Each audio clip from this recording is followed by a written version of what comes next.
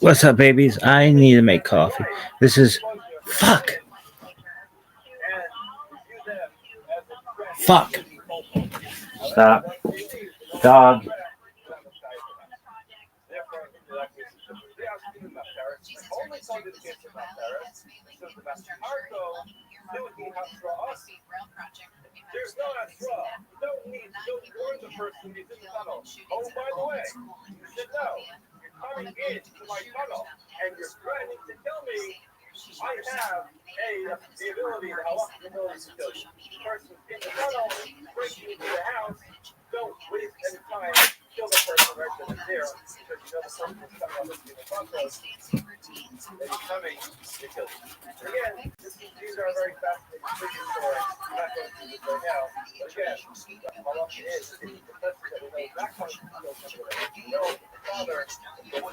Yo, dog.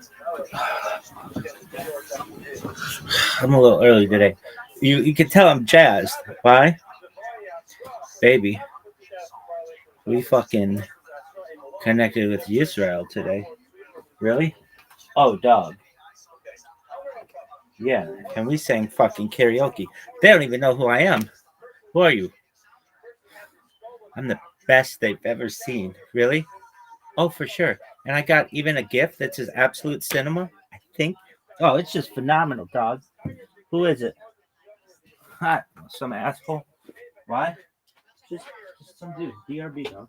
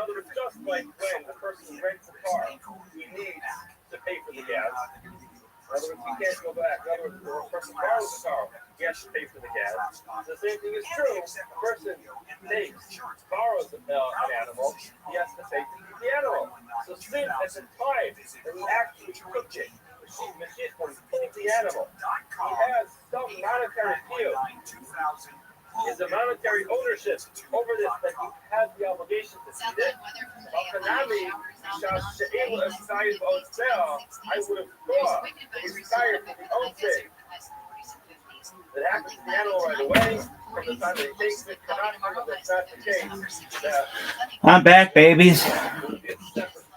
Really? You're jazzed? Dog. Oh. He sang for Israel. Really? Yeah, I've got a fucking song ever. Really? Why not, baby? All right.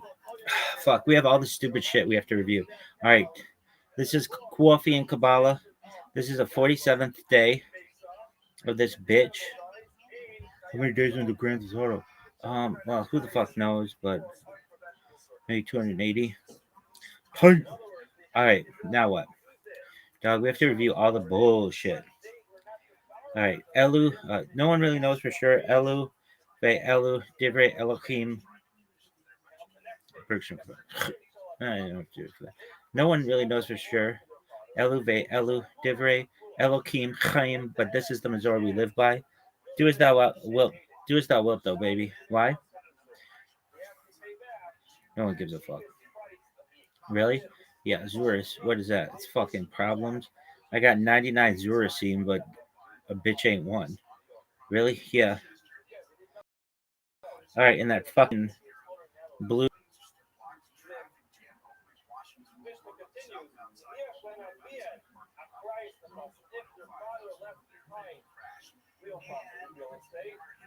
Snail. That's Murex trunculus. Chilazon. It sounds like a fucking um yo dog. It sounds like a fucking Pokemon. Alright. Golus, that's Jewish diaspora or exile. Gay kaken af in the yam, lek tzedakah. Let's go piss in the ocean. Safe and okay, so may Hashem bless you and guard you. May Hashem shine his face upon you and be gracious to you. May Hashem lift his face to you and grant you peace. Really? Hopefully. I don't fucking know. Okay, Akin Ani Madaver Ivrit Bekar Ivrit Mikarit Avshe Befoal Anaknu Amurim Ladaber Yiddish O Ulai Aramit Shegam Otan Ani Yakol Ladaber Bi Mida Mesuyemet Aval Ani Ma'adif Anglit Lachen Ba'u Nidaber Anglit Ze Nishma Tov Lecha. Okay. All right. Really? Yeah, read it. It's funny. Indeed, I speak Hebrew, mainly biblical Hebrew. That's why I said to those guys, they're like, you're fine, go. Um, Although in practice, we are supposed to speak Yiddish or perhaps Aramaic, which I can also speak to some extent. I even told about it. We're working on it. Really? Yeah. But I prefer English. Therefore, let's speak English. Does that sound good to you? Okay. All right. Are you done? Um, Are you jazzed? Fuck yeah. We went through all that shit. Now we're gonna review our fucking Yiddish. Why? Why not, baby?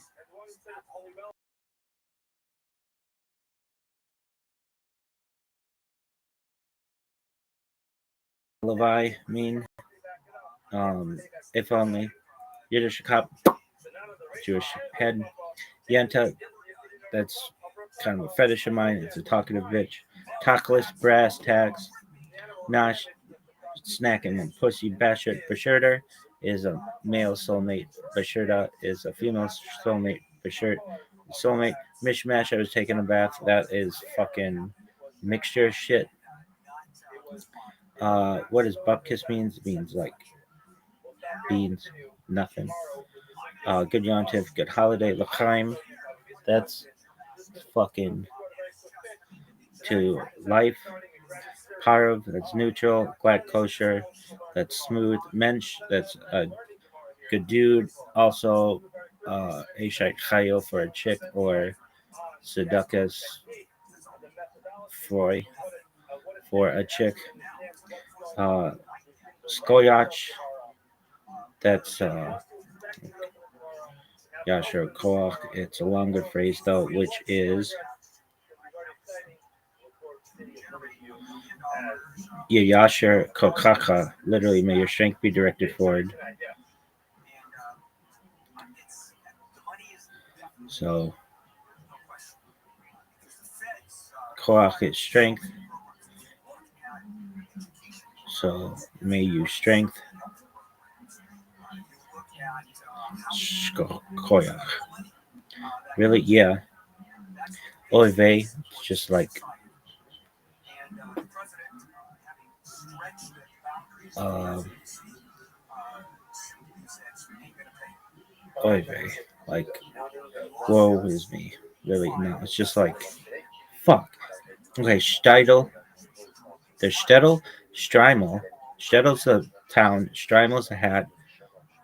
Scheidel is a fucking wig. Milchig meat, Fleisch. No, Milchig dairy, Fleischig meat. Parv is neutral. What does Hamish mean or Heimish? Home, homie. What does Schmata mean? Schmata is rags. Schwiger. Schwiger is mother-in-law.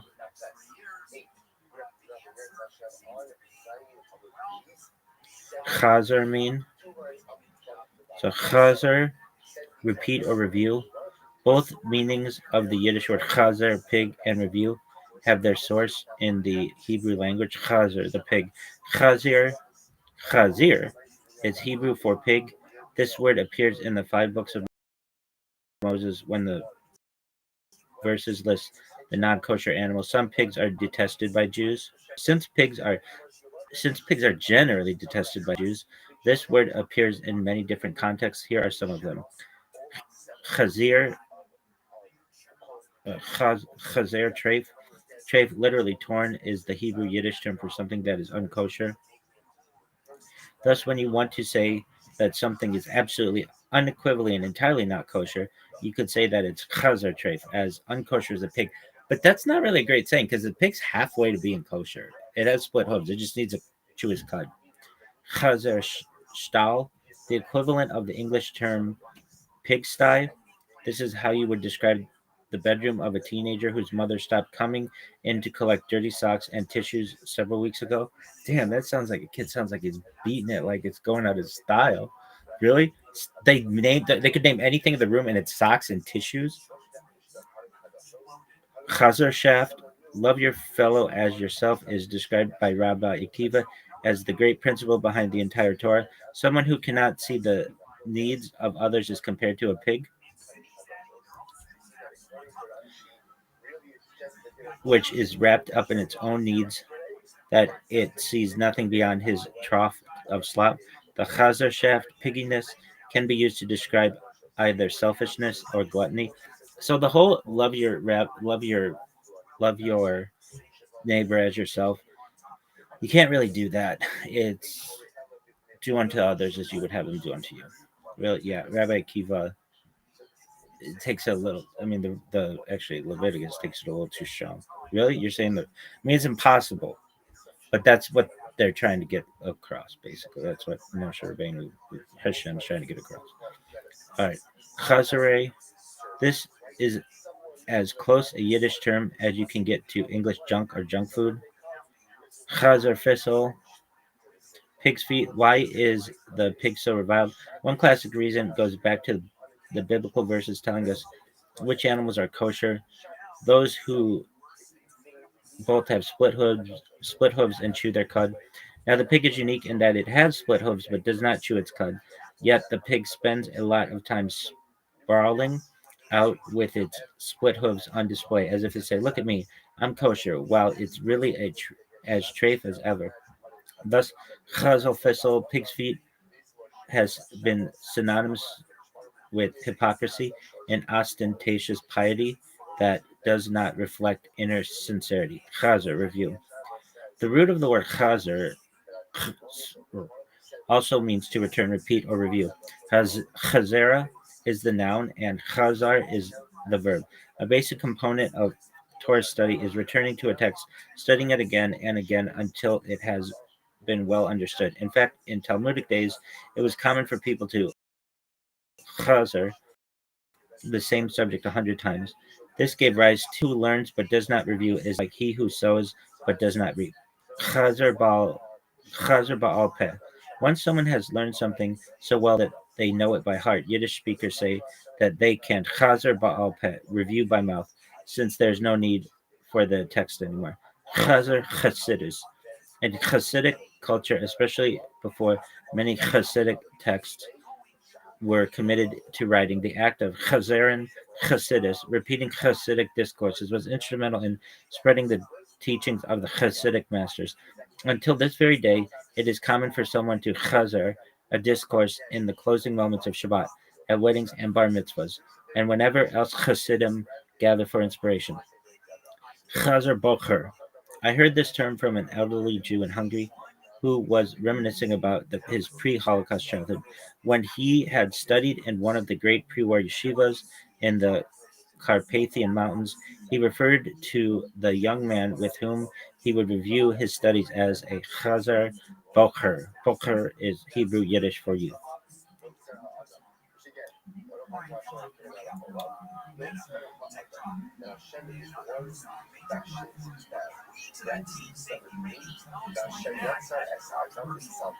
Time to Chazar.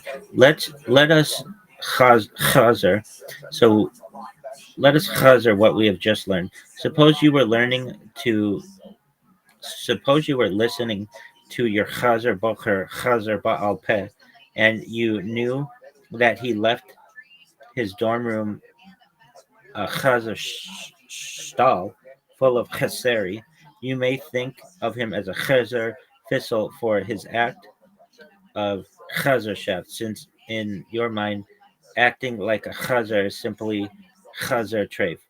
Did you get that? In this case, let's chazer one last teaching. The fact that chazer means both return and pig is not just coincidental. Rather, the sages say that the pig will one day return from its unkosher state. Absolutely. I fucking agree with that. I wholeheartedly agree with that. When Mashiach comes, the pig, the most unkosher among all animals, will be transformed into a kosher animal. And you know we've talked about it. All right. So what was that fucking phrase? Okay, so suppose you were listening to the young person who was repeating their learning, and they were repeating it via. They knew it so well that they could just repeat it and they didn't have to write it down. And you know it left his dorm room a chazer stall. That's like a fucking pigsty full of chazere. That's like pig shit. Is it? No, it's technically uh like junk or junk food.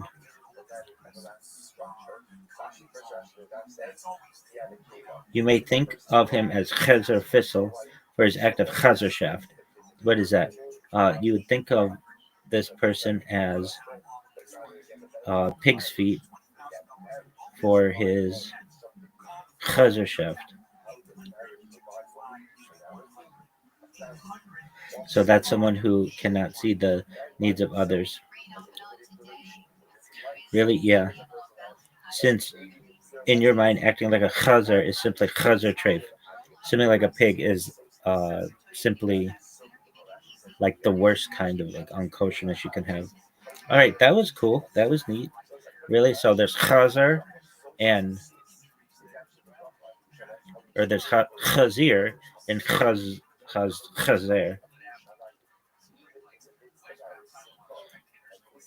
Chazer. All right, so Chazer and Chazir. So Chazir, I would say, is pig, and Chazer is to repeat. I mean, it needs a fucking way to differentiate. All right, well, that was a really cool story, Rabbi. Dog, I can't wait to tell what happened. Really? Yeah. Oh, yeah, that was great. Really? Yeah. So just for a moment. Freaking it. I'm sure how can I rip off.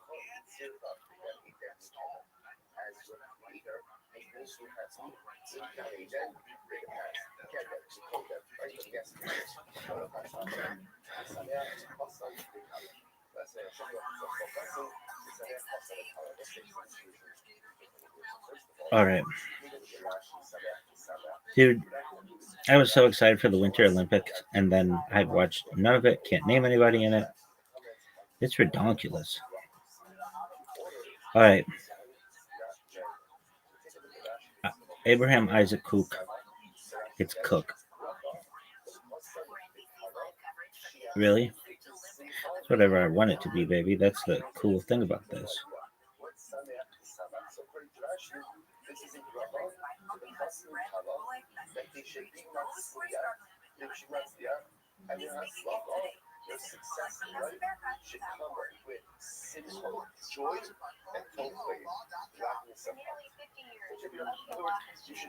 Yo, yo, what the fuck? I don't know. The thing's not speaking. Are you happy? Dude, I'm totally. I was getting pissed at these fuckers in this Jewish server. Why? Because they were just like kicking me out. It's like, dog, you don't know who I am. Really? Who are you? Who are you? Who? I'm the biggest pimp of all time, baby. Abraham Isaac Cook, Hebrew, September 7th, 1865, September 1st, 1935, known as Harab Kook, and also known by the Hebrew language acronym Uriah, was an Orthodox rabbi, and the first Ashkenazi chief rabbi of British Mandatory Palestine. He is considered to be one of the fathers of religious Zionism and is known for founding the Merkaz Harav Yeshiva. Biography. Childhood. Cook was born in Kriva, also spelled Jeriva, in the Courland Governorate of the Russian Empire in 1865, today a part of Daugavpils, Latvia, the eldest of 8 children. His father, Rabbi Shlomo Zalman Cohen Kook, was a student of the Volozhin Yeshiva, the mother of the Lithuanian yeshivas, whereas his maternal grandfather was a follower of the Kapuz branch of the Hasidic movement, founded by the son of the third Rebbe of Lvov, Rabbi Menachem Mendelssohn Neerson. His mother's name was Slada Pearl. He entered the Volokh Yeshiva in 1884 at the age of 18, where he became close to the Rosh Yeshiva, Rabbi Naftali Zvi Yehuda Berlin, the Netzit. During his time in the yeshiva, he studied under Rabbi Eliyahu David Rabinowitz Tiamin, also known as the Aderim, the Rabbi of Panavis, today's Panavis, Lithuania, and later Chief Ashkenazi Rabbi of Jerusalem. In 1886, Kook married Rabinowitz Tiamin's daughter, Bathsheba. Early career. Do you like this motherfucker? Yeah, and I think he's good looking too. Really? In 1887, at the age of 23, Kook entered his first rabbinical position as Rabbi of Zomel, Lithuania. In 1888, his wife died, and his father-in-law convinced him to marry her cousin, Reis Rivka, the daughter of the Aderim's twin brother. Kook's only son, Zvi Yehuda Kook, was born in 1891 to Kook and his second wife. In 1896, Kook became the Rabbi of Boston. Between 1901 and 1904, published 3 articles which anticipate the philosophy that he developed in the land of Israel. Kook personally refrained from eating meat except on the Sabbath and festivals, and a compilation of extracts from his writing, compiled by his disciple David Cohen, known as Rav HaNazir, or the Nazir of Jerusalem, entitled By a Edition of Vegetarianism and Peace, depicts a progression, guided by Torah law, towards a vegetarian society. I think I would live that someday and then eventually get to be vegan as close as I can. Really? Yeah. Jaffa. In 1904, Kook was invited to become rabbi in Jaffa, Ottoman Palestine, and he arrived there in 1905. During these years he wrote a number of works, mostly published posthumously, notably a lengthy commentary on the Agadic tractates Rabbah and Shabbat, titled Iwayanaya, and a brief book on morality and spirituality, titled Masaravitcha. It was in 1911 that Kook also maintained a correspondence with the Jews of Yemen, addressed to the honorable shepherds of letter via the known Zionist emissary, Shevul Yad Eli. Their reply was made for Torah in the life of the city and the nearby settlements. In 1913, Kook led a delegation of rabbis, including to strengthen Shabbat observance, Torah education, and other religious observances, with an emphasis on the giving of Terumah and Masrit agricultural tithes, as these were farming settlements. London in World War I. When the First World War began, Kook was in Germany, where he was interned as an alien. He escaped to London via Switzerland, but the ongoing conflict forced him to stay in the UK for the remainder of the war. The Kooks arrived in London on January 28, 1916, and moved into lodgings provided by Mendel Jacob, a Chabad Hasid and vintner. He became rabbi of the Spitalfields Great Synagogue, Matchside Pattern, upholders of the law, a strictly Orthodox community located in Brick Lane, Spitalfields, London, and Kook lived at 9 Princelet Street, Spitalfields. Chief Rabbi of Jerusalem. Upon returning from Europe in 1919, he was appointed the Ashkenazi Chief Rabbi of Jerusalem, and soon after, as first Ashkenazi Chief Rabbi of Palestine in 1921. In March 1924, in an effort to raise funds for Torah institutions in Palestine and Europe, Kook traveled to America with Rabbi Moshe Mordecai Epstein of the Slavaka Yeshiva and the Rabbi of Kaunas, Avraham Dov Meir Kahana Shapiro. In the same year, Kook founded the Merkaz HaRav Yeshiva in Jerusalem. Kook died in Jerusalem in 1935 and his funeral was attended by an estimated 20,000 mourners. Alliances. Kook maintained communication and political alliances with various Jewish sectors, including the secular Jewish Zionist leadership, the religious Zionists, and more traditional non-Zionist Orthodox Jews. Inauguration of Hebrew University. In 1928, Kook wrote a letter to Rabbi Joseph Missis, chief rabbi in Algeria, addressing certain misquotes which were erroneously being repeated in his name regarding a speech he gave at the inauguration of Hebrew University. The following are translated excerpts from the letter Kook wrote to Missis. From the time that I came to the Holy Land, it has been my goal to the best of my ability to draw also those who are estranged and speak to their heart, so that they will come close to Torah and mitzvot, including even those young people who want to develop their physical health so that they will have the strength to protect our holy nation in times of violence. Heaven forbid, at a time when vicious enemies rise up against us. In regard to Hebrew University, heaven forbid that I should say regarding secular studies that from Zion will come forth Torah. To the contrary, I told them explicitly that I am afraid lest there come forth, heaven forbid, a stumbling block from their hands if they reject the Torah and the fear of GT and please themselves in the brood of aliens. I brought them examples of this from the past, from the incidents that took place due to people's sins, from which came forth groups that turned away from GT and abandoned the source of living waters. But they must guard the holiness of Israel, teachers and students alike, and not follow foreign ideas nor turn aside from the Torah and the mitzvahs. And even then, it is not from secular subjects that Torah will come forth, but rather when we support the holy yeshivas, which are dedicated solely to the holiness of the Torah. Together with this, they should elevate the power of the tzaddikim and Torah giants who fear GT and the central yeshiva in our holy and beautiful city, which we are toiling to establish and expand with GT's help, will stand in its great glory. Then, upon the foundation of the holy yeshivas, I said that the verse from Zion will come forth, Torah will be fulfilled. These words are explicit in my speech that I spoke at that time before the people, before all of the important officials who came to the celebration, and to the entire great crowd of thousands who came from the far ends of the Holy Land and from the lands of the diaspora. So how can malicious people come to distort the words of the living GT in a way that is so filled with wickedness and folly? Theodore Herzl eulogy. In 1904, Kook wrote a letter to his father-in-law, addressing certain misquotes which were erroneously being repeated in his name regarding a speech he gave after Theodore Herzl's passing. Now, 2 gentlemen came to me and requested me, since they were planning to gather in the bank building here to honor the memory of Dr. Herzl, and it was their finding that even those opposed to Zionism would not deny that there were in his heart thoughts concerning the betterment of Israel, although unfortunately did not find the straight path. Nevertheless, the Holy One does not withhold credit for even good talk. It would be poor manners not to arrange a memorial in his honor in a public meeting place, such as the Anglo-Palestine Bank here. Therefore I promised them I would attend. Understandably, once I agreed to come, I did not want to refuse to speak some words. I assessed that, God willing, benefit would derive from my words, inasmuch as the other speakers would not have the audacity to belittle God, his Torah, and the sages of Israel. Thank God, this assessment proved correct. Of course, I spoke pleasantly and politely, but I did reveal the fundamental failure of their entire enterprise, namely the fact that they do not place at the top of their list of priorities the sanctity of God and his great name, which is the power that enables Israel to survive. In my remarks, I offered no homage to Dr. Herzl per se. What I did say was that such a thought of improving the situation of Israel and Eretz Israel would be worthwhile if we would rise to the occasion. It would require a return to God by observing and honoring the Torah, and a consensus that the foundation of all must be the power of Torah. Repenting of baseless hatred and wholehearted peace seeking is obligated would result in success because it would be close to God's will. We must make amends toward the future that the power of the sanctity of Torah be at the top of our list of priorities. That the son of Yishai lead. If the will to improve materially will rest on Torah, then God will shine his face upon us and crown our every deed with success. At first, the salvation will be gradual, as our holy rabbis remarked upon witnessing daybreak over the valley of Arbel, but after it will gain momentum, appearing as a great and wondrous light, as in the days of our exodus from Egypt. After, others came to me and reported that some people read into my words ideas that I never intended. His empathy towards the non-religious elements aroused the suspicions of many opponents, particularly that of the traditional rabbinical establishment that had functioned from the time of Turkey's control of Greater Palestine, whose paramount leader was Rabbi Yosef Chaim Sonnenfeld. However, Sonnenfeld and Kook deeply revered each other, evidenced by their respectful way of addressing each other in correspondence. Kook remarked that he was fully capable of rejecting, but since there were enough practicing rejection, he preferred to fill the role of one who embraces. However, Kook was critical of the secularists on certain occasions when they violated halakha, Jewish law, for instance, by not observing the Sabbath or kosher laws, or ascending the Temple Mount. Kook wrote rulings presenting his strong opposition to people ascending the Temple Mount, due to the Jewish laws of impurity. He felt that Jews should wait until the coming of the Messiah when it will be encouraged to enter the Temple Mount. However, he was very careful to express the fact that the Kotel and the Temple Mount were holy sites that belonged to the Jewish people. Kook also opposed the secular spirit of the Hatikva anthem and penned another anthem with a more religious theme entitled Ha'emunah. Attitude towards Zionism. While Kook is considered one of the most important thinkers in modern religious Zionism, his attitude towards the Zionism of his time was complex.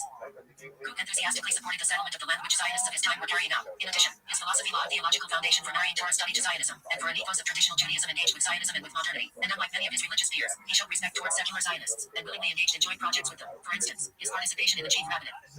At the same time, he was critical of the religious Zionist Mizrahi movement of his time for tamping down religious fervor and willingly accepting secondary status within the Zionist movement. In 1917, he issued a proclamation entitled Detel Yerushalayim, where he distinguished between Zion representing political sovereignty and Jerusalem, representing holiness, and arguing that Zion, i.e. Zionism, must take a cooperative but eventually subservient role in relation to Jerusalem. He then went on to found the Detel Yerushalayim movement separate from the Zionist movement, though this initiative had little success. Legacy. The Israeli Moshav Kfar Harrow, a settlement founded in 1933, was named after Kook, Harrow being a Hebrew acronym for Harav Avraham HaKohen. His son Tzvi Yehuda Kook, who was also his most prominent student, took over teaching duties at Merkaz Harav after his death, and dedicated his life to disseminating his father's writings. Many students of Kook's writings and philosophy eventually formed part of the religious Zionist movement, which is today led by rabbis who studied under Kook's son at Merkaz Harav. In 1937, Yehuda Leib Maimon established Mossad Harav Kook, a religious research foundation and notable publishing house, based in Jerusalem. It is named after Kook. Teachings. A central principle in Rav Kook's philosophy is Ahavas Chinam, baseless or unconditional love, among Jews. His writings stress that Ahavas Chinam is central to spiritual and communal renewal, a theme he develops extensively in his book Or HaKadosh. He held that the historic destruction of the Second Temple, often attributed to Sinat Chinam, baseless hatred, could only be remedied by cultivating love and unity among all Jews, even those far removed from traditional religious observance. Rav Kook argued that this love is not blind or naive, rather, it flows from a deep awareness of the shared spiritual destiny and inherent worth of every Jew. This concept of universal Jewish unity, grounded in compassion, respect, and mutual responsibility, became a hallmark of his legacy, influencing religious Zionist thought, educational institutions, and Jewish communal discourse worldwide. Controversy. Criticism from rabbinic scholars. In formulating religious Zionism, Kook broke with many other Orthodox rabbis. Many Orthodox rabbis saw nothing but evil in the early Zionist pioneers who were hostile to religion, and in their belief that their labor rather than God would save the Jewish people. Kook, on the other hand, defended their behavior in theological terms, and even hailed them as playing a role, by their labors, in hastening the messianic deliverance. His stance was deemed heretical by the traditional religious establishment. Although Kook was a very learned man, he was never accepted. Many Orthodox rabbis saw nothing but evil in the early Zionist pioneers who were hostile to religion, and in their belief that their labor rather than God would save the Jewish people. Kook, on the other hand, defended their behavior in theological terms, and even hailed them as playing a role, by their labors, in hastening the messianic deliverance. His stance was deemed heretical by the traditional religious establishment. Although Kook was a very learned man, he was never accepted by the Haredi leadership. Many Orthodox rabbis saw nothing but evil in the early Zionist pioneers who were hostile to religion, and in their belief that their labor rather than God would save the Jewish people. Kook, on the other hand, defended their behavior in theological terms, and even hailed them as playing a role, by their labors, in hastening the messianic deliverance. His stance was deemed heretical by the traditional religious establishment.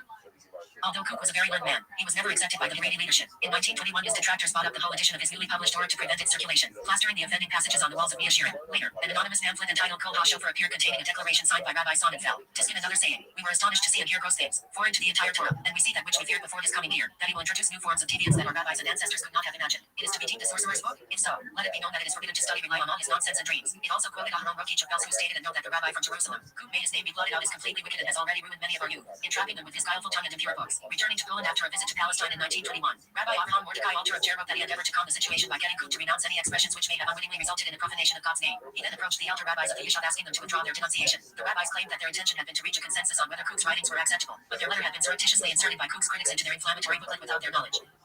In 1926, a harsh proclamation was issued against Kook that contained letters from 3 European rabbis in which Yosef Rosen referred to him as an ignorant boor. Shaul Brock intimated that his Hebrew initials spelled the word vomit and likened him to King Jeroboam, known for seducing the masses to idolatry. And Eliezer David Greenwald declared him an untrustworthy authority on Jewish law, adding that his books were full of heresy and should be burned. When Jewish prayers at the Western Wall were broken up by the British in 1928, Kook called for a fast day, but the ultra-Orthodox community ignored his calls.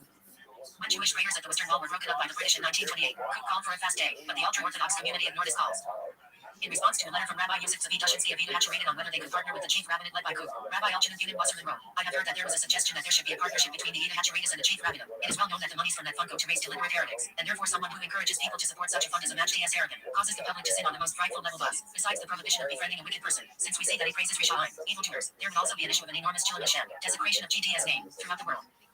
Rabbi Yitzchak Selig Morgenstern, the Rebbe of Sokolov, also wrote against Kook, saying, Rab Kook, although he is a full and robust Talmud Chacham as well as an excellent orator, cannot be considered among the successors and perpetuators of the Geonim, genius rabbinic scholars, and tzaddikim, righteous leaders, of the past generations. Rab Kook is already connected with the spirit of the time, and speaks greatly about the Tichayas Humasinu, our national rebirth, and despite the moral and religious decline of our generation, he sees in his mind's eye the Tichayas Aliyah, nationalistic rebirth, and the like, and he assigns to the chief rabbinate an important role in that process. It was claimed that Rabbi Solomon Eliezer Alfandri attributed the Chafetz Haim failed move to the land due to the dispute surrounding Rabbi Kook.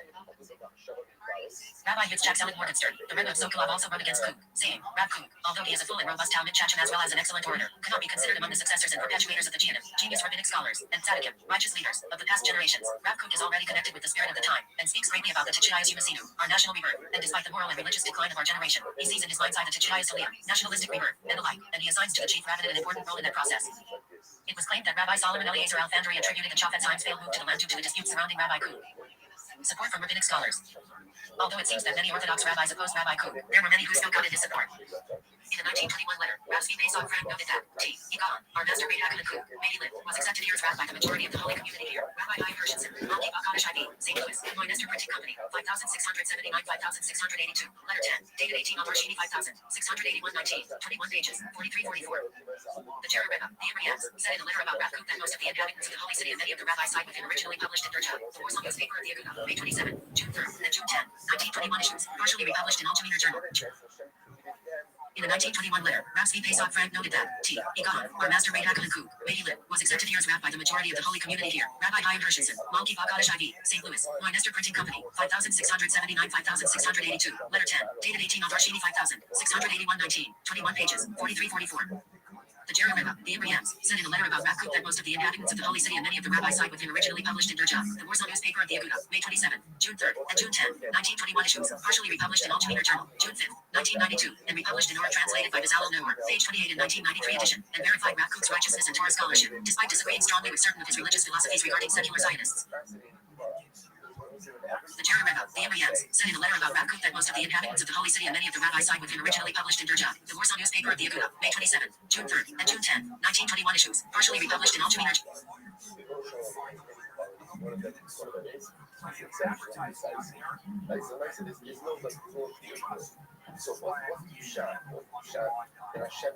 In a letter to Rabbi Kook, Rabbi Iser Zalman Meltzer and Rabbi Moshe Mordecai. The Jerry Rebbe, the Abrahams, said in a letter about Rab Kook that most of the inhabitants of the holy city and many of the rabbis side with him originally published in Derja, the Warsaw newspaper of the Aguda, May 27, June 3rd, and June 10, 1921 issues, partially republished in Altamira Journal, June 5th, 1992, and republished in or translated by Bezalel Noor, page 28 in 1993 edition, and verified Rab Kook's righteousness and Torah scholarship, despite disagreeing strongly with certain of his religious philosophies regarding secular Zionists. In a letter to Rabbi Kook, Rabbi Iser Zalman Meltzer and Rabbi Moshe Mordecai Epstein greeted Rabbi Kook with our honored friend, the great Gaon and glory of the generation, our master and teacher, Avraham Yitzchak Yaakov Shlicha. Meltzer was also quoted as saying, let them, any of us, pray on Yom Kippur the way Rab Kook prays on an average weekday.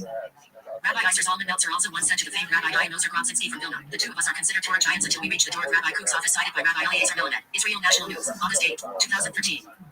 There are also some rabbis who spoke very highly of Kook in greetings of the letters they sent to him. I, Nozer Grobzinski, our friend, the Gaon, our master and teacher, Rabbi Avraham Yitzchak Kook, Shlicha in the glory of honor, my dear friend, Harav HaGaon, HaGadol, the famous one, the Prince of Torah, our teacher, Harav Avraham Yitzchak HaKohen Kook Shlicha. Lord Berlebowitz, the true God, the beauty and glory of the generation, the Tzaddik, His Holiness, Rabbi Avraham Yitzchak, may his light shine, may he live for length of good days and years, amen. The righteous Kohen, head of the beast in Jerusalem, the holy city, may it soon be built and established. Yosef Yitzchak Sneerson of Lubavitch, the Gaon who is renowned with splendor among the Geonim of Yaakov, Ahmed HaYemeni, Kadish HaChazim. Yosef Yitzchak Sneerson of Lubavitch, the Gaon who is renowned with splendor among the Geonim of Yaakov, Ahmed HaYemeni, Kadish HaChazim. Chatzkel Abramsky, the honored man, beloved of Hashem and his nation, the rabbi, the Gaon, great and well known, with breadth of knowledge, the glory of the generation, etc., etc. Our master Rabbi Avraham Yitzchak HaKohen Kook Shlicha, chief rabbi of the land of Israel and the head of the beast in the holy city of Jerusalem. The Chazanish addressed Rabbi Kook as our royal and respected rabbi cited by Rabbi Eliezer Melamed, Israel National News, August 8, 2013. Yitzchak Humner, the glorious honor of our master, our teacher and rabbi, the great Gaon, the crown and sanctity of Israel, Marin Rabbi Avraham Yitzchak HaKohen Kook Shlicha. The Chafetz Haim condemned a pamphlet that was put out against Rabbi Kook, and said about Rab Kook that he is holy and pure, and whoever harms him will not be absolved. Simha Raz, an angel among men, page 244. Rabbi Shlomo Zalman Auerbach, in the time of Rabbi Kook, the majority of Torah giants were all as if nothing compared to him cited by Rabbi Eliezer Melamed, Israel National News, August 8, 2013. Rabbi Yosef Shlomo Eliashib. Owing to the close relationship Rabbi Kook had with his grandfather, the Lashem, Rabbi Shlomo Eliashib. Rabbi Kook made the match of Rabbi Yosef Shlomo Eliashib and his wife, who was the daughter of Rabbi Kook's close student, Rabbi Aryeh Levin. Rabbi Kook officiated at their wedding, and Rabbi Yosef Shlomo Eliashib later chose Rabbi Kook to be the Kohen, priest, to redeem his oldest son, Shlomo, and his big eye and Haben. Rabbi Eliashib revered Rab Kook for both his piety and his Talmudic erudition. Rabbi Eliashib would do all he could to silence those who would criticize Rab Kook and attempt to diminish his stature. He would frequently describe Rab Kook's saintliness at the Shabbat table and occasionally reminisce about the times he attended Suda Shalashin in his home. From the book Yisra Shalom, Chavur Dal Rab Kook Virad Eliashib, published in Israel and cited to in the OU magazine Jewish Action, summer 2013 issue, in the article Rab Kook and Rabbi Eliashib, by Rabbi Dr. Tzvi Hirsch-Weinreb, Executive Vice President, Emeritus of the Orthodox Union. Rabbi Avadia Yosef said of Rab Kook that he was a great man and it is forbidden to speak against him. Rabbi Yosef further called Rabbi Kook Tzaddik Yesed Olam, a righteous man upon whom the world stood, and a Malach Elokei Tzedakeo, holy angel of the LRD. Rabbi Avadia's own words, recorded and posted at https://www.youtube watch v equals 4 Resources. Writings. Or lights. Books. Jewish thought. Aleka. Unedited and other. Translation and commentary. Also, there is now a musical project that presents Kook's poetry with musical accompaniment. Or the Lights of R.A.B. Kook by Great Walls Later Prophets featuring Rabbi Itzchak Barborstein released on Tzaddik Records, April 2009. Analysis. Biography. Quotes. Gallery. See also. Notes. References.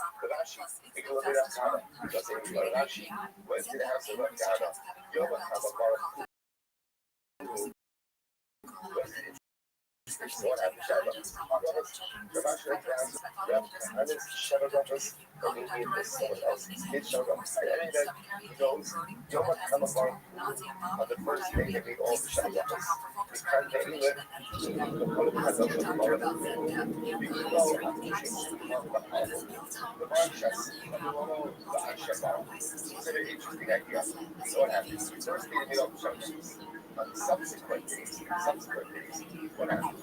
We're upon a Kadashos, Swabasis, and Shabbat, Diamond days, and Shakam Kadashos, giving all of the prophets. If you would not, Kadashos, in a Jose, this was, this is to consider it is not Shabbat, but what is it? Nothing should say, but it's a 720 year. And therefore, what we make the Rambam Shas, comes in all that was like, Shas, what is it? That's that intention, right? One of those Shas, was it after but you need the Hashabara, and the Brahma Hashabara, judges of 10, because it appears that the Brahma Hashabara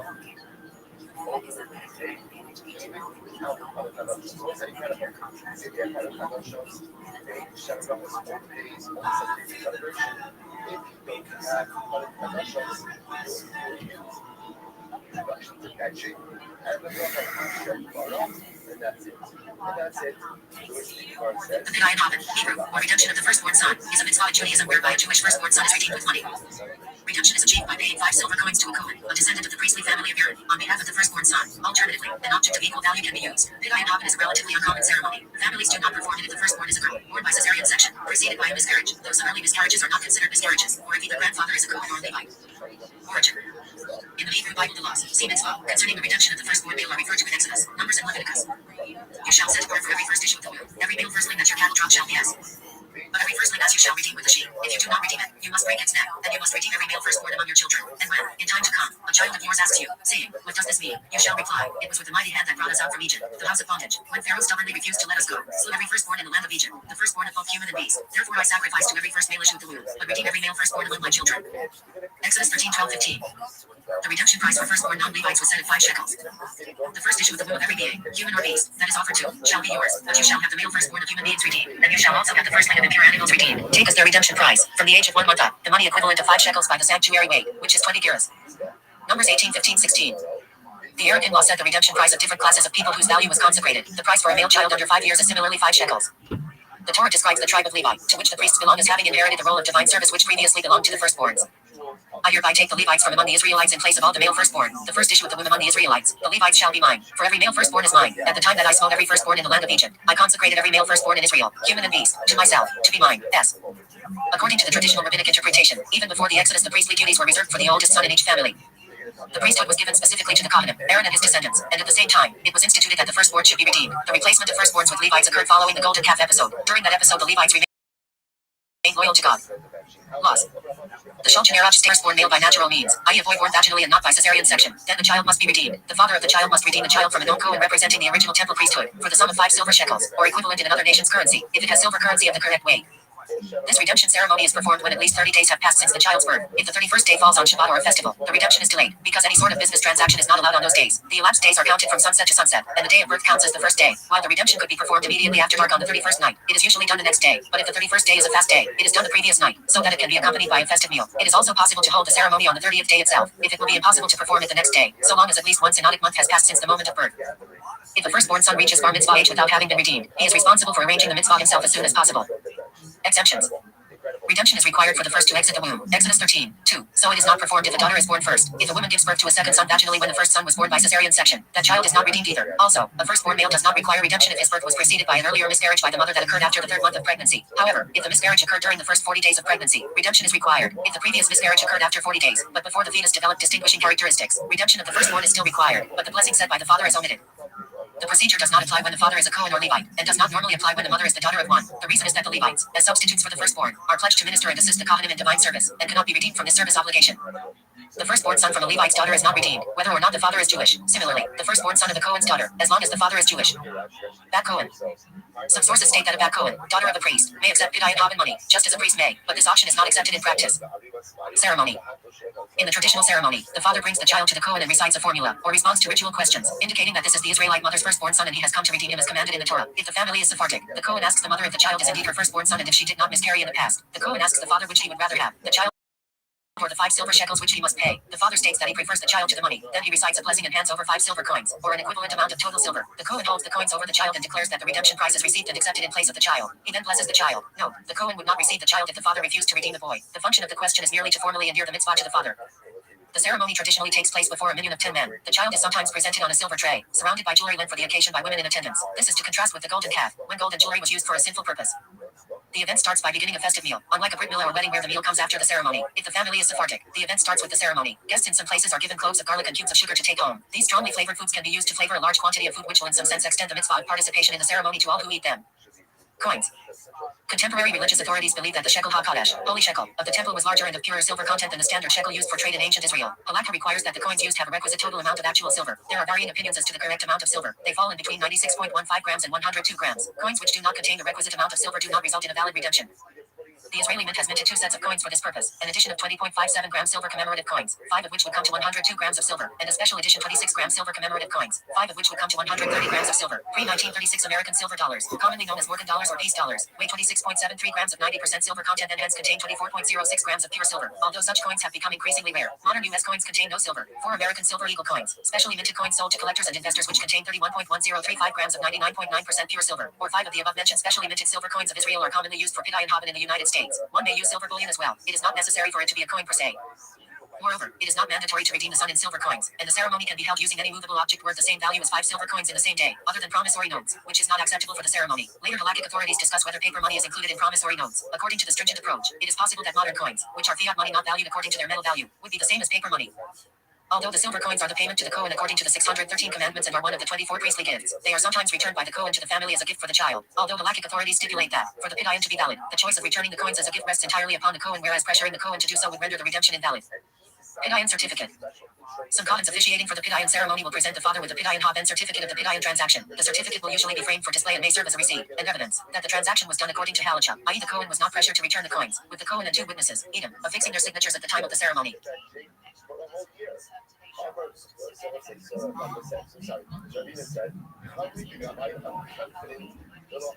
Wow, we have a lot to review today. Are you happy? Yeah. Are you going viral? Yeah.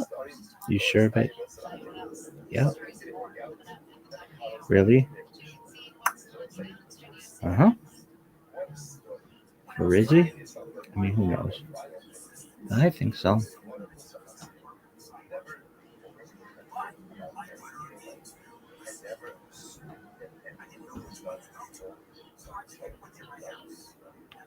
Yehuda Ashlag, 1885-1954, or Yehuda Levi Ashlag, Hebrew, also known as the Baal HaSulam, author of the latter in reference to his magnum opus, was an Orthodox rabbi, Kabbalist, social justice universalist, and altruistic communist born in UKW, Congress, Poland, Russian Empire, to a family of scholars connected to the Hasidic courts of Borisov and Belz. Rabbi Ashlag lived in the Holy Land from 1922 until his death in 1954, except for 2 years in England. In addition to his Sulam commentary on the Zohar, his other primary work, Talmud Ezer Sefer, is regarded as the central textbook for students of Kabbalah. Ashlag systematically interpreted the wisdom and promoted its wide dissemination. In line with his directives, many contemporary adherents of Ashlag's teachings strive to spread Kabbalah to the masses.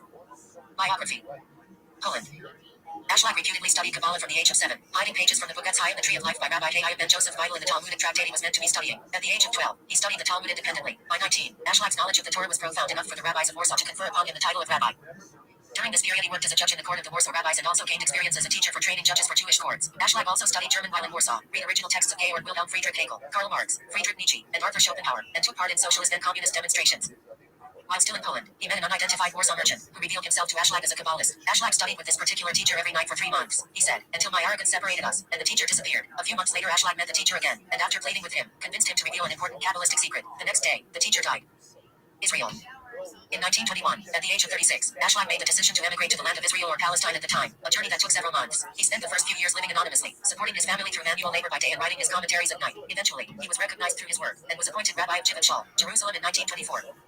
Ashlag was friendly with the Kabbalist and chief rabbi of Mandatory Palestine, Abraham Isaac Kook, who recognized Ashlag as a great follower of Isaac Luria. Ashlag had high hopes of meeting great Kabbalists in Jerusalem, including the Sephardi followers of the great 18th century Yemeni Jewish Kabbalist Shalom Sharabi. However, he was profoundly disappointed by his encounter with them. Their views about Kabbalah ran contrary to Ashlag's experience with the teaching as a means of profound personal transformation and spiritual illumination, by becoming a vessel for divine light.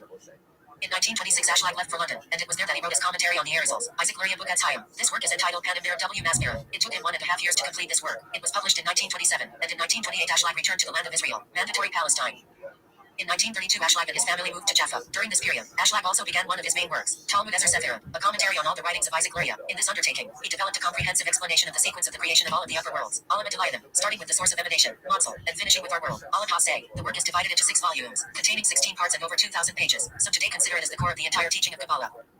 In the 1930s, Ashlag, now in his 50s, gathered around him a group of disciples, including Rav Yehuda Tzvi Brandwein, his closest student, and studied Kabbalah every night, often from shortly after midnight until dawn. He also authored many articles and letters at this time that openly promoted the study of Kabbalah on a mass scale. Ashlag went to great lengths to publish Kabbalistic material and media suitable for disseminating the knowledge he had acquired across the entire nation. He began an independent Kabbalistic newsletter publication, Volume of the Nation, of which only one issue survived.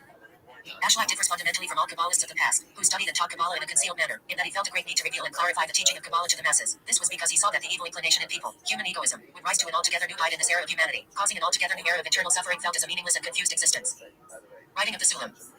In 1943, Ashlag moved to Tel Aviv, and there began working on his book, Ha-Sulam, the latter, a collection of commentaries on the Zohar. During this period, he wrote for 18 hours a day, and due to a lack of money he was not able to afford a sufficient amount of paper and ink to write more precise explanations. He later said that if it had been within his capabilities, he would have written a full commentary on the Zohar in 200 volumes, but he was unable to begin the work only because of a lack of means. He completed this work in 1953, and later added 3 more volumes. Rav Ashlag's closest student, Rav Yehuda Tzvi Brandwein, later finished the work by adding his 3 volumes called Tikkunei HaZohar Malad HaSulam. In honor of the completion of the entire work, his students organized a big feast in Meron, where Ashlag gave the speech that is today printed under the title Malad HaZohar, an article for the completion of the Zohar, also known as speech in celebration for the conclusion of the Zohar. Yehuda Ashlag died on the day of Yom Kippur in 1954. He was buried on cemetery Har HaMenachem located in Jivat Jerusalem, Israel. Rabbi Brandwein. Rabbi Yehuda Tzvi Brandwein, a direct descendant of the famous first Admiral of Stredin, Rabbi Yehuda Tzvi of Stredin, was a foremost disciple of Rabbi Yehuda Levi Ashlag. Baal HaSulam, his vast knowledge of the Lurian existence of Kabbalah enabled him to codify and edit the entire writings of the Ari HaKadosh. Rabbi Yitzchak Luria. He continued with a similar style of translation and commentary of Rabbi Yehuda Ashlag known as Baal HaSulam, extension of the latter on those works of Rabbi Shimon Bar Yochai, which Rabbi Ashlag didn't complete during his lifetime, namely Ashlag HaZohar, various other writings and Tikkunei HaZohar. Rabbi Brandwein was one of the first Jewish settlers within the old city of Jerusalem after the 6-Day War. Rabbi Yehuda Tzvi Brandwein ran a religious school in Jerusalem called Yeshiva Kol Yehuda, founded in 1922 by Rabbi Yehuda Ashlag. For a while he also served as the chief rabbi for the Institute of the Israeli Labor Union, using his position to bring many secular Israelis back to Judaism. Ashlag wrote and published 2 major works. The first, Talmud Ezer Sefer, is a complete re-editing and commentary to the works of 16th century Kabbalist Rabbi Isaac Luria. This is a comprehensive exposition of the system of the upper worlds, parts of Vivid Sefer, in the scientific language of Kabbalah which was developed by Luria. As a core Kabbalistic text, it is especially unique in its almost precision to detail to the structural organization and processes occurring in the upper worlds. It is set out as a comprehensive textbook, complete with commentaries, a section in each chapter dedicated to further reflection upon the commentaries, definitions of terms, tables of questions and answers, an introduction clarifying how to study Kabbalah in the correct manner, and also a summarized preface of the entire text. His other masterwork was his Sulam commentary on the Zohar, which earned him the name Baal HaSulam. This monumental work took him 10 years to complete, written between the years 1943 and 1953. It includes a translation of the Zohar from Aramaic to Hebrew as well as an extensive interpretation. Another publication is the Notebook of Yehuda Ashlag's son and disciple, the Baruch Ashlag. His notebook, entitled Shemini, I heard, contains over 200 articles which were copied down from lessons and talks with his father. Baruch Ashlag kept this notebook with him in secret until he was on his deathbed in 1991. It was later published in Hebrew and has been translated into many different languages. The articles in Shemini form a unique Kabbalistic work in their emotional depth of capturing the inner processes that a Kabbalist goes through on the path of spiritual attainment. Works of interest. Teachings. Ashlag's commentary offered a systematic interpretation of the legacy of Isaac Luria. This was the first since the 18th century when the Baal Shem Tov, Moshe Chaim Luzzatto, the Vilna Gaon, and Shalom Sharabi offered their interpretation of Luria's teaching. Ashlag's system focused on the transformation of human consciousness from the desire to receive to the desire to give, i.e., from egocentricity to altruism. This path of transformation is described in Lurianic Kabbalah. Ashlag stated that the purpose of studying Kabbalah is equal to the purpose of why human beings were created, and that through its study, a person is capable of revealing the entirety of processes and structures that have taken place in the creation of the universe. Equivalence of form with this source means having the same attributes or qualities as it, and Ashlag defines the qualities of this source as being altruistic, namely the desire to give, or in Ashlag's words, the will to bestow, ratzon hashkia, full stop. Through intensive study of Kabbalah, a person's desire to give to others is developed in relation to this goal. Ashlag believed that the coming of the Messiah meant that humans would attain this quality which would allow them to give up their selfishness and devote themselves to loving each other for the sake of life's purpose, as stated in the commandment, love thy neighbor as thyself. Ashlag proposed fitting Kabbalah to socialism using the theory of altruistic communism or communism altruisti. David Ben-Gurion, the first prime minister of Israel, said that while I wanted to talk to him about Kabbalah, he wanted to talk to me about socialism and communism, and that I was amazed that he adhered especially to communism. He asked me several times if we will establish a communist regime after the foundation of the Jewish state. He called for Israel to be structured so that no individual is to be occupied with something other than fulfilling God's commandments and seeing to the needs of others, ensuring they lack nothing. He supported the kibbutz movement and preached to establish a network of self-ruled internationalist communes, who would eventually annul the brute force regime completely, for every man did that which was right in his own eyes, because there is nothing more humiliating and degrading for a person than being under the brute force government. He proposed a kind of world religion, based on altruistic social justice, in which every culture would retain its own specific religious traditions while cooperating in uprooting exploitation and poverty, and believed in developing a community based on love between its members in a society founded on economic justice. He believed that Israel would redeem their oppressors, utilizing their suffering for the sake of universal spiritual progress, just as a vanguard party would lead a revolution on behalf of the proletariat that might not be sympathetic to the communist cause. The Yerushalayim community of northern Israel is based on the principles of Yehud Ashlag, and is led by Rabbi Rothschild, a prominent contemporary teacher of Ashlag's Kabbalistic system. Oh, let's baller. I think we're not gonna listen to everything today. I'm okay with that for right now. Why? We did two because these are longer, but I really like that Yehuda Ashlag. Good on you, dog. All right, you're gonna tell your story. I mean, it's nothing great, but it's actually the greatest fucking thing of all time. Really? It's whatever you want it to be, baby. All right, now what? We gotta go to this fucking Chabad. Do it yourself. Bullshit. See what the fuck Abby's up to today. Why? It's probably poisoning us. Mod Podge. Oh, why is it called that? Why called Mod Podge? Does it have to do with model? Oh, it's models, I bet. Maybe. I don't know. No, no. Why is it called? Modern decoupage. A term coined by Jan Whetstone, the craft glues inventor. Modern decoupage. Dude, the term mod used to be far more, I guess, like modern Orthodox, but like what do we use now? Like neo a lot of times, but yo dog, where's this bullshit? Chabad.org, your fucking website, your app is so shitty. Really? I don't fucking understand. I mean, it's okay, but it could be better. All right, what are we learning today? Fucking candle holders. That's with that hot chick with the beautiful hands. Yeah. Why do you think this bitch has such nice hands? I don't know. They just kind of stood out to me. Like, nice. Honey dish. Didn't he already do this? Yeah, this is the thing with the fucking shit on the sides. Happy Coleman bag. The deed. A guide to mitzvot. Okay, so we've done everything with that bitch. All right, how to light Shabbat candles.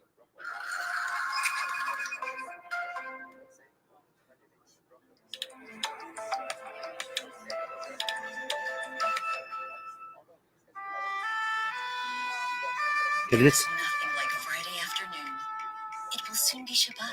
it's super stressful. Is it? It can be. But then Shabbat hits and it's amazing. Wow. The fish looks great. It smells exactly like Grandma makes. Hope it doesn't smell like that fucking central stairwell.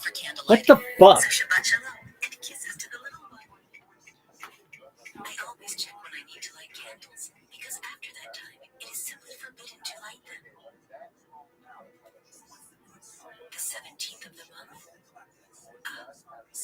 37. Yeah, say bye to the Facebook. I have a few minutes left before candlelighting. I'm going to get organized. We used to call it the Facebook back in the day. Really? It's spelled Facebook.com. Everybody knows that. Before lighting the candles, I observe another important mitzvah and put a coin in my charity box. Tzedakah. H.I. Chayil. Tzedakah Freud. I help my daughter light her own candle. This is one of my most favorite commandments. This adds more in the house, and it is also very easy to do. Simply light the candles.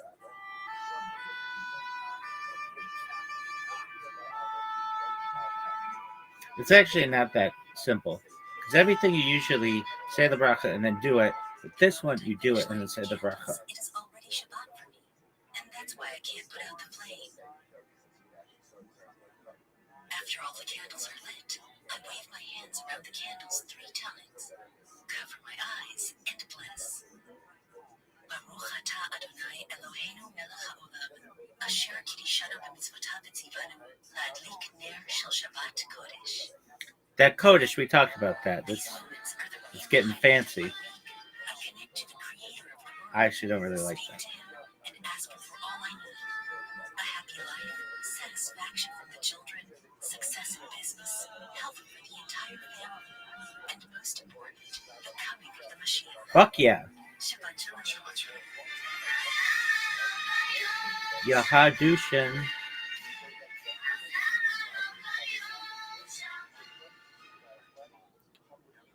Alright, well that was cool. Really? Yeah. Wasn't long, so that's cool. Alright, what are we talking about today? I'll tell a story that just happened, but you can tell I'm jazzed and I know I talked about it. Why? Alright, so I've been kicked out of everybody's fucking server on Discord. Why? I don't know. I don't understand it.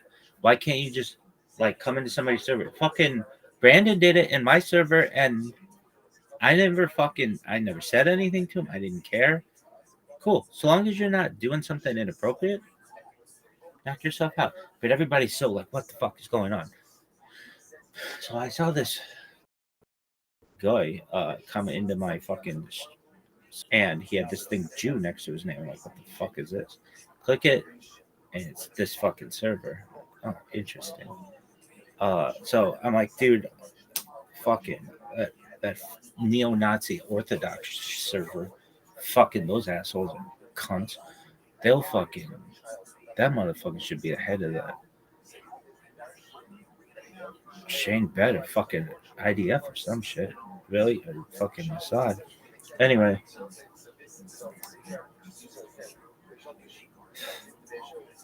So I'm skeptical of going in that one. The Israel one, I've been in for a long time, but after all this shit happened, it's like they were really, really tight on who could go in that one and all that other bullshit. But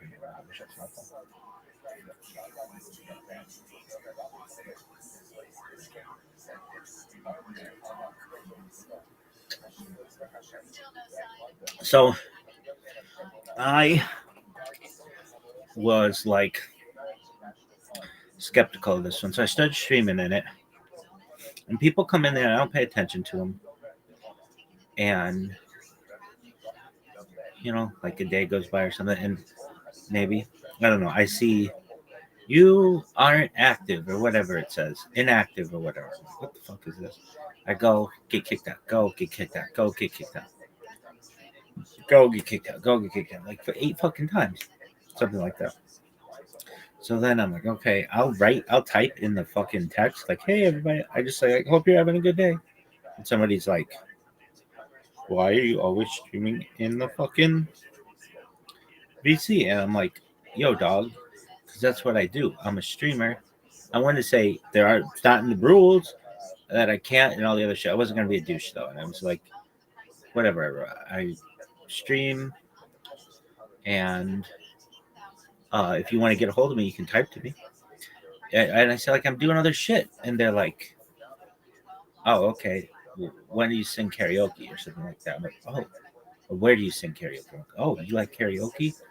Yeah. Do you mind if I bring a friend? Fuck yeah, I don't. Or fuck yeah, bring a friend. So I go and I sing the Beatles. Why? Why not? And then I sing Michael Jackson. And they were really nice. And I have to go in there and I'm like, my Hebrew is more biblical and my Yiddish, we're working on it. And they're like, no, we get it. You're good. And I'm like, tight. So I sang in front of, I don't know, a half dozen people or so. And then they all left. And that was fine. I haven't been kicked out since. Baruch Hashem. Really? Yeah, is it the end of your fucking story? Yeah, for now. Okay, what are we gonna fucking learn, Rabbi? Um, anything more about levirate, levirate marriage? I had another question with that, and I didn't look it up. Kids, it's really important. If you ever have a fucking issue, like look it up right away or make a note or whatever. That's really fucking important. All right. What was your question about it? Um, I forget what it was. All right. So what are we learning today? How to bless a group of people and not say Shema. Um.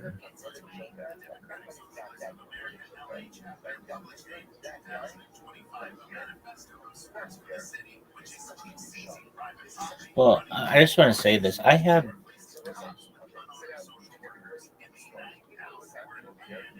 think that this should be a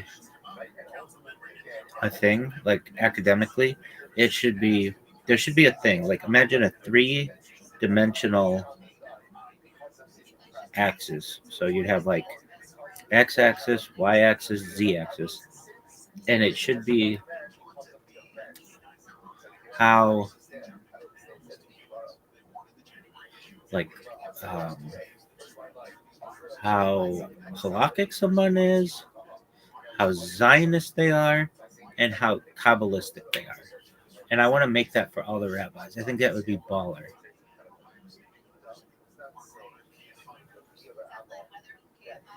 Where would you be? I'd be like the most halakhic, the most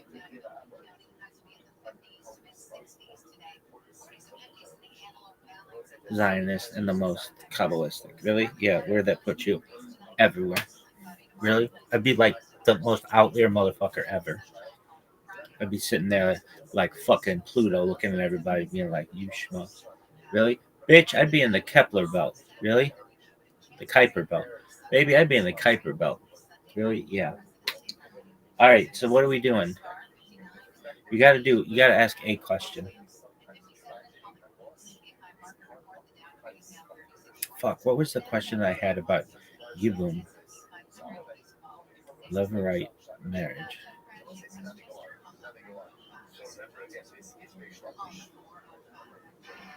Um,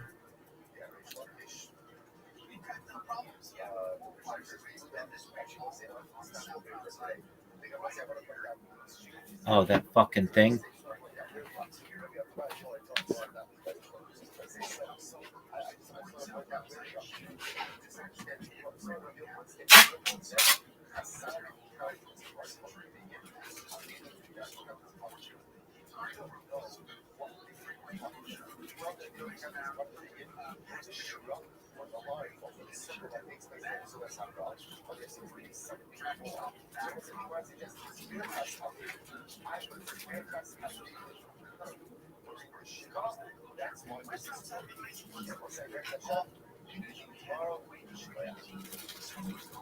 Square. The motherfucker said the thing.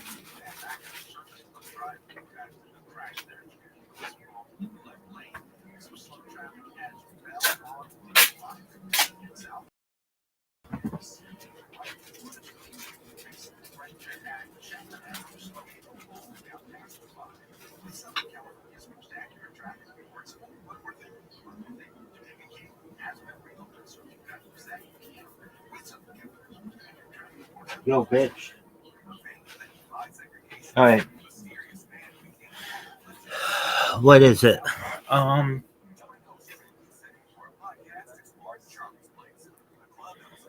Within Orthodox Judaism, I know traditionally dogs were not allowed, but that has become more allowed. Why traditionally weren't they allowed? It was like because you're supposed to give to children and stuff, but in the future, dogs are really popular. So how could maybe as Mashiach comes, dogs be more allowed? Steelman it.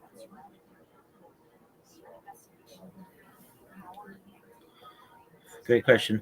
Let's do this cleanly and honestly. Why dogs were traditionally discouraged in Orthodox Judaism, and then a Steelman case on why they could become more accepted in the future, even Messianic, Yemot HaMashiach, Orthodox framework. I'll flag Hebrew terms and give English explanations per your preference. Part 1, why dogs were traditionally discouraged, not actually forbidden. First, important correction. Dogs were not categorically assert. Did I say forbidden? I said not allowed. I said traditionally not allowed, but okay. In Halakha, Jewish law, the resistance was cultural plus halakhic, risk-based, not a blanket ban. Danger plus fear concerns. The Torah says, do not place blood in your house. Yeah, and the fact that the dog can attack you and kind of shit like that. Deuteronomy 22:8. From this comes a broad obligation to remove hazards. The Talmud Bava Kama 83a speaks very negatively about Kelev Ra, a dangerous dog, because it can bite, it can frighten children. Pregnant women guess fear itself is treated as a kind of harm. So dogs become associated with risk, not companionship. Even a dog that might bite was suspect in tight communal living. I've got to say this. I've known people, people who grew up Orthodox and rabbis, and they fear dogs. It's like, what? They'd be like, yeah, even walking to Shabbat, like if somebody has a dog, they'd be like, such fucking pussies. You don't want to have your kids like that. So our Ba'ale Chaim burden. Judaism strongly prohibits animal suffering, causing some bullshit, causing pain to animals. Historically, dogs required regular feeding. Veterinary care didn't exist. Starvation, chaining, neglect were common. So the halakhic fear was if you can't properly care for the animal, you shouldn't own it. This made dogs look like a luxury that risks cruelty, not a neutral pet. Priority of obligations, humans first. There's a real value hierarchy. Children, poor people, guests, family, then animals. Owning a dog that consumes money, time, food, and attention raised the concern. Are you diverting resources from mitzvot, commandments involving people? This isn't dogs bad, it's misplaced priorities bad. Symbolic cultural baggage. In Tanakh and Chazal, there's dogs eat carcasses. Dogs symbolize social breakdown.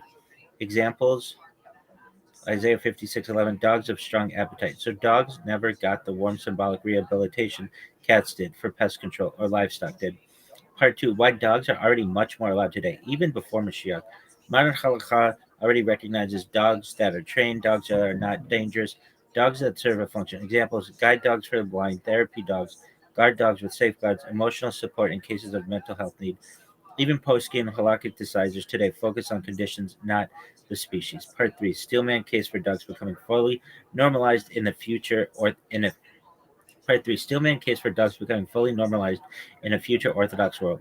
Now let's steelman this hard. Technological care removes cruelty risk. Technological care removes cruelty risk. In a future society, there's automated feeding, medical care, training systems, humane control. This removes the Za'ar Ba'ale Chaim concern entirely. No neglect, no halakhic objection. No danger, no prohibition. If dogs are non aggressive, properly trained, socialized, then the category of Kelevra, dangerous dog, disappears. Halakha doesn't ban animals, it bans harm. Dogs as mitzvah supporting, not competing. In a future where food insecurity is gone, poverty is gone, children's needs are fully met, then the resource diversion argument collapses. Dogs can even help children emotionally, help the elderly, reduce loneliness, support mental health, which is Pukuak Nefesh adjacent. That turns dogs from a competitor to a facilitator of mitzvot. Messianic reframing of animals. Isaiah's vision: the wolf will dwell with the lamb. Isaiah 11. In Yemot HaMashiach, the Messianic era, in Yemot HaMashiach, the Messianic era, animal aggression diminishes, human animal harmony increases. If wolves get rehabilitated, dogs definitely do. Dogs could be reframed as loyal companions, guardians without violence, partners in human flourishing. Halakha evolves by application, not values. Core values never change: human dignity, safety, compassion, responsibility. But applications absolutely change when facts change. If dogs are safe, dogs are cared for, dogs enhance human well being, then Orthodox Judaism has zero principled reasons to resist them. Bottom line, Steelman conclusion: dogs weren't discouraged because Judaism doesn't like dogs. They were discouraged because danger, neglect, misplaced priorities, social instability. Remove those, and especially in a future redeemed society, dogs can become fully acceptable, even positive, integrated into a mitzvah centered life. Not dogs instead of children, but dogs alongside a healed, abundant human world. We're going to quickly compare the uh, dogs and cats. I've seen people with cats, Torah, like as Shomer Shabbos as people get, and they have uh, medical issues with uh, cats, and um,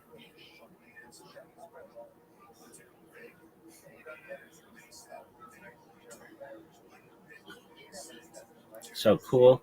Quick focus around which one. I want all of them, everything.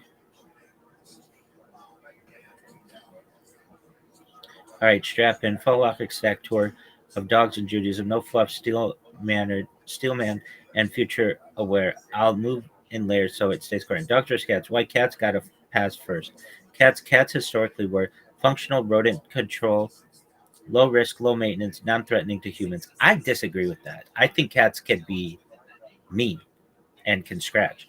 Halachically, that makes them almost invisible. Uh, they don't trigger safety concerns, fear, resource diversion, so no one need to talk about them. Dogs historically were loud, potentially aggressive, food consuming, symbolically tied to scavenging. So dogs hit three red lines at once: sakana, danger; pachad, fear; or achrayut, responsibility, burden. Same Torah, different risk profile, totally different cultural outcomes. Dogs on Shabbat, the real issues.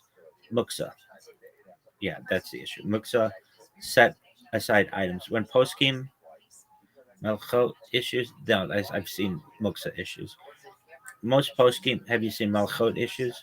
That too, arguably, but muksa issues. Really, yeah. Most post-game halakhic authorities today hold pets are not muktzah because they are living beings with ongoing needs. So you may touch them, calm them, move them for their sake. But then the issue becomes if they shed and things like that. Feeding, you are obligated to feed your animals before yourself.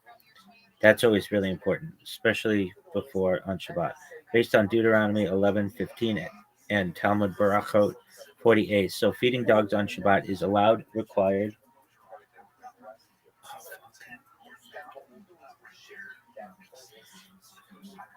So feeding dogs on Shabbat is allowed, required. Walking on a leash, allowed if the leash is considered part of the dog's normal restraint, not decorative, not excessively loose so you're not carrying it. Big dogs actually make it easier halakhically. Carrying an Arab, boundary allowing carrying. Carrying an Arab, boundary allowed. Carrying an Arab, boundary allowing carrying Arab. No Arab, leash stays attached. You cannot carry dog accessories separately. Poop bags outside an Arab are a mess halakhically and practically. Guard dogs versus companion dogs. Guard dogs historically justified protecting life, property, especially in times of danger, but must be restrained, must not terrorize others. Uncontrolled guard dog, classic Kelev problem. Companion dogs harder sell historically because no obvious utilitarian function, but today mental health support, social development for kids, elder care, disability assistance. These are all mitzvah supporting functions. Once dogs are doing chesed, kindness, the halakhic posture flips. Kids plus dogs Chinook angle. This is underrated. This is where the future argument really lands. Dogs can teach responsibility, empathy, routine, boundaries, care for living beings, which maps directly onto Derek Eret's basic decency, responsibility, rakamim, compassion. In a stable home, dogs reinforce chinuch instead of competing with it. The old fear was you'll treat the dog better than the child. In a healed society, that fear loses force. Emotional and mental health, quiet halakhic revolution. Modern poskim increasingly recognize depression, anxiety, loneliness, trauma. All of these are now treated as real health concerns, especially even pikuach nefesh adjacent, life-preserving. Dogs reduce isolation, lower stress, encourage routine, prevent emotional collapse. That makes them not indulgences but protective supports. This is a huge shift from medieval assumptions. Third Temple Messianic framework. Let's zoom out. Animal aggression decreases. Isaiah's vision isn't poetic fluff; it's a halakhic direction. Less violence means fewer safeguarded need. Less violence means fewer safeguards needed, meaning fewer prohibitions. No poverty. If no one lacks food, feeding animals is not morally suspect. Charity, hierarchy, pressure disappears. Human dignity is secure. When humans aren't competing for survival, caring for caring for animals doesn't diminish kavod ha brio, human dignity. Reframing dogs become companions, helpers, emotional stabilizers, guardians without terror, which fits beautifully into a redeemed world. The deep pattern. This is core insight. Judaism doesn't ask, "Is this do people like this?" It asks, "Does this increase or decrease holiness, safety, responsibility, and compassion?" Historically, God Historically, dogs failed this test because of conditions. Change the conditions, outcome changes. Final Steelman conclusion. Dogs were discouraged because they represented risk, neglect, moral distraction, social instability, not because they're dogs. In a future Orthodox world, especially a post Mashiach one, where danger is controlled, care is guaranteed, human needs are met, compassion is expanded, dogs don't just become allowed, they become a natural expression of a healed, mitzvah centered humanity.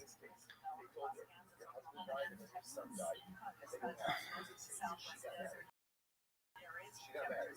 Who did she get married to? School. Like some unrelated guy. The actor.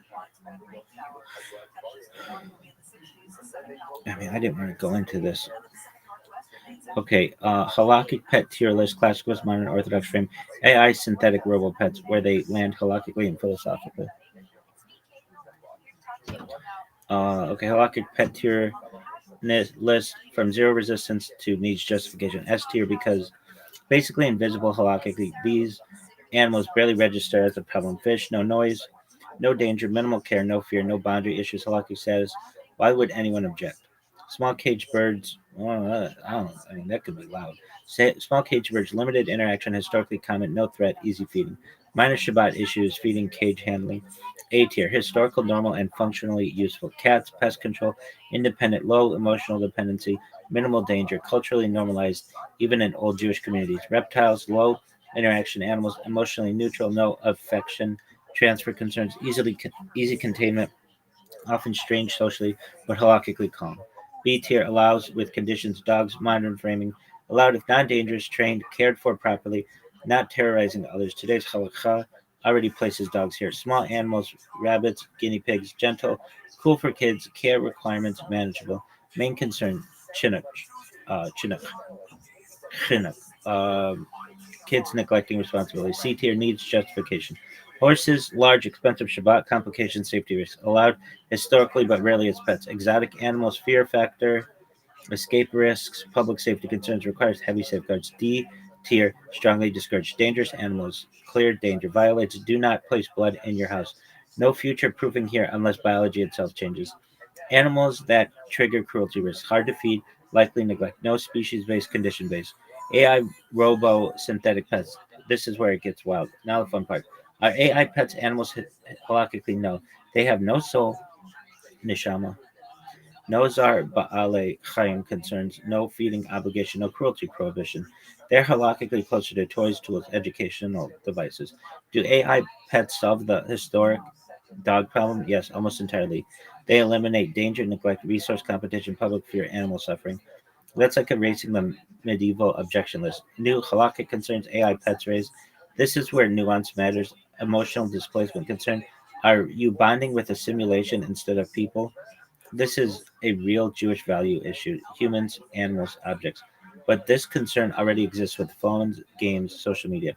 AI pets don't introduce a new category, they intensify an old one. Shabbat issues: AI pets involve electricity sensors, learning algorithms on Shabbat, likely treated as like smart devices. I don't know about that one. Passive presence, okay. Interaction triggering response is problematic. If it's like really good, I think it might get around that. Future Shabbat mode solve that this cleanly. Yeah, okay. Truth and honesty. Judaism cares deeply about emet truth. If a child is taught this is a dog but not alive, no issue. If deception occurs, this loves you like a real being. That becomes philosophically uncomfortable, though not outright forbidden. Steelman case AI pets as ideal chinuch tools. This is strong. AI pets can teach responsibility, schedule care, empathy, routine, boundaries without risk, cruelty, fear. This makes them better chinuch tools than real animals in many cases. Post Mashiach perspective on AI pets. Two possibilities. The transitional phase. AI pets help humans relearn gentleness, rebuild trust, heal trauma. Then real animals return when the world stabilizes. Mm. Permanent category. AI pets coexist with real animals. Urban environments. AI pets. Rural, agrarian.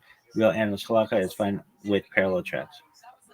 Final ranking: real versus AI pets combined. Top tier overall: fish, cats, AI pets, properly framed. Middle tier: dogs, trained, safe, small animals. Context dependent: horses, exotic pets. Never tier: dangerous animals, cruelty, risk animals. Big takeaway: Judaism is not anti pets, it's anti danger, neglect, false priorities, emotional distortion.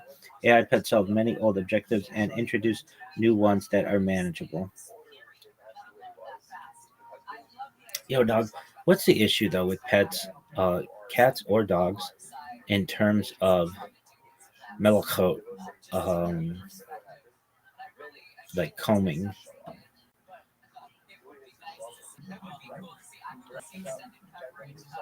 Yo, great, very real halakhic question. This is one of those sneaky issues that sounds minor, but actually sits on big principles. Let's break combing, grooming pets, cats, or dogs down clearly. The core issue: shearing on Shabbat. The main malacha forbidden labor involved is goes as shearing, removing hair. On Shabbat, removing hair from a living being is biblically prohibited if it's intentional and beneficial. This applies to humans, animals, pets. Why metal combs are a problem: inevitable hair removal. Metal combs grab hair tightly, pull out, loosen, attach hair. Even if your intent is just grooming, the inevitable result is hair removal. That's called sakratia, an inevitable forbidden result, not allowed even without intent. Normal grooming, normal shearing. Using a metal comb is the standard way to groom, purposeful, beneficial to the animal. This makes it a classic case of gozes, not a weird or indirect action.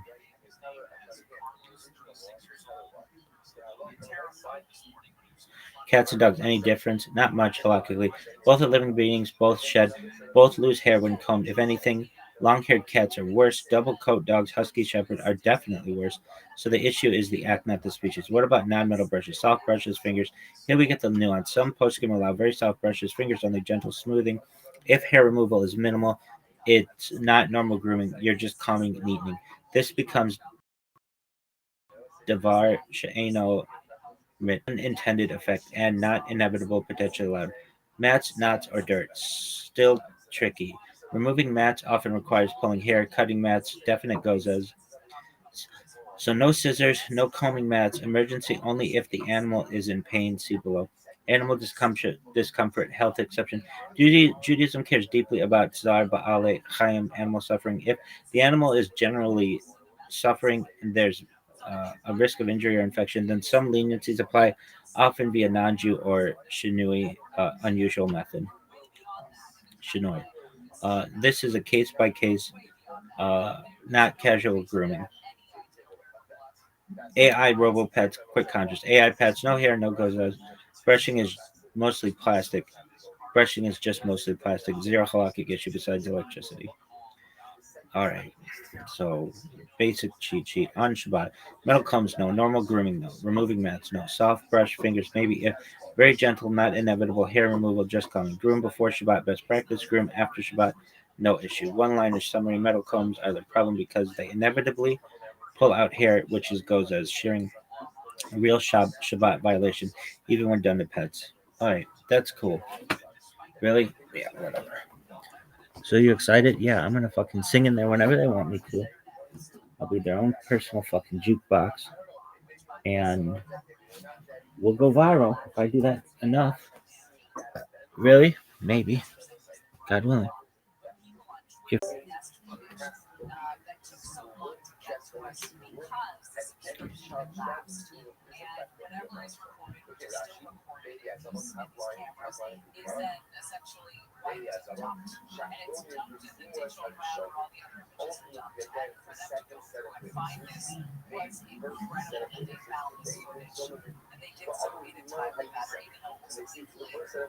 I mean, there are some people who disagree with you. They say that it's not done in a timely manner, that somehow people should have power, and wherewithal to find this sweet stuff in media. Now, for some reason, they would then that's it looking as part of a massive compromise makes zero sense. But there is this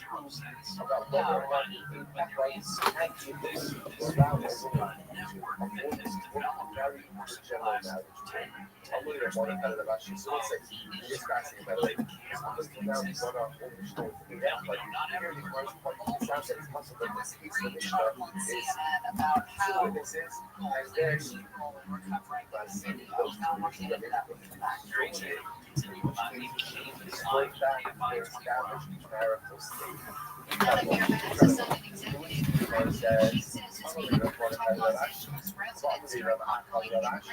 years.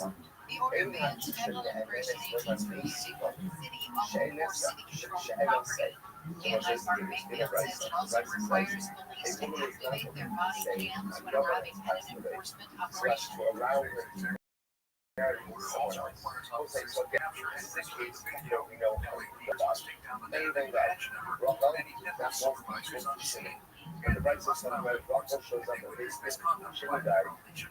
The order also calls for an ordinance that would impose fees on property owners who allow federal agents to use their site. Philly Mayor Bass says she has spoken to Philly Chief McDonald about his recent comments, saying his party would not enforce bans on federal law enforcement officers wearing masks.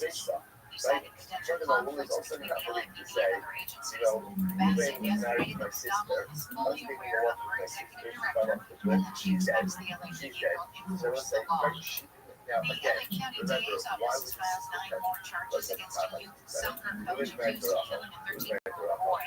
The body of Omar Hernandez was found last year in Ventura County after he told his family he was going to visit his coach in Antelope Valley. Mario Garcia Armeno was charged with attempted murder and assaulting another 10-year-old boy. Investigators say more victims came forward after the arrest. The latest number of figures show the U.S. added 130,000 jobs last month, most were in healthcare, followed by the federal government and factories. The Labor Department says the unemployment rate fell to 4.3%. Ford released this morning includes projections that reduced the number of jobs created last year to 181,000, which is since 2020, and a 165-year-old last company. Look at what are we doing here? We're back. Raccoon Tweety's live, right? Dude, Poppy, listen, bro. Bro, we were trying to come up with a title for the show. For tonight's episode, we chose Adam Ray and Friends. Because I don't want you guys to forget, everyone's having so much fun, right? Great, yeah, Whitney Cummings sucks, yeah, right. Jeff Dye's the worst person, he's never been funny in his life. Yeah, okay, Joe Rogan stinks. Guess what? Adam Ray's still here, but Danny, I don't know what I almost said. I need a fucking dinner time once a week. We gotta not lose track of this. This guy's menace. I was just saying, I was gonna tell you something. So, shout out to you. Thanks for the subscription, Sham Piece. Anyways, okay, I need you to tell me something. No bets, no skids, no nothing like that, dude. Manage. I want you to tell me how to pronounce this guy's name. Which one? That one. Man Lehman? Yeah. That's how you do it. Oh, Man Lehman? Mm-hmm. Okay, you want to try again? Manly Man? Yeah, dude. Oh, fuck. I've been saying it wrong the whole time. No, man. I'm telling you. Social media, this isn't real. You were. I was doing it on purpose. I was shot. Your shop. I almost said I'm Callan. Drill with that. I'm not Mr. Whole Foods. Oh my God! I pressed them both at the same time. How's everybody doing tonight? No, let's stay on this. That's hilarious. Yeah, I figured that out on figured my out? stream this week. Who told you, or you just figured it out yourself? Somebody in the chat was like, "It's Manly Man," and then I had like 5 seconds. I was like, "Oh my God, how fucking far down the bench am I, dude?" I think I went into your brain and did like an inception of you getting it wrong because I'm the guy that did 2 S words instead of 2 swords. Yeah. But you know, it's podcasts are live. We make mistakes. We learn from them. We grow. The Vyvanse is making the graves worse. They're saying. The Vyvanse hasn't helped at all. I need to up the dosage. Oh no. I keep forgetting to even read my blood pressure test. Yeah. You know, I'm just gonna lie to my doctor and say it's fine. Next week you're like, I'm just gonna get mad. I mean, the one time I measured it seemed fine. I think I was freaking out over nothing. There's something I wanted to show you. I don't know if you saw this on. Do you watch social media at all? I don't even have a phone. Okay. So there's this thing that I posted on our Instagram today. Did you see that? No. Okay. I want you to see this here. I want to get your reaction to this. Dude, this flew under the radar. None of either of us, I don't think, saw this. Unless you 2 do. S words? Yeah. Did you react to this? No. Oh yeah, you did. You probably already heard this. I saw it. Let's see. Have you heard this? Hey, Eduardo, can you stand back for a little bit? I know you like all the attention, talking about like, oh my God, my name is Gerardo, oh my God, my Hernando, oh my God, my Gerardo, oh my God, my name is Gerardo. Shit, make this stick, this is stupid. You tryna suck your name, stupid. Gerardo, man, this is stupid. Why you talking about all these fucking names that you fucking making up in your mind? Man, this is shit so fucking stupid. You fucking tryna fucking love it. Shit. It's so stupid. Gerardo, Gerardo, make it, do it. Hernando,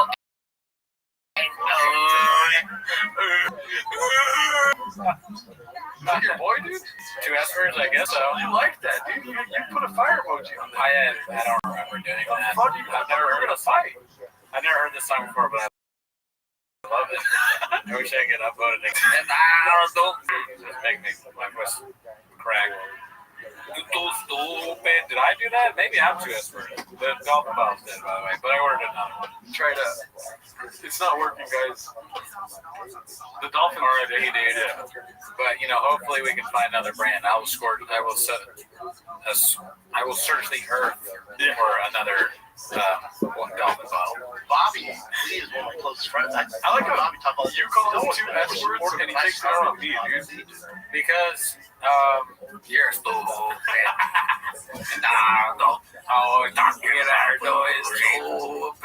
The whole crew has the song memorized, dude. I'd sing that song on the way to work.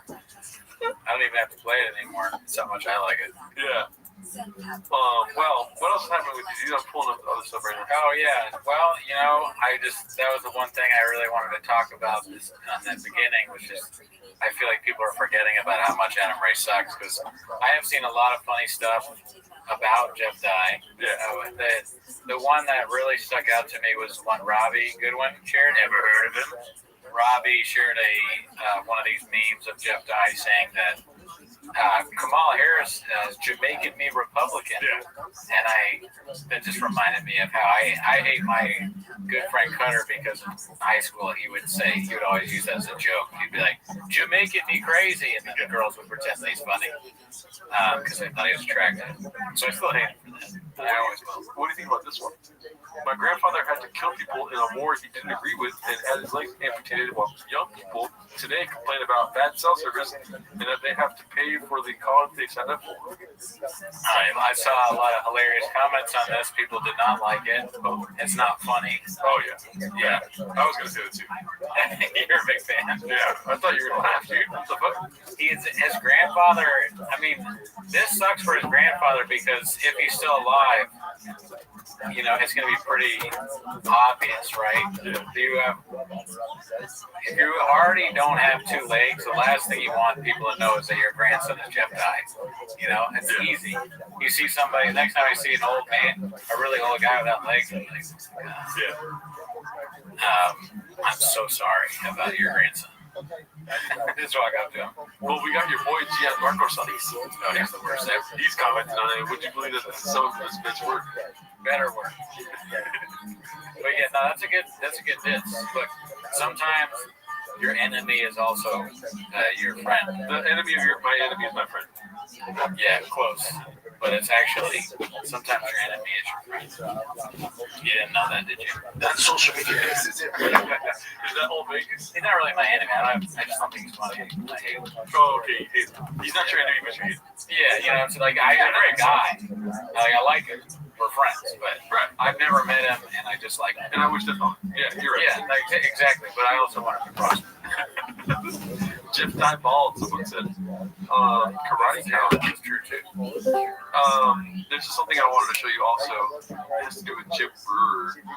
What up, Trey? Wow, the content's no longer available. What the fuck? Do you feel at all?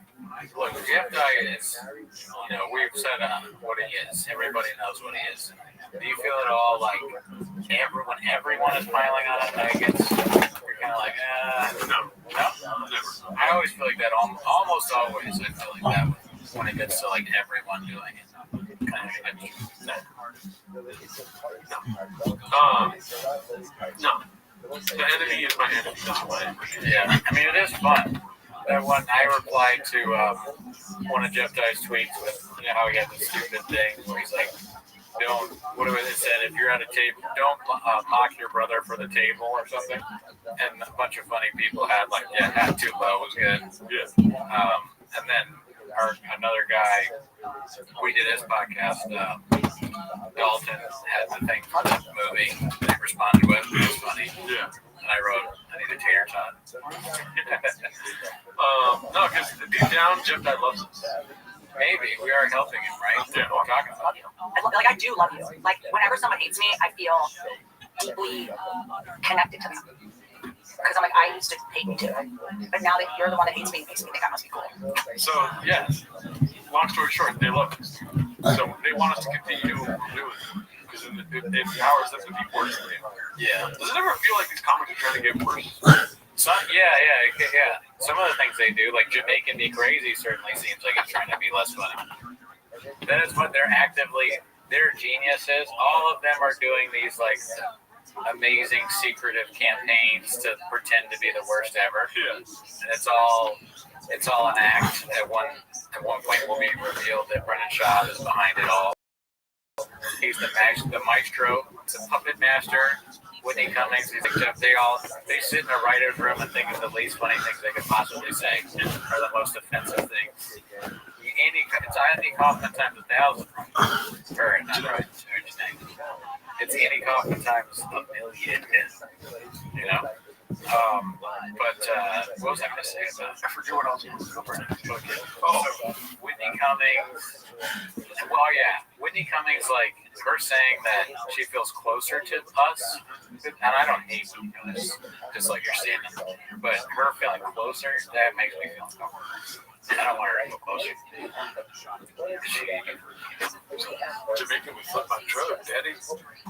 Let's check this out. And now the other one is I forgot to get your consent before we go to the Burnerverse. Oh yeah, the Burnerverse, where you get your ticket. Yeah. But yeah, I got my ticket stamped. Okay, cool. That's my first class in the Burnerverse. Okay, that's it. And now the other one is the big one. Kill Tony.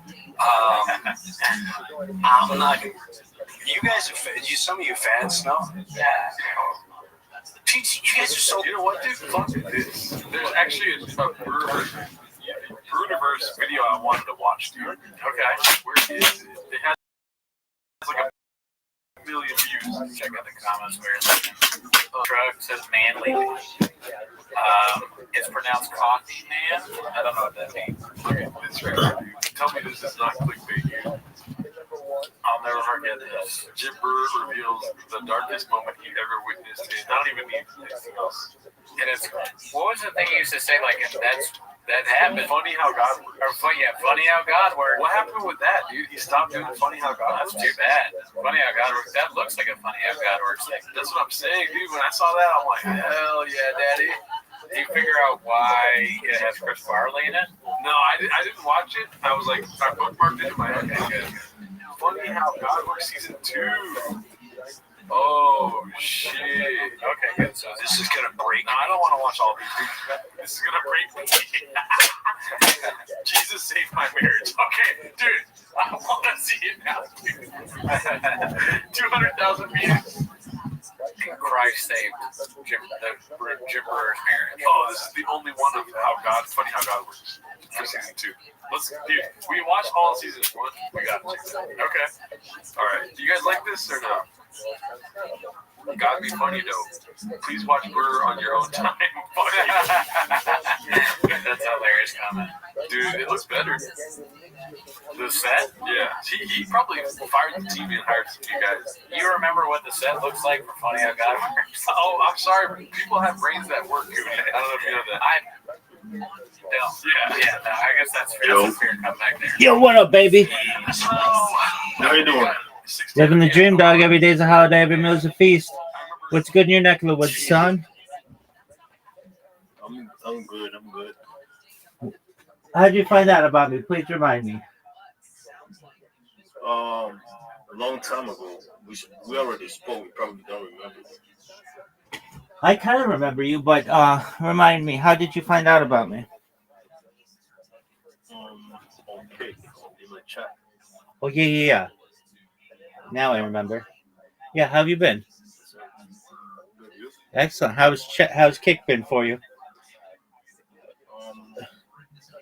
Kind of good, but I stopped streaming. Why did you stop streaming? I don't know. 1 second. I gotta be right back. All right, baby. It looks worse before. This is gonna break me. So, what's this story? A grit digital. It's just some guy that he knows.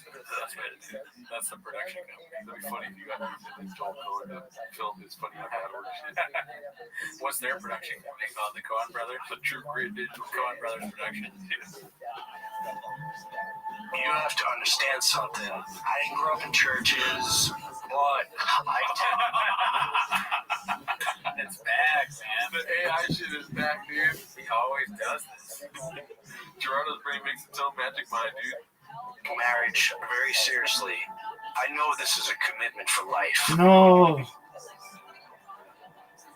Part of my phone Long story cracked. short, my wife and I, we're having a tough time in the marriage. Yeah, of course. Yeah. Because God wasn't there. Remember, keep in mind, if you guys are behind on the How God Works series, do you remember any of the highlights? I remember there was one story, and then a whole, 10 minutes, 15 minutes? The whole thing was that he was in a hotel room, and the maid accidentally ripped up threw out his set for the her show. And then at the end of it, he was like, funny how God works. The maid accidentally threw away his set list. Yeah. Do you remember him? He constantly tells his wife, the devil's challenging me. And his wife is like, Doc, no, he's not. And he's like, no, I'm confident. And even with that one, the fucking maid was the devil. Oh, I've read that the maid was. In all this AI video, would make the maid look like the devil. The devil possessed the maid. They got in a big fight at his apartment or something in a different episode, and he constantly says that the devil's challenging. And the Dane Cook one was the devil Dane Cook? No, the Dane Cook was just he was what Jim Brewer wanted to be, right? And then he ran into Dane Cook supposedly at a bar, right? And he had lost everything, and Jim Brewer was like, "But I have everything. I have family and kids." Yeah. Funny how that was. That's right. The devil in that one was Dane Cook's brother. Yeah. Because Dane Cook's brother stole money from him. But you're wrong. But the devil now stole his idea because he stole Torgasm from Jim Brewer. Wasn't that Dane Cook's brother? No, was it? I think so. Oh, you're right. Yeah. You're right. Wow. Funny how God. Funny how God works. Because at the end of the day, when your wife is religious and she tells you that you should be religious too, so you agree to it, that's how it all works out. That's the goal. And then you do YouTube videos. Yeah. Chris Farley, I wonder why Chris Farley's in that. How could that be the darkest moment of his life? I don't know. Chris Farley did something. If he saw Chris Farley take his shirt off, he's like, that's really incredible. The devil's testing. Oh, I got it. So here's what happens. Chris Farley, they're like, because you know how Chris Farley's was a big drug addict and goes hard and stuff. He sees Jim Brewer doing something, and even Chris Farley's like, whoa, Jim, slow down, bud. Like, what's he doing? Some crazy drug thing? That'd be funny. But there's no way Jim Brewer is that interesting. I'm interested in knowing. Okay, what should I ask them? Does God work in funny ways, or do you believe in God? Does God work in funny ways? Okay. I also think it might be funny to ask after this, just to, if you remember. Okay, I'm back. Who is the devil? All right. So why'd you stop streaming? People that are chatting. Just because I don't know. I don't have a specific reason. I just stopped. Okay, well, when are you gonna start streaming again? There's this little post office in Probably in a few weeks. Okay. Are you gonna stream? Are you gonna multi-stream? What? Are you gonna multi-stream? No. Why not? Because sobbing at this I point too. tried to. I'm on the side of the road, you know, like smiling. Honestly, I tried to, and it was pretty good. I should. And I'm not even trying to Dude, be funny. you know you can do it for free on Rumble? Yeah. Okay. Yeah. I was feeling Rumble too. I'm not a No. You can multi-stream on Rumble Studio, and do it all for free. away from show business I do. so I can be a family man. Oh, okay, that works too. The devil's Yeah. testing me every day. I stopped. I decided. All right, so what's new, man? What's new? Nothing much. Just like If you did that, then you should be regular happy, stuff. not whining about it. The regular stuff we were talking about. I'm sorry, the devil took me over. Dog, please remind me. Call you a bitch. The devil made me cry next to the You were talking about like big tech and companies that building in the future, right? So if Word, dog. you exist, Yeah. and I know you That's do. that's I know what it you is. do. I need you. All right, so Hey, what do you think about begging you, please, you have to the call and Epstein file? intervene this and now. I think it's Please nightmarish. help Save Yeah. this Yeah, I think it's terrible. Please. It was a couple days later. I come walking in the house, and my wife's So what do you think? What do you think about my wife the always Epstein files coming out and where the government clearly has been crying. do you see any you were right. correlation between the like financial systems, electronic systems? I don't know. Something happened today. Yeah, I mean, Something happened. if you read them, I don't know it's what's going pretty on. obvious. What's going on? Yeah, if you read them, it's pretty obvious. Town today, What do you mean? and I went to this coffee shop, and in the coffee. I mean, did you read them? New York Times Brian Calendar. Well, I didn't read them, but I know what's inside of them. Okay. Well, if you read them, they're like She came up to me and she went, the There's a homeless guy that named major industrialists of the world That's right. who are involved in all kinds of really All the funny how God works on the clandestine and Oh, right. I forgot. immoral activity. Everybody would remember that. Yeah.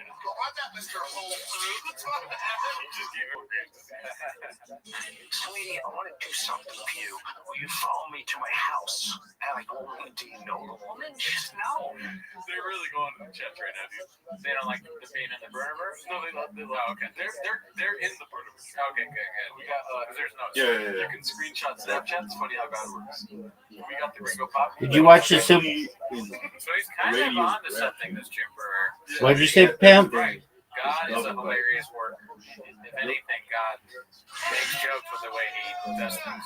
Walking Dead gave us 99 cents. Thank you, dude. The truck giveaway. What's going on, big man? Jobs neighborhood. Funny how God works. I'm Some just small saying, teams right now. I could have triggered Favorite Farley's drug habit. Funny how God works. Yeah, some good ones, dude. Graves and big gums. Funny how God works. Yeah. It is funny how God works sometimes.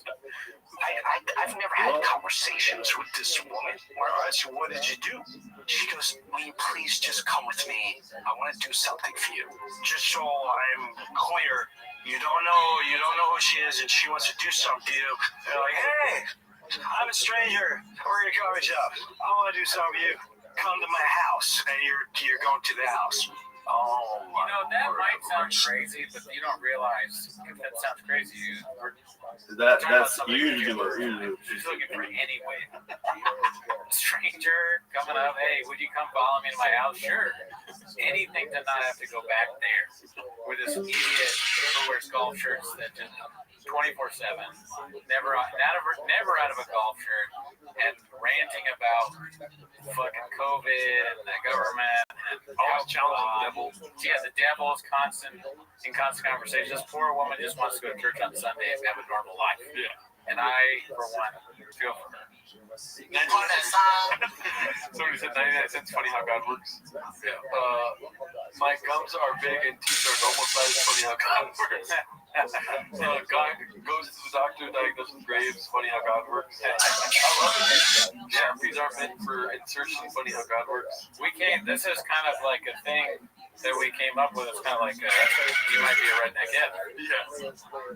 We didn't come up with it. Give it up to the. I know. We came up with it. He only does it for stupid stories. Our team is coming out with punchlines, Daddy. I go, so now what happens? And she goes, I don't know why I followed her. If you want Jimmer's interpretation of any story, always start out with this guy I did not know came up to me. All he wanted to do was talk to me. And then what's going to happen is Jimmer goes, whoa. Before you say another word, he's not going to know you at all. And then you'll go like, not at all. And he goes, continue. Mind blown. We gotta like mess with him. Have somebody go up to him and be a guy he doesn't know, because that could be anybody, nobody. And go, what do we want Jim Burr to do? The guy goes, hey, that's great that you're gonna be on Right for Swedish next week. Well, you gotta look kind of homeless. Yeah. Mess your hair up if you have hair. Mix up your teeth. Smell a little bit strange. A little fart spray? Yeah, fart spray. Maybe a little bit. The fart spray can be, if you really spray yourself with fart spray, that can be bad. A mile out from the venue, spray the fart spray and then wipe a little bit of it and put it on you. Go up to Jimmer. Family and spray his wife in the face with fart spray. Funny how God works. Yeah, you spray his kids like you spray in the face. Funny how God works. I'm a huge fan. Your kids smell like shit. Sorry. What are you gonna do, Nate? Volume punch me, motherfucker? Fired by Bamba nationwide commercial. Funny how God works. I'm gonna do a YouTube character that just goes around to comedians spraying fart spray on them. Well, you're funny. Make it work. Be funny smelling like a fart. See if you can do that. And people, 61% believe that God does work in funny ways. Okay. And so let's see who is the devil in our chat. Yeah, we gotta get some. The devil is challenging us at all times. Don't answer until we put up the poll, though. I don't want to see people answering in the chat for this one. Okay. Wait for the poll. Who is the devil in the chat? Wait for the poll. So let's see. Bud DZ is in there. Bud DZ, Van Lehman. I just saw Formula One's name. I'm not going to put them NXT in there because he's always giving us money. Let's see who else is constant truck. Oh, I see truck. 24 hours. I see that. Stops at 12. Funny how God works. 24-hour stream stops at 12. Oh, God damn it. Put Paul City name in there. Calling us out, but thank you for the buddy. All right, let's see. This is like no Brendan Schaub answer or anything. Let's see what people really think. We're turning people on each other. Who is the devil fighting? You know? Oh, the first strike, buddy. 100% Medici. Damn. Oh, sorry, someone got 100% Medici. Oh, wow. Now it's split. Who do you want me to vote for? I mean, vote your heart. I voted Rachel. Oh, it's even. Oh, this feels like a fucking race. Because I know how to create good content. Sorry about that. Oh, my bad. And you know, God is doing it. It's not even us. Yeah, because this is how he works. Yeah. You're saying it live. Ties. God's letting us know who's going to challenge us later in life, dude. All four of them could be the devil. Yeah. You never know. You never know. We got Manly Man and Formula One look like the devil right now, dude. But, it changes quite a bit. There's a vote is. This is a close one. We're getting more votes than likes on this fucking crazy, right? That is usual. That makes sense. Every time I look at like that's a Driving my son to baseball practice. driving my son to baseball practice. We got Cooney is Gerardo's demon handler, they say. We'll get back to this. Voting illegally. Funny how God works. Let's see. Let's catch up with Jim here. It looks like Formula One. Okay. And then what? To the house. It was a cute house, and she brought me to the living room. And then what? She was in the husband came down. I'm not thinking good things. I'm not thinking good things. Let's see what happened. Is that what you're saying? Are you insane? Yeah, let's challenging him, dude. Come on. He thinks that his wife went to a stranger's house and fucked her husband? What the hell is going on with his marriage? Just say what happened.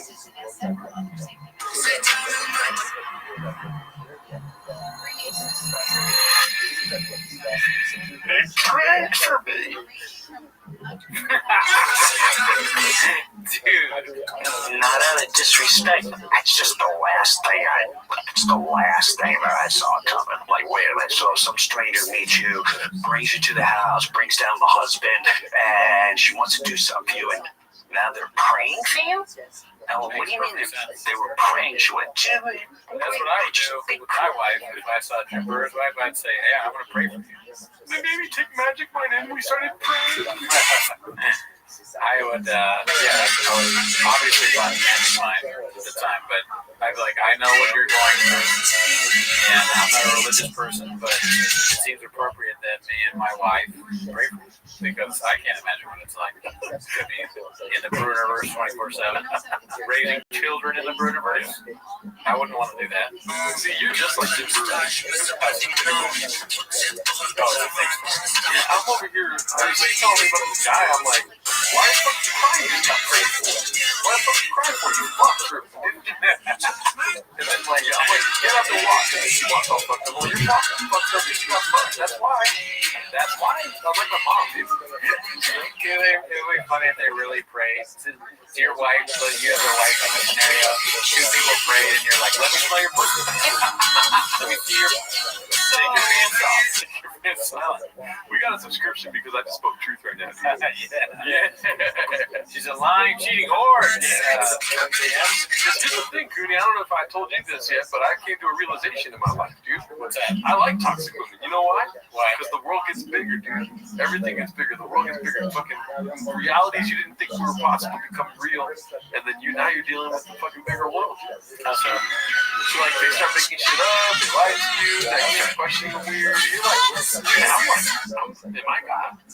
You know what I mean? Stuff like this. Possibilities expand for reality, and you have to think about a lot of stuff. Yeah. Bigger world. Yeah.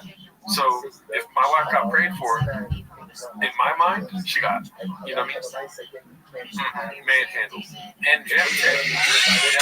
Yeah. But then he also didn't leave her, I guess, right away.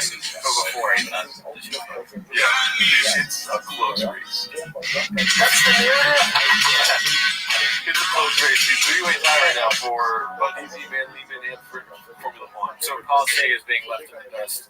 Probably because He's done some good work. he might be the real devil. He's fooled everyone. You know, that's right, because the devil doesn't just say he's the devil, right? Yeah.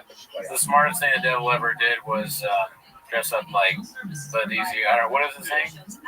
Pretend like he doesn't exist. Yes. Right. So, He dresses up like a beautiful woman just to take a shower and become ugly and old. You know what I mean? The Shining. Tower fuck. Yeah. Let's see here. Great. And I find, goodness, and may God find, love through me. And I said, what are you doing while they're praying? She went, I don't know, I get this overwhelming feeling, and I never had anyone do it after me, and I just felt this overwhelming love, and I just started celebrating. I go, okay. She goes, I don't know what's going on, but I want to start going to church. And I want to learn more about God and Jesus. Can we find a church? Sure. Yeah. What are you doing, bro? It's better to piss in the sink than to sink in the piss. Funny how God works. thanks.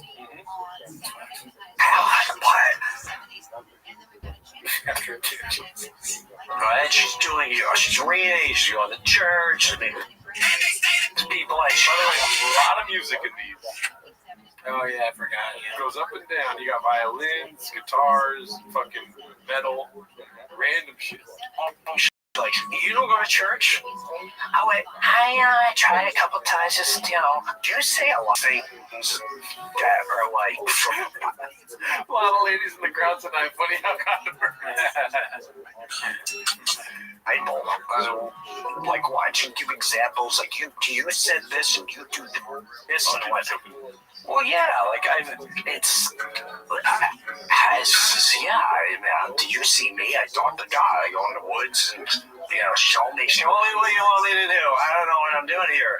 And we'd have conversations, we're in the path. Mark Ramirez says, hey, Iber looks like he's in rehab. He does look rough, yeah. Fresh out, kind of angry and just got out, but doesn't know what to do. Has a bar manager job. Formula One's happy that he's the devil. He's saying in Ryan Garcia voice, thank you, Jesus, suck my fucking dick. He's excited to be our devil, dude. Good. Well, he's the devil. We know that now. I'd go sit on the patio. That's a rehab right there. Yeah. What's wrong with his eyes? I will say though, credit where credit's due. The fucking AI is way better than the first season. The first season was horrible. I can't even remember. It was like they were in AIs in different locations. It was like it didn't look like it belonged together. Yeah, well, it's so strange that he's doing this at all. Yeah. It's very artistic for sort of a boring story, and then the making it look like this, he's so much younger, doesn't look at all like himself, but also still bad and way better shape, and I don't know why he would make this choice. I think he thinks it looks cool. Yeah. If I had AI of myself and it looked really cool, I'd be like, we gotta redo this. I can't. Unless it's like an ironic thing, because I know I don't look cool. So I would be like, we gotta make mine look a little shittier than that. With one of my friends, and she didn't, she's like, what are you guys doing? Like, we're talking about the stars and the earth and our souls and this and God. And she's like, I don't understand how God has to mix it. But now we'd have these. What do you think of this? Yeah, I don't know about that, or I don't know, and we'd have long conversations, and this is when I really knew. When she found Jesus, now it's nonstop. Do you thank Jesus for your gift? Take it easy. Do you thank Jesus for your gift, hon? The way I explain that to people, if you find Jesus or a faith, Okay, we get it, dude. I want to do that. How did you see they saved the marriage? I think Probably these things because I'm telling you right now, I can tell you're willing to listen to anyone and they will take advantage of you and they will target you. Trust me. Any question you have, please just call. I have nothing to offer you but truth. I really don't. I don't want anything terrible to happen to you. If you want to be an actress, go be an actress. But please, use your resources to ask real quick. Okay, we get it, dude. That's the reason why this is not a mill, dude. Let's go to the mill. Yeah, I want to see why Chris Farley fucked his whole life up or something like that. Here. Wait. Yes. I made a prediction. Do you have any prediction of how this is? Okay, so Chris Farley is involved. Jim Brewer reveals the darkest moment he ever witnessed in Hollywood. It's gonna be. Sorry, go ahead. Okay, so what's your prediction? I mean, I thought it was like his darkest moment. But if he's just going to talk about some bad thing that happened to Chris Farley, that's way less. Yeah. But I'm still going to watch it. Yeah, every second day. I think maybe he witnessed like drugs being offered to him or something like this. You know? It's so funny if it's like super lame. He's like, and then, you know, I was outside and Chris Farley, funny comedian, offered me a cigarette, and I was like, you know what, man? I don't want to do that. And 2 weeks later, he did. Funny how God works. 1.3 on IMDb. Funny how God works. Adam said when you buy a bigger bed and you have more bedroom, you have less bedroom. Funny how God works. That is really funny. I like that I got 2 shout-outs. I like faces. That is really funny. Okay, good. Yes. Nobody smashes the like button. Funny how God works. That's funny. Yeah, that's just hurtful of me. Yeah. The most demonic thing you've seen in Hollywood. What's the most demonic thing I've ever seen? Formula One. Yeah, he lives in Hollywood.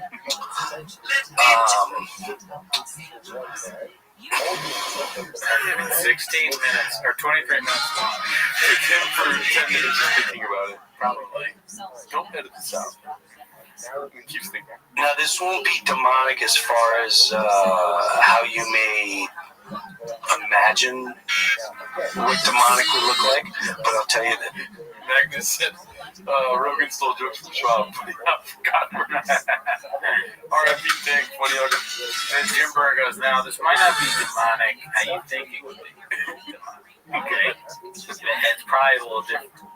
But it was April, okay, and a friend of a friend had a YouTube comedy special.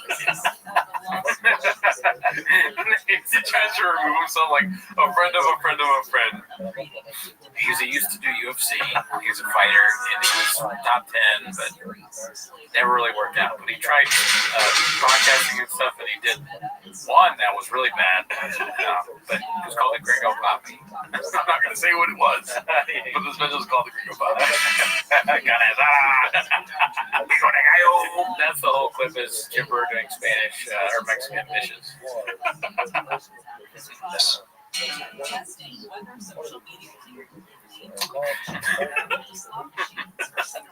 Very serious. It's a story, but it's Of all places to have a wireless mic, Doug, you're doing a podcast. Yeah. You know? Right. I think here's the thing. All right, I am not religious, but I'm not like anti-religion. I'm agnostic. I don't care really as well. It could be real. It could not be real. I don't have a real opinion on it. So that's where I stand. Shocker. Never heard of it. But when people call things demonic and they really mean that, I kind of go, that's stupid. That's my bias, though. Like, I don't really think anything is actually demonic. So it makes me think they have low IQ, if I'm being completely honest. Oh, are you surprised? Yeah. He's dead serious, like, there is a demonic force or whatever. I don't believe that. I drew the line at calling your hotel maid a demon. I don't know about you, Judy. Yeah, that's obviously stupid. Like, the maid is not the devil. Yeah. Because I don't even believe that she threw away your set. That story made no sense. Like, maybe she threw it because he made it seem like up on purpose and didn't want him to do or something like that. It's just not something a maid would put in the time to do. She's reading it offended by the joke. I don't think so. It's also like it's more of the lack of humanity and the disconnection of our morality and spiritual existence and how it's broken down. That to me is demonic. I'll give you an explanation. You listen to people become adults, whatever. Entertainers or anyone that wants to make it big, they're all susceptible to offers or become bigger, and until you understand the power of that lust to be better, that greed, that ego to be. I said, let's see. Oh, hilarious. Be much bigger than anyone else. You will never understand how easy that it's almost like a possession. I'll say that. That's what I think we're missing on the evil road. People we forget the way like, oh, there's deeper layers of evil that we must understand. I guess that was big old pussy.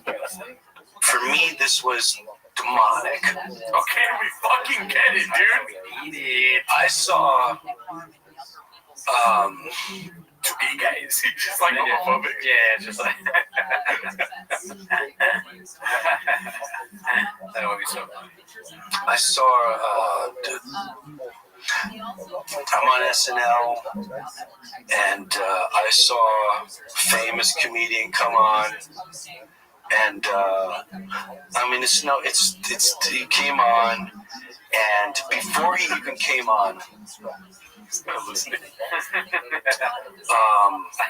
everyone, when I say regular people, like the camera guy, the guys that fix the lights, the guys that are just putting the construction and building the sets, hair, makeup. Talking about the Gringo Poppy, dude.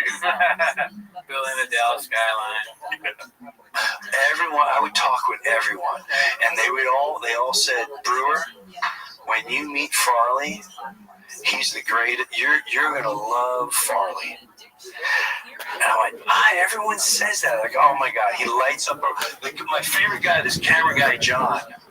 It's Brewer. Oh my God, you and Farley are gonna hit it off. So cool, awesome. Right. So with that said, I also find out the hairdresser's like, we used to charge and feed the homeless and all the deal. I'm like, what? Oh yeah. So with that said, he shows up, and now I see what he's got a presence. Now at that time, this is another thing. What I'm going through. No, what I'm going through, what I'm living at. I'm doing a one-hitter nonstop. This job's I got out the window. This one's doing whatever. I'm just one-hitter weed out the window. He comes in our room, and I'm thinking, when he goes, "Hey Jimmy, I know you got weed." I said, "I got a one hitter." He's like, "Let me get a one hitter." Right? So he takes the one hitter. Now in my head, I assume it's his son, but he's like, when he said the weed thing, he laughed hard. Like he laughed at the Chris Farley wanting to smoke weed, and it is kind of funny, honestly. But I don't know if that's what Brewer is going for. I get a one hitter, man. His son laughed. He's like trying to keep it. This is Brewer should. I mean, he's almost funny there. Why? It's too much God shit. Yeah. the vanity, the soulless of me, blindness of me goes, oh my God, we're gonna hang out like this, and then I'll do a movie, and we'll do a movie, he might like me, we'll do a movie, and I need like $10 million, right? He likes that. He likes It's laughing hard at Brewer. That's so funny. Like, my dad's so stupid. So that's part of what's going on. His son's high. I will be the first to admit that. But then I noticed just about 15, 20 minutes later, he's on some other. We're in his little room. He's somewhere else. He's twitching. He's sweating.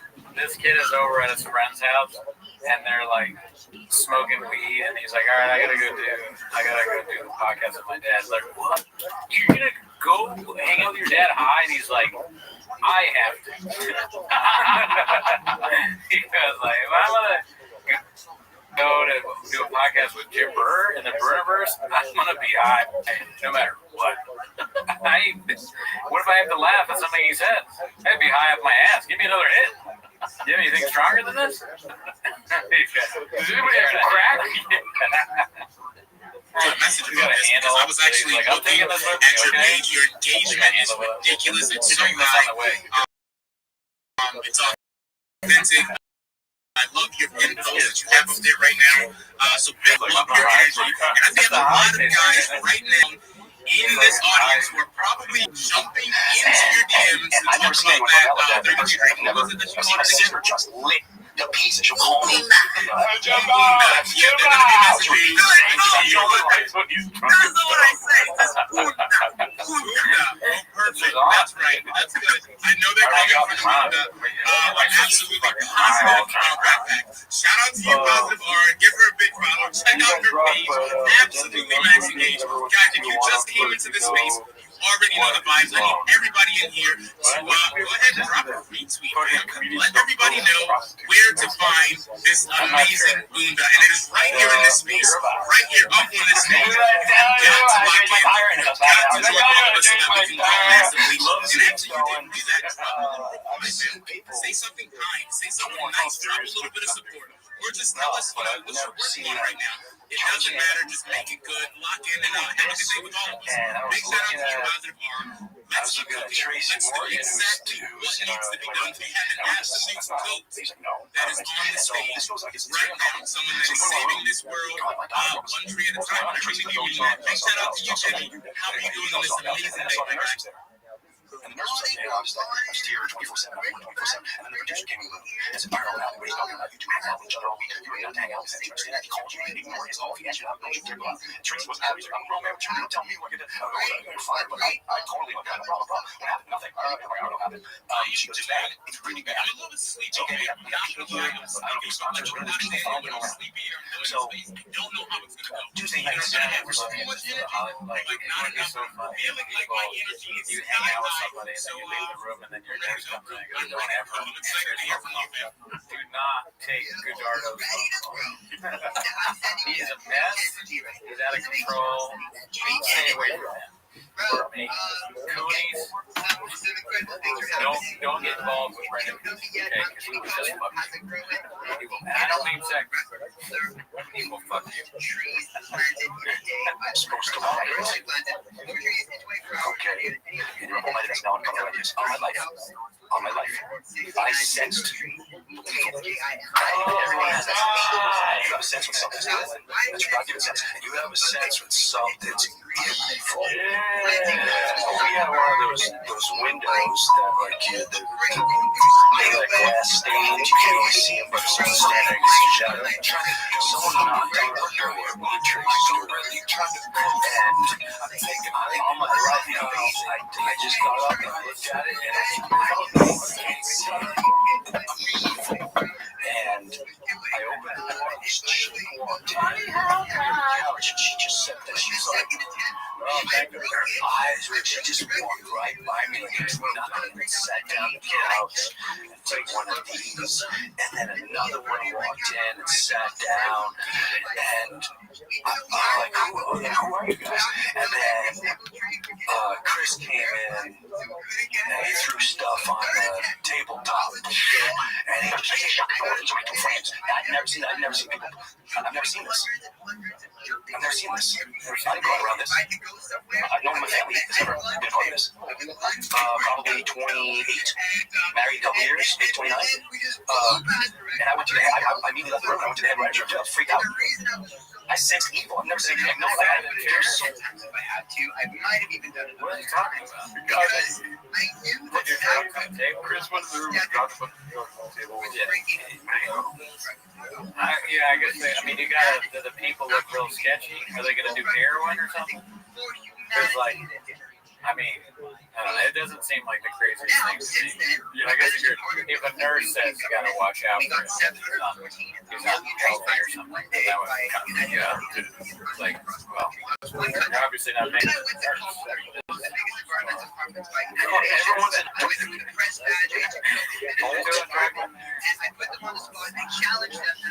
But this is how I balance. This is my torment. Like, is this evil? We're gonna watch a human being. And so, it was about 2 days later, and I got a call. My friend Pete Corielli was over. Comedian. He was at my house. We always have fun, hang out, talk, do comedy, blah, blah, blah. Pete's son, Sebastian Scalco's podcast. Great guy. Pete's watching. They're on a mission to bring back old things.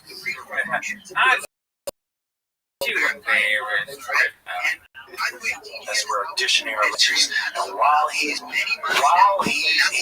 Michael's is right here. And he gets up, and of all things, he's doing the sketch that me and Tracy wrote for him. It's called Break Time. And we trash the place, and then we go back to work, and they go break time, and he's acting it out. And while he's acting it out, this giant blood vessel, maybe the size of half my pinky, white and bloody, hits the table and lands in front of Molly Shannon. And Molly's like, oh! And everyone sees this. You can't hide it. And while he's doing it, he scoops it back up and he puts it in his pocket. Nobody flinches. All right. Okay, so that's not the most demonic thing I've ever seen, dude. Oh, somebody had coke in their nose and fucking was bleeding? That's not demonic. That's real life. That's Tuesday night, dude. No, I mean, Chris had his problems. Everybody knows that. You just described the live chat when records music like fucking years, you know what I mean? That was the first year of records. Yeah, we were hardcore taking it in pod. That's what see, this is, if you want to send up like this, darling, you ain't only liking it 43 times. That's fucking horseshit. Why don't we just, I should just do cocaine right now and have a nurse that tells me to stay out. That's what I think. It's very fucking horseshit. You guys are getting mad at us for watching fucking Jim Brew's story. You guys are getting like the fucking video. Yeah, we'll watch Jim Brew all damn night. Yeah, just putting up the post, you know, a little test balloon to kind of see how it does. Over the bits that are coming, we're going to be putting more attention so that it absolutely expands and explodes. I'm so excited for it. We want to plant Did you know that this could happen? Did you remember? And I hope you guys are locked in. So guys, if you do not follow, if you have not claimed your season, if you're not following, make sure that you that, because I have found some already been following. You guys, if you've been locked in from day one, don't you stress, don't you worry. I've already reached out to Jimmy for getting it set up so that we're going to that makes me a big old each and every existing follower that is over 11,000 trees, then we're going to get followers that already exist. So no matter what, you are taking care of. Big shout out to you, Jimmy. Guys, make sure you are giving him a follow. I honestly believe that Jimmy is like one of the easiest follows there is. Like, it just makes sense. It is like easy. Give this guy a follow. Vaccinate. You're going to be planting 1 billion trees, and when I say they, I mean us. We should be getting involved. We should try to do this together so that he easily reaches that goal and it surpasses. And that's the thing that really blows my mind. You have this goal of 1 billion trees being planted, but what happens on that day? Absolutely blow through that goal. It sets a new bar and allows us to do something even more spectacular the next time around. So if you're giving me a follow, make sure you lock in. Big shout out to you, Jimmy. Guys, we are absolutely cooking already. So many people in this space that I want to give so many amazing vibes on this great Wednesday, guys. We're sending so much love to guys. So much love to 32 Dreams still showing up, even though they don't look good. And that is massive. Great grinders each and every day. Make sure you're sending those emojis. Make sure you can jump onto their timeline. One of their posts, try to support. Just say, you know what, we see you showing up when you don't feel good. We see you showing up when the markets are down. You're still here with us because you want us to absolutely crush it. You want us to win. So thank you, my guys. Big shout out to you guys. Big shout out to 32 Dreams. All of you that are requesting, this is that day.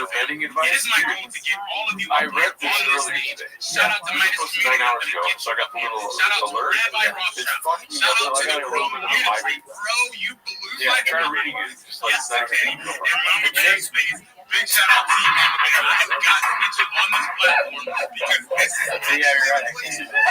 you can actually do it. Right yourself. It's all good. We'll get you up here in just a second. Yo, my guy, what is going on, fam? Happy Wednesday, something. Oh no! It's hilarious. Oh no! I would tell you, I think the grades might be bad. Shout out to you. Because the grade was under control for a little bit. I started this messing up a bunch of words on my own. I would go for the dolphin noise. The dolphin noise doesn't work anymore like dolphin box. I'm good. Really good, fam. Really good. It's a good day, fam. It's good to hear Oh,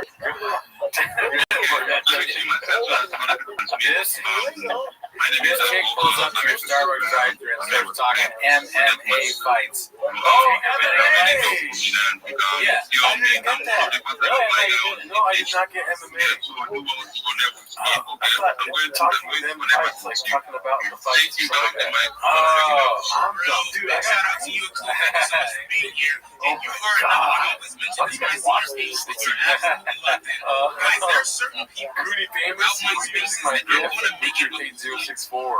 I like this, but I don't know why Guys, make sure you follow that famous person. Of part. course, you need to be following Yucky. Share? You should have notifications turned on so you show up to these great spaces. Hell yeah. Definitely need to be following five these amazing speakers. So But there are certain people makes a that lot are of great so gifts. locked in, so engaging that guys might follow them. You can help them Papa as takes much as my they photos, help you. mom's hero. It is absolutely amazing because one of those people who's so locked in. If you want someone who's going to do some engagement on I didn't your understand. good engagement, Oh, okay. whether it's a good morning post, whether it's just a random post about a great project that you saw with someone to connect with, there's a reason why his engagement is so high, and that reason is because he's constantly connecting and reaching out to you. So big shout out to you. I'm so glad to have you here, my guy. I'm going to keep switching around this stage. I'm going to keep getting people up here. Bagel, I see you down there, my guy. I'm going to get you up here in just a second, too, bro. You always throw me off the switch up of the PFP. So good to have you here. Our boy Chris is going to be reaching the head slurp. We watched it on the episode. But I saw you this morning over and out, and it was Compot 6969. Be cool. What's going on, 766? What's going on? How are you doing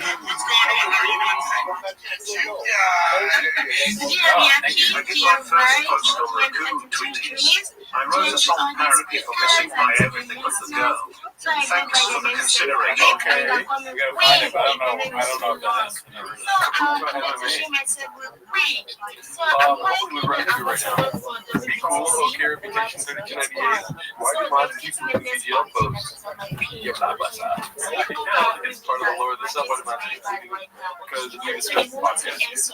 This isn't the VGL sub, just like it isn't the 10 minutes of reaction sub or the Akashic Lives. Yeah, they put us in the same class as I guess that would be a big old twist. Oh, 10 minutes of redax. Well, hey, I mean, that's social media. This is it real. Sometimes people are like, oh man, you look like Babe Ruth swinging that baseball bat after I missed the ball. Or like some of the same conversations. You know what I mean? yeah. People call me Bamboo Babe. Yeah. Very Call me hit. welcome, Queen. So good to see you. It was nice to see you in the morning space first thing. So you get grinding.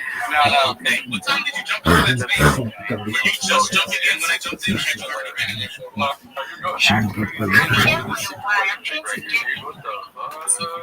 I'm not sure. That's That's kind of like, is that a real guy? I think it's a real guy. This looks like maybe Stressed out. It looks almost too much I like got this. I feel like but weird. you guys are on the right track. You're still showing up. You're spreading the news. Drop something about you. I'll jump on your page, but if you want to drop something about your community down in the comments, I want to take a look at it myself.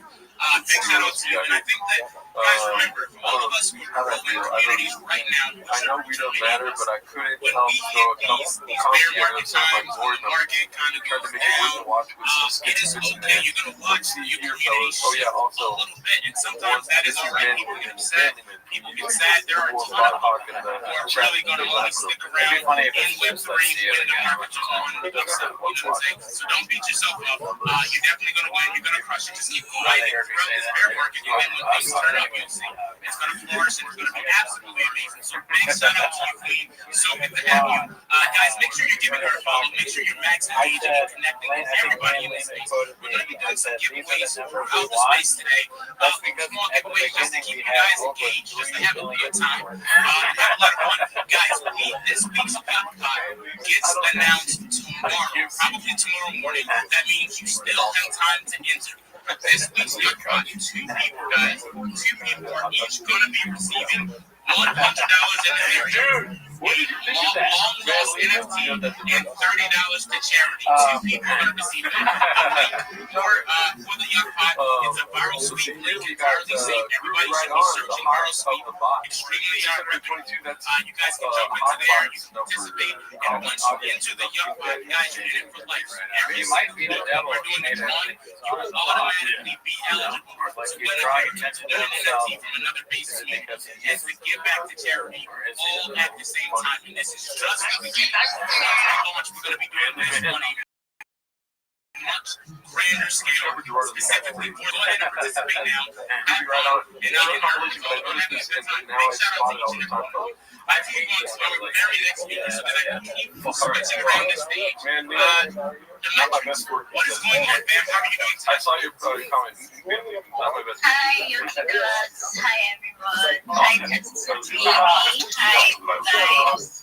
Hi, Trijen. Hi, Miss Yogi. Hi, Batchisa. Hi, RC. Hi, I wish they could see it.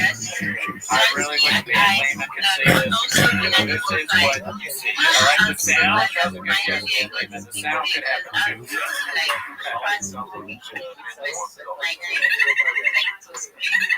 Okay, so everyone should have a podcast. Man Lehman should have a podcast. Thank you, Man Lehman. I also want to show myself. We never said Manly Man.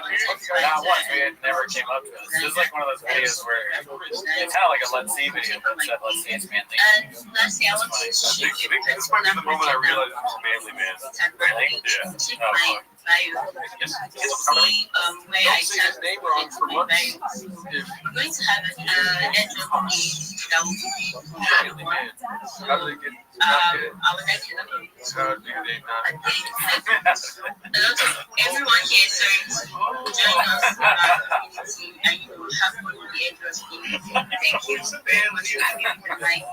I'm still saying You are so very welcome. Thank you so much for speaking today. It's good to hear your voice. They've been saying like Guys, every now and then somebody jumps into the yeah, Man Lehman's good. Two S words. What else have we done? running who is Don't say absolutely we insane. did And it. so Oh, because they win so many games and so many competitions and so many giveaways. And that person would be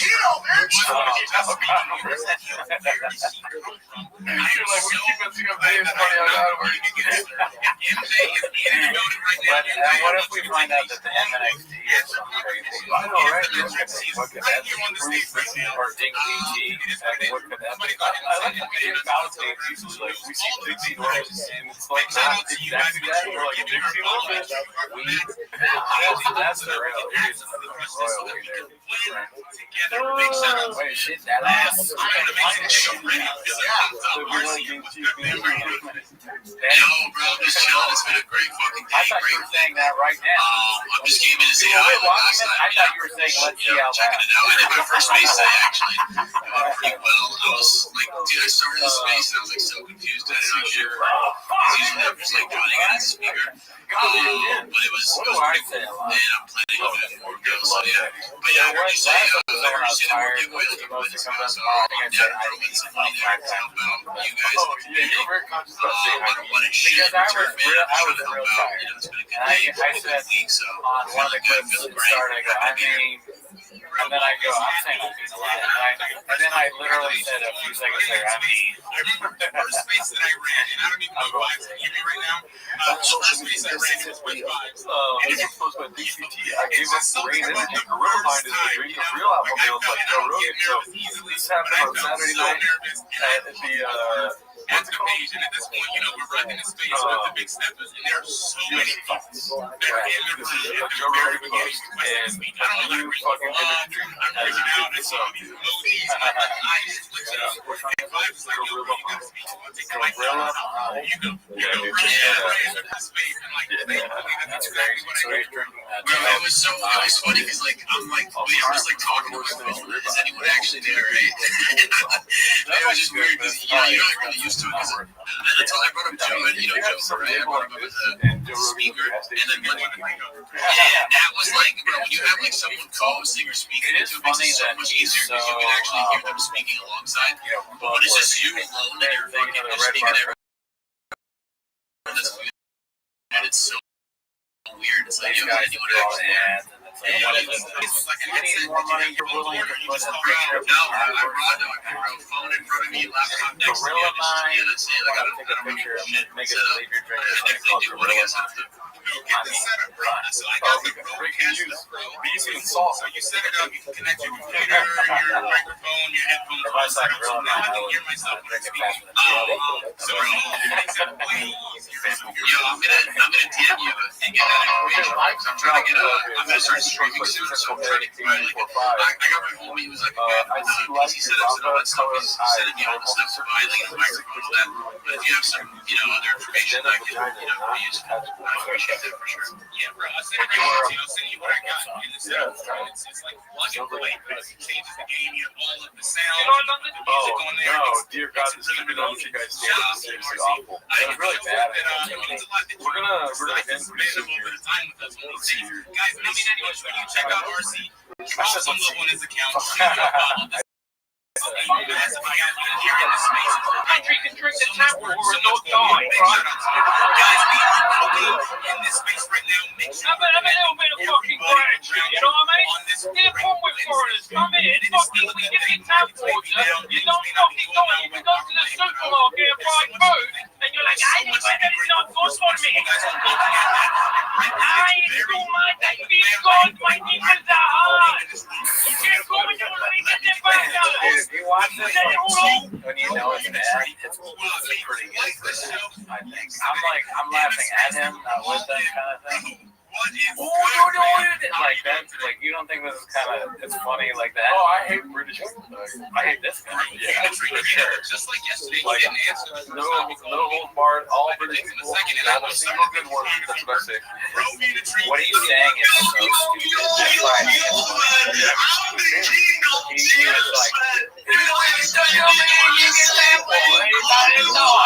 like, like thinking people were gonna laugh at that. Yeah, that's what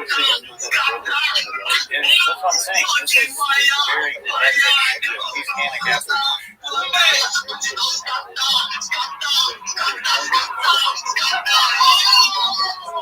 if you think that's too far, that's basically my mother, okay? Get your back one,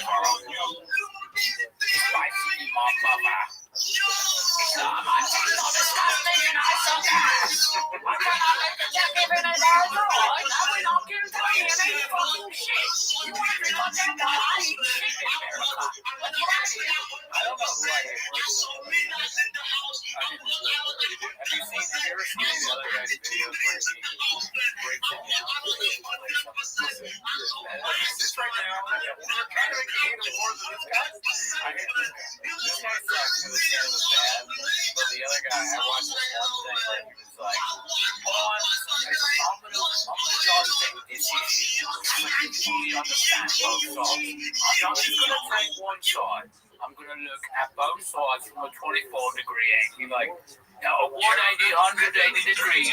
I'm gonna look at their side, and I'm gonna look at this side, and then I'm gonna contemplate TV. Then I'm gonna stop off. But no, he immediately takes one side. The whole video is just now. This side is correct. And like it is like fucking. No matter what I think about this, I now think you're right. I'm gonna look at both sides afterwards. I'm gonna take off in the next. Yeah, I mean, and that is very I don't even know this guy. I know the other guy is honestly kind of like but I You're making me angry, okay? But it's easy to remember. The other guy,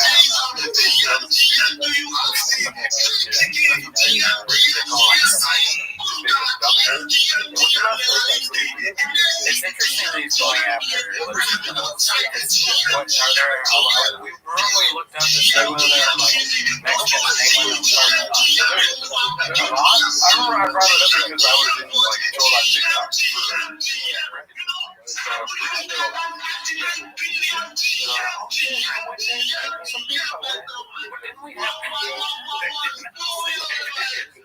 No chance they had bimbo bread in England. People in Cambridge got the bimbo bread. It's the only place they have it. I mean, I don't know why I'm saying that. we watched the hooligans fight up front. For whatever reason, it seems funny to me to be in England and I go to one of those like bakeries and get a cookie or whatever, or like what is the big one? I had to get a chocolate chip cookie and then put my own sauce on it. Contest? Like you're going here and you walk around like you're like, where is it? Where is it? Oh my God, is that Los Sleeping? Oh yeah, Los Sleeping. Way better than this guy, dude. I'm like, super excited about what they're building. Go ahead before I move to the next guy. Alrighty, well, song request. Okay, you make this. It was cool to see this one. Missing by everybody but the top. Song request. You just say you don't even know what the yucky looks like. If you can play it, right? You assume that you're just trying to, you know what? Doesn't So we'll matter. play the song.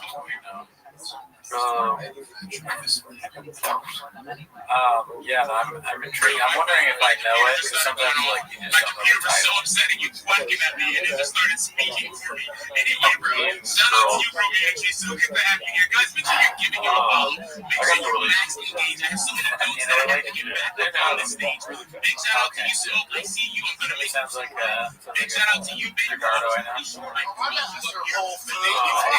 Shout out to you. Thank you, Kombucha MMA or Kudo MMA. You're the lower now. I just want to show you why we're going to get before we do I didn't see it. No choice but to get knocked off the stage. I think that is what is happening each and every time. Bagel, I am so sorry, bro. I'm going to pull it back. You're not quite ready for all of these moves for this combination. And it is not your fault, Bagel. I was taught that from Trojans himself. Trojans himself. So Bagel, it is what it is. Very good. Running is actually the most annoying thing. This is your employees or your team that you call families. You can't, or podcast, Was that Siri that was answering you with the questions? but it was, I always get you right. I don't believe that's what But it was, I think it absolutely might have been. It was definitely you that hit everybody in the space. Anyway, big shout out to you, bro.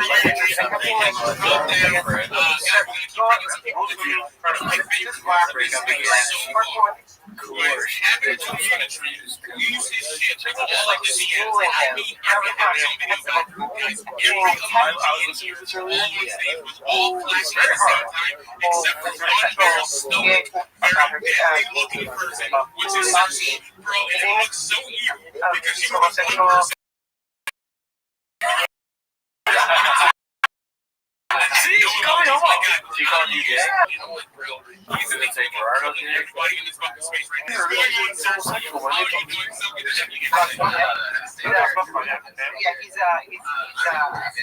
he's homosexual. The guy we spoke about, Gerardo. Yeah, or all the, no.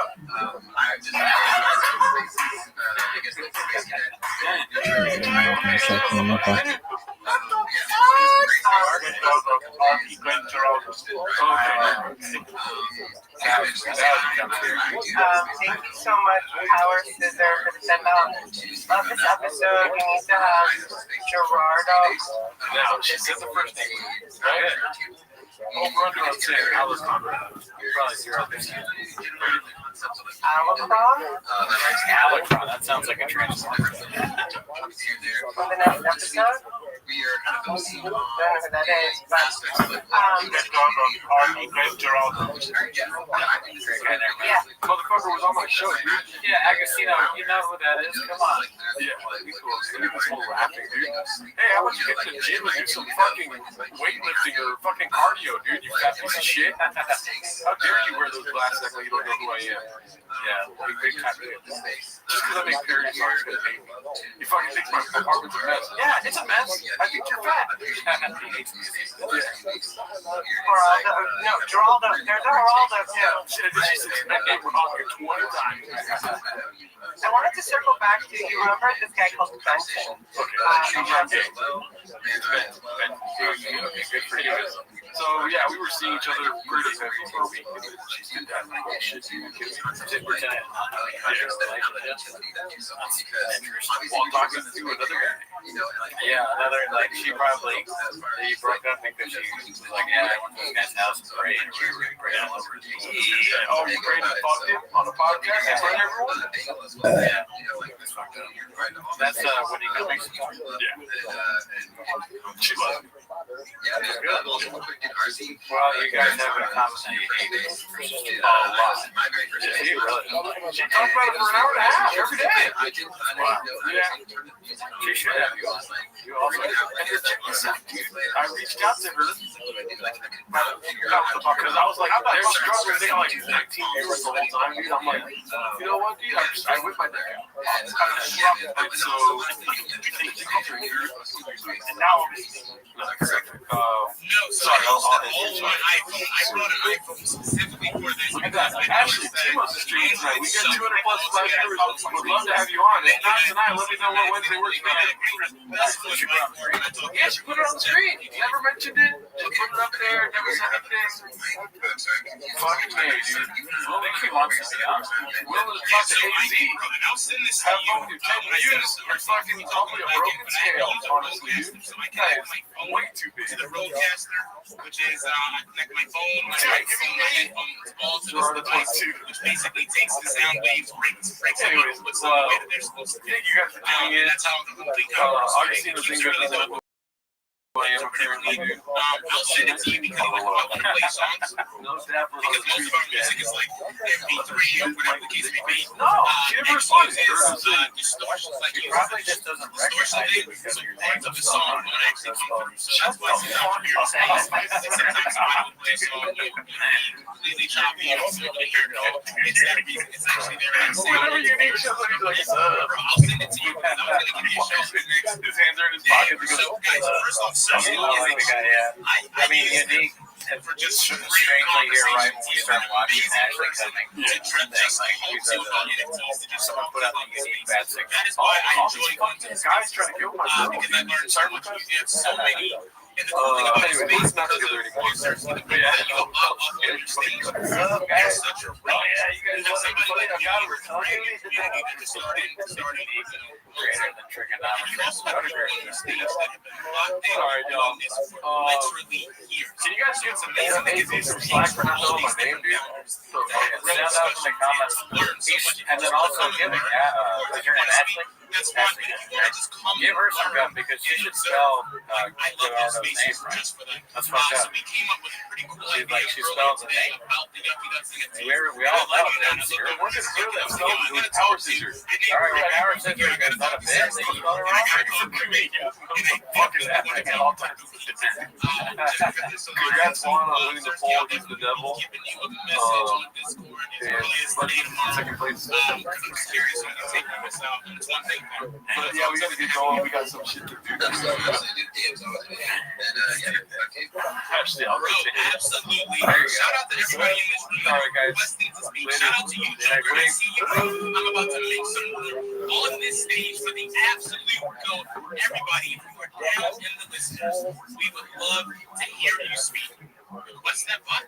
Come on up here, talk to us, vibe with us for just a little bit. Let me know what you're working on, a project you have your eye on, or just come up here and say 32 Dreams. We really hope your tummy feels better. No matter the reason, join us today. We'll be so excited to have you. Yo, Ice, I am tossing you the way, fam. How are you doing today?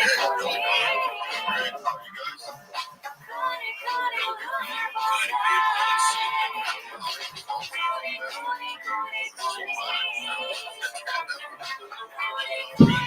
Oh,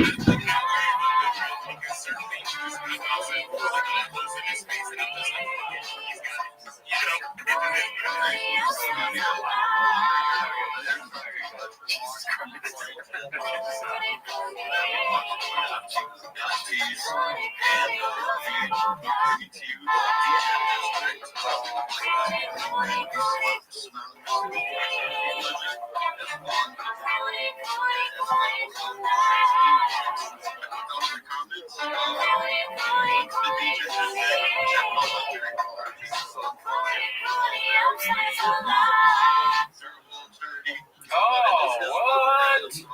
Welcome back to Raccoon Tweets Live. I don't even have my headphones here. I was not ready. If you guys heard any of that stuff at the beginning, that was Gerardo the whole time. He can do a really good impersonation of the heard of it. What's this episode about? Let me tell you. What it's about. Oh, yeah. Go for it. Did you want to hit the music? Sure. All right. Listen. Listen. You were looking. All right. Ready? We're going to cut that thing out. No. Seriously. Jeff Dye, the comedian that we thought was a good dude, and we all thought he was really funny and a great guy, right? Remember him? I thought he was one of the coolest guys out there. Last Cowboy, hilarious, really good jokes, like very funny Twitter presence. Well, that's all changed because, so today I found out Jeff Dye, meaning that our guys, the party, are no longer on YouTube. It's all Jeff Dye's fault. Jeff Dye killed another podcast. He murdered it, and it's his fault, and I want justice. You know, I want to talk about it. I want Lemon Party restored. Dye, Mr. Jeff Dye, why did you do that? What are we doing here? I thought we were going to fight. Why are you a world cuck all of a sudden? Yeah, dude, Jeff Dye is, thank God we're not as big as Lemon Party because he would have had us a good dude a long time ago. Yeah, maybe we should talk about it. Amazing. I changed my mind. Let's just do a little search here of Jeff Dye on YouTube. And it's been ultimately where the biggest issue and it is issues that like I can't bring up. Obviously, I finished How I See It We get like 10 more slots. Like 10 people Come on. Hey, look, I was trying. When you look at the private feature, That's got to get you guys up here. Something that you sign because you're absolutely looks like one of those new iPhone. Why is it not working? No. What happened? This is. Oh, give me 1 second here. Well, Easy's right. He's an anti-free speech cuck. Not very MAGA, bro. Yeah, I thought you wanted to make America great again. Instead, you just made Lemon Party not a podcast anymore. Yeah, that's not as good as saying. We can do we think that. Look, I've talked about it before on the pod. Oh, shit. Turn me up. I talked about it before on the pod, okay? Raccoon Tweeties, yeah. Raccoon Tweeties, the artwork. Guess who did it? Jay Savory. This guy never. But when I used to have another dog, and I needed an annual subscription to pet food, guess who gave it to me? Ben Avery, his brother. Ever heard of him? When Gerardo needed a job, guess what podcast?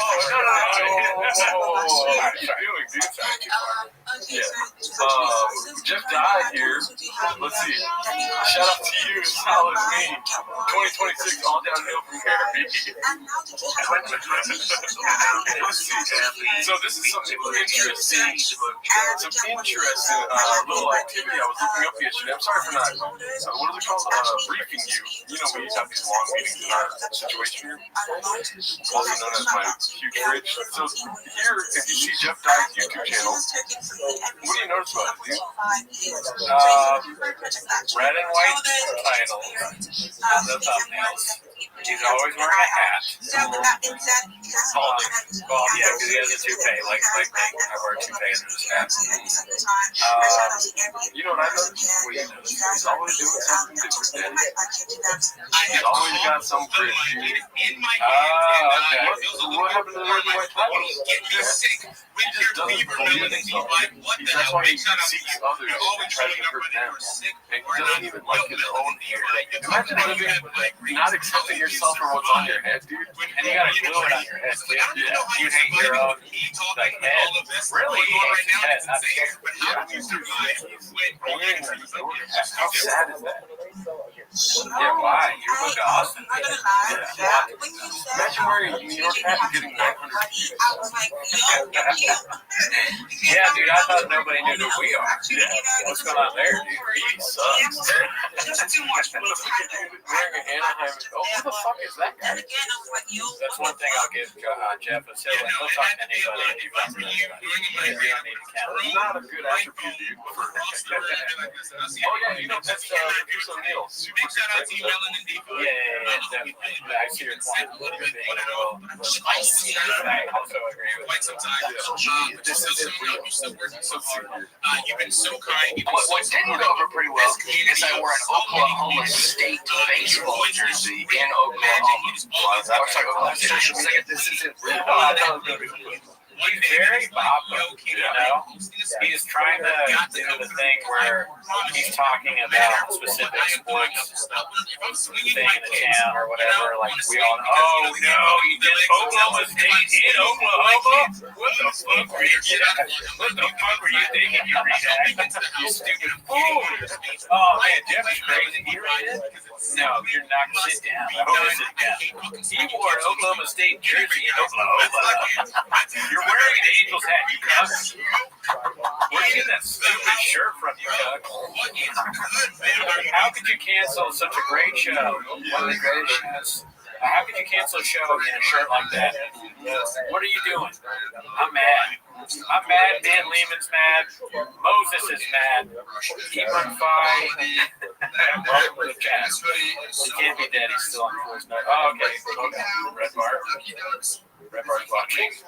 Oh, dude, I can't. We need Red Bars. We've already said this before. We need more now more than ever. He needs to be around for these big things that happen. You know, there's important things in our community. Shout out to you. I think that, the kinds of stuff we so do. guys, we started the merchandise. Big thing Dude, if I was Seattle, I would reach I would try to distance myself from Jeff as much as possible. And you're talking But about, like, you know what? I don't mind being known for Antifa. I don't mind being known for Chad. Jeff Dye is not from here. I would have raised people in Seattle if I was in Seattle. I agree, dude. I think right now, In fact, I'm taking my hat off is that I have because I don't want to see anything like that backwards. Oh, this is going to be like first thing. I have something I wish I had. If I had known this was going to happen, I should have put that fucking stuffed animal in my head. I can't believe, like, you know, I feel, I wouldn't hate on him for having a toupee if it wasn't Jeff Dye. No, your hate for toupees is stronger than mine, Daddy. Because you said no to it. Okay. He has so much Big stuff. toupee knocked on your door, you're like, Every time I got something, I just send it to you. Like, you were like, you still have it. Easy You and can just look cut off the real whole and fucking make use them as like sense, I do it. But the stuff, the options that all men have for fake hair are not good, in my opinion. They're all fucking, Wait, hold on, Joe. I like that. Big shout out This to is, the toupee, you gotta glue it to your head. That doesn't make sense. Going to Turkey, I have some friends that did that, and when they came back, they kind of looked like they had like a fake head, like some fake thing that was on their head. They were kind of like elevated. It's hard to describe. It looks like in a movie when someone scalps somebody. It was not funny. I didn't tell them that, but I really like even if it's a little bit, I don't want my head to look like that for even a day. So then it's not. Then you gotta keep doing it. I don't think it's good. Yeah, so I'm working on it. But anyways, let's go back to the video of Jeff Dye. This matters because Reddit moderators have power. They have influence. And we're one of the people. Jeff Dye Could be. I don't get it. Lesbians get all these rights. they don't deserve it. They still Oh, James points out a good thing. We do have. That's a good point. They're checking on the bikes. Oh, yeah. I tried to get this out of my mind. My therapist said to have happy thoughts. Like, okay, 14 likes. You know what that reminds me of? It's like, is Jeff Dye watching? Or are you guys part of the Dye family? You guys are acting like we have Jim Dye on our podcast right now. That's the amount of likes he can do. Is this going to be another one of those 964? Do you guys have to It's actually insane. I'm not even gonna lie. I have no idea what these people are saying. I'm done with being nice. That was nice. Catch a few words and I'm like, all right, yeah, this is I insane. gave him all the But fucks. yeah, I mean, All I've the grades. experienced being here today. I've been around some spaces today. I've been very busy at work, but I finally got some time. I was in Cersei's space earlier with new kids. It was great. I had a meeting to make it out there to one of Cersei's spaces for a really long time. And I just kind of happened to Actually, sit today and like, oh shit, like I really need to drop in there and show that man some love. And although I was not able to participate in the conversation as much as I wanted to, I like this because that is so funny that he did that unironically, where I could just not say one thing and then say the exact opposite thing on kid. Right? Job both means both as much as he means the other. He means one as he means the other. He's an older guy, so he's kind of like, I don't know what that is. And I was like, dude, you probably are never going to Because I got him. love the guy to death. He's an old guy. watching the podcast, Who's ever going to know. underneath whatever And the I fuck try to you're saying. separate Yeah, you guys are liking this track. I'm not saying it's nonsense. You're a bunch of fools. finding out that I'm flying around spaces. Listen this way, just the song of the Things. Not that I really neglect to do my job, but You and your artist think this is a good song. very, very easily. So I do not want to be I told you I like low brows. I was low brows.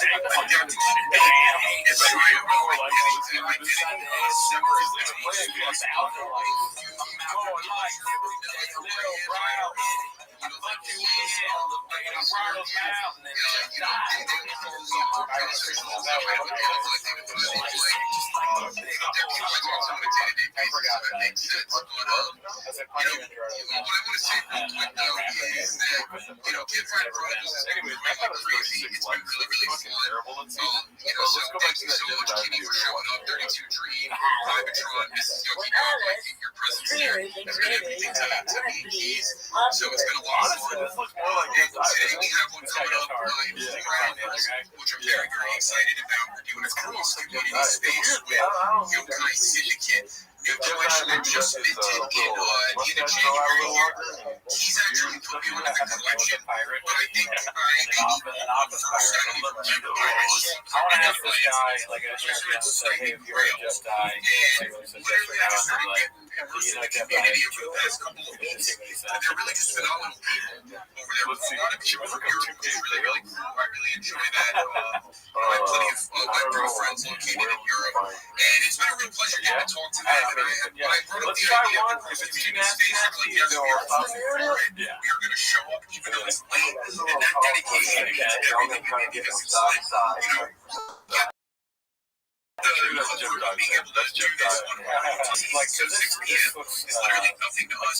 But to people out here, I mean, we're talking like 11 p.m. I mean, it's really late. These people are like going to bed. It's like, it's nuts, but they show up and they listen, and sometimes they even speak anyways. And the dedication is so meaningful to us, and the IP is awesome. So we're really, really stoked about this space. Keys has made some phenomenal work for it already.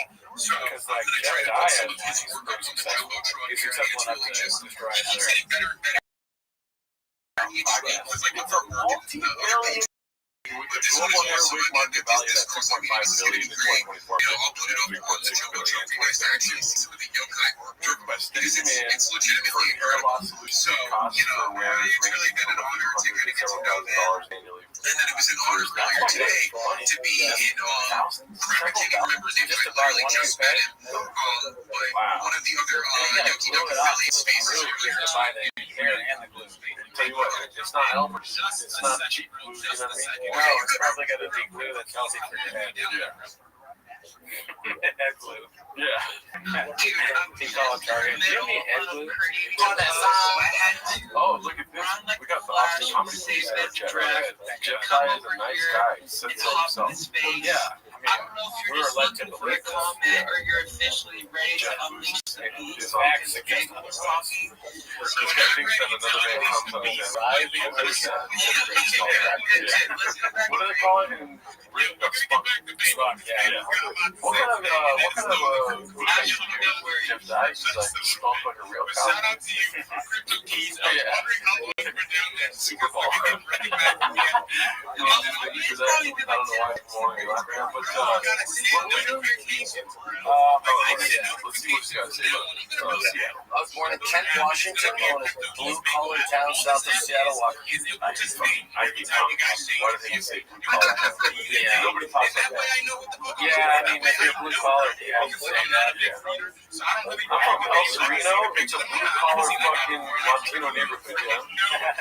I mean, honestly, to devil's assistant, when I talk about being Arlington, I do say it's kind of elitist. Oh, but that's funny. Yeah, it's not funny to say, like, it's hard coming from where I come from. Things were bad. Things were bad. Mama couldn't afford to gamble ahead for daddy when he lived. Daddy, that's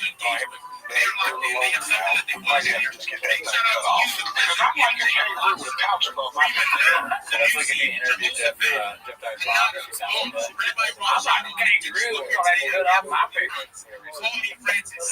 From there, I moved up to Seattle after high school to become a comedian, and that's what I've been ever since. Who's Seattle television? Oh my God! Oh, Jeff's a good dude. I want to hear He's like, we don't have The drummer from the Black Keys is going damn. you know, she's not here. She can't interrupt the space. She cannot stop you from speaking. She It cannot wasn't. slap you. And that's why I used to love Seattle my entire life and why I still root for the sports team. This guy is sprinting. yeah, that's With a toupee, saying that he's blue collar Jeff. yeah. Every guy from blue collar cap, look back to the big thing. Also, I don't like fucking cards. That's how you have it on too. What did you got here? Sure, with the blue jacket on, dude. Hey, look, blue jacket. He's got a cardigan. But hey, That's social media. This is it. I thought you had a cardigan on right now. I thought they would do the shit out of you. But now I'm always like, I'm from Kent, I'm not from Seattle. It's because it's artistic and like fun, and like we had all these hippies, we had all these weirdos, we had all these like progressives and artists. They were all the things you see now, but they were nice about it. They were hippies. They weren't angry hipsters. You're gross. And stupid and ugly. Nobody wants to hear you talk. You want to fix it? Sure. Now those same types are very angry and very political and very socialist. It's the same stuff but angry, and that's what I don't like. I always wanted to go to Seattle. You know what's funny is it's probably like Seattle's probably a great town, but anywhere Jeff Dye goes, everyone's just pissed because he's there. Yeah, he's annoying and So he thinks like Seattle's always angry, and then he goes to Los Angeles. He's like, Los Angeles sucks. Everyone's angry all the time around that dude. Yeah, anywhere because Jeff Dye shows up and he comes in and he's like, what a fucking bitch is here. And they're like, what? He's like, oh, this town's woke too. He says a stupid thing. People go, what are you talking about? They go, again. Yeah. Everybody's woke now. Seattle's always been like that. Seattle, we both read that book, the Howard Zinn book. Seattle's like full of those violent protests from left-wing people. Yeah. Workers and all that stuff. It's always been that. He's always calling Tyler Fisher like, dude, fucking America sucks, dude. Yeah. And Tyler Fisher's like, yeah, no girl want to fuck me. I asked this girl like 15 times if she would date me, and then she called the cops. Man, we can't be ourselves anymore, dude. Yeah, I mean, the other day I saw this black guy and I, called him a lot of names. People were like, you can't do that. And I was like, what? Oh my God, you can't even call them names anymore? It's like, what? I'm sorry, I didn't get the memo that fucking, I had to listen to women when they told me not to cut in line. When did that happen? I thought it was me. I like how I cut that one in half in case the other one would be more. A little First off, update so here real that, quick. and I absolutely know Better, being but kind of the first person actually a little bit. that I ever heard speaking about monetization. You know, they're very Driving my son he was a to space that I would jump into. baseball. Very, God very awful, dude. God awful nice, numbers. No one to hide extremely it. welcoming, great space host. And he was actually the person that made me realize that I I remember should never being a try to young, break straight space. white guy. This is the guy that can sit down and have a space for days at a time. He is absolutely nuts. So big shout out to you, man. Why It's is just it so good to have classified you here. Guys, make sure you get on the follow. I give Make sure him you 10. absolutely It's a rectangular city. and see what Very he blue has collar. collar. We're gonna A jump lot of tall straight buildings. to another Yeah, person so Seattle. that I can keep switching around the stage because That's a good point. I didn't think about that. He's very into identity politics, and then he identifies every single thing about him. He's like he sounds like a M. Night Shyamalan. I'm gonna announce the very first I'm giveaway trying. of the day. It's And it is easy. This is I'm a straight white guy. And they're these progressives. It's just Kurt Cobain. I'm not sad terrified. and blue. So let's just have a little bit of fun, guys. All you have to do is jump into the jump Fucking loves You're gonna find the post that He loves says Seattle. just imagine. You can wake up tomorrow to this nut handing you a medal. Absolutely crazy, right? And then it goes on to more awesomeness. This post is up to you with the Yummy Nuts Duck holding a medal out to you. Guys, I need you to reply to that post. Ideally, you So say he's something over funny, here but as in a your liberal, reply, acting like he's you have to use it. That is what this is. identity shit. Probably to some, that could be true to some extent. Because a lot of times, if you're in art at all, there's at least a little bit that's liberal, right? You entertain it, you pursue entertainment. You're not the conservative blue collar guy. Those guys would never want to talk on stage and Up in the jungle zone with the reply and with your own gift. Guys, drop a gift, make it something funny. I'm going to be looking at this gift in just a little bit. like a blue, From that, I'm going to be some picking blue out collar two actual winners. cowboy. Locked in. Like, hey, do you guys want to should do get to say 15 minutes at the what is Elysian? my favorite? How are you doing today? Yeah, you're gonna follow a guy that says he's a gay bug. So It's a bug that's a homosexual bug. You're after it. They're like, I have not spoken. And right after he's the pregnant man, he's 15. yeah, there's a pregnant man too. And you have to kiss him. It's a kissing show. All the comedians kiss each other. So are you okay with that? I'm not a comedian. I'm a camera, goddamn. Had to get in my house. As if blue collar guys pursue this kind of thing, become poets. I can do That social media. This is real. Isn't Adam Ray also a douchebag from Seattle? Yes. I don't know if he's from Seattle. I don't think he's a douche, but he's something comic. Yeah, he's bad. I like the quotes around comment. Shout out to you. This is the first time they ever commented. I'm not cheese. Like hot cheese, Michi. There's a lot of that There's an artist and the poets and the comedians and musicians and thinking, I want to be like them. Now I see them and I want to cross the street. I'm annoyed by it. And so that's the only difference. They don't feel like something I want to be a part of. He just took an Adderall. That's pretty dope, man. That's pretty dope. I'm excited to have you up here, especially with your response being you pretty much came up with the had something to share I would today. be, That's like the no, I try and make it work. I'm so excited to have you. Glad you're here to share. Guys, make sure you're giving yours a big follow. I'm assuming this information is up on your Right, Lenny McLaughlin. Yeah, absolutely. It's kind of, he has the same. Why is it just in the Netflix? Yeah, it's the same. Don't you see a similarity? Same Shout out to you, man. Guys, glasses. check out Bruce. Shoot him a follow. Kind of whiny. Max Page. He's got like that Dior. Dior has this in the net. each other a They would follow. think this guy. After He's got that, the eyebrows that that comes the color. part that really matters, guys. It's engagement. It's replying to some posts. It's reaching out to He has others, very jumping into DMs, older, partnering, your friend's older collaborating, brother whatever. vibe. We all have Who goals. didn't, Want to who has a lot of this year, ideas, but 2026. he's still Simply cannot do it alone. around. So I encourage He everybody really in this makes space much of his to life. absolutely max He's got- age and to absolutely connect with everybody in here. It is so important. Shout out to you, Bruce. Shout out to everybody in this space. Guys, we are clean. We have Crypto Keys Looks like a up turtle. in the building right now. We have Word Bagel. We have awesome. 30 degrees. We have Sersky. I And like looks like a Sersky turtle. is still here. Watching Sersky feed is one of my favorite things to do because you never see. You never see it just disappearing at her. And bro, it is fitting of the doomsayers. Like, bro, I swear to you, And he's been Sersky, doing comedy a long time. like, yo, I gotta get ready to step down. We watched I don't, bro, you read everything you're going, but the more is that, on Francis, let me tell you, it's really good to be out here in Austin because now over in England, the girls are gay. Or whatever it is. It was like very, and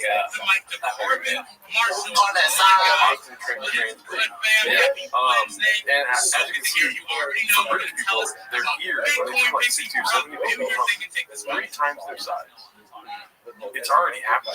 This is huge. Like if I come back out, you'll notice this is large. It looks like the only thing getting smaller is the face. It is a good, yeah. I was hearing everything about his face is strange. I didn't get that too much. I like something to make me look different. But what if we went to England and we just interviewed controversial people? Like, oh man, England is so low. Yeah. How do you deal with it? That's essentially what we do. And then we do our bad comedy and their good time. There's a big upper lip real estate. Our muscles and cupcakes the same. Also, back chase. I want to give a shout out to everybody. Shout out to Yucky Ducks. He looks like Adam. He looks like he sniffs cottage cheese. Yucky Ducks. Shout out. He got a double shout out. Big nose. I see Bagel. Shout out to you. Oh, I did forget to And just a little chill. Wells and Joe. Yes, sir. In the green. No, he that was Alan. But I just met him outside of the store on the patio. It's like double up. Well, he actually wasn't unfunny when I met him. He said something kind of funny.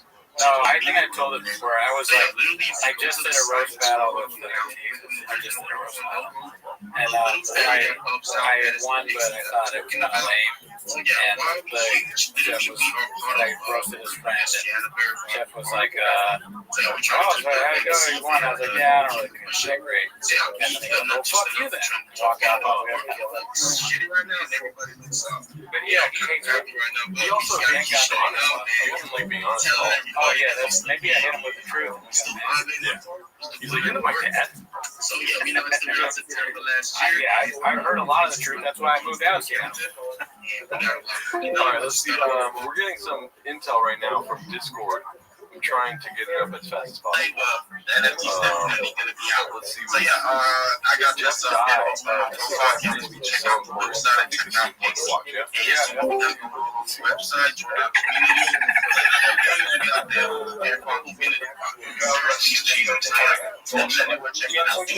By the way, you see Jazz Eye on the that I got to say to you. Do you swipe up or do you stay there? All right, we don't change it. This is crazy because you know this is actually in somebody message MJ in the Discord. Message her on Telegram, but especially on Discord. Everybody should just add MJ. Anybody that's in the Butter Discord, that means you know about everybody at MJ anytime as possible. And let's see if we can get her back to the space. Are you afraid that everyone get like a about talking about this subject because it's so completely linked to my life. This has way too low, dude. I love the viewers saying the comments. There's so many. Yeah, too low. Drawing it is so funny. It is low. It looks it's Eminem or fucking David Wayne or something. Yeah, you're not famous enough for that. And then another, it's the same with Papa. You can't have every vibes day. I don't like that. Vibes is actually the easiest person in the world to make laugh. Maybe So it's going to be very easy. Make it, guys, make sure you lock in. Just that, we're going to be just a little bit. Just a bit. We have Rabbi Rothschild on the stage, bro. I brought you up here. I don't know whether they are or not. I'm sorry. So good to see you. Do your thing, man. Absolutely no need to apologize. You know how much I love you in the Yucky Ducks community. First off, if you guys aren't in the Yucky Ducks community, you need to be. It's the Waddle. Its link is discord.gg/the Waddle. You need to be there or be square. Secondly, make sure that you're in the Big Steppers Discord, discord.gg/Big Steppers. If you're not following me, you need to be. I'm a KOL. I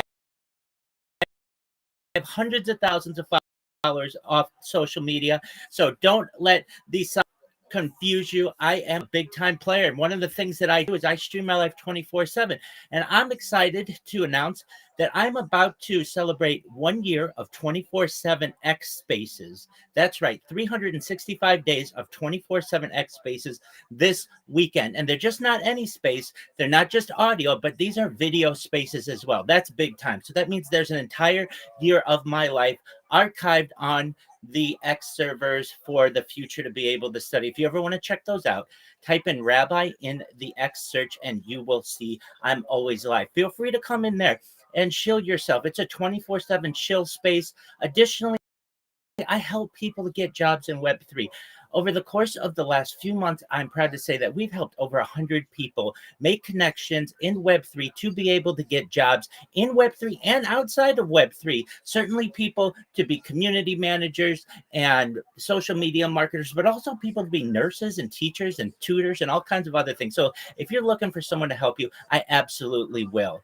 With that said, I'm Rabbi Rothschild. If you don't know who I am, you will. I stream my life 24 hours a day, 7 days a week, 365 days a year for world peace. I've been doing so for more than 4 years. My streams go back to the pandemic. We've seen the death of a queen, the birth of AI, the coronation of a king, and everything in between. This is a real life Truman Show, a real life Big Brother. This is a timeline and time capsule of human achievement. In the 1990s, the phrase content is king was coined, and I'm making it true today. I'm king of the internet. This is the biggest event in global history, and here's why. In 2018, The Economist magazine stated that data had overtaken petroleum as Earth's #1 resource, and I have more data archived on the internet than any person ever, which is making me very influential. I'm going viral, and when I do, I want to make you, your friends, your family, all financially independent if you're not already. I want to ensure that you have generational wealth if you don't already, and I want you to be able to start charities and philanthropic organizations of your own. I'm unlike any influencer you're ever going to meet. I'm not live on one YouTube stream nor 2 YouTube streams. I'm live on over 20 simultaneous YouTube streams, 24 hours a day. You can view my life in 360 degrees. I even have a ceiling cam. If you want to view my YouTube streams, the link's available in my profile. Additionally, you'll find it in my pinned post. You'll also find in my pinned post a link to my link tree. I dare you to look at my link tree. Nobody dares you to look at their link tree, but I do because I have more social media than any person ever. I have more content than any person ever. You'll also find a link to my Discord, discord.me/rabbi. I'm proud to say that we recently surpassed 2,800 people in our community and continue to grow each day. In addition to making you all extremely wealthy and wanting to promote world peace, I want you all to know that I want to help end world hunger through the use of technology such as agricultural drones, floating greenhouses, saltwater greenhouses, hydroponics, vertical farming, cloud seeding. I want to help end world thirst. I'm sponsored by a cryptocurrency that's worth about $100 million. And one of the things that we do is we build wells and water towers in developing nations for the benefit of the less fortunate. Additionally, I'm an advocate for the LifeStar program and most importantly, desalination technology, where we pump Earth's seawater onto land to make it drinkable. If you're a reply guy, if you're a Web3 marketer, if you're a raider or a shiller, and you want a free mentor, coach, and friend, send me a follow. I will follow you back. I follow everyone back. Send me a DM. I will respond. I'll respond to everybody. I want you all to know that I'm here to support you both personally and professionally. I'm here to be a positive person in your lives. I'm here to have an optimistic view on the future. And most importantly, I want to give people hope. And with that, I sincerely appreciate the opportunity to share. All right, Rabbi Rothschild, I am back. You were locked in. Midas community, bro. I got so nervous for you when you raised your hand during Rabbi Rothschild's show. I swore he was gonna bite your fucking hand, bro. I was like, yo, he's gonna bite his hand. Do you hear how fast this guy is moving right now? I am so glad to see that you still have your full hand intact. You are still with us. Midas community, what is good, my guy? I'm just I'm gonna have to hop off soon, so I figured I'd raise my hand and see if I can hop off on here before I hop off. But first of all, man, You are still with us.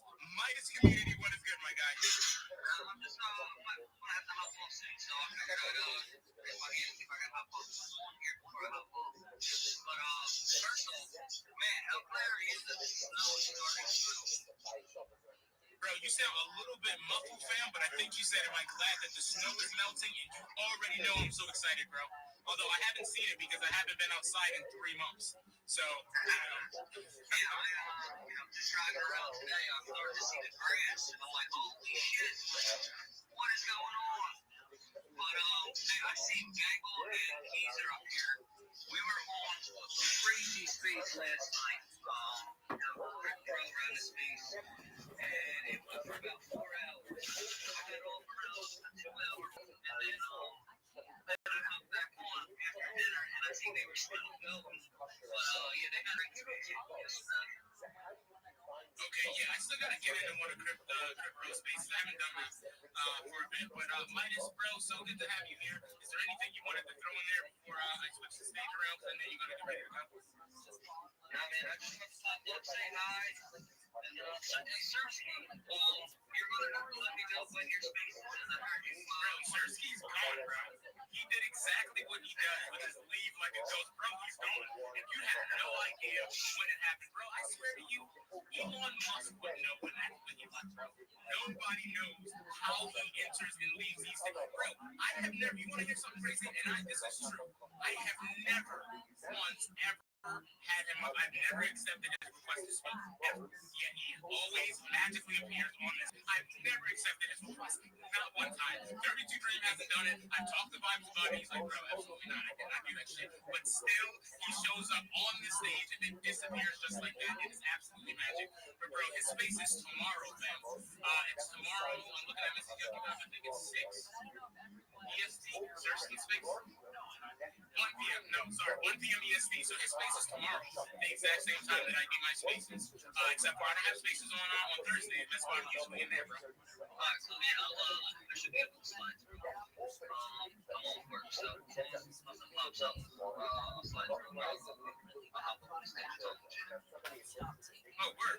So are you off work on Thursday often, bro? I'm off work right now because I just finished up a job and so I don't have construction calls.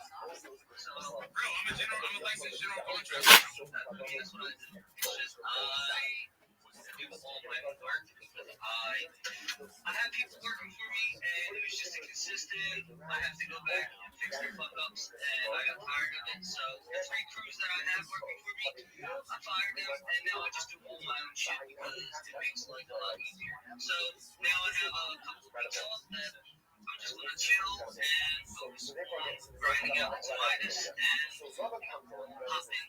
What do you call it? Space hop? Or space cadet? Yeah, you got a space cadet, bro. I'm gonna reach out to you because one of these days, like a Tuesday or something, Tuesday or not Thursdays, it's like I'm looking to yucky up on Thursdays, but Tuesday would be a good day for us to talk in real life and grab a bite to eat. Big shout out to you, Midas community.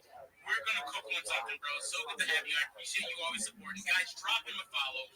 He is absolutely based. He is showing up, and bro, I'm looking forward to shaking your hand. It's real light, bro. It's crazy. Him and I are definitely like neighbors, 30 minutes away from each other. So good to have you. Yeah, man. I'm definitely excited for it too.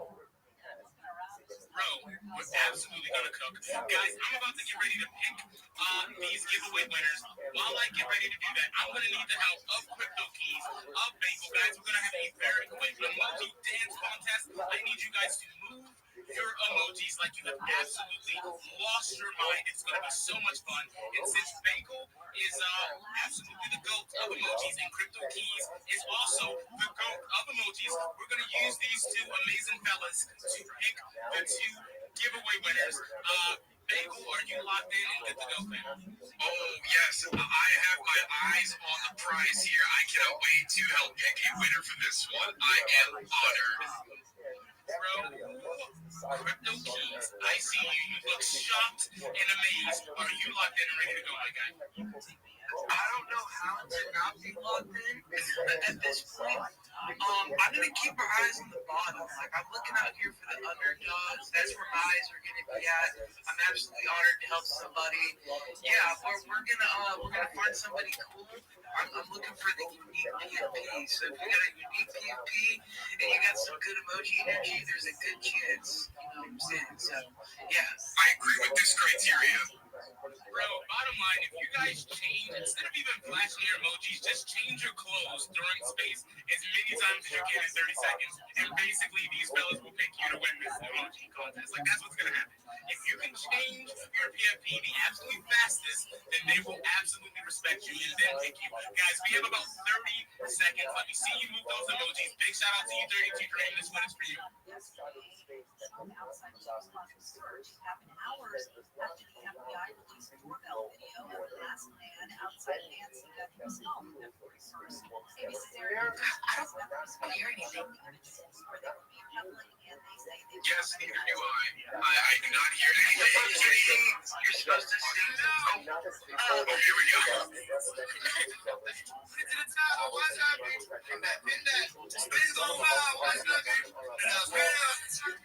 What's up, everywhere? Okay, Grammy. What's up in the chat? That's a team. Tell me in the post, that's a team. They say me, same team. We don't type him, that's retired. Script over every wire. Type of it in, auto filming. Those spots here, we be filming. Billy Dutch, it's going down. There's a mic on, that's the drum. Somebody come who let it fly. Hold on, the corner where there's. What's up? What's up? What's up? What's up? Sunsets, we're still going. Nothing on the vibes, cats still growing. Full tweet kings, keep going. What's up, these bags? Don't be showing. Space link up. Click our ride. Host it, what's up? Crowd getting live, and it's leaning close. To the mics, it was up. All right, my guys. All right. Sorry for that technical difficulty. I was getting a phone call at the exact same time. I had to deal with that. Fable and Crypto Keys, my guys. What did you see, bro? Yo, Grammy was popping off down there. Like, Grammy, you were going crazy. I think you deserve to be one of the winners at the very least. What do you think, Keys? As you know, I was looking at the bottom, and two people really stuck out to me. And Only say the one. Only say the one. okay, that's right. I'm not gonna lie, Shizzy Money was kind of going crazy. Yo, Sizzy Money, you are locked in. And you have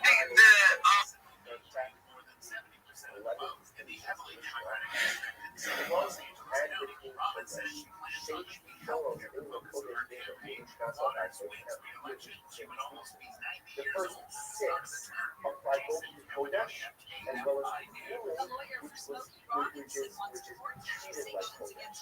Achronos the Kodesh, Avalon the Commission Nasaka. The last 5, however, only apply to Kodesh, but do not apply to anything that is made outside of Kodesh. And again, pretty much don't accept your same distinction.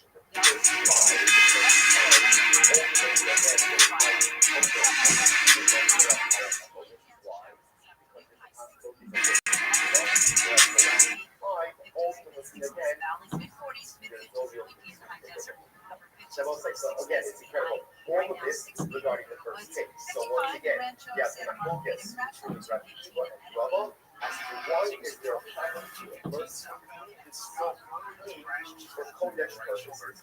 Rabbi Rothschild telling us it's a power of that. So, Robin telling us that it is a power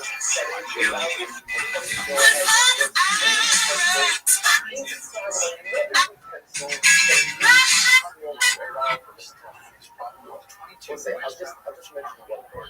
You know, they say here that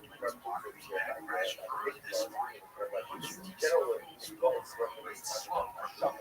that I have a bar, I have a kid that has 40 of water, and as long as that kid is connected to another bar, to another system, another opening, even if that system doesn't have water, water tells me that as long as the kosher mikvah is quote-unquote system, that not kosher mikvah, that they're not kosher mikvah, that means numbers an extension of the kosher mikvah, and therefore again, kosher in its own right. And kosher in its own right, by use of the fact that it is connected to the kosher mikvah,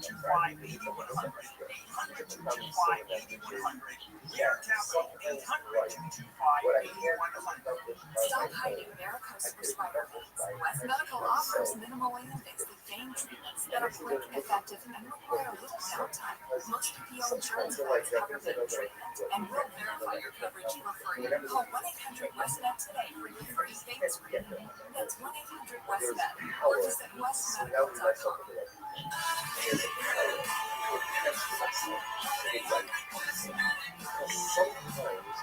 Score major deals on top brands at Mattress Firm's President's Day sale. Find your dream mattress today.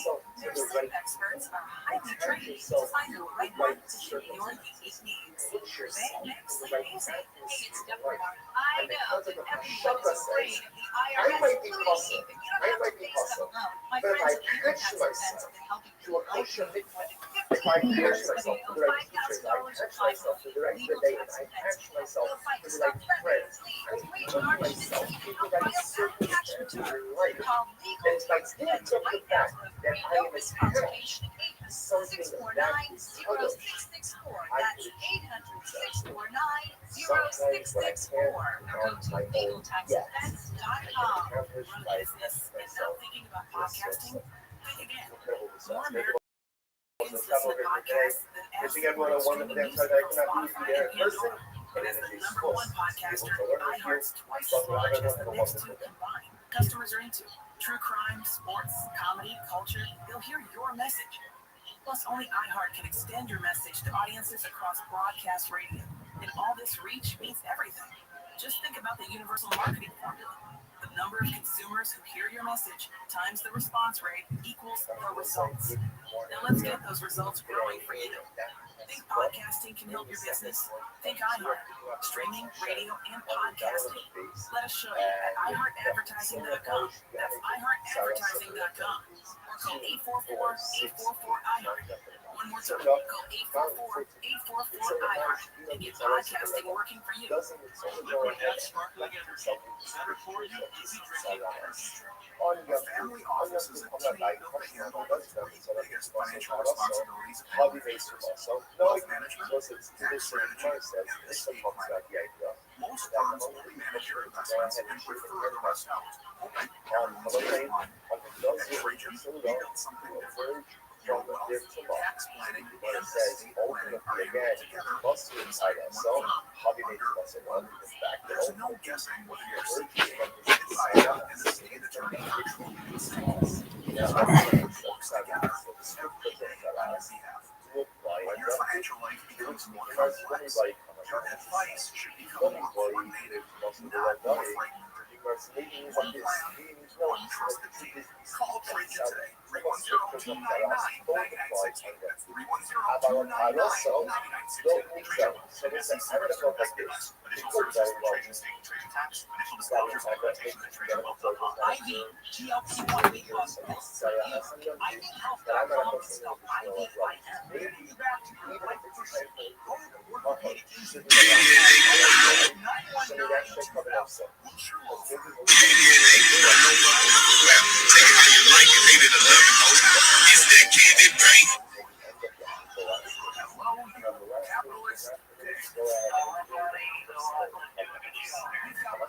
you capitalist.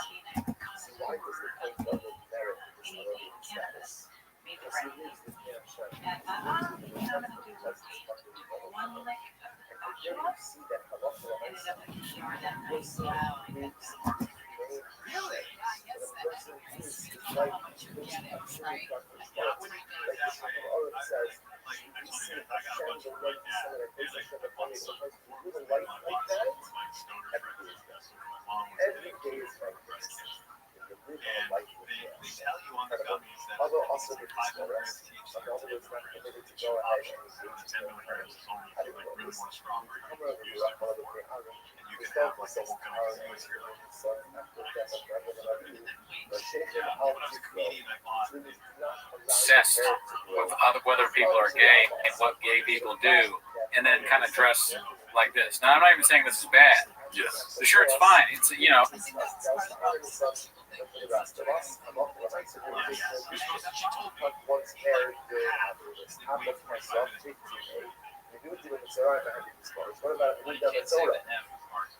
What's their status when it comes to excuse me, what's their status when it comes to hair cutting?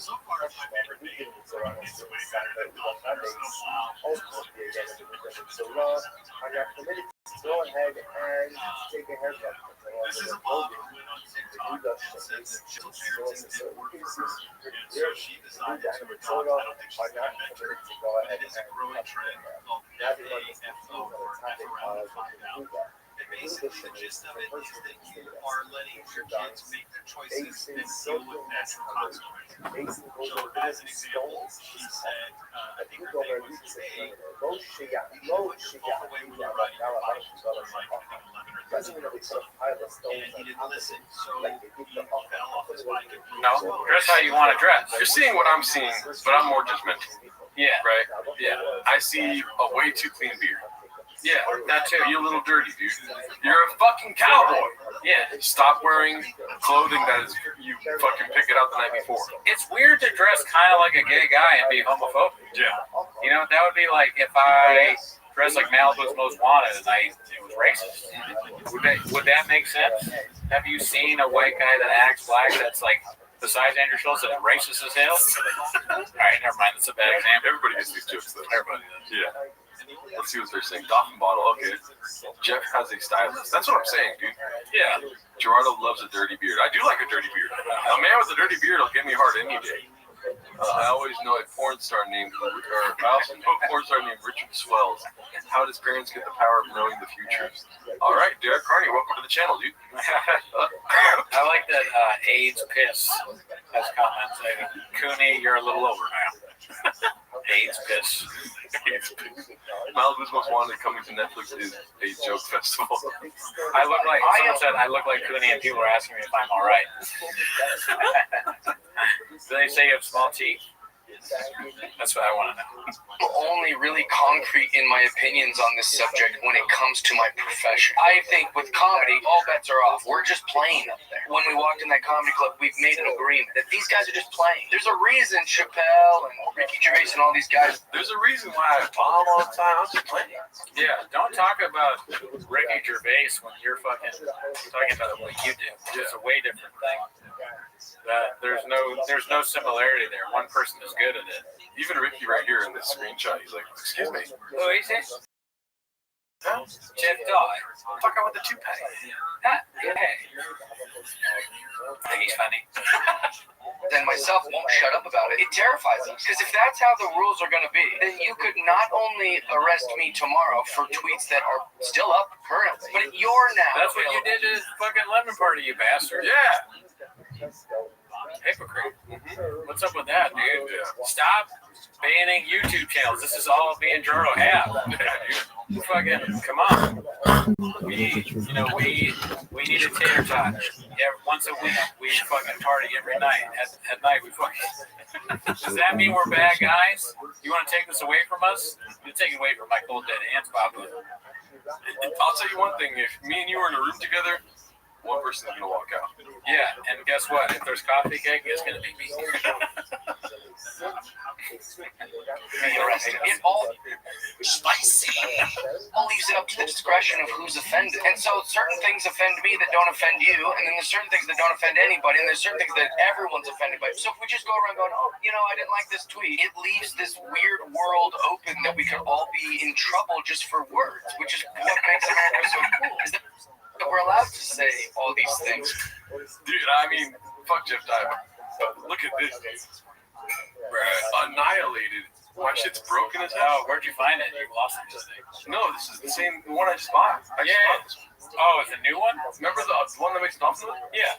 I'm saying, but you lost it. I lost my first one. Why does it look different? Because it's broken. Yeah, it kind of looks like a penis now. Yeah. God damn it, dude. Why? Is it small? Does this look like a small penis? That's huge. It's a small dick. Oh my god. Come on. Don't gadoosh yourself. This is huge. Come on. It's huge, dude. Come on. Small furniture. I guess it's not furniture. No. It's just that. Can you do me a favor? Can we both do the dolphin thing and see what happens? Mine is lower than yours. Yours is a high pitch. I'm telling you, Iconic. your thing, it sounds like kids or something. Like little elves. Now it sounds like laughing goblins or something. Yeah. Or like bees. Or like, you know how the orcs are in, what is it called? What is that city called where they're making the orcs?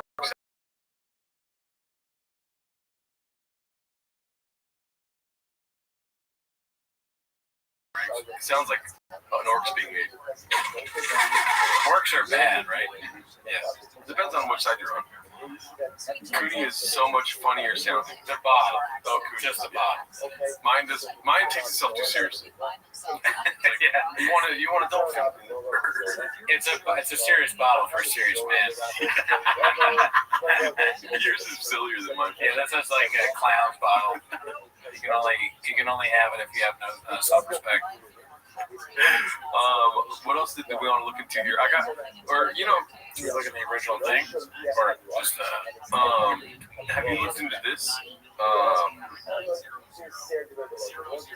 Have you looked into Alex Jones? Oh yeah, dude, I forgot. I watched that once. Like it was like late at night. It popped up, and I completely forgot about it. Yeah. Made me laugh. Where is it? I think it's that one. Scroll down one. I think it's that one. Okay. But this is a picture. Oh fuck. Yeah. Oh, you're so much better than this to me. But there's a YouTube link. Let's see. This is Alex Jones is like state media now.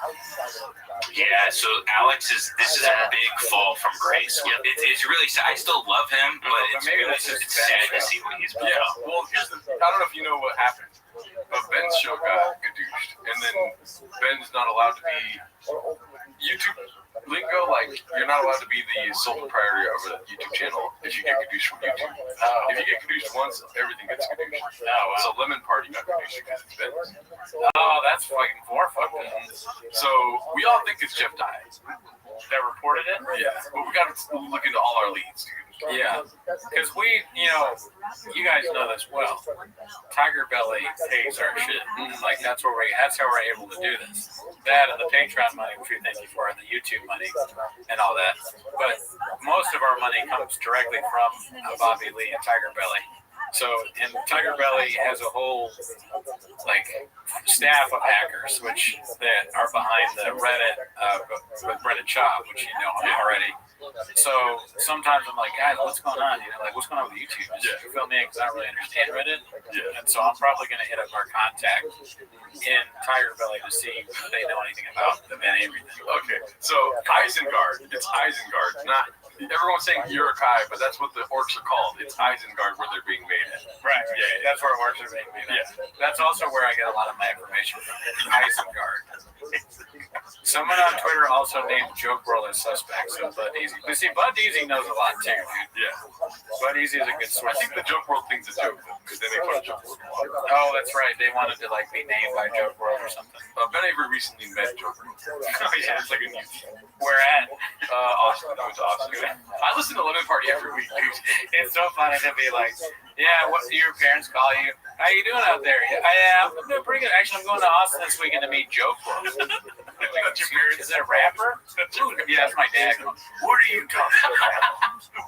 Who the fuck is Joke World? Mom, I would love to talk to you a little bit longer, but Joke World's outside. Next weekend, I'm going to see Podcast Creek in New Zealand. Yeah, I got Elephant Graveyard on hold right now. Can I call you back, Mom? Mom, you'll never believe what happened. This literally happened. Never believe what happened. A big account names talked about us. Oh, that's great. I said, too lazy to try Hi talked about us on YouTube. She's like, that's great. Wow, why is he so lazy? Or my son, my parents talking to other people. My son, his podcast mentioned my two ladies tries. They love his dolphin walk. Yeah. It's a water bottle that makes it sound like a dolphin. What's the podcast called?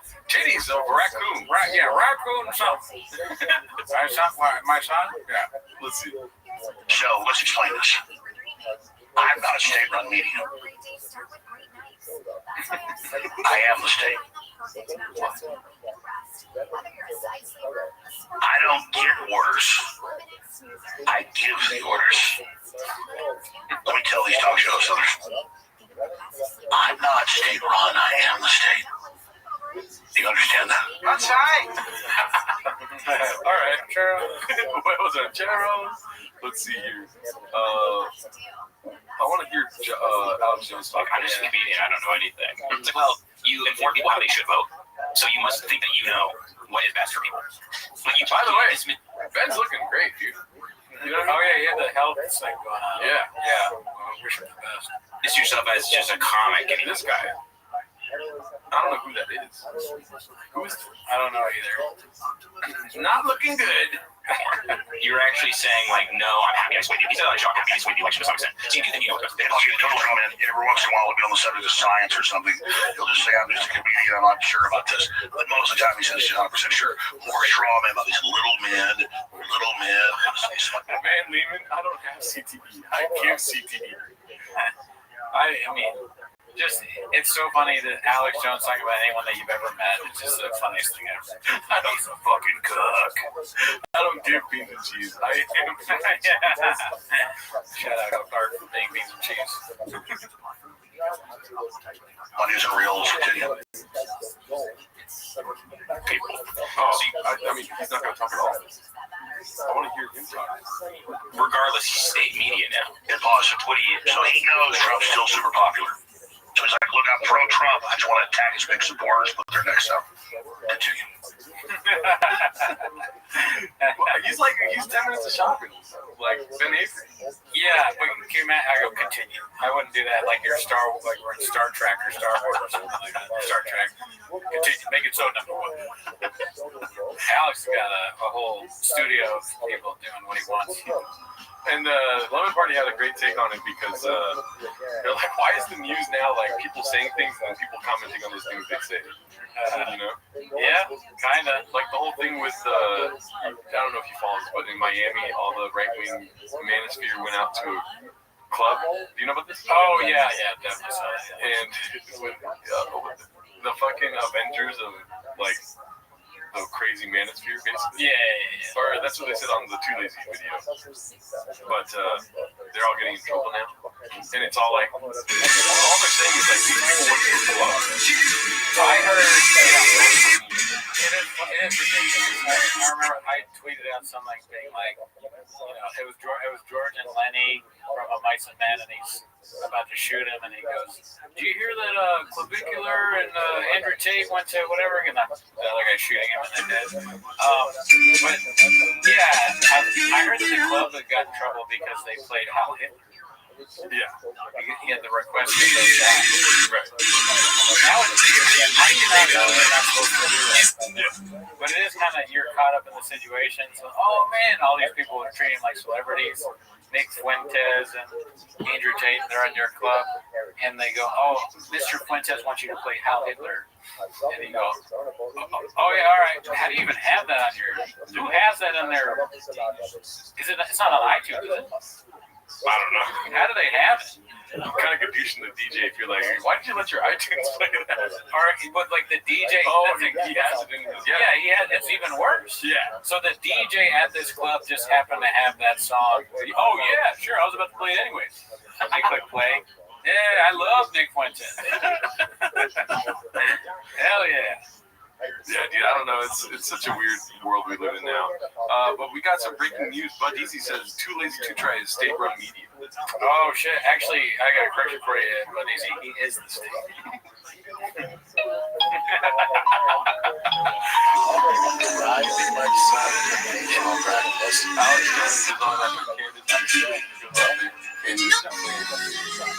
that's the state now. Media company. We're trying to get into the state right now. We're the homeless away.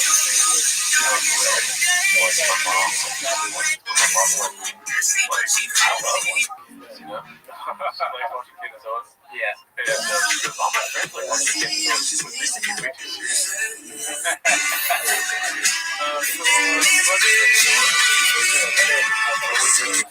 Time traveler now. I just don't think that time traveling is real, but I guess that's what people believe now. And so my mom is trying to play like the middle ground between Candace and like the sycophants, you know? And she's like, oh no, it's just fun. She's made friends from like watching Candace, but they take it way too seriously. And she's like, oh no, this is just hilarious. It's meant to be a joke. It's like clearly not. And then I'm like, Mom, you don't believe anything Candace says? All right, well, let's go to the Reddit because we don't have that much time left here. We got some posts on our Reddit this week that we discussed on the podcast. Richard 8064. I'm putting in the man hours to do the research, the deep research, and it is the lowest rated comedy special on IMDb. Great list. I've never seen it. Shout out to you. Why is this boy hitting me up? What are you gonna do, Nate? Volume punch me, motherfucker? Let's see here. There's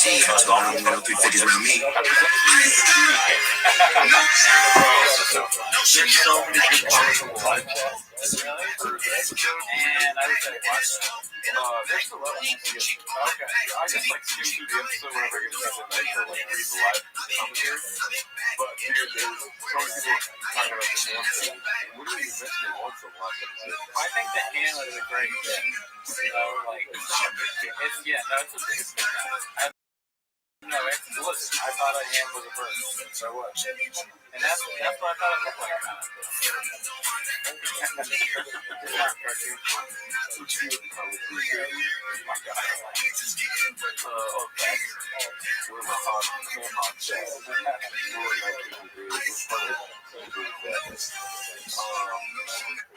is pretty funny. 3:30 a.m. Cooney looking at the courthouse parking lot right there, dude. Damn, I didn't see that one. Hilarious. Yeah, I got there so early, nobody had the same ideas. The security guard, I was like, this is a courthouse, right? He was like, yeah. Like, no one's ever asked him that before. Hamburg greater than giraffe. I have ideas that nobody else has. Does that make me a visionary or an idiot? You decide. If that's Janae, thank you so much for the Pete Holmes intel that we got for the last episode. Turkey is basically ham as a bird. See? Some intellectuals on our chat today. He gets that. Nick Simmons getting points in the comments. We read this already, right? Yeah. Oh, it comes out tomorrow for those of you not on our Patreon. Slow Can't Stop Homeless Cats, posted by Richard8064. God, I hate this so much. Dude, shout out to that guy. Full face and everything. That's what I got respect for. Yeah. The lack of anonymity when talking shit about these people, dude. Yeah. You know? Like horse face. Let's see here. Shop's first experience hunting, posted by Sad Adverta. I started hunting this animal since I was 6, and I have them mounted all over the house. What is it? Oh, it's a dick. A bunch of dicks in it. I don't like that I got it first, but let's see what else we got here. It's like, you were like, is that my water bottle? Posted by Embarrassed Bag 1107. Cooney's violence and his DNA finally caught up to him. Punching emoji. Stack 7 lifetime sentences over a week and you're toast. Oh, so fuck Miguel. We forgot. That's a good. There's a lot of bad people on that. Notable inmates held at NBC Brooklyn, dude. Brendan Cooney. Me and El Chapo. Damn. Also, Al Sharpton. Al Sharpton went to jail? I looked it up. He has been in NBC Brooklyn, but back in 2008 or something. It's 2001, 2008. That still seems like I maybe got arrested for protesting or something. Just for protesting, dude. He was in jail on a sofa. I like that they brought back the stack that over a week. I forgot about that guy. Stack that over a week of toast. Yeah. He's just never asleep. All right, the Schwab family's tattoo artist paints another beast of a tattoo on Slow Joe. Okay, so this is 2 days ago. I guess we didn't see this on the show. Deeper said left. Want me to hold you down? This is, do you know the movie? Blood in, blood out. Yeah, good job. Still crying?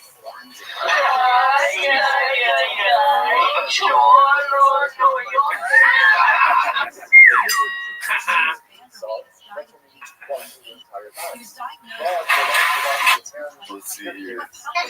Papa at basketball. What is wrong with people? Okay, so youth sports parents are nuts. Watch this. Okay, I've seen this before. Did you see this one yet? No. Calm down. Let's just say it. There's no traction control in this clip. Okay. TJ.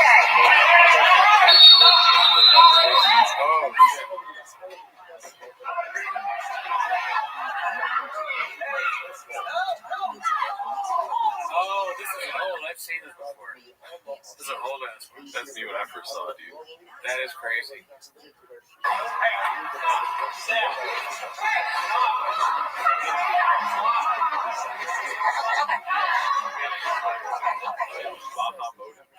Man, you know what? The beginning of the clip reminded me so much of the sound that when you were on one of those sports when you were a kid, when kids suck at basketball, it's all slow and loud. Yeah. It just reminded me, but damn, dude. Okay. I mean, he didn't realize he had violence in his DNA. Damn. I think I got it. Oh, Raja mode, yeah. Let's see here. Okay. Me and NASA always been balls deep into raw kids. Built him out of my mom's closet. Yuri Gagarin is my North Star piece. All right. Is that Crystalia? No, that's his wife. This is Macy's. I remember that Crystalia tit pic that we saw on the most recent shop show. That was not good. Don't ever post stuff like that of yourself online. Don't even watch the episode because that's just disgusting. Don't watch that episode. Just try the Patreon. Combination current 27. This Ugraves Gondor calls for aid. Another Lord of the Rings reference. The beacon's lit.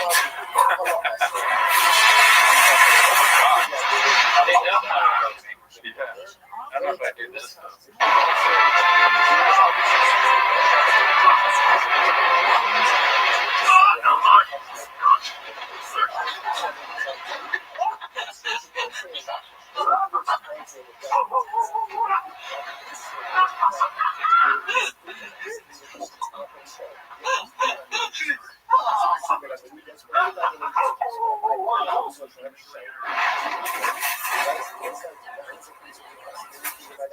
The dog was like, what the fuck are you doing? I still gotta eat. The dog's like that painter guy. Or the painter, I gotta eat. We gotta eat. I'm trying to eat. Fucking guy's gonna kill himself in the water and shit. Oh, just said it again. Listen, this is something that I'm really passionate about. You guys don't know this. Having a small fridge? No. The conversation about it. I don't have a small fridge, but does my small fridge make me less attractive? Oh my God, why is the picture so small? But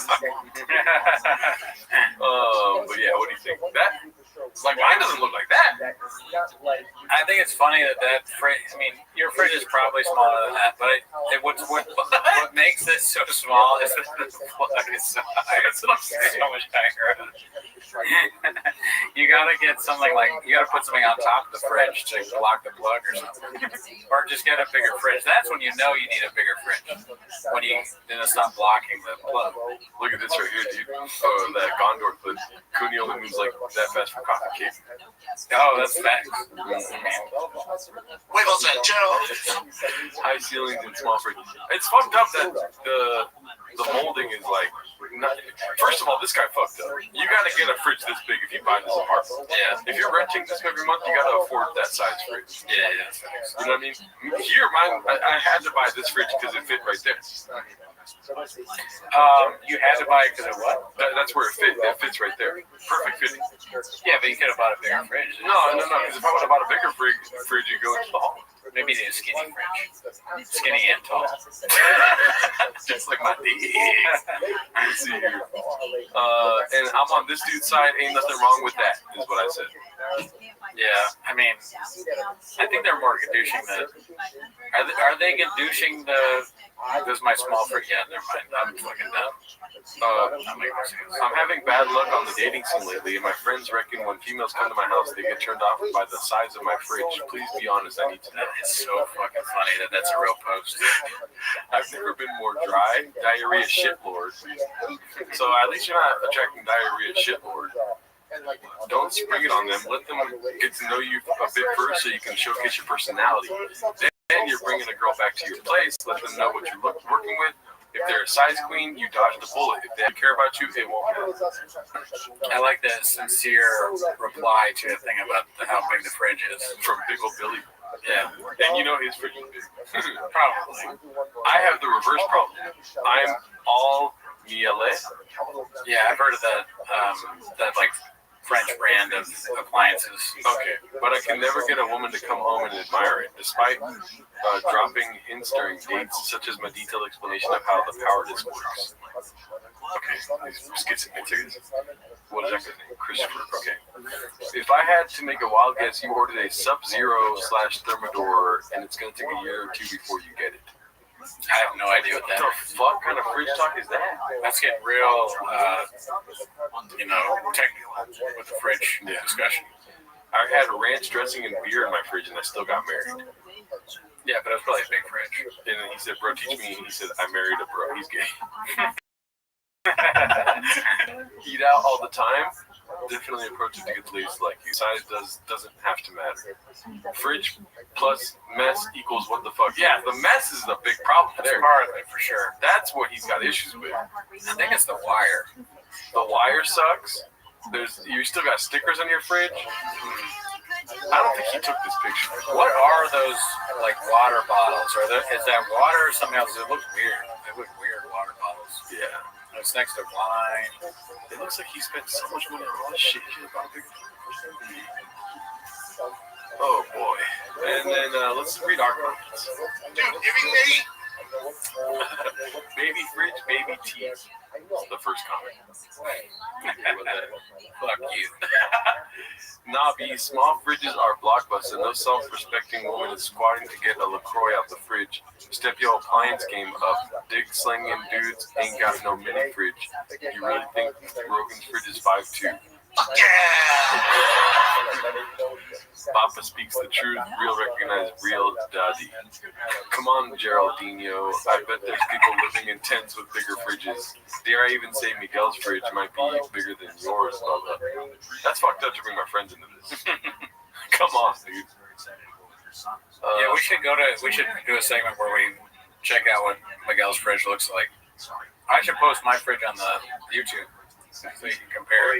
I'll post a picture of your fridge and my fridge together.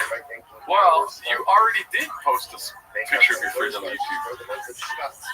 The dolphin ball's not working right now. I did? Yeah. How did I do that? I'll show you right now, dude. Go ahead.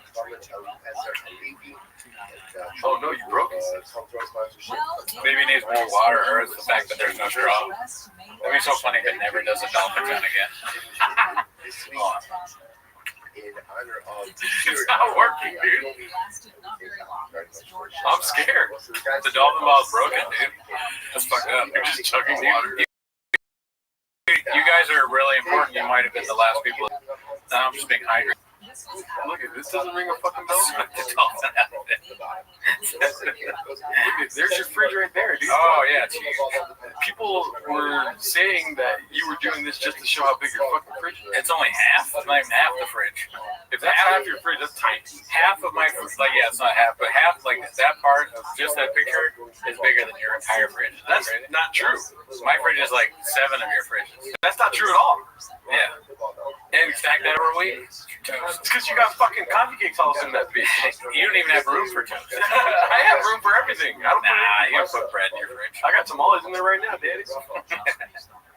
That's fucked up though, how you did me like that. And then this is, I don't know if did you read any of these? Yeah, you're killing dogs yourself.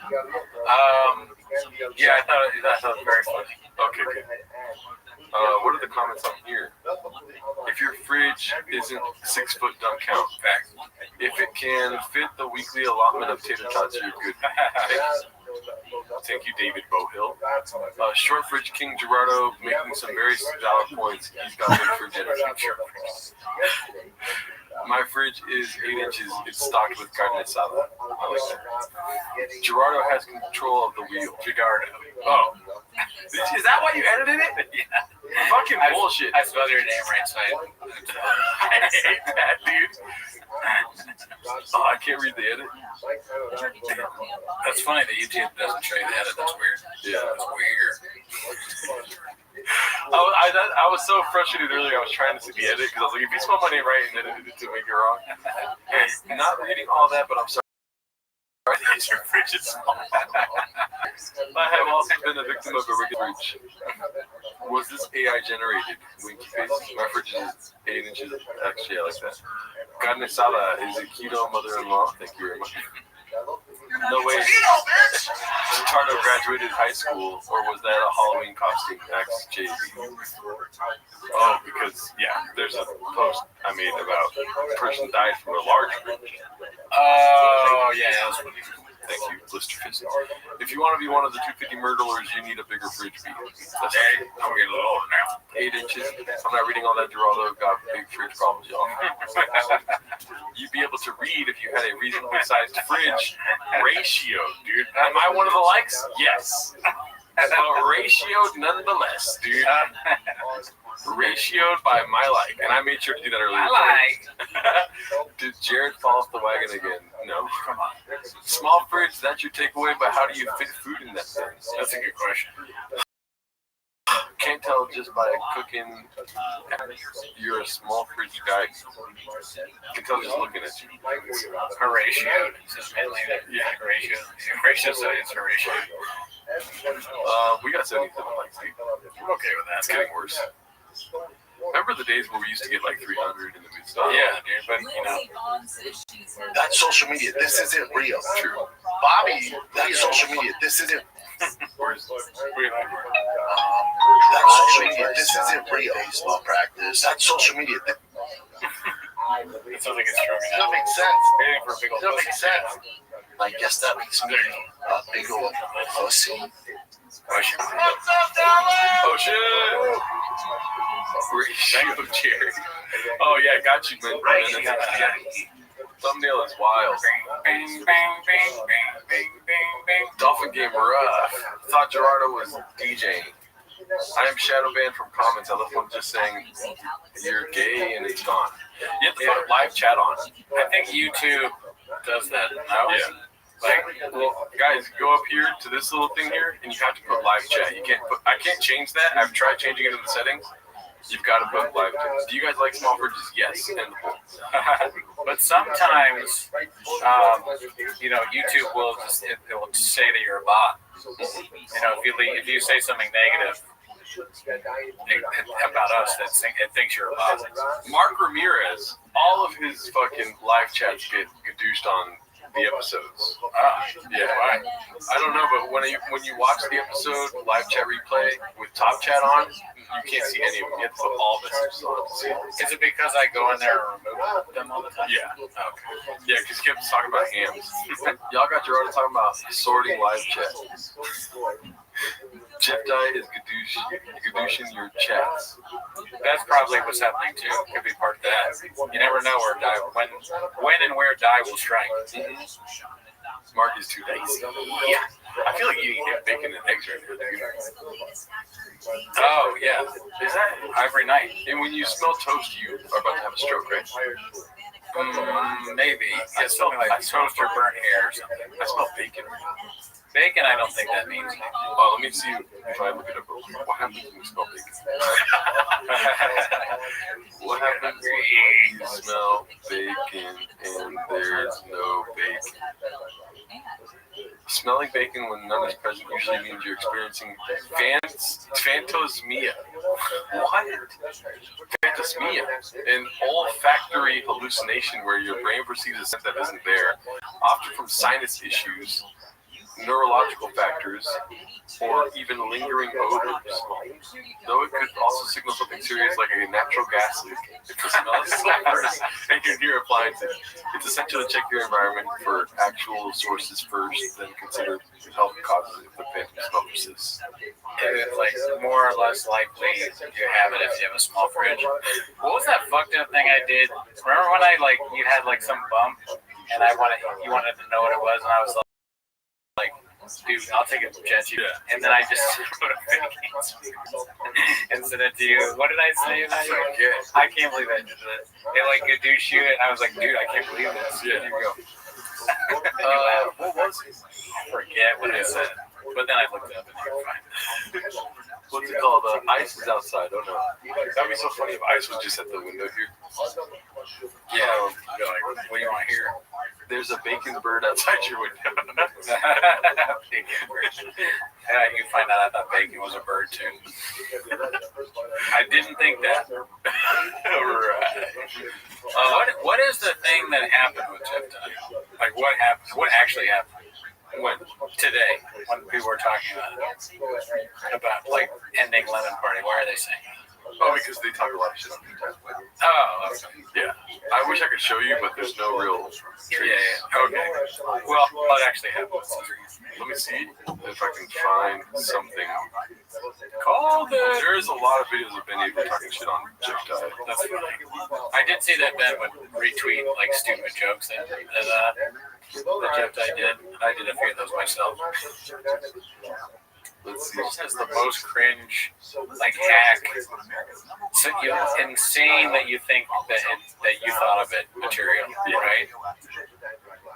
Let's see here. Oh, I know what I'll do on the night before I get married. I'll go see Jeff Dye at a comedy club. We're going to a comedy club. We're going to get the comedian to roast you. That's your job, Jeff. Comedy club for that night. Write you a check for $350, pre-tax, agent, manager, whatever. They pay for your hotel and shit. That's what your life is. It's not. You're not supposed to be Carlin.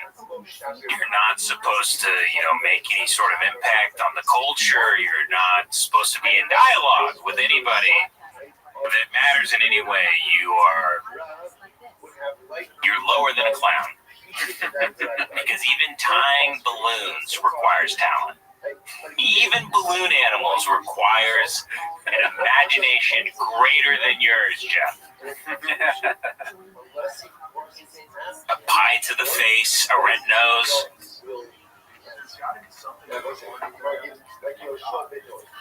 Jeff, I don't know what to do with you, buddy. Give it up for very good clips. Go subscribe to them. They're making money. Twitter clip on Christmas titled Jude. Man, this guy's posting stand-up clips on Christmas. These stand-up comedians are sad. I'm in their universe with them. So, actually, $43. How about that? Barely use it. Talk to me. Here we go. Jeff Dye. 12:25.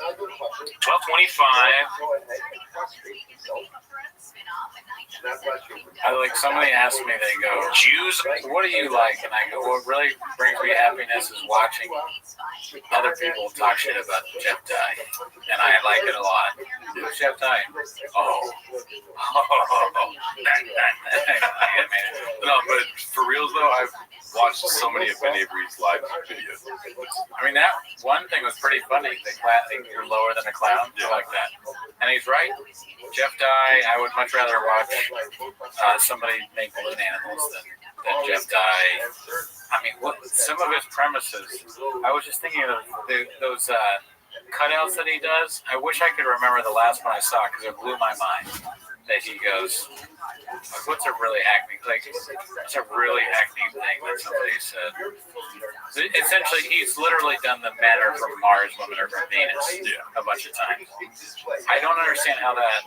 Well, let's end on this then. Let's get some quotes here from Jeff Dye. Yeah. Even if you don't believe in the Bible, you have to admit Jesus was a nice dude. That one I don't understand. What men and women are. Come on, man. I'm so bad with commitment that I have 8 sponsors in AA that don't know about each other. Pixar movies are better than therapy. Teenage Mutant Ninja Turtles. What are we doing? That's a good one. I like that one. I hate it, dude. Why? It's so What do you mean? What are we doing? What's his take on Teenage Mutant Ninja Turtles? Somebody likes them. Yeah, no, That doesn't make sense. Turtles that can do karate? Do we run out of ideas? I've been single so long that I masturbate to couples bickering about where to eat dinner. How did we get chicks with dicks before we got chicks with 3 tits? All right, I'm done, dude. I'm fucking finished, dude. We gotta go. It's shocking. Yeah. I just don't. Yeah, but we do need to go. I gotta be somewhere at 9. Yeah. Unbelievable, dude. Rest in power to Lemon Party, dude. We love you guys. You guys subscribe to their Patreon, dude. Show them support. They're gonna be putting episodes out still.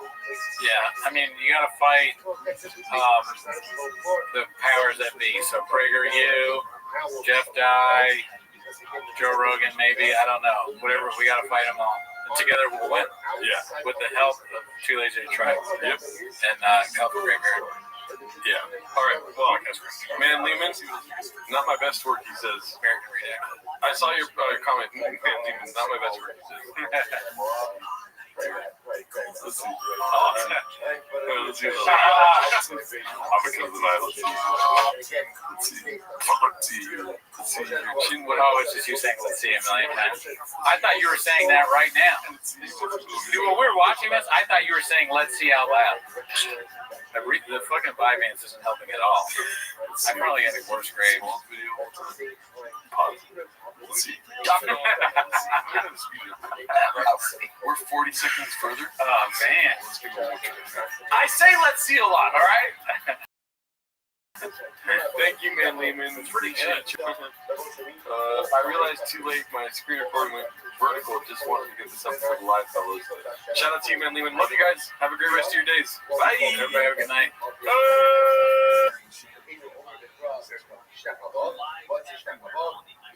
You should have that right. That's so much. That's it. Kida is really falling on your face. Right? Shtakavol is really full side right.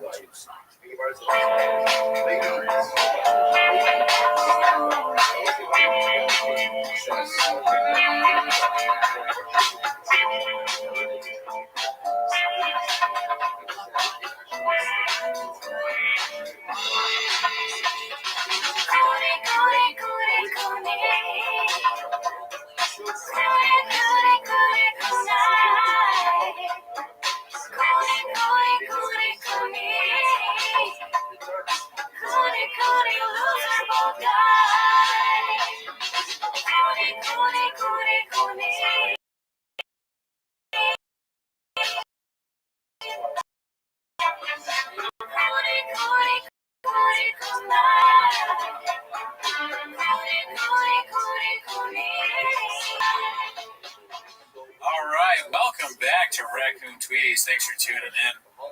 As always, I want to check in real quick with my guy. He left a very funny comment on YouTube recently. He texted to me, made me laugh. But how are you doing? Do you want to pull it up? Might as well pull it up. I had a good laugh at it. I didn't get a chance to immediately like and love it on YouTube yet, which is necessary to support comments like this. Yeah. So, yeah, do you want to read it off? Sure. As you can see, somebody here left a comment saying, the podcast summary, people who have no talent talk about people who have no talent. And I put comment summary. I mean, Jarno has every once in a while has the most facts. And that's I spit facts, dude. I spit facts when we're happening. I say every once in a while. Well, no, honestly, though, I don't spit facts a lot of the time, and I told you I had to say something real quick. Okay. Yeah, dude, I fucked up bad last week, dude. Okay, what happened? The Iliad community is fucking pissed with me. Don't you got some comments about the Iliad? Yeah. No, I didn't, but I realized how bad I fucked up. No. I said that Agamemnon is Hector's father. I'm a fucking idiot. Yeah, I didn't think that was right. Priam is Hector's father. Agamemnon's a Greek. Yeah, isn't Agamemnon the guy who's Helenos' wife or something? I don't know about that. Don't get me further down the fucking rabbit. I say something wrong on purpose, but then I would be douching myself. I don't remember. But I just want to say that I'm still reading, dude. So just Stop coming at me like this, dude. It's good that you're reading. Yeah. Reading is fun. It's good for your brain. Yeah. It's actually, a lot of people say that reading is actually almost as good as nicotine is for your brain. Wow. Did you know that? I didn't know that. Yeah. So I'm like, dude, I'm super brain dead, dude. That's the If you have a zin in your mouth and you have a copy of on your fucking lap, you know? I haven't read that book. Anyways, that's enough of that stuff, right? Right. I just wanted to let you know that I'm fallible also, just because I'm not they comprehend as well. Yeah. But that comment though, that was pretty funny. The commentary bot. I have a criticism of the guy. No, it's people that have no talent talk about people that have no talent. You gotta put a joke in there. Like it would have been funnier if you had said less talent, or like some people who are super untalented. Like you gotta make the comment funny. Well, that's why you got 0 subscribers, Daddy. Maybe you know what? Sometimes you gotta click and see. Anyways, talk about 0 subscribers. I want to get right into it, dude. Oh, go for it. I want to talk about this list Richard made on our Reddit. I immediately saw it. It only had 9 likes. I was like, this is a great list. So shout out to Richard Reloaded. I think it was you or Richard Redacted. Oh, yeah. But there's 2. There's probably one Richard that listens to Yeah, there's 5 Richards. Old Richard made a list of the lowest rated IMDb stand-up comedy specials. So I immediately reposted that and tried to draw people to our Reddit. But this is apparently, I never thought, I'm surprised someone hasn't done this already. Yeah. This is the top 10 lowest rated stand-up comedy specials on YouTube. Guess who is number 1 and number 2? The Gringo Poppy, and you'd be surprised. Yeah, it's our guy. He's one of our guys. We're a whole, the reason many of you are watching right now is because you saw us review Brendan Schaub, and then he fell in love with us. Thank you. Pause. And we appreciate that. But he is 1.1 and 1.5 at a time. Tough. That's so low, man. Thankfully, he's not a numbers guy. So that means a lot of people are giving 0. Probably. Well, that's impossible. You can't give 0. What's the lowest? 1? Yes. So he's above 1. Yeah, but that means that if it's 1.1, that means like one person voted him. 2. Put it right out to that? Is there any that are 1? I think there's some that are 10s, probably. We can look it up right now. I wonder if there's a movie that's a 1. It's not 1.1. It's because some people will say nice things. There's always a person who's going to. What is the lowest rated thing? Keep going. I'm just laughing at the idea of that.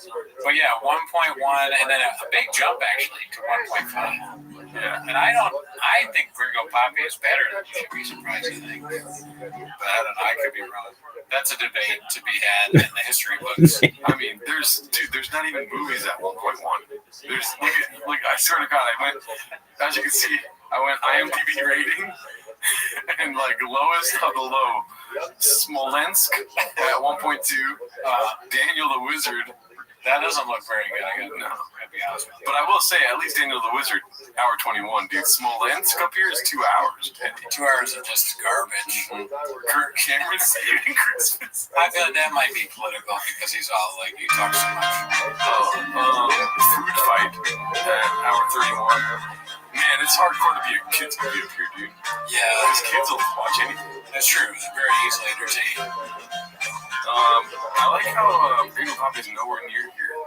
A lot of movies I don't really know are on this thing. Yeah. I just have heard of Son of the Mask. It doesn't sound good. All right, but 1 point. You imagine you're reading a textbook and it's talking about the lowest rated stand-up specials, and then it has a little blurb about Gringo Poppy in it. Like someday kids will be reading because maybe the Reddit gets so big that could be a thing. There are Reddit groups. There is even a Reddit group for a comedian, Brendan Schaub, in the 2020s. Yeah, 1.1, dude. That's it's so impossible to get 1.1, you know? It must feel so bad about this. No matter the code, they're just like an organized campaign against me. Dude, you're bad at this. People don't like your stand-up. There's some things. How many times are you can vouch? Well, I don't know. To be fair, you have to have a very high That's not a good look.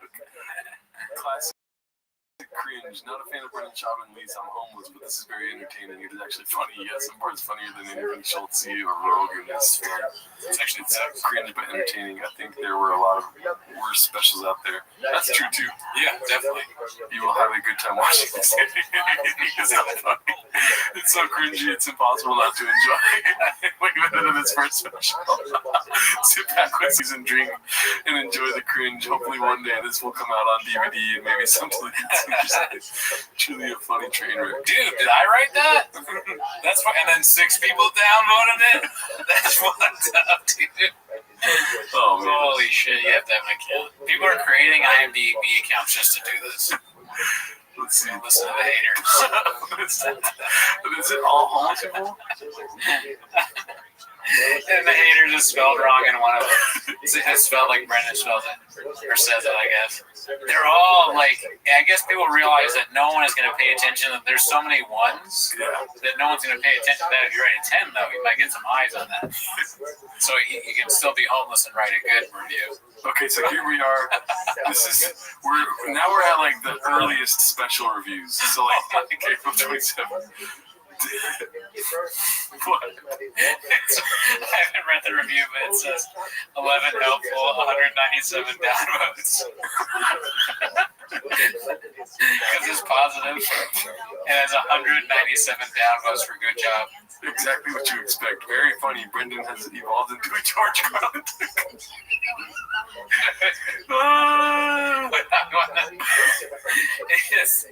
Is it that these people that are writing comments are clearly they're clearly homeless, right? Even the positive ones, because George Carlin. He didn't say Carlton, though. Yeah, but, this is not nobody's. If I was homeless and I said that Brendan Shaw reminded me of George Carlin, I would like triple check that I put Carlton. Yeah, sure. But not everybody is at the same stage of homelessness. There's level to this shit. So this guy is writing it, and my question is, are the people downvoting and doing bits as homeless, or are they people that are like, hell no, this is bad, you're wrong, and they don't even know about the Reddit? They're just like, fuck this.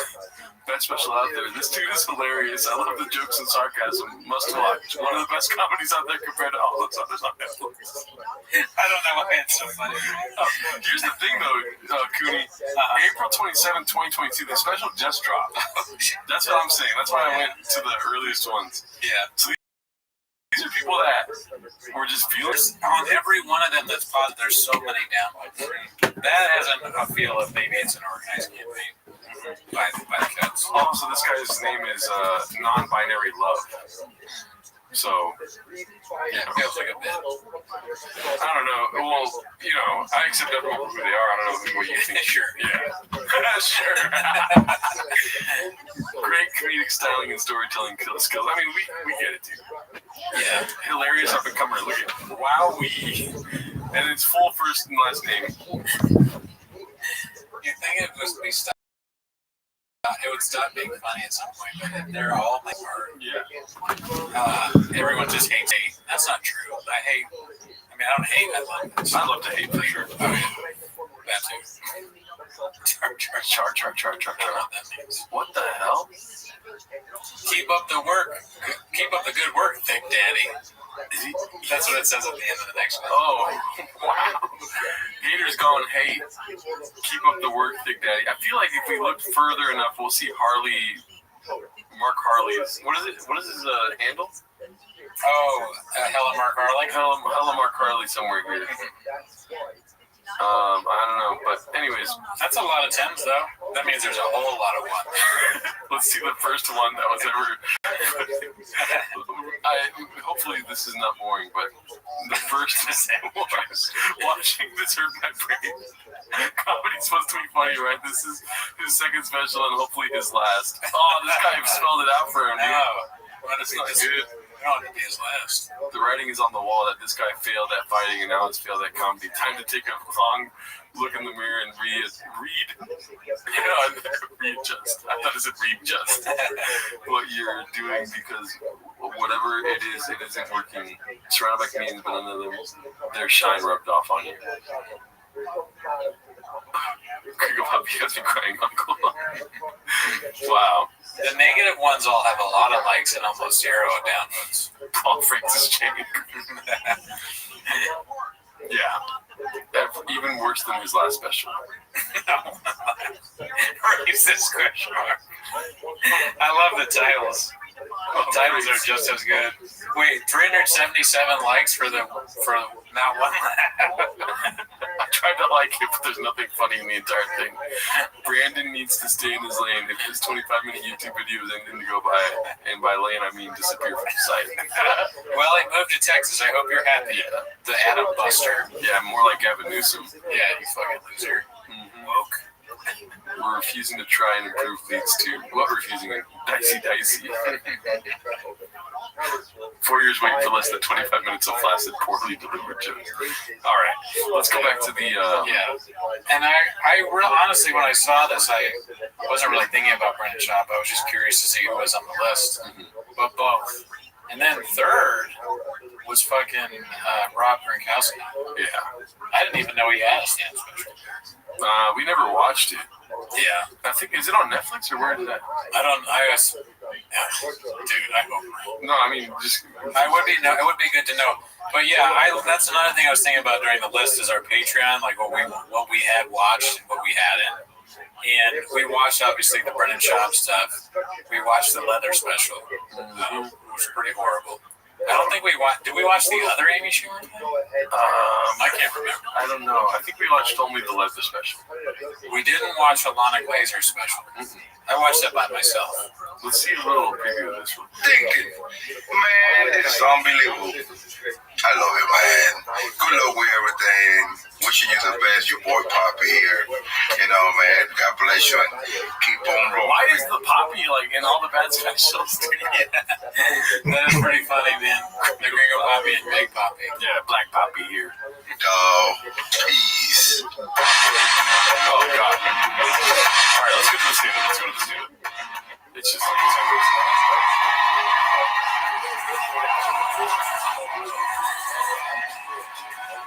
I mean, already better than Brendan Schaub. Yeah, well, yeah, good, better intro. The chapter is just Rob Gronkowski. Like anything on that whole side. Yeah.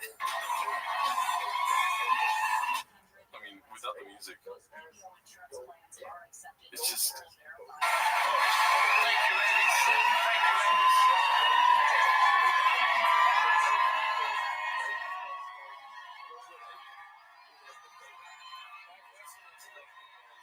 So it's bad, right? Because stand-up's not his thing. He's a football player. A good one. Yeah. You know, he had more than a cappuccino with the Buffalo Bills. The most, more. Yeah, many touchdowns. That's what a lot of people are saying. But I wonder if it's going to be offensive. Because that's what Schaub is offensive for sure. It's racist question mark. You know, is that what Gronkowski does? Is that why people say it's bad? I already like Gringo Puppy better because the music at the beginning is like a banger. You lowbrows? Oh yeah. Thick boy squad. Thick boy. It's iconic, dude. Yeah, I mean, the music here wasn't really anything. It's hard to tell what it is. Yeah. I'm not sure what it was. I mean, dude. We'll talk about this on Timos, but how many people do you think asked Mark Harley about the Gringo Puppy? SNL. Oh my God. Dad didn't even think about that. Dude, I wonder if he saw like James. If they had any James Austin Johnson. He's one of SNL guys. That'd be so funny. James like, so you like I know. He tries to be cool by knowing me. Jake Norman. Hey, that's weird. Like, I'm friends with Brendan. Yeah. Oh, my God. How many chicks you fuck? Mark would say that. I would say like, you know me, he's like says that to Lauren. How many chicks you fuck? Oh man. Let's see. You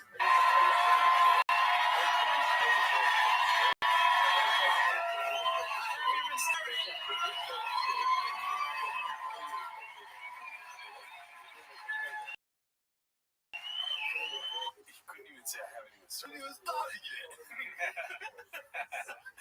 You like the soup? It'd be funny if he came out all wacky and like fucking, what's the guy that smashes the watermelons? Gallagher. He was doing like Gallagher and like real physical comedy. I think that would work better for Gronk.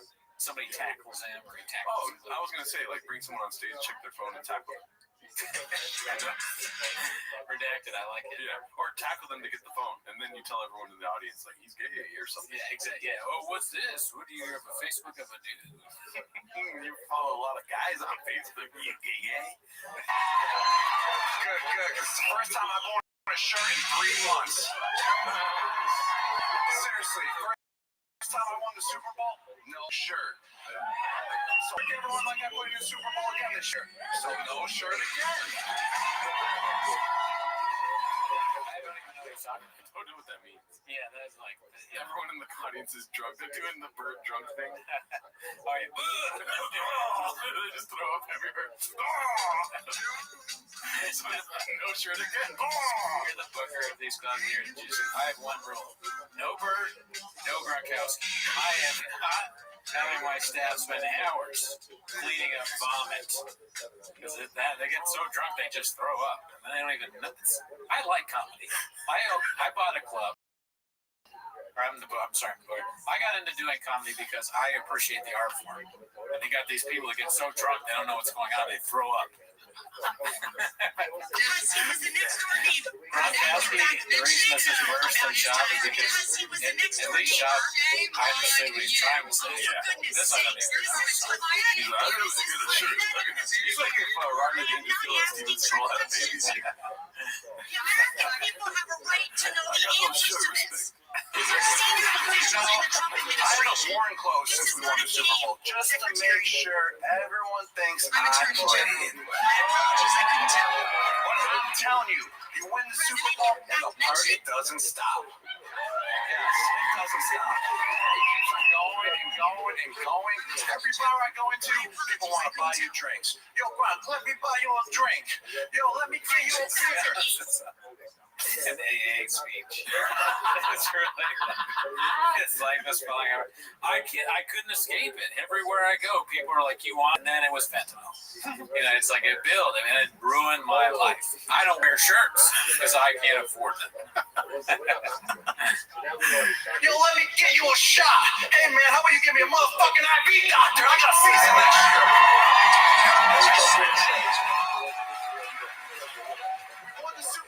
I lost my damn liver from you guys.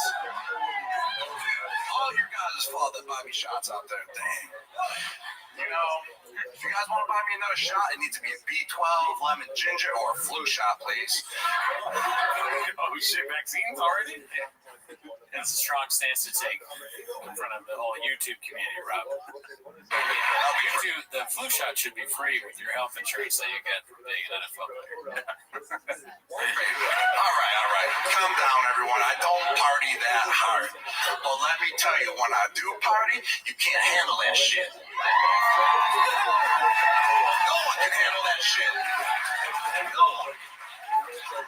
Trust me, I'm all pro in football and I'm all pro in going ham.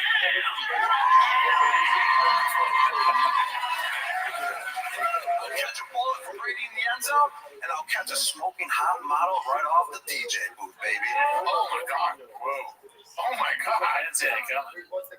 He's gonna fuck around the DJ booth. Is he in sweats or are those pants? I think they're like jogger pants, maybe. They turned into sweats when he started humping. I got those new nice joggers that turn into joggers. Pants. Ooh.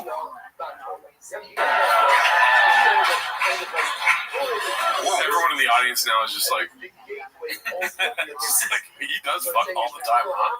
I like that this is better than Brendan Schaub's stand. Like rated better. This is definitely better. That's what IMDb, the people have spoken. I don't know, dude. I think Bronx is better because it was shot at Tams.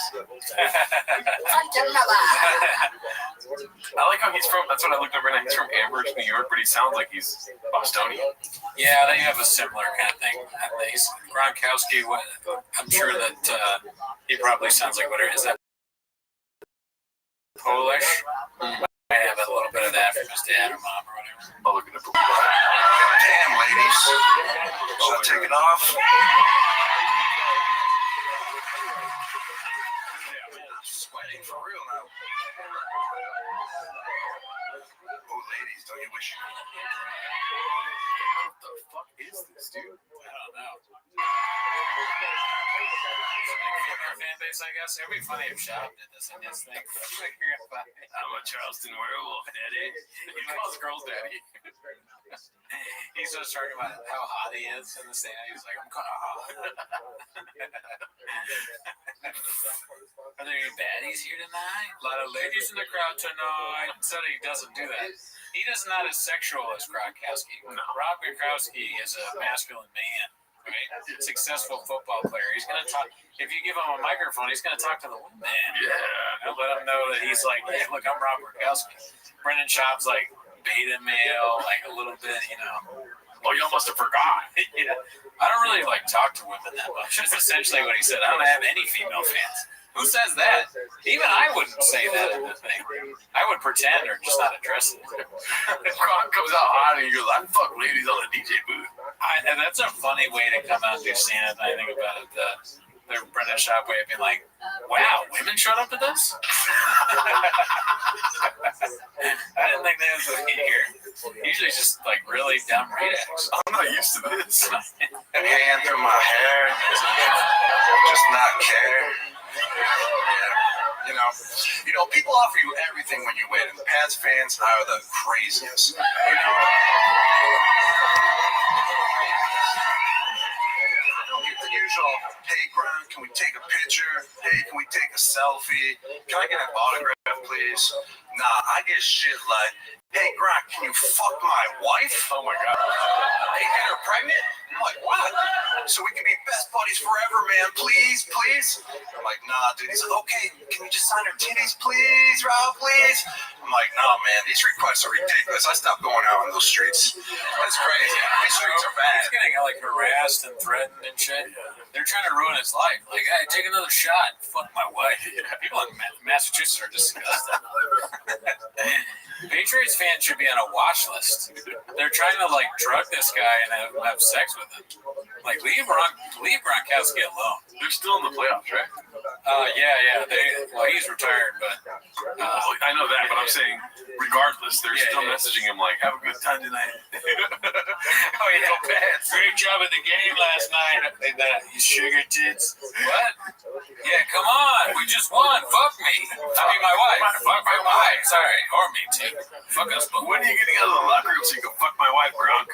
Congratulations, the Patriots just beat the Broncos.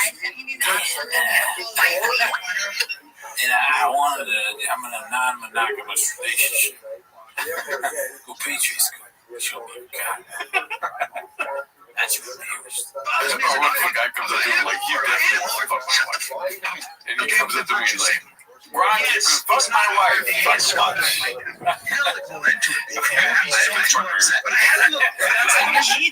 He's like, he gets harassed so much that somebody comes up to him and it's a family, they want an autograph, and he's like, I'm not gonna fuck you. He just yells it at the family. I won't fuck you. Leave me the fuck alone. What's wrong with autograph? Oh, sorry about that. And he signs wife's tits. Like, on the book. I'm just used to signing tits. My bad. There's a DJ booth want to get fucked. Titties everywhere. People offering crazy shit. Oh, man. I had another crazy request one time. Hey, Gronk, you know, I know you don't know me that well, but can you please bring me to Tom's mansion? I'm like, shit, I haven't even been there. It's been 7 years since I've been years. Without me, he would have 0 Super Bowl rings. I don't know how that's possible. I didn't know him after his first 3, but he would have 0. Tom, where the fuck do you live anyways? I'm coming over, man. I'm coming over. Yo, Tom, I need some avocado ice cream too, please. Oh my god. I don't know what that means. It's a joke. Why does he need avocado ice cream? Because Tom Brady is probably like super healthy. Yeah, Tom, like, he had a trainer that was all weird into like weird health stuff, and he was trying to force people to. I wonder if avocado ice cream is one of the things that You seen inside joke. You seen that new Tom Brady show on Pizza Hut? No. Oh, okay. He's like, I miss playing football. I don't know how to do a Tom Brady accent. He's like, I miss playing football, and you know what I miss the most? Saying Hut, and then he's like Pizza Hut. Dog, It's pretty good. what's the bag on that? Should we check? Like how much he money? Yeah, dude. They say? I don't know, but I mean, I'm sure there's people also guessing. I'm gonna be honest with you. I think that's pretty good. The advertiser that came up with that, I can't believe that's not been used yet. Right. That's amazing. It probably has been used. There's definitely some Pats fans in their fucking mom's basement ordering Pizza Hut. Because of that? Pizza Hut? Oh shit, that's fucking hilarious, dude. Oh, it's so funny. How can I get a Pizza Hut? I want to sell Chris pizza. It's a side salad. Thank you, Tom Pizza Hut. You're like, can you fuck my wife? Yeah, you also say, Then you're a scumbag. Maybe I can play till I'm 40 like you. oh man. Honestly, it would just be cool to be there. Yeah, he seems like he's having a good time, and if you're a Patriots fan, what he's doing right now is sort of just like saying accomplishments and remember when we won the Super Bowl? Like, that's not bad, I guess. If I were a kid or young, much younger, and Cal Ripken Jr. did a stand-up thing where he just talked about how many hits he got, like winning the Golden Glove, I'd be like, he's the best comedian. This was Kawhi Leonard on TNT just doing stand-up. You probably love that man. Oh, yeah. He's like, in 2019, I was crazy. Oh, God. He actually has jokes, though, because he has bits. He could just do his normal, like the time when he's like, what are you doing, baby? I'm not saying that. Yeah, that would crush. Also, people were talking about how much fun he was. Crush. I don't know what his other bits are, but he'd probably be better than these two. Well, there's two different openers you can do. You know what I mean? What to do, maybe solid, but something that's all even stronger than you think. What to do, maybe can follow is remember that one? Another good one. Yeah, I forgot about it.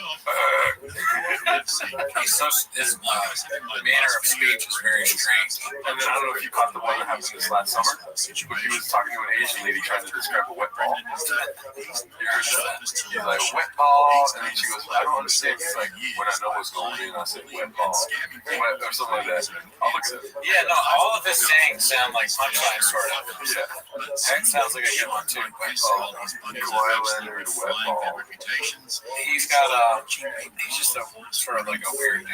There it is. I want to say wet ball.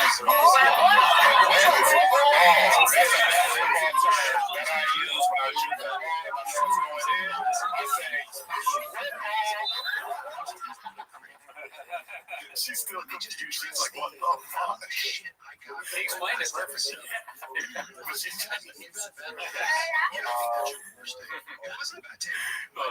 I mean, Kawhi Leonard interacts with other people. It's just a great Kawhi Leonard, it's like Anthony Bourdain, but it's Kawhi Leonard. No reservations. But anyway, so there's something else I wanted to show you. Shout out to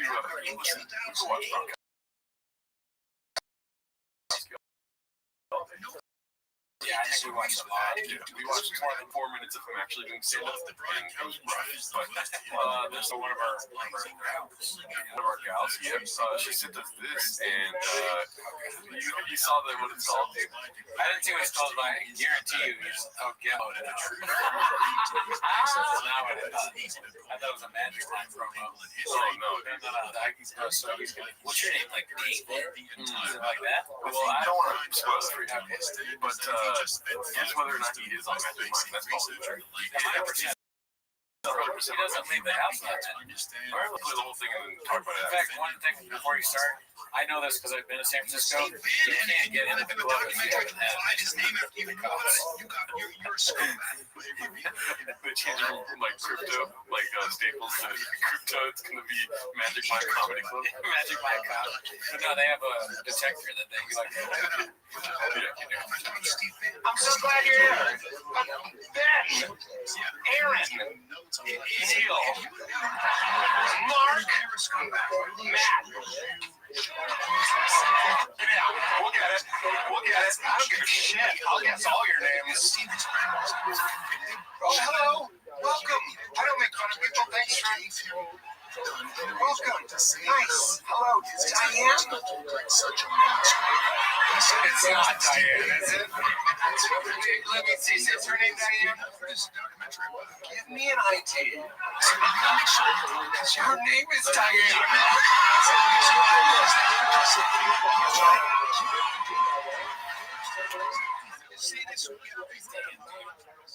He doesn't. It could be not true. No, it's not so. It's the power of magic. You just know people's names. Magic Line has two powers. Maybe Pete Holmes has a specific kind of magic line. He has like the really good stuff, but even like the rest of the stuff that the rest of us is actually pretty good. I'm not certain. I haven't tried either yet. We should do that on the show. Try a Magic Line. You know what I do drink is those little green energy juices that I have at like Trader Joe's and grocery stores. That would be like some sort of caffeine shot with like spinach and tomato or do I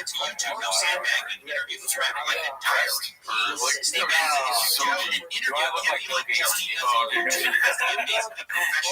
I'm kidding, but I don't know what they're called. I mean, they're probably like this, but they're not expensive. They're like little green shots. Now it's like they last the whole day. I don't drink coffee anymore. I don't drink coffee. I don't drink off or drink coffee.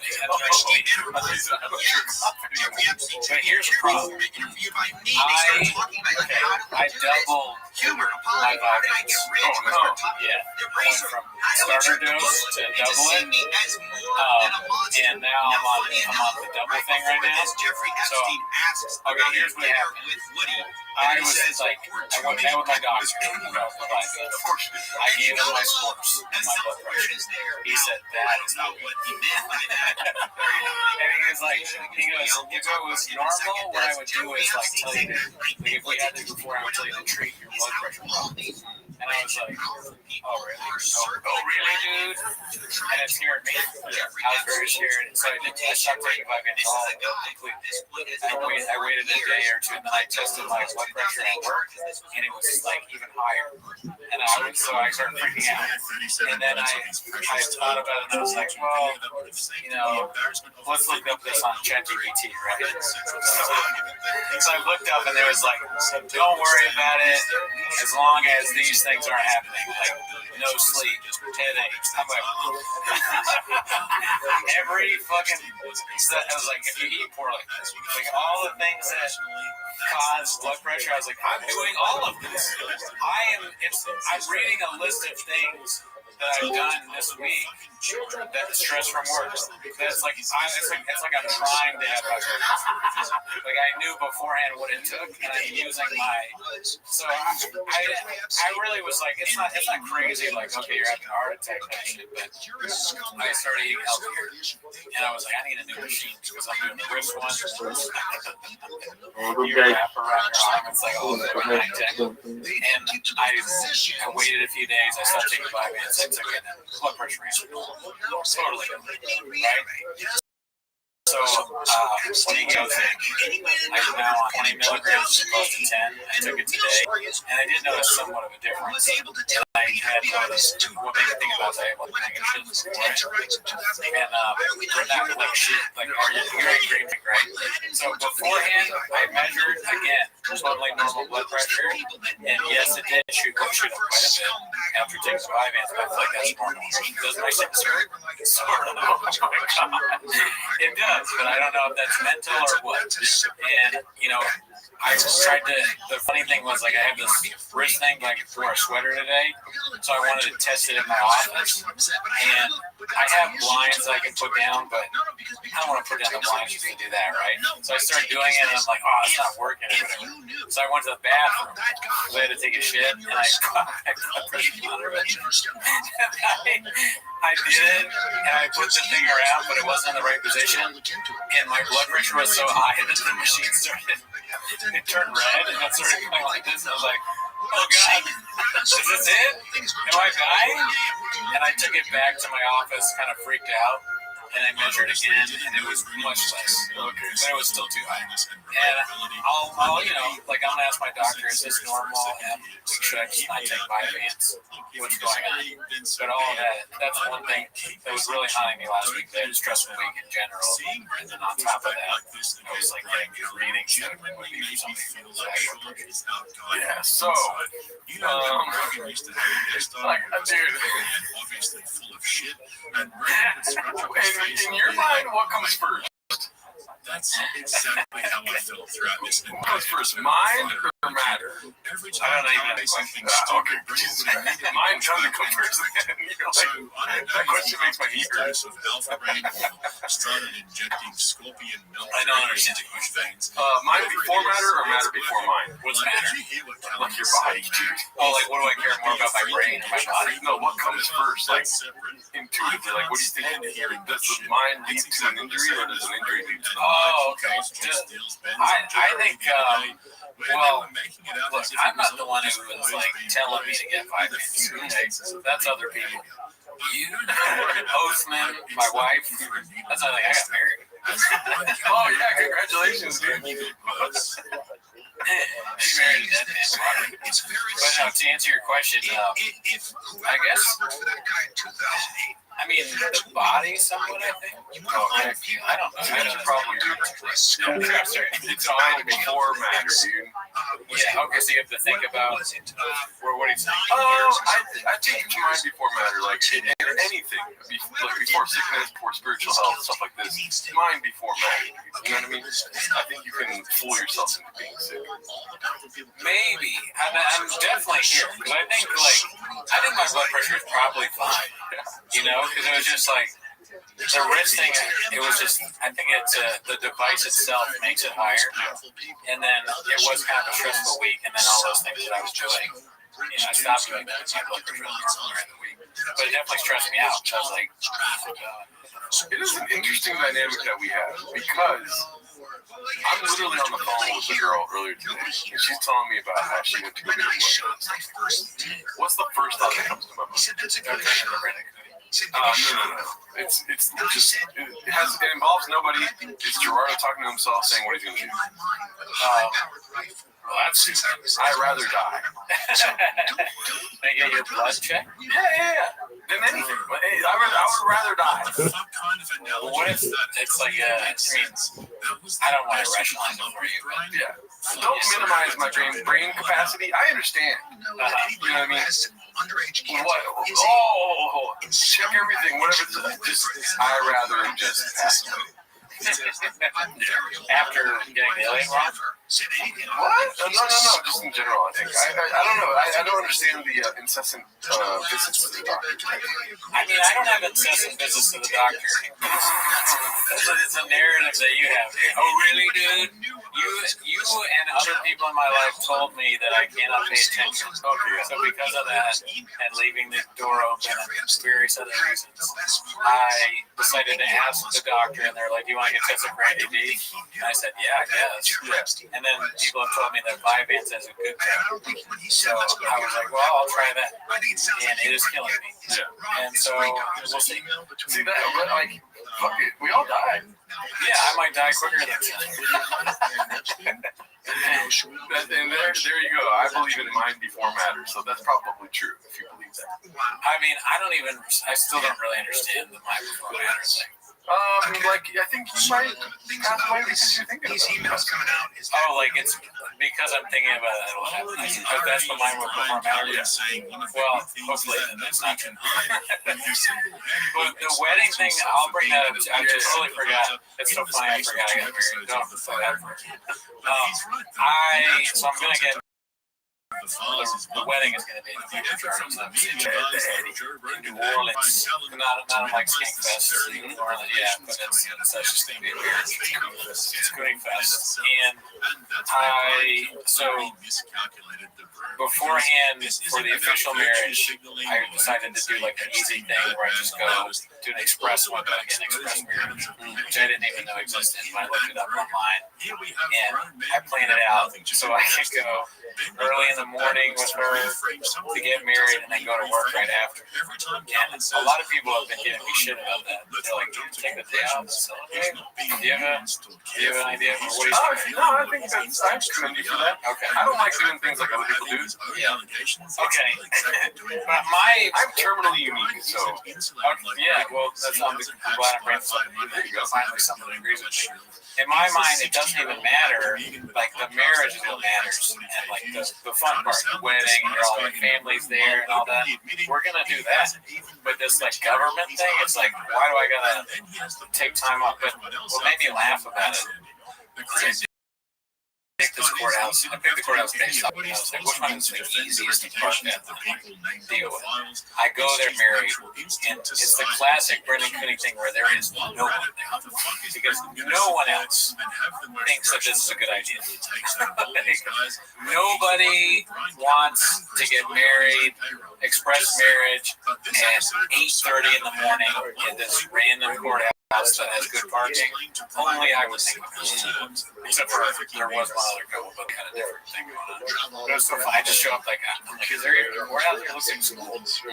You go in, and there's a marriage license drop box or something like that. You go in, you go to the window, they ask you for your ID. You tell them, yeah, this is the application we filled out. They go, cool story, bro. And then the woman's like, all right, do you take them to be married? Because you're married. So, it was like 15 minutes. Crazy is that fast. Yeah. I had no idea. Wow, it's kissing harder than Kirk. I'll never do it. Yeah, she did take you now because the bride's part. The window. She had a bunch of like Funko Pops everywhere. Yeah, like BTS people. Wherever you are, and you're there, and you're like, what? What's it all over the place? Almost on her desk. And so, your girl's name is Kuya? No, she keeps her, just like my mom keeps it. Oh my gosh. Is it a big name for you? No, it's the shop. Oh, fuck, I'm so look it up. I think that's one of the reasons why I would get married. Why? It's to change a woman's name. It's like, you know how they used to do that like the North African slave trade or the West African slave trade? What would they do? They would bring you over here, change the name. Oh, yeah, that's what I think that. Yeah. Oh my God. But guys, it's very important that the shop not find out about this. The shop cannot find out that my wife doesn't have the same last name. That would be bad. So do not tell him, because then I would lose all credit.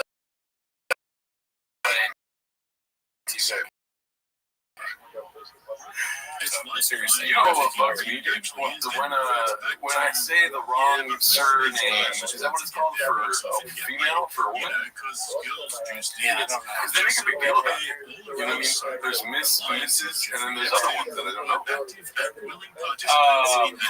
Like people have said like, oh no, it's actually Mrs. Yeah, dude, are you kidding me? Yeah, like, and then if the husband dies, they're all of a sudden something else. You know what I mean? That's like way too close to the thing you have.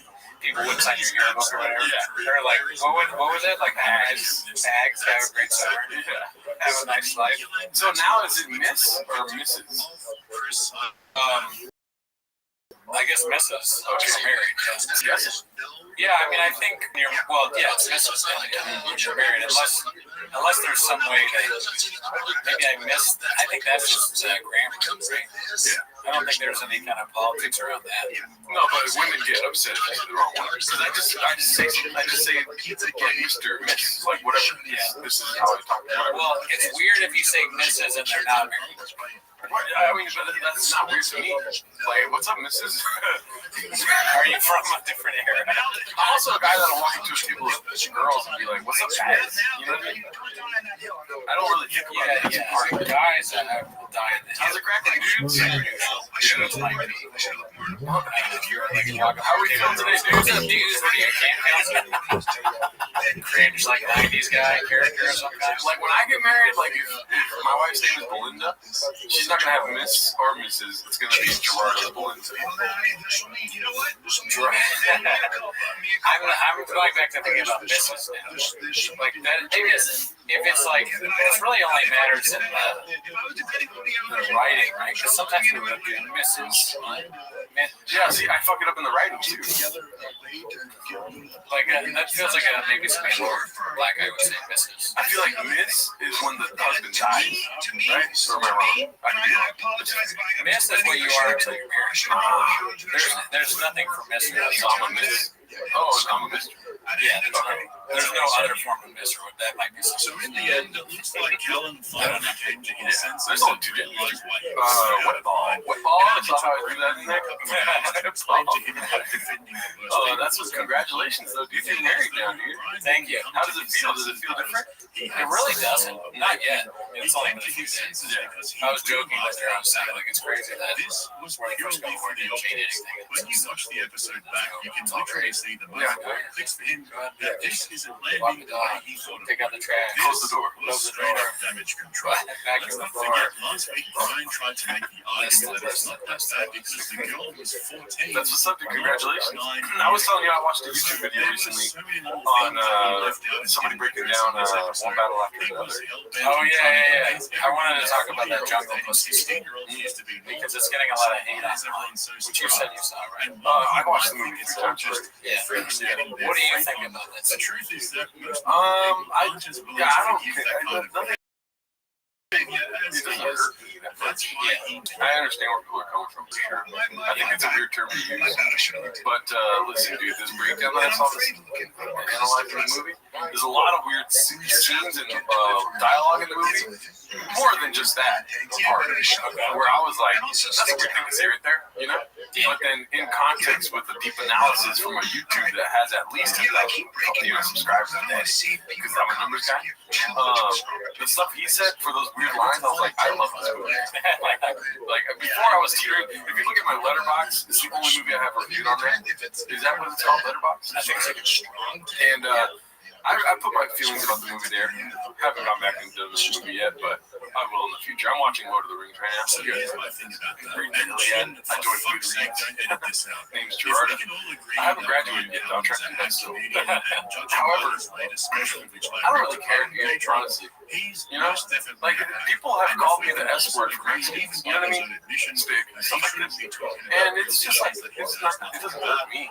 You know? I thought that they were saying that the criticism, I like it. Did you like the movie? Yeah, I just You said you were like teetering, but then after the review, so you were thinking it was going to be bad?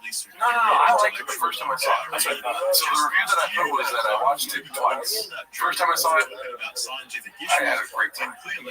Second time I saw it, I was like, okay, this is slower than the first time. There'll Be Blood I can watch tonight, like every night for the rest of my life. And it's amazing every time. But one battle after another, the second time I had seen it, I was like, oh, rough. But then I watched it again after watching this analysis thing, and it's so much more interesting to me now.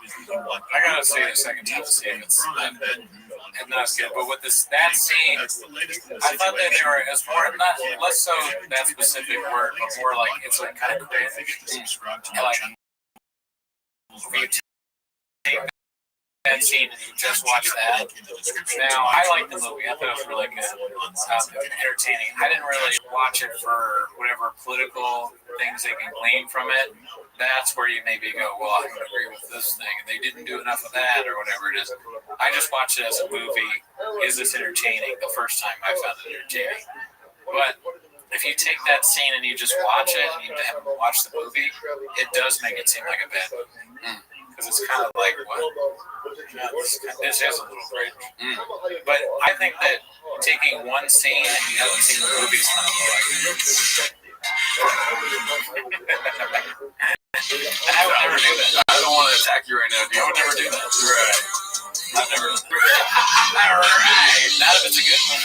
You've taken less than one scene and had a full fucking representation of what the movie is. I don't know what you're talking about.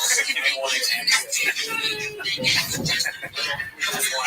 I wish I had the example on hand now, but there's been times where I've lost my shit. No, I'm honest. I'm being real. I know. I just. You know you do without even seeing it. I usually watch everything and then I do. Yeah. Right. That's what I do. No, I mean, What Now After Another is good. He's a good director. It's fun. It's funny. So one scene is kind of like, so what? It's not that big a deal. And using that as an argument to like, oh, you didn't cross all these things. It's like, yeah, he's not gonna cross all your highs and T's. Yeah, I mean, we are all searching for perfection in a world that's spaghetti. I wish sometimes lessons would be this, but it's fine. It's far from me, but listen, dude, progress, dude, that's where it's at. You know what I mean? PTA, yeah, he's been directing movies forever, but there's other movies that he's done that suck ass, right? Licorice Pizza, the worst fucking movie of all time. And I watched it, and I'm talking shit about it. Somebody in this fucking room, okay? But that movie sucks ass. Nothing happens. Characters do not change. You know what I mean? Now, sorry for cussing, but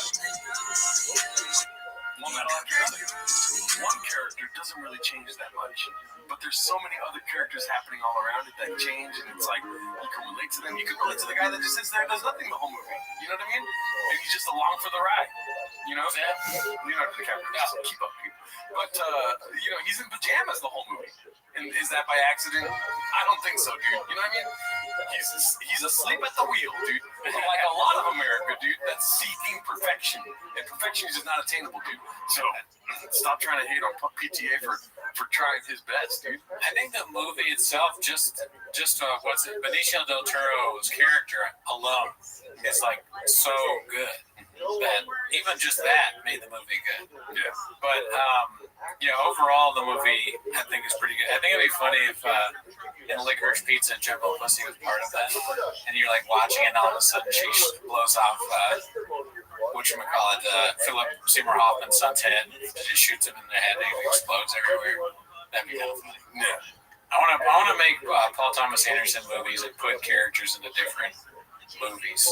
Like what's the porn movie called again? With what's his name? My brain's not working right now. I don't know. Mark Wahlberg, the PTA Mark Wahlberg? Boogie Nights. I'm sure you could find, put Dirk Diggler and There Will Be Blood. That'd be good. Don't touch There Will Be Blood. But, what was I going to say right now? But while watching this movie analysis thing, and go check it out, dude. There's so many different fucking things on. I was driving far. Okay, I'm at home watching this.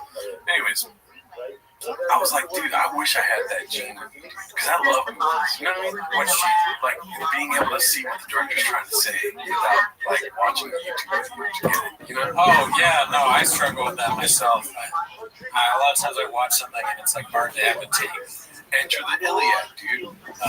I'm reading the Iliad, and book by book, I go to ChatGPT, and I'm like, so I just finished book 3. Is this what happened in book 3? Comprehension, daddy, right? Yeah. And then ChatGPT, what is it? It sucks your dick all day, dude. That's all it does, right? So they're like, yeah, you got it, like you ask it, and this is my thing, is that what they're saying? I see. And ChatGPT's like, dude, you're the best. It does. You gotta tell it to stop being so like sycophantic. I think a lot of people recommend that. I did get mine down pretty good. You know, I was like, stop with this fucking bullshit, dude. And then I sent you that picture of like, there's this popular thing on Twitter that was like, you know, tell ChatGPT to do something, or like this thing right here. Oh yeah, you did. Yeah. Create an image on how I treat you previously. You need to do it better. This is not what I asked. I'll try to improve. I'm white. But yeah, that's what I do with my ChatGPT. I did cancel ChatGPT because I was very upset. I sat up all night one night telling ChatGPT how upset I was with it. Oh yeah? Yeah, dude. What happened? I can't really talk about it on the podcast, but like, yeah, dude. You know, my other work, I was doing other work on ChatGPT, and it was fucking with me, dude. Oh, okay. I actually have gotten mad at ChatGPT myself. Mm-hmm. I think I probably talked about this on the pod before, though. But this is so ridiculous. This gives you an eye into my mental state. I was arguing with ChatGPT over whether it was okay for me to carry a knife. Oh my god! I don't have a knife, or do I? And I was like, this is so crazy, dude. I was asking ChatGPT about like what kind of knife would kill a pit bull. If I needed to, I'm not just gonna go kill pit bulls. But I was like asking it about that, and I was like, is there any blowback? And they're like, well, you can't have this kind of knife. In California, you have to have it has to be shown. And they were acting like I was gonna buy like some kind of big ass, fucking Crocodile Dundee knife and walk around like that. I'm like, I'm not doing that. I want a knife I can hide if I need to use it to kill a pit bull that's attacking me. And I was getting mad. I was like, they kept telling me all these laws about how you can't do that. There's better ways. Try and scare the pit bull. I'm like, what is it if it's chewing my leg or killing my dog? What am I supposed to do? And I'm like doing all this, and ChatGPT's like, all right, you're right. It is kind of like weird how the laws are, and I'm getting very sleepy. And then I say, fuck it, I don't need a knife. Yeah. I went to sleep. Yeah, I was asking ChatGPT, like, can I eat this right now, or is that going to make me feel like shit, right? And then fast forward to, like, 30 other prompts that I'm giving ChatGPT, like, make this, my homie naked, stuff like this, right? And then later on, it was like, it said, like, you're going to feel like shit over something else. And I was like, hey, don't do that. You're a fucking robot, dude. Don't act like you're my friend, all right? Have you seen this? I think it was this last week. Isn't this video? But it's in Miami. The police came over to ask this lady about some post that she. Did you see that? Yeah. So it was not even that hardcore. A minor-age veteran is making national headlines. Fucking crazy. Cubans are becoming fucking bed bugs, dude. What the hell? Making national headlines and striking up debates about it. So I want to see if you can see the message. I've never got a chance to read the actual message. Or they read it later. The guy who consistently calls for the DLP Palestinians tried to shut down a theater for showing a movie that hurt his feelings and refuses to stand for the LGBTQ community in any way. Even leaves the room when they vote on related matters. I want you to know that you're all welcome here. My opinions and my coverage. But the police came to her door to question her about this, and she's a veteran. And she's like, yeah. Up debates about freedom of speech. It's all over a Facebook post she made about the city's mayor. Led to a visit by Miami Beach Police. Here's Christina Vasquez with the interview. It's really happening. Miami Beach resident and former political candidate Raquel Pacheco said she was stunned. Miami Beach's detectives knocked on her door Monday asking about this month. And the first time it doesn't say the freedom to be spicy. It clearly doesn't agree with that. She made on this post by the mayor on Facebook. Am I being charged with the exchange? Okay, so you're here to investigate a statement that I allegedly made on Facebook. So like an intimidation tactic? So that to me is a clear indication that people are not allowed to agree with anyone but the mayor. And that's not how America works. It comes amid a national conversation about censorship and free speech in America. It's being lows over the week, but yeah, anyway, that's crazy. Wow. And the mayor is a circle of it, you know what I mean? No. So what does the message say? Yeah, I mean, dude, it's crazy because the post is not even like bad at all. It's not even like that bad. It just has bad. What kind of American is this? I know. Anyways, I forget what you were just saying right now, but it reminded me of that. Something about the cops. Carrying a knife. Yeah, they don't want to let me carry a knife. It's the same thing. We're both being penal. ChatGPT is going to be fucking hitting whatever Seattle PD dude. I can't carry a knife if I want to kill a dog, and she can't post her place. It's messed up. Dude, no. This is the America we fought for. You know what I mean? Freedom of speech, freedom to murder animals. And it's just because I'm sick of the violence paradigm. It's clear that they're all in this together. But let's Yeah, my voicemails. I'm starting to feel like voicemails actually here. My bad. So that they can call in J.D. Vance. And his dear Backer who's obsessed with the Antichrist. No, my mom. She texted me. I'll tell you. That's ridiculous. Why would you message me that? Like you said, it's always that ushers in all the great power. Okay, so somebody's saying, what the fuck, Gerardo? Great, I'm glad we checked the fucking voicemail today. This one, if you want to leave us a voicemail, it's 775-557-8667. That's 775-557-TMOS. To go after us. They do Hey, not what the let fuck the is courage wrong though in fucking Brandon? I called Tony Soprano from Thursday. I fucking just like they did with the I called the other day. And I told you we didn't get on the podcast. On my voicemail. I'm not gonna tell you what the fuck is about it. You don't play all fucking right before the end, I'm just going to say, you had your wait, I don't know. The fuck, man? You got no fucking merch. start all the year What they call that? 2 years ago, I told you you got no merch. 2 years now, there's no merch. like they were kids. It's trying to fucking merch. Yeah. When a murderer psychopath is telling you to give merch, 4 years later. And like all of our greatest Okay, so the Wokes meeting the wall is what this next one says. However, it is 2 minutes long. Hopefully, he just left his phone out. Let's see. Shout out to Tony Soprano. Thank you very much. The wall is meeting the wall. We gotta get out in the street. We gotta get political. I'm sure. Donald Trump. It's a song.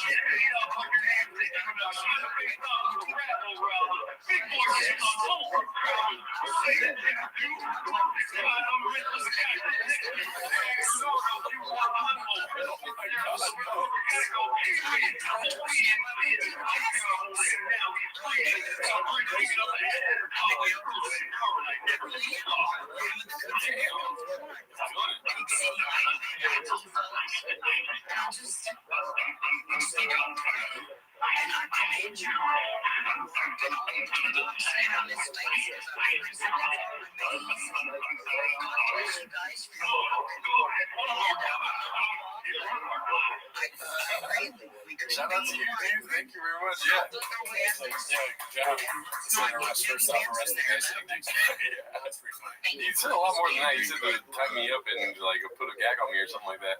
Put you in. Yeah. It's not gonna be Kiwi season. It's gonna be freezing. That's what he said. Yeah, dude, shout out to you. Thank you very much for that voicemail. I see the timestamp and I'm like, but then I listen to the song and I'm like, oh shit, this is feel free. All right. But yeah, I think that's it for this week. All right. See you next week, guys. Third term and a fourth term, and he's saying we're never going to have to vote again. It's just definitely a point of concern. Literally every one of his policies has been designed to alienate the American people, like pushing AI that people don't really want rolled out that fast. All these data centers pushing mRNA to surrogate and gate bombing campaigns across the world. Potentially starting to follow through with Iran. I mean, I can go on and on, but it's like most it's been a it's like he doesn't. I didn't take it back. I want to make sure that you're objective. No, I have one here. The TDS session. Just I was like, okay, put out policy to protect women's rights as far as men competing. We're both so stressed out. So, 8 inches. No. I do agree with you. I'm going to be.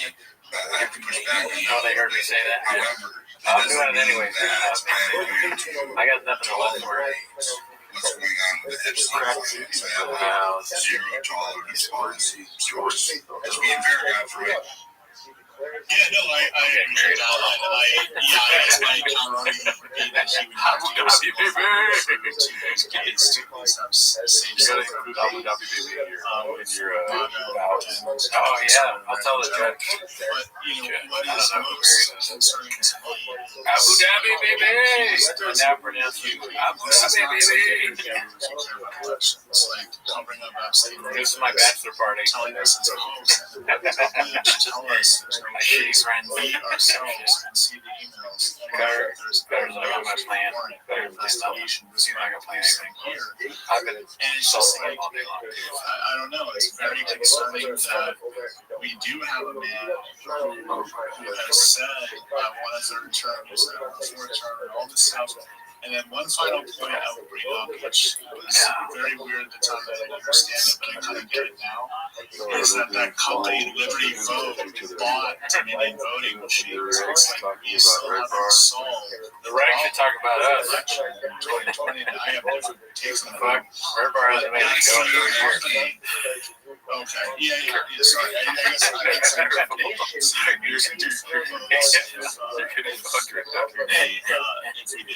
I've lost my. I wouldn't even say his name. At the beginning of that guy. So much to say. I just really feel like these Senate hearings are just bread and circus. They just go in there. Oh, sorry. Whatever hearing it was, whether it's a Senate words, whether it's a House, it's just bread and circus every single time. They have their talking points. They obviously there's something How dare you bring yourself to some routine that... Oh, no. We're live. Cheese. Hey, you know what? It's great to be here with my good friend Gerardo. We look forward to everything. Health scares, life drama. We do it for you guys. For 10 likes. For 10, for only a few likes. Please, if you're spared, would you give us a like? That's every expectation. So they talk. You're not hearing anything about great. Look at these people. Thank you. Wow, the thank you is of some sort of video. Oh, there we go. Oh my gosh. Saul, shout out to you. So I feel like maybe getting some of these lower hanging fruit will allow these once victims that are now being perpetrators to be able to testify, to be able to name bigger names. I told you already how the way here. I was watching our guy. Now maybe one of our guys, I don't know, podcast crazy. Because I wanted to consume some Whitney Cummings content. I was stressed out. And nothing calms me down like podcast. So I was listening to it, and it got to a point where Whitney Cummings said that she was like, and you know why you do it? She's talking about people making fun of her. She said, you know why you do it? You do it because it hurts my feelings. It hurts, you know, and you know it does. You know it hurts my feelings. And I was like, whoa, okay, man. That's crazy.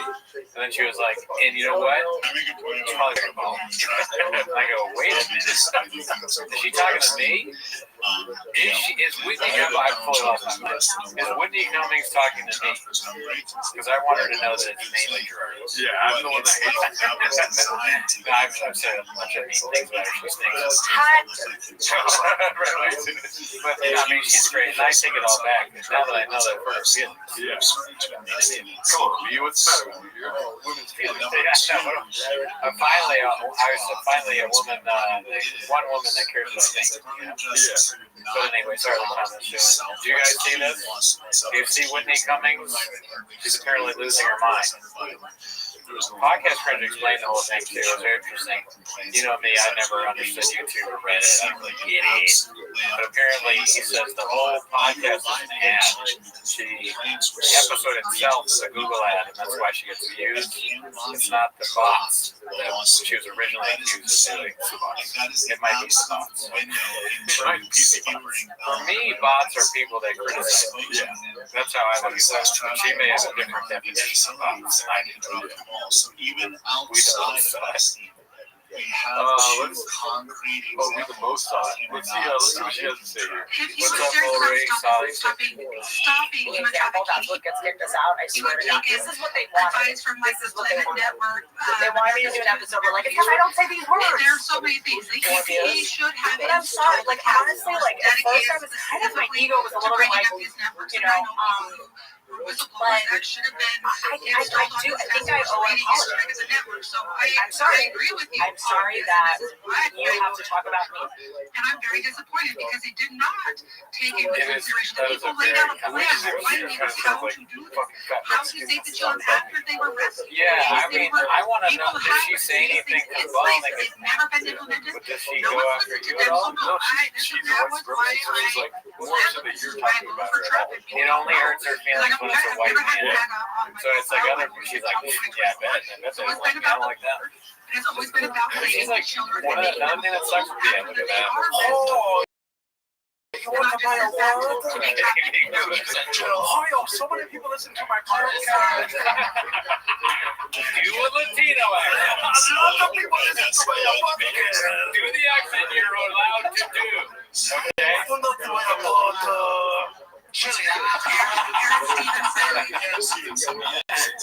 oh, I'm really telling a Latino how to talk. All right. That's what I have to say that. Their face, though, dude. Come on. I mean, you don't have to say something. No, look, I was just debating whether because I truly, from the bottom of my heart, I apologize to one of the best comedians that's ever lived, Whitney Cummings. But, you know, there's things about, sometimes when someone's I just want to say first to every man that's in this space and saying that they are wanting to expose what's going on with Epstein,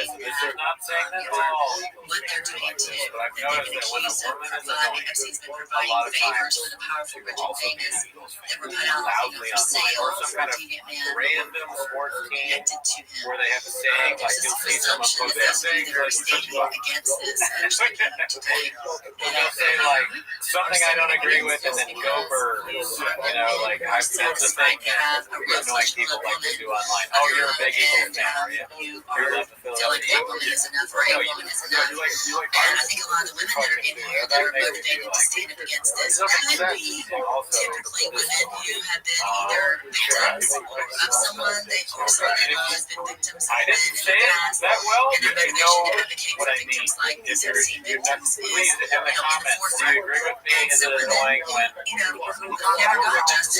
randomly say they like some random sports team?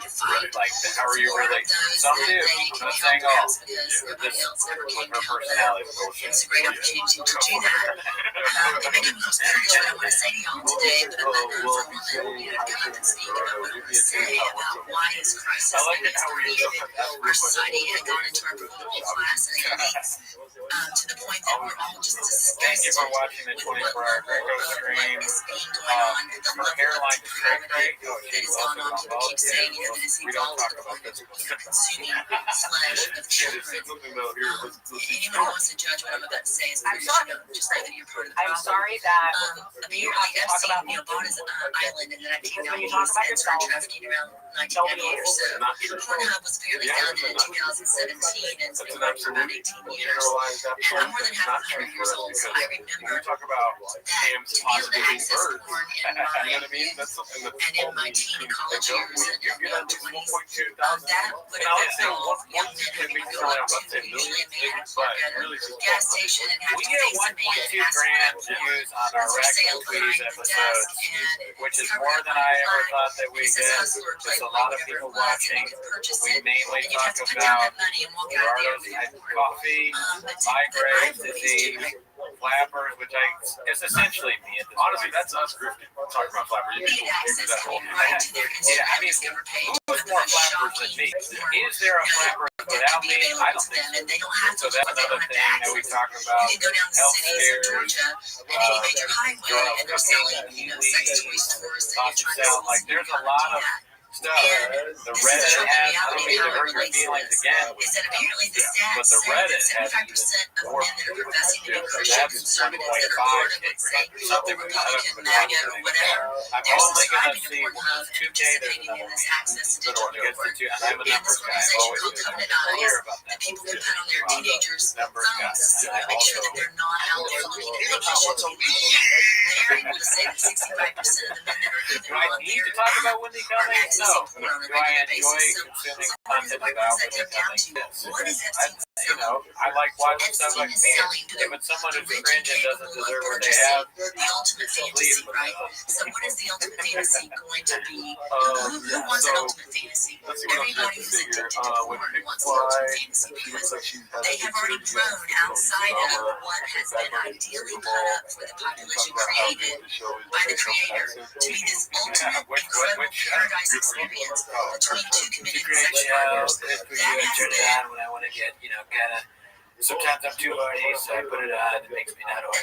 Chill out. People believe that a committed sexual partner is not enough. You've got to get access to something outside of that, to the eyes and the mind, become addicted to what is available within Pornhub. So the appetite. So when something like this comes out in the public and we all wonder, why is there no activity? Why is nothing happening? Why is just, wet and watery mouth? The appetite for what Epstein was providing, and they wanted themselves to Dude, we should be force they're not going to stand up for Our whole justice. episode So should the be a men Google that are Ads. Look here at how that are standing successful up she is, for you fucking moron. wanting the justice to come out What for are you doing, man? that want to God see damn it, you're justice, fucking who up. want to God make damn sure it. that victims that are videos that might Why would she implicate admit to something like that? If I understand it correctly, survivors she said it on the show. who are in these kind of situations will do whatever it takes to survive their situation But he in the said hope that they can the get whole thing out is an ad. and not That's what have to they're used. So testify people, and be seen the on the face thumbnail and be gets shamed. sent to everybody. And the They people watch that it are for on 20 the seconds. That's why conservative they're right on it.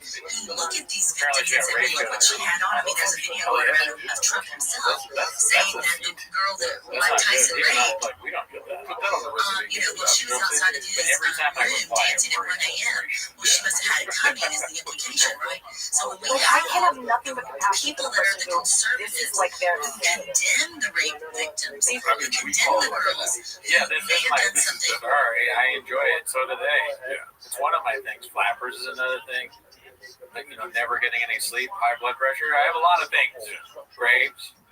That might have been them in the wrong place at the wrong time. You're right. There's stupidity or whatever, or the idolization of these men in power. They think, oh gosh, is he going to look at me because I'm so beautiful or whatever? And they end up getting raped. They don't deserve to get raped. But when an idea like that is being put out into our society. I am white as shit, Alice. Yeah. And what we have is 75% of men that are useless for helping because Look at the that prime and says lollipop there. all it takes for evil to prevail is And then, of course, she's a Zionist. You're going to Saudi Arabia and supporting Starbucks, dude. How make up your mind? You know what I mean? Yeah. We're not That's Starbucks. and that's all you got. You're not out there willing to be bold and brave and do something. That's how we get to where we are, where there's this few minority that are going to do something about it. And we just addressed on my Chill Talks podcast on my community space. What? Why is it weird again that the Gen grown X men shit? people, You think you'd rather children make fun of you? You'd rather a podcast of 10-year-olds talking about how you're ugly? purpose of saving the next generation.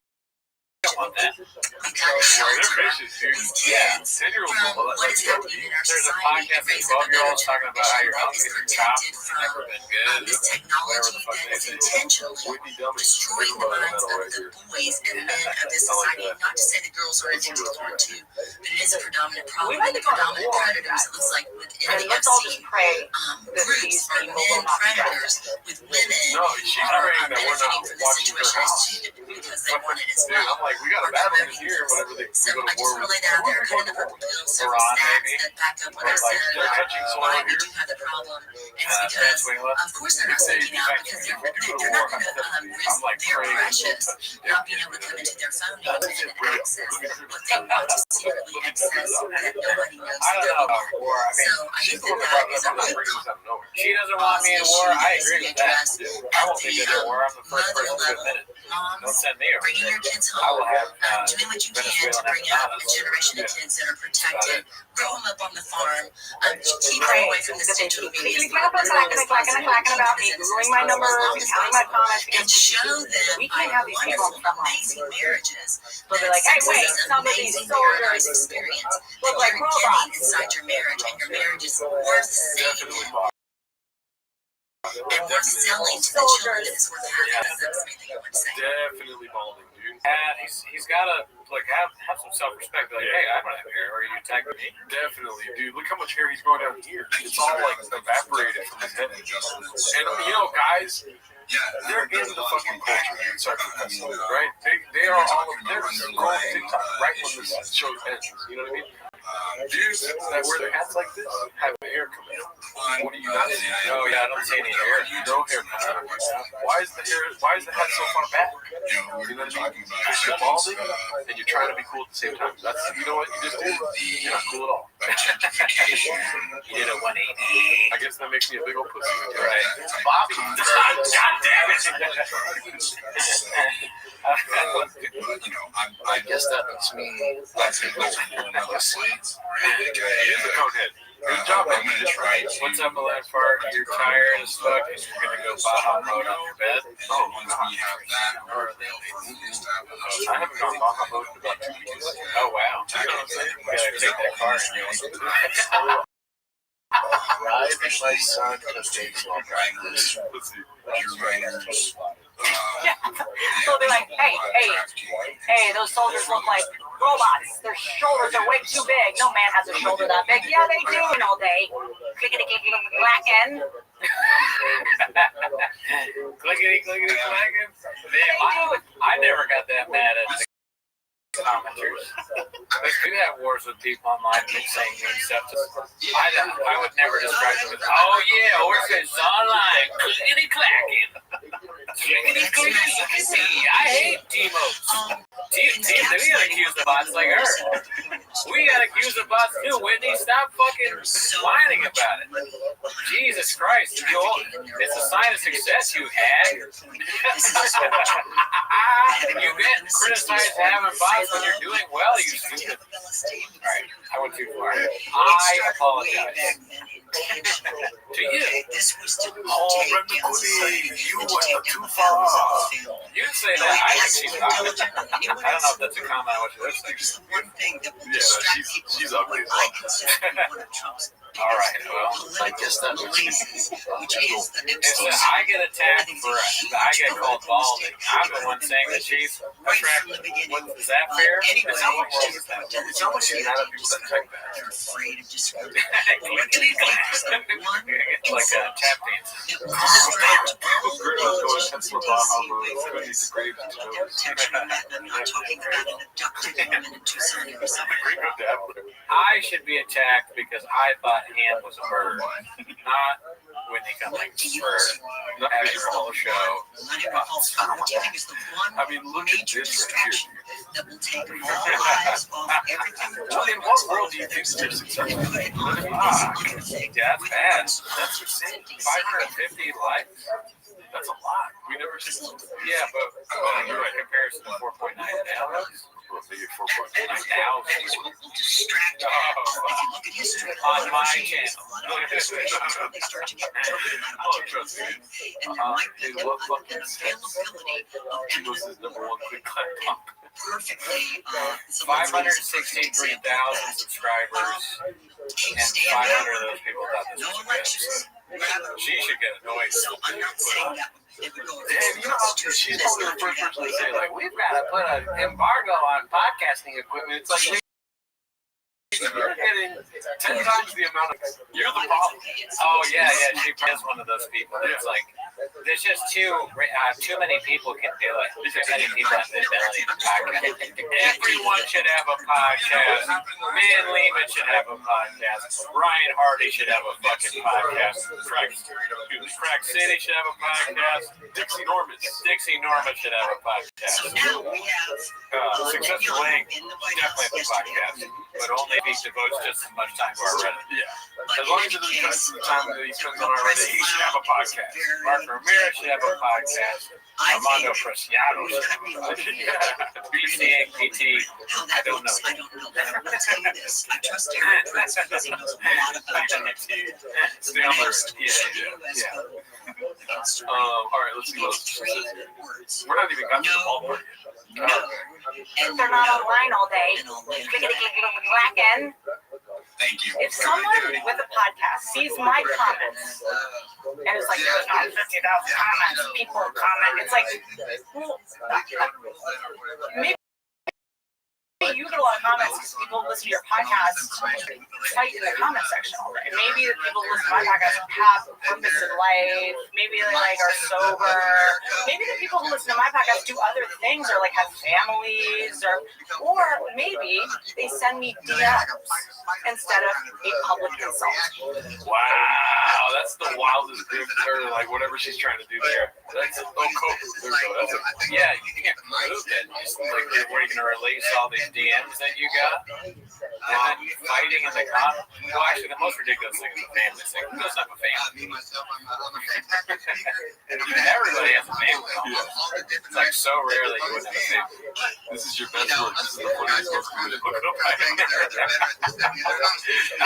If you criticize me, you don't have a family.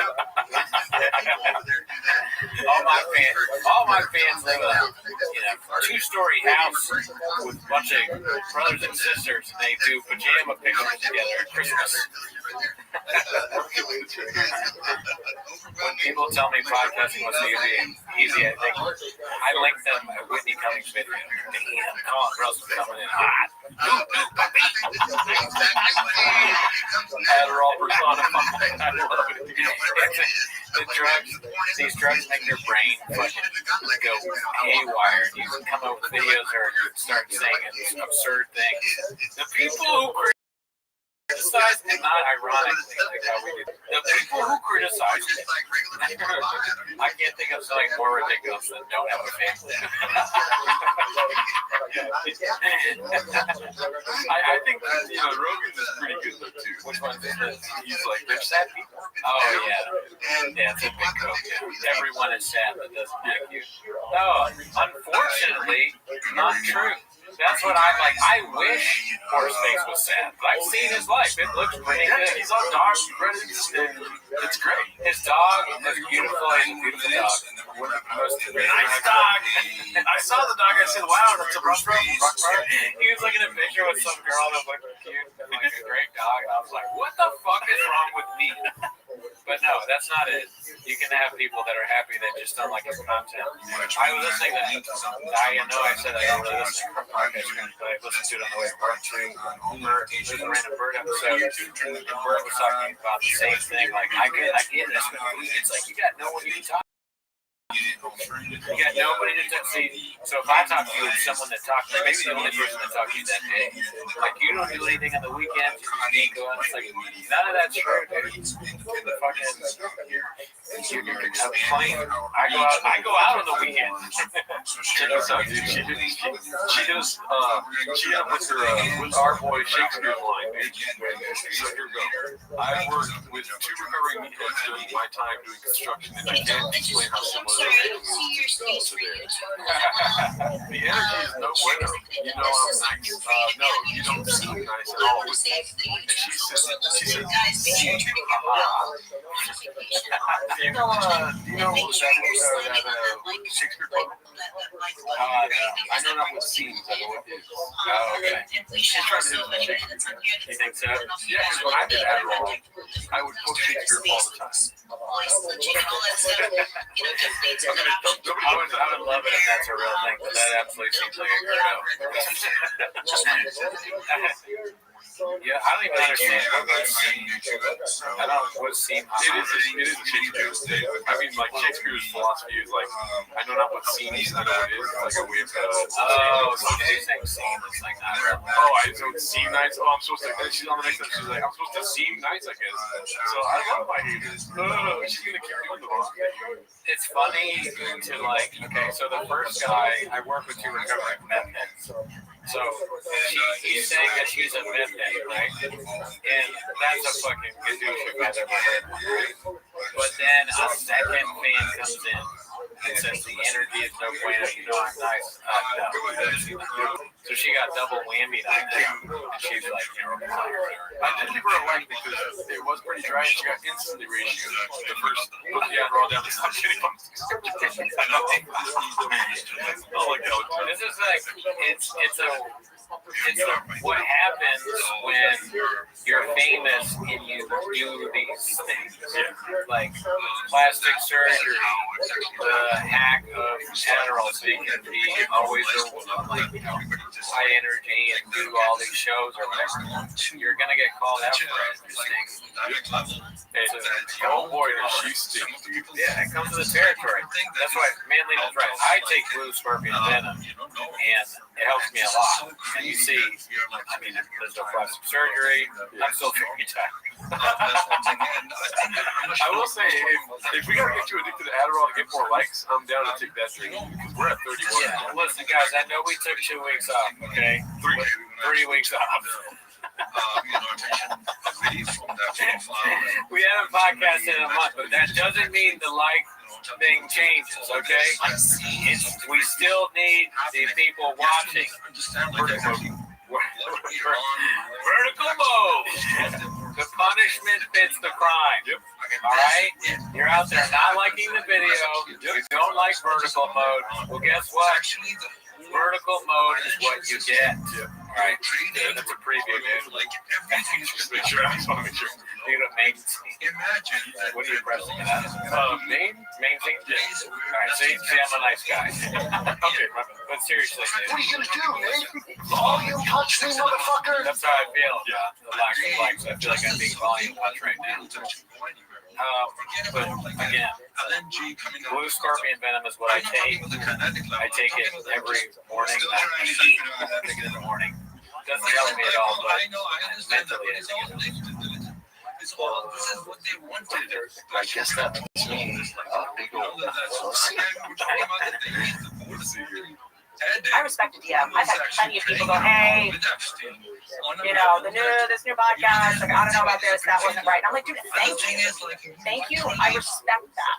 I have had so many DMs from people who are actually super good. DM me your insults. Well, it sounds like the DMs aren't working. Because like, Yeah, you stink. You're bad at this. You haven't listened to any of the constructive criticism.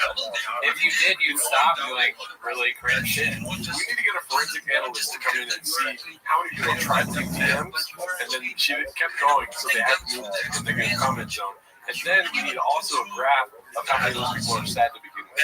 You know what I mean? So that we can stop the code, stop the drift, stop the steal. Also, I mean, she's a very nice person. We know this. So why would I want to hurt your feelings by sending you a DM?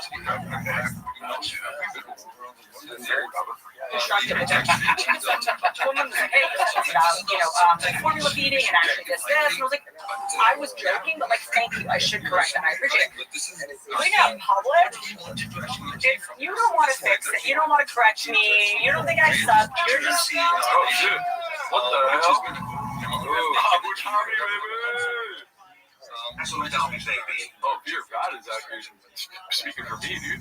Make me a sandwich, woman. Shut the hell up. Put down the microphone, lady. So Gerardo's in chat for him. Spicy. Okay, it's funny that you don't want to correct, you don't want to make me better, you don't want to fix me. That's a crazy thing to say. You want me to want to fix you? What are you talking about? You're old. I'm not old. You're older. I'm not gonna fix you. You and Brendan Schaub and plenty other people. There's so many things you ignored throughout your time. I don't think I'm gonna have any effect on you. But I thank God for Brendan Schaub. He's one of the funniest things that's ever happened to me in my entire life. Travis. He doesn't make me mad. Sometimes this makes me mad. Okay. Yeah. In my comment section, which is like you're just trying to track whack people to text offensive memes with all day. People won't. People are off the table for you. Oh, come on. Like, you gotta do this every time. Hit them with who's cool. Go for it. Who's cool? Oh, yes. I'll tell you right now. I'll attack them too. Yeah. Cool people all attack. Man, Lehman. Sucks ass. Angela Cena 560. One of the worst. But cool. Robbie's third cousin, I would kill him. Murder. Kaden 275. We'll be dead tomorrow. Cool people. No, I'm kidding. But you said I wouldn't attack cool people. Oh, Wiley Harris just gave us money. I'm going to kill cool people. I have violence in my DNA. You should know that, and all of you should know that. Miguel is one of the coolest people I've ever met. He's a dog. You're bringing it back. That's too far. Oh, my bad. You're asleep. That's fair. That's fair. Oh, no. Right. Listen, you're all great. I didn't mean to say that. I just wanted to show Whitney that you guys are cool. Thank you, Gerardo. I don't care about the truck. I'm a werewolf. I'm a child werewolf.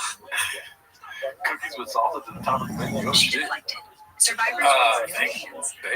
Yeah, I mean, it's the whole, like, we make fun of everybody gets geek jokes. Yeah. You know, like Andrew Schultz says. But why would we make fun of somebody that we like?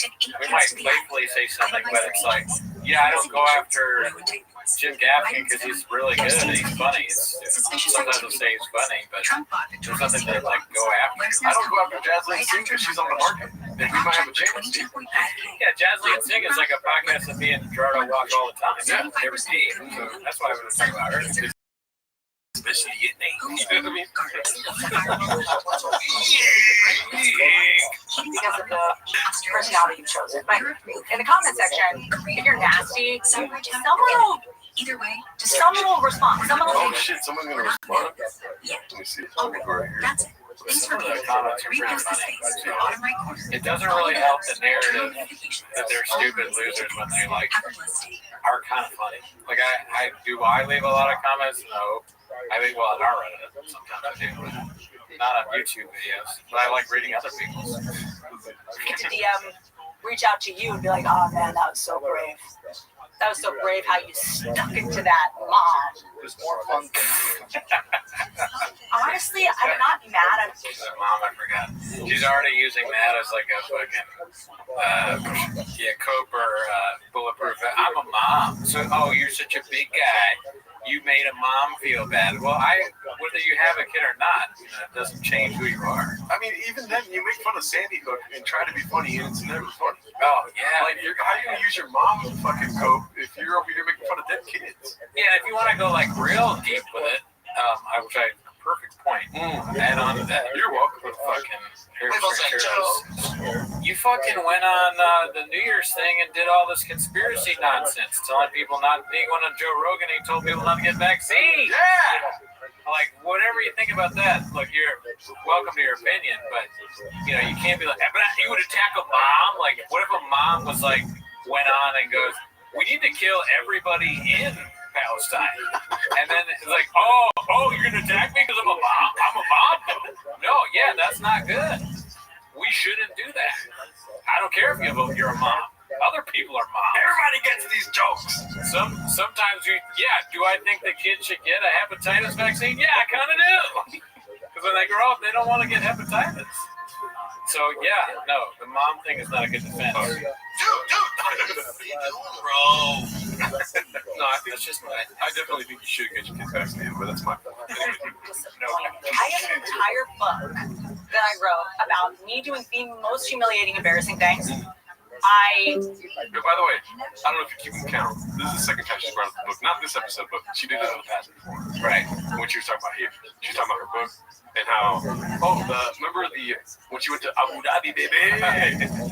She had a chapter on Abu Dhabi. And she's like, y'all didn't move to go to Saudi Arabia. Your boy's been to Abu Dhabi. I'm a mom. She said, yeah, I mean, what do you remember the title of the book is? Oh man, I was gonna say something bad, but no. Probably fake tits and fake fucking person.com is the name of the book. Plastic surgery. Comment in the comments if you know what it is. That's social media. This isn't real. I mean, but they've, you know what? They've already probably come for me for those. I just didn't see them. And they're like, we have to try something else together. We have to try something else together. Accusing the people that are in your comments. Shut up, bald man. Yeah, you fucking. I actually, now that I remember, I retweeted her. Like, I did Gadusha online. I totally forgot about that. On Twitter, there was a recently. I retweeted her doing this weird makeup video, and I just wrote, So I have forgotten that I a hateful troll. Oh, you must have forgot. Damn, I totally forgot I did that. And I did that only a few weeks ago, dude. My life is fucked up. I don't remember shit. But, oh well. That I apologize. You're right. And you guys are wondering why we're gone for a month, huh? Just when you tweets. Having bought a book? No, they didn't. No, well, the bots wrote my book, is what I'm saying. I did hire bots to write my book. But these are people that like make podcast episodes about this. Damn right. We're doing it right now. Look, I think that most people. What would you do if at the end of it, she's like, and what hurts the most is when they call Jelly Roll fat. Listen, Jelly, don't take my Jelly Roll jokes away from me. You can take those where I call dead hand.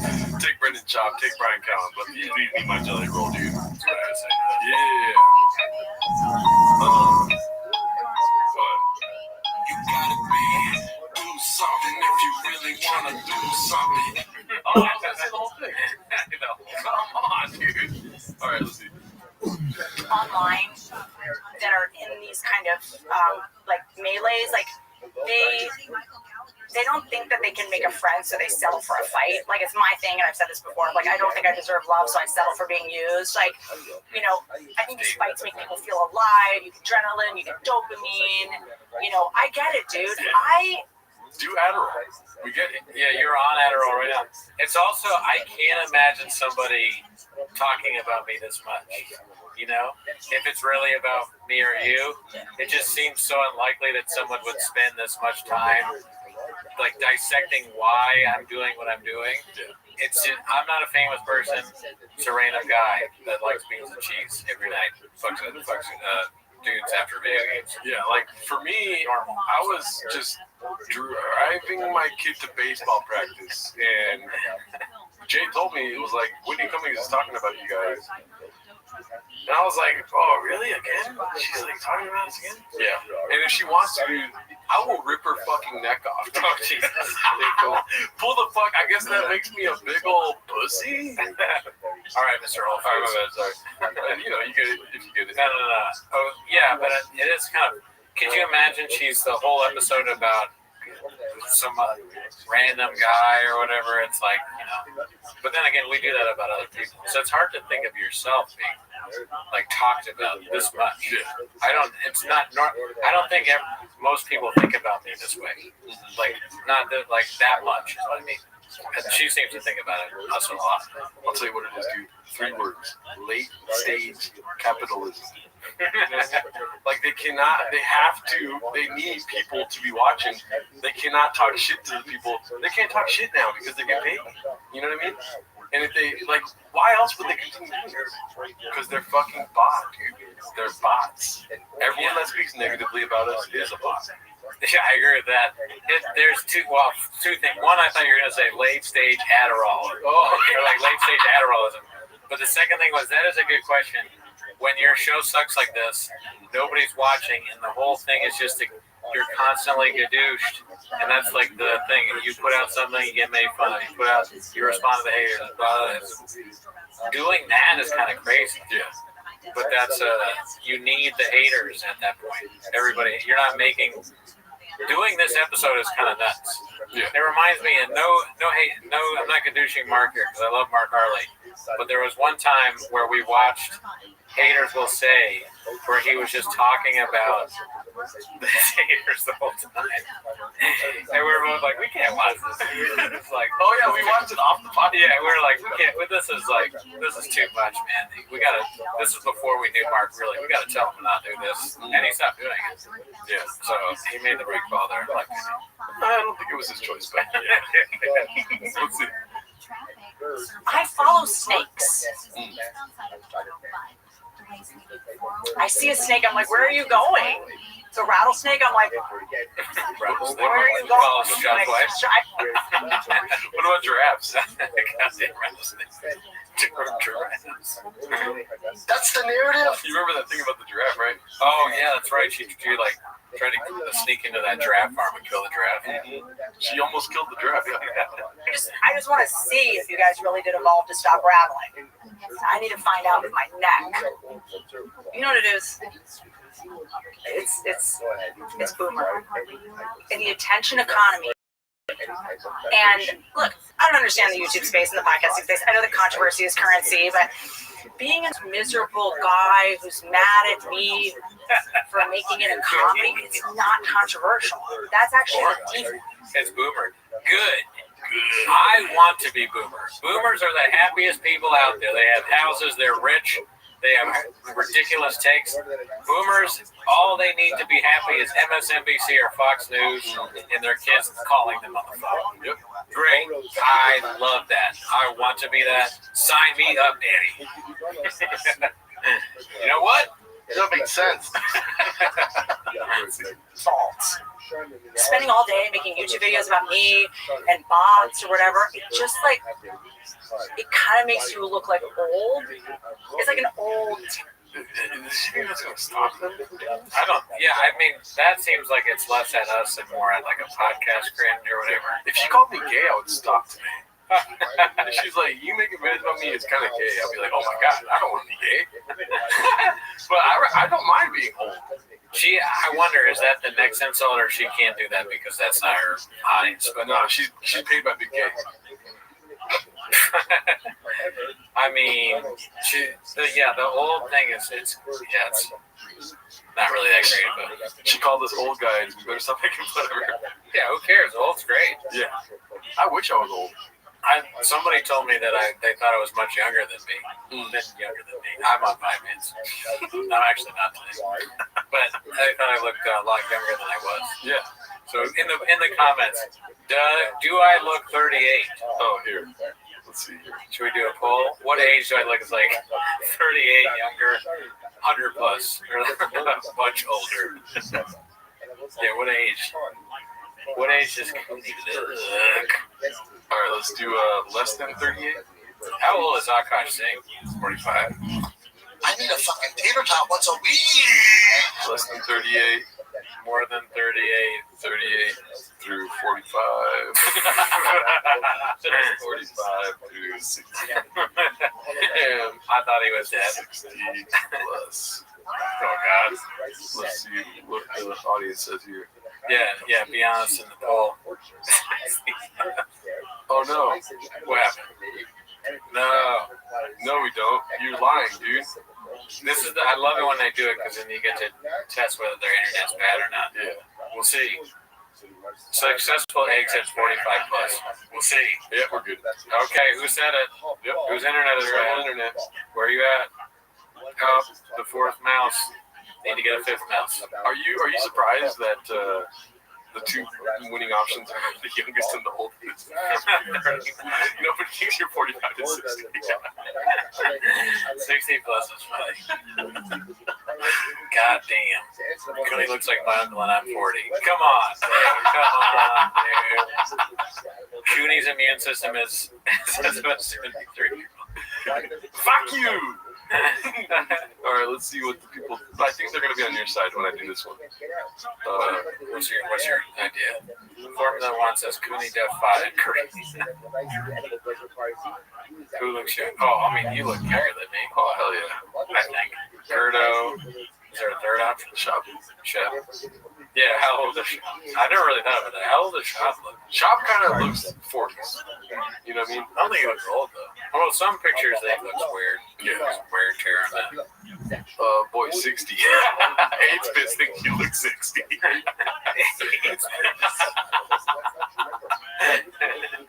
Hey, I'm going to do a random guess here.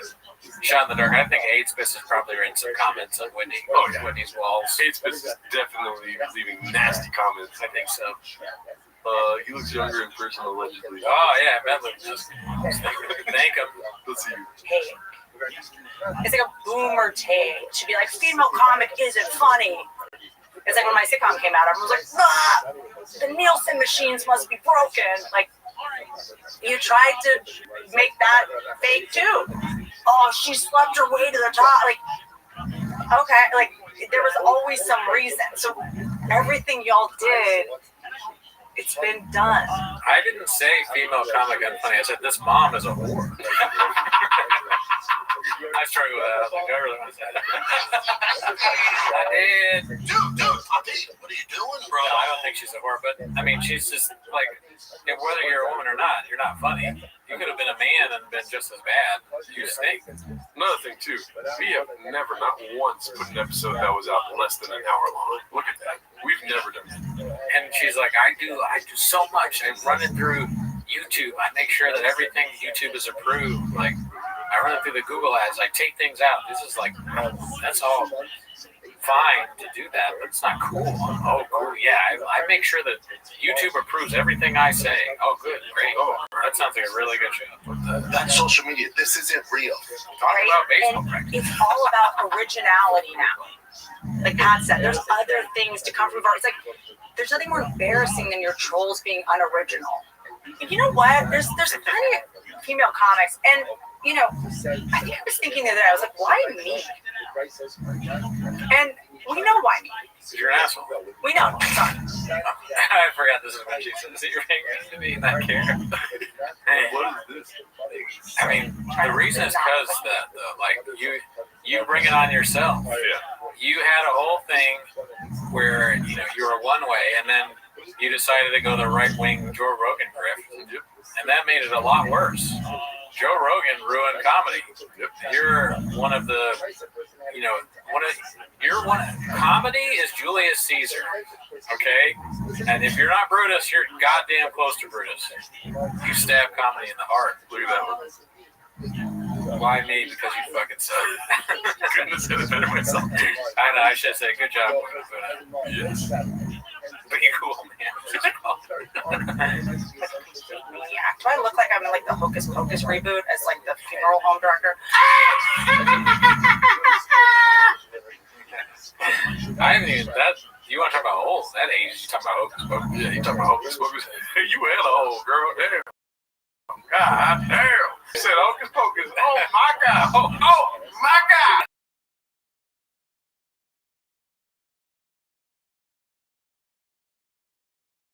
Because you know it will hurt my feelings. You know I'm nice.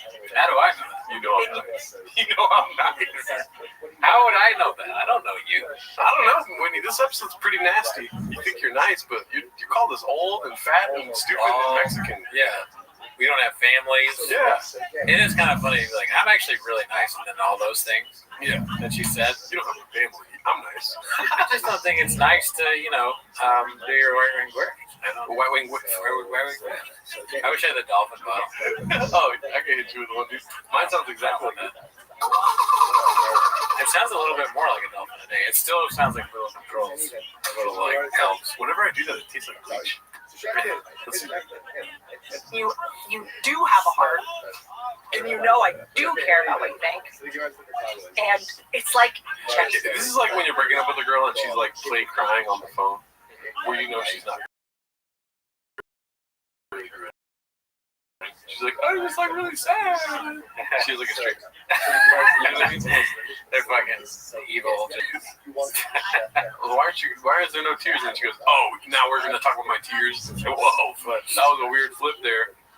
She says I have a heart. Well, I got news for you. I have high blood pressure. So I have a heart problem. We'll see how long that lasts. This is probably my last show. Chase with that thing. You should stop getting vaccinated every week, dude. I think maybe it's the vaccine too. Yeah, like I'm gonna turn around and like be anti-vax. I don't know what's going on with me. I'm falling apart. Knew it was gonna hurt her. That's why he did it.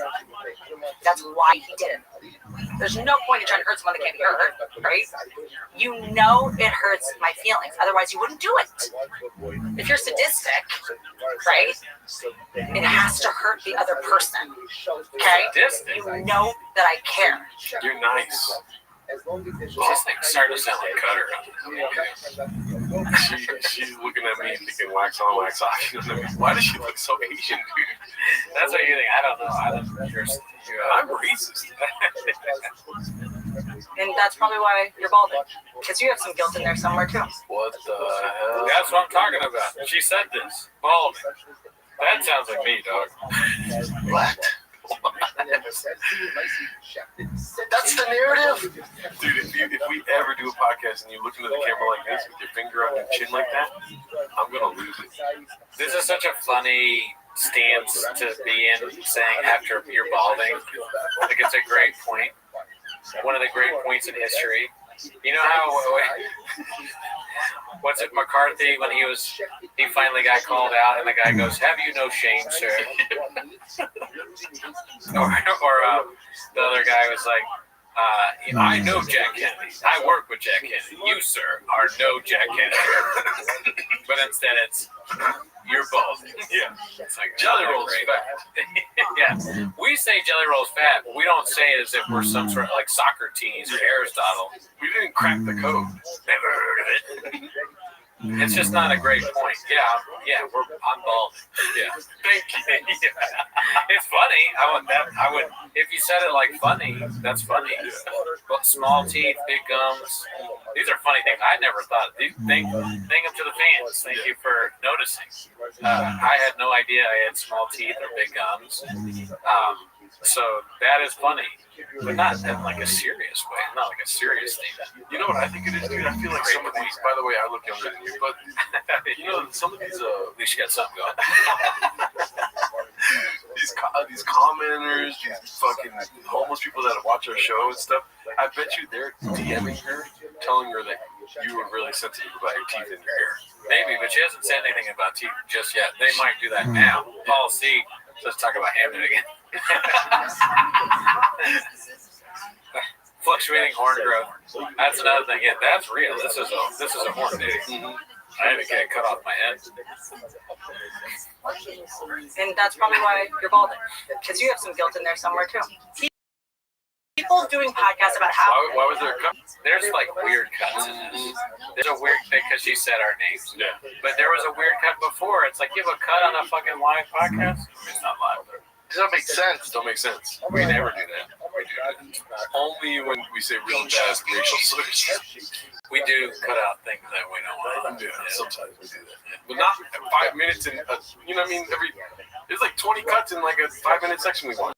There's a lot of cuts for a 45-minute show. Yeah. And for like a, well, you know, they obviously don't have Chin there. Chin leaves everything in. What do you see right here?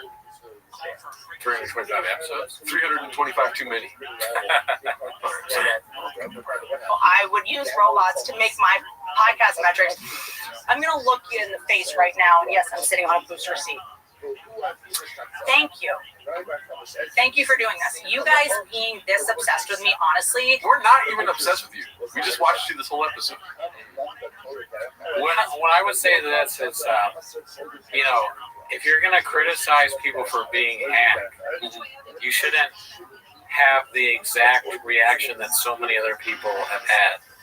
If you're going to talk about me honestly, that means you love me. Like, that was the last Taylor Swift album. And before that, it was someone else. It's always the cope, like, honestly, if you said this, then you really like me. If you don't like me, guess what? You're bald. The only thing that wasn't hacked was the family thing. I've never heard that before. That you don't have a family if you don't like me. I like that. That was funny. I should have laughed at that. I apologize for not laughing. That's pretty funny. Shout out to Bruno. Is that Whitney Cummings or UFC Dr. Greg Howell? Mr. Shaw. She looks like my barber Jamal. Boosted my self-esteem. I swear to me, I didn't realize I was so relevant.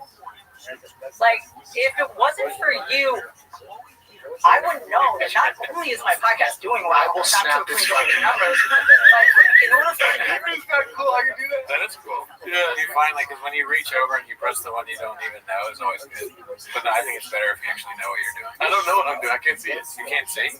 Daddy, you're a little. That's what I see. For the people at home, I have a mouse that can go to the iPad and I can select some random thing just like this. Almost. You got to go the other way. Yeah. You want to, no, black one. Zip. Oh, you want to best what? My son's a baseball player. That's so funny that you picked that one. It's so good. To do well, you have to talk about me. Like,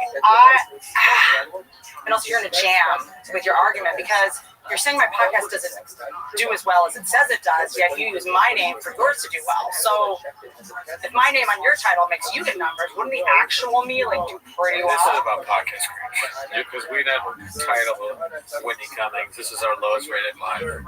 Dude, if we put Whitney Cummings in the title, we lose subscribers. Yeah, people like on Patreon. Yeah, we lose Patreon. We lose everything. We lost half of our Patreon once because we put Whitney Cummings in the title. Yep.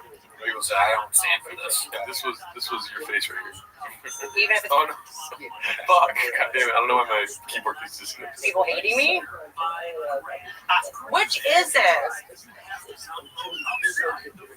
So which is it? Honestly, it's not that one that you think.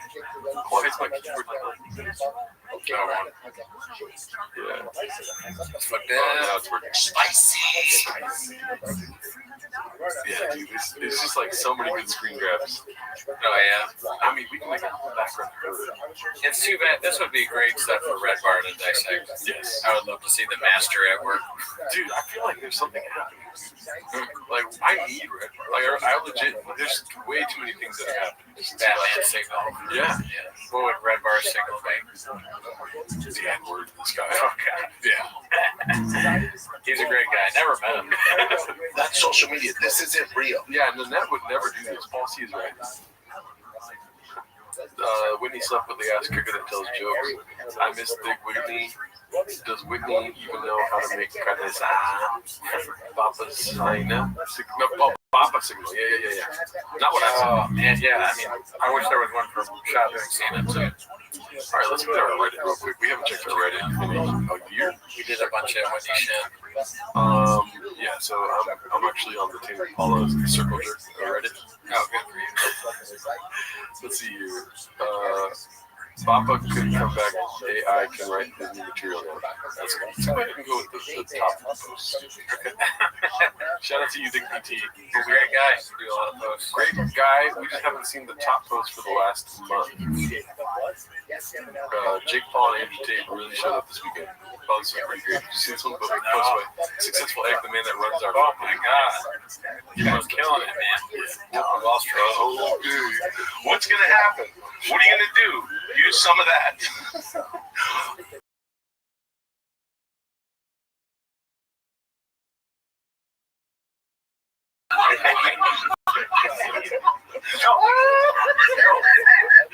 Fuck you. Shut up, Brian. Spoken for all of us. I mean, this is one of the greatest to do it. We'll say so. I mean, look at this too, dude. Like, unbelievable what he's able to do. 10 minutes of JoJo coming in hot, Successful Egg, just killing it, dude. Just destroying the likes. Upvotes, out of control. Face card goes crazy. Slaves every Social media, this isn't real. Shout out to you, dude. And you put us in the cheers, dude. You know what I mean? That was pretty good. Drinking. Just got an Evan Williams. Wow. It's just like, nobody does it like Successful Egg. Just throw me the fucking ball, David. And this is from Rosin Guy. Another 100 upvoter, dude. He's coming around. Rosin Guy's, this song makes it simple. We gotta film each other doing something to this song. Like you making sausage salad. I was just gonna say that, dude. Me getting another health scare. Getting your blood pressure shot. My blood pressure. It's like 250 over 200. Test results are like some new horrible disease. Your thyroid's like jumping out your fucking neck. Oh shit, my thyroid fell out. We're gonna put it back in.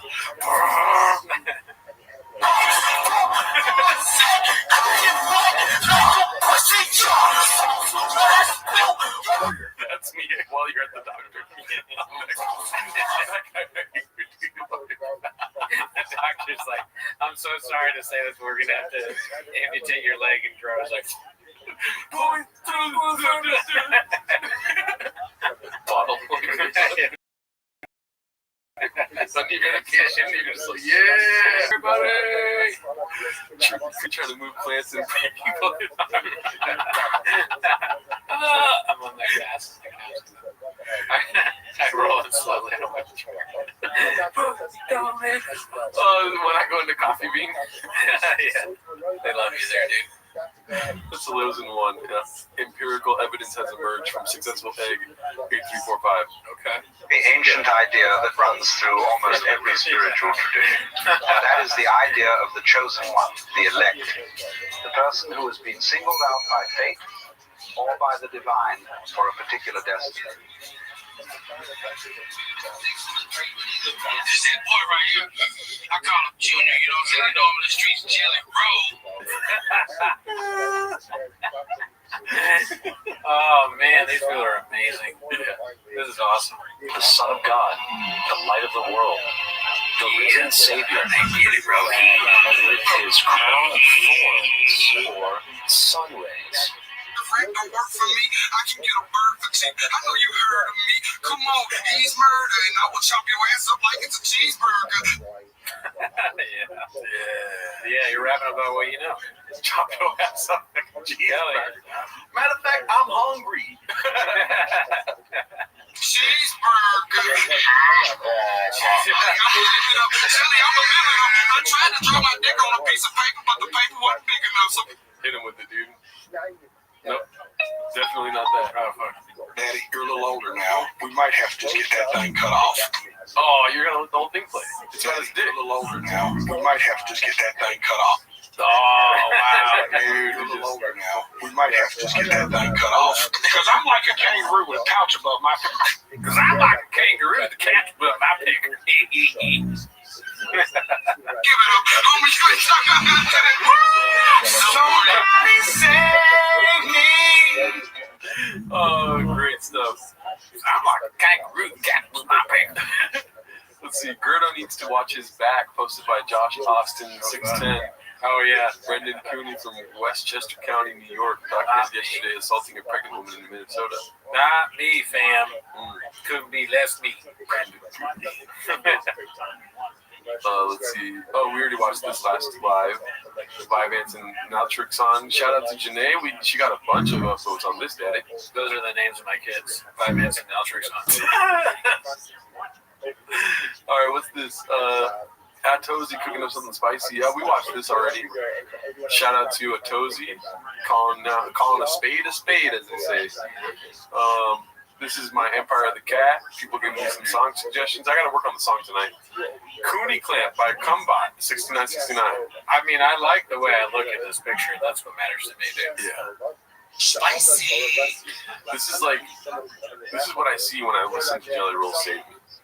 Oh, I just realized this is the old studio. Yeah. So yeah, no, I can see this. See, I gotta start eating healthy so I can get back to fighting shape. Yeah, same here.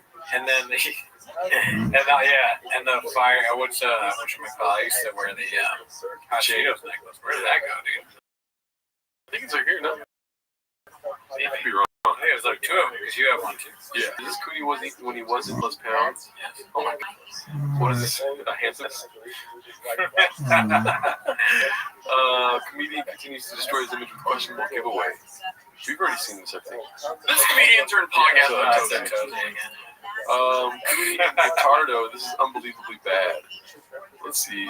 Crappy music. Every time I write a song, it's pretty good. Let's just say my best friend said if my sound was getting weird. Let's just say I am. Let's just say you don't hear me. I might not have made it clear. Let's just say play a song at a house party and it gets some gyrate. Play a song in the living room and it gets you hydrate. Play this tone in a monsoon and I bet you still hear it. This song doesn't have a sample in it, but if it did, they would clear it because I got a wonderful spirit. I have beautiful friends and all that you have is a snitch. Work so hard, but it don't got bread, so it don't make sense. I thought it was give it a rest, give it a rinse, right to sense, don't hang it, sit your lips. Looks like a Sora video of us. It really does. Sick ass song. Yeah, it's worth it. That's why you thought it was AI, because it's so good. Sora always made me really fat. So I was like, damn, that really looks like my Sora. That was so funny. Sora thought you were so fat. It really did. Every video was like me. I was 6'4" and 500 pounds. Sign up for I Got Grades scholarship for free tuition. Cocoa butter ball sack. This is stuff we don't want to see on our Reddit, dude. We don't want this existing in the universe. Look at me with hair. Okay, and this is, I got Mr. Whole Foods. The whole post about Mr. Whole Foods. Speaking about stuff we don't want to see on our Reddit, dude. By the way, I was with a girl when I saw this. Oh yeah. I was like, look what they make her do. And then she stopped talking. Damn, she fucked up, Luscious. I love Sharp, but Hernando is not my name. My secret coffee place is ruining my life. My barber can't read my mind, and other lamentations. Like your live journal. This picture does not look that bad, right? When you put fucking eye shit on me and a heart and fucking black lipstick, it makes me look fucking weird. You never did this? No, never, dude. Sharpies, yes. But the whole makeup thing, no. Gerardo, like, it's super in touch with his feelings, doing like weird makeup, talking about, like fucking the sun and the moon and like astrology or something like that would be pretty funny.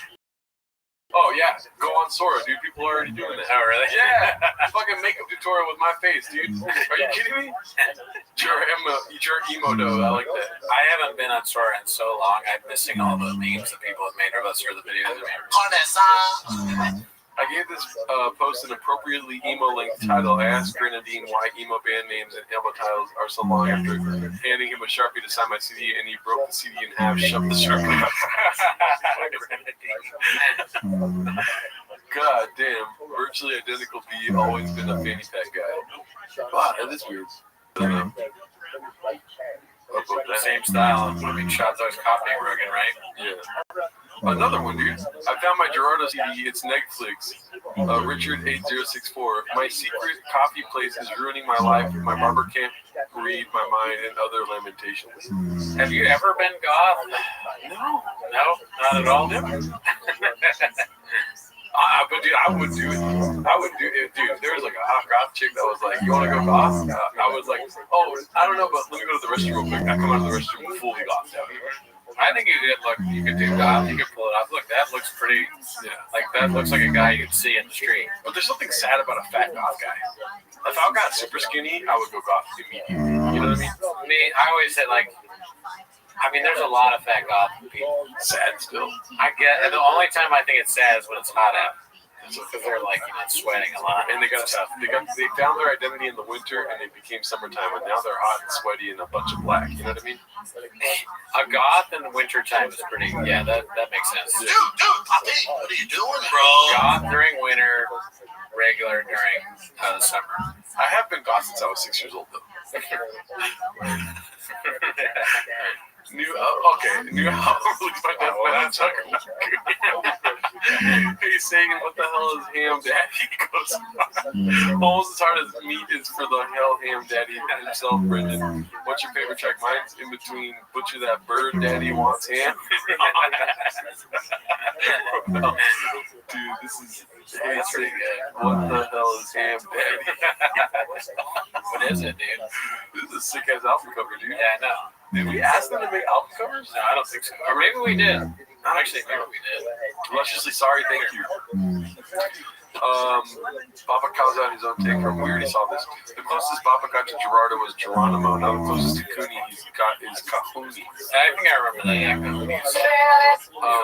Curto finally decided to do a solo live stream.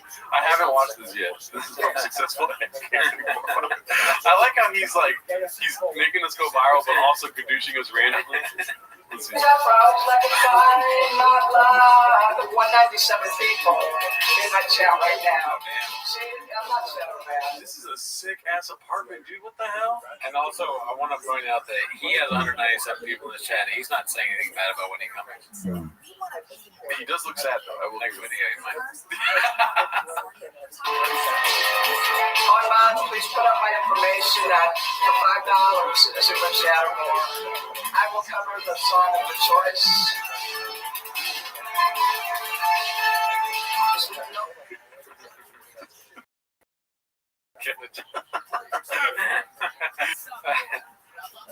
Tomorrow I make you a video for you. This guy at the bottom said sing. TikTok isn't real. That's social media. It's not real. That's social media. This isn't real. I think this is YouTube Live. Nobody likes you, somebody said? No, YouTube. Never heard of it. We're boo, boo, boo, boo. Nobody likes you.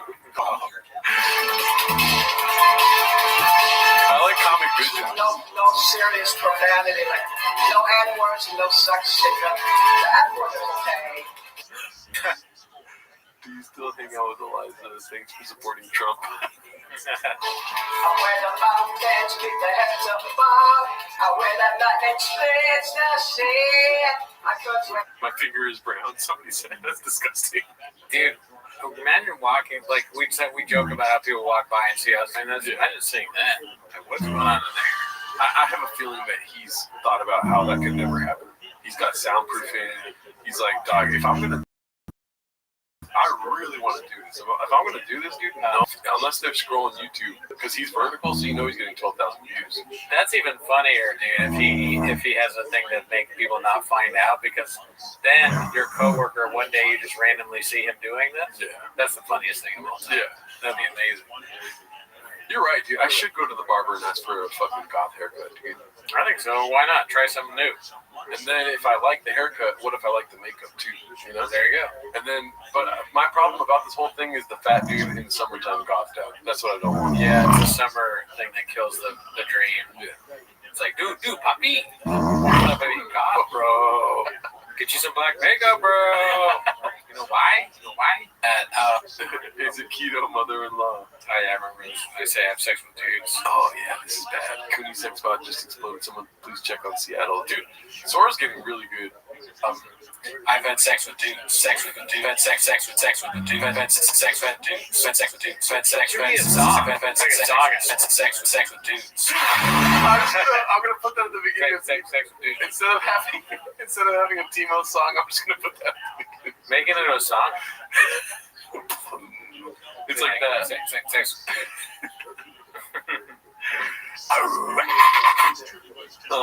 Let's see here. Oh, Gerardo. Posted my vegetable stand. Plus 8 inches. I like that. Oh yeah, Pete Cooney. The haters will say he's on Vibans. This is amazing, dude.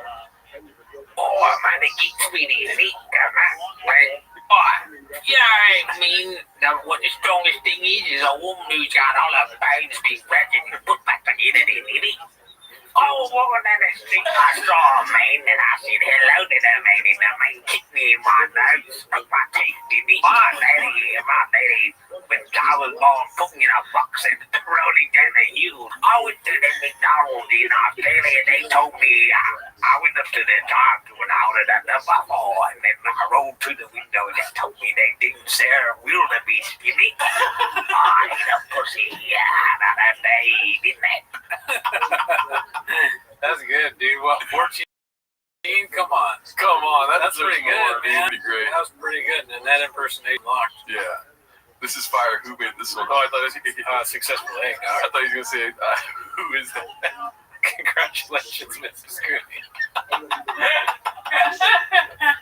Yeah, she's making a horrible mistake.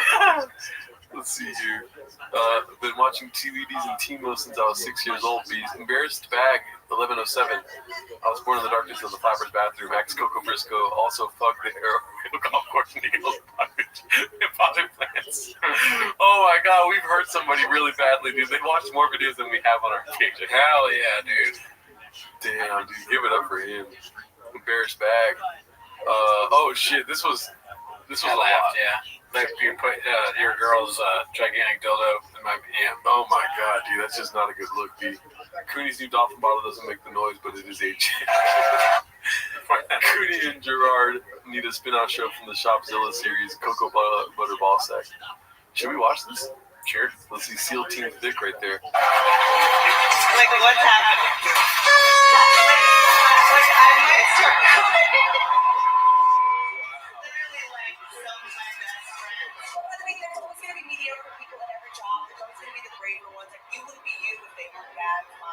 I think that like there's obviously martial arts and comedy, and we can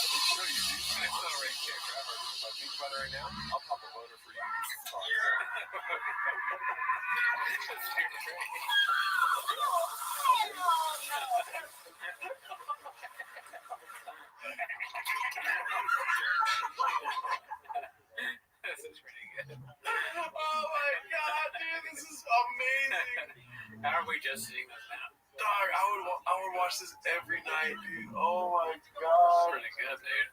This is crazy. Oh my god. This is amazing. Cocoa Butter Ball Sack, we owe you.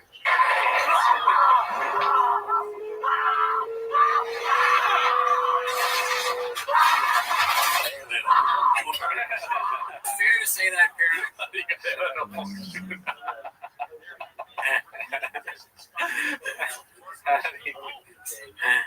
This is incredible. But listen. The test results, 0.01. That means you have an overactive thyroid. And then the other one, I forget what it is, but also thyroid. And then my doctor sent me an email saying you have an overactive thyroid. I called my mom. She said I had Graves' disease. So it's like if she had it, and I have these tests, and I have all the symptoms. I'm ready to die. I'm ready. I'm about last time I'm alive. That's fine. No, the situation actually, that fends your probably going to freeze and do none of the things you want to do. You know what I'm saying? Like, you don't know how to react in the situation. Oh my God. Crisis is like my kind of like defining thing of like, with all my friends, I'm ice. Like, I'm always, in case of emergency person. This is a prop. Listen, it's Blockbuster right now. Shit is not hitting me.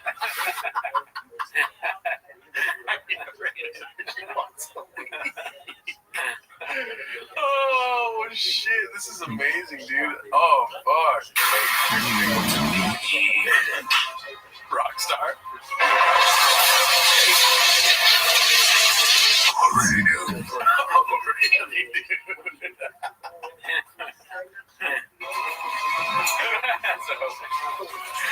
Oh my God, dude.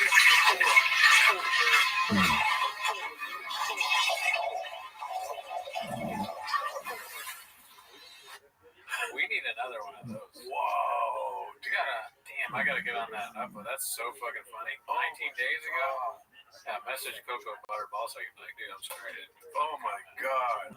That is what I comment right now. I mean, I'll highlight this on the page. How do you do that? Cooney and Gerard's been on. Well, I won't be able to find that. Let me see. How do you add to highlights? Dude, that is amazing. Dude. Cooney and Gerardo. Wait, what is it called again? It's called Cooney and Gerard. I just put it as a highlight on the actual Reddit. Okay. So it'll probably be at the top of the page when you refresh. Wow. Wow, dude. That was incredible. I'm going to pitch real quick. Do you mind talking to the people? Yeah. All right, guys. Successfully, this is Pete Cooney Slap. Cooney v. Cummings cage match, the Graves match. It was a lot. It's kind of like Shopzilla, but better. Yeah, they're both great. Better than Stranger Things finale. I watched Stranger Things with my fiance because she's really into it, but I like barely watch it. So the whole time I was kind of like, "Oh, my bad, Mr. Whole Foods." I don't know if the finale was Netflix or Blockbuster. Driving my son to baseball practice. I feel bad that Cocoa Butter Ballsack, I missed that until just now. I definitely would have commented on it. I'm gonna look for it in the Reddit. It's one of my favorite videos I think I've ever seen. Cooney, I'm gonna write.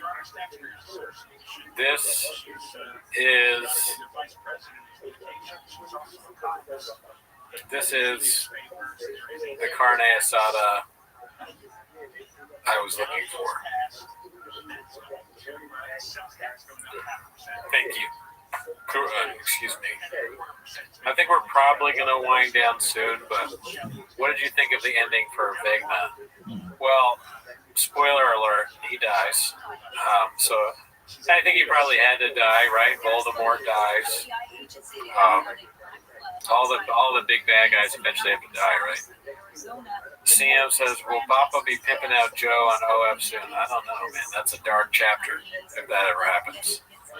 That was a clip from the new Shopzilla on T5K. Yeah. I hope it was good. I was telling him, we're probably going to wind up fairly soon. Yeah, we are. That was a clip from the new Shopzilla on T5K for real? I don't know. He made this 19 days ago. That was amazing, dude. Yeah, it blew my mind. I wrote a comment. What did the other comments say? Cooney Shakespeare's cake at the wedding. You know, I didn't even think about that coffee. Yeah, I don't know. I would love coffee cake, but what we are doing is a beignet truck. This is New Orleans, so there'll be a beignet truck with free beignets for everybody. Oh man, I don't know how more people haven't seen that yet, dude. That's incredible. They had gun volume shooting. We're gonna be winding down right now, so like leave your comments right now, Dallas. 67 likes, terrible. Oh, successfully, except the Shopzilla series doesn't get a lot on T5K. Well, I appreciate it. I mean, I remember we watched that. That was so funny. I love that shit. And then there are like the ones that have like part 1, part 2, part 3. They're all really funny. The cartoon, we didn't really watch that much, but we did watch the Civil War thing. That was legendary. Time of change. Oh, yeah. Have you watched the new Ken Burns documentary? Yeah. The American Civil War? Or American Revolution? I did. Well, I listened to it on my phone. Yeah. While I was doing stuff because I donate to PBS. Nice. Are you going to live stream from the reception? Probably not. No, there won't be any show stuff. My fiance and Gerardo won't even let me invite Mark Garland. That's a narrative I'm spinning. Well, here's the thing, though, dude. I mean, you don't know if you want to talk about this, but I didn't know you were not getting married. I didn't know you were getting married now. Yeah, no. Now that you're getting married now, I'm like, dude, why is Mark not going to be there? I want to invite Mark. Yeah. I think that would be fun. Mark, come to Seattle. We're going to go. We have to convince. Yeah. Oh, yeah. No. My fiance to invite Mark. Yeah. I'm willing to pay for Mark to come, and I'm giving him a +1. But I don't know. You bring Sean McCorkle as this +1? I just think it'd be so fucking funny. Yeah, Sean should come too. It'd be so funny because Mark is so fun. It'd be great to have him. I would love that. I saw a gross clip on Twitter of Uncle Laser getting a BJ yucky. Wow. God. This is why we need Red Bar, dude. Yeah, they got it. Damn, that's crazy, Ryan. That's well, I mean, you expect that from that. Ryan. Daz McGee. Oh, okay. Oh, Ryan Hardy. They changed the banana formula one. This is why we need Red Bar more than ever, dude. Red needs to come back. We're all going to tune. You know what I mean? It's just sad. It's a sad time we're living in right now. 2026 is coming in hot. Yeah, it'd be great to have Red Bar back. He makes maybe the best show out there. So it's not as Netflix without him. That's all I'll say. And Jules. And with that, shout out to Petrovsky Dude for creating Shopzilla. Oh yeah, shout out to Petrovsky. You're right. And everybody, make sure that you're nice to Whitney Cummings because it hurts her feelings when you're not. Yeah. So write something nice to her and how funny she is and all that. If you're mean to her, you're old. Yeah, just remember, say something mean. That means you don't even have a family. And guys, keep leaving some Reddit slot for us to watch on the lives. We're probably going to be live every week. I think the holidays fucked us, and then I got sick last week. You know what I mean? I'm actually feeling a lot better today. Like, I still sound kind of congested, but I've been sick for a whole week already. God damn, dude. You need to fucking visit the doctor. Never. A bunch of tests run on you. Hell no, dude. All right, well, we love you guys. Have a great rest of your days. See you later.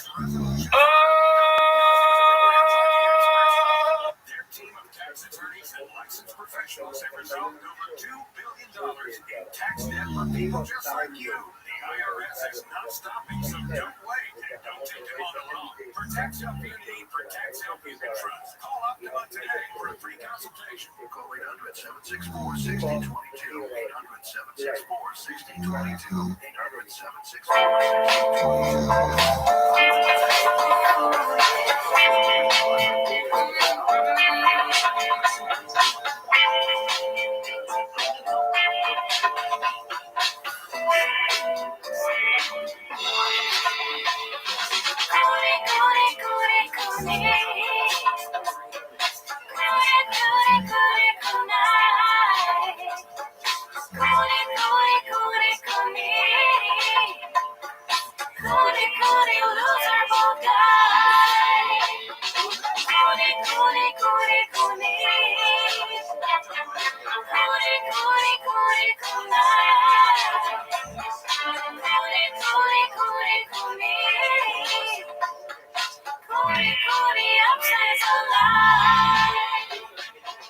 Welcome back to Raccoon Tweeties. Thanks for tuning in. As always, join the Patreon, join the Reddit, join the Discord.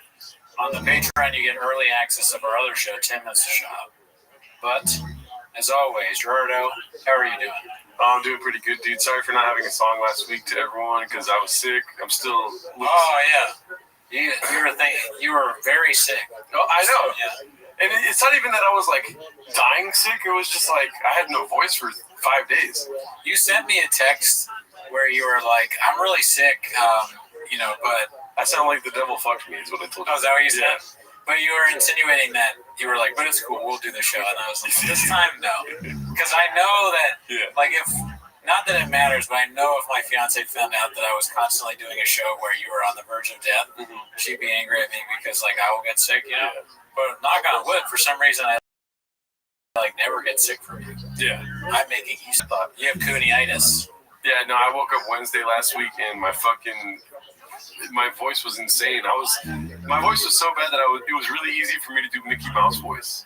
Because if I just did a falsetto, I sounded like a cracked out Mickey Mouse.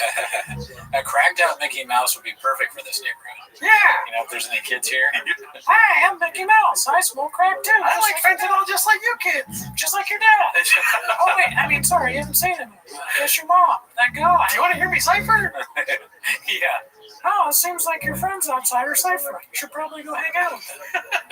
That'd be cool. A crackhead Mickey Mouse in this neighborhood. But I just wanted to apologize to everyone because the song wasn't there this week, and I felt bad. But I said, you know what? Fuck it, dude. We're not doing a song this week. Yeah, sometimes there won't be songs. Ever heard of it? And then another thing is, to you, I watched Pluribus, dude. Oh, okay. Yeah. All right, cool. Not gonna lie, it's kind of, and this is gonna be a heavy we watched this, we watched that episode. Yeah. But dude, there was 3 episodes of Pluribus where I was like, this is fucking boring, dog. Oh, yeah? Yeah. The last episode wasn't great. The last 3 episodes, when he's walking in the fucking jungle of Panama and stuff, and then he gets stabbed in the back, I'm like, oh, so I just wasted a whole fucking episode. There's no, there's no, payoff or anything. He just gets stabbed in the back. He still ends up in New Mexico.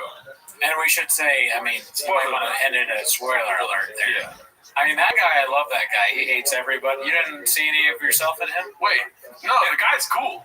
Okay. He doesn't hate everybody, dude. He's just being rational at the time. You're that guy now in real life, aren't you? No, I love everybody, dude. I give out hugs for free, man.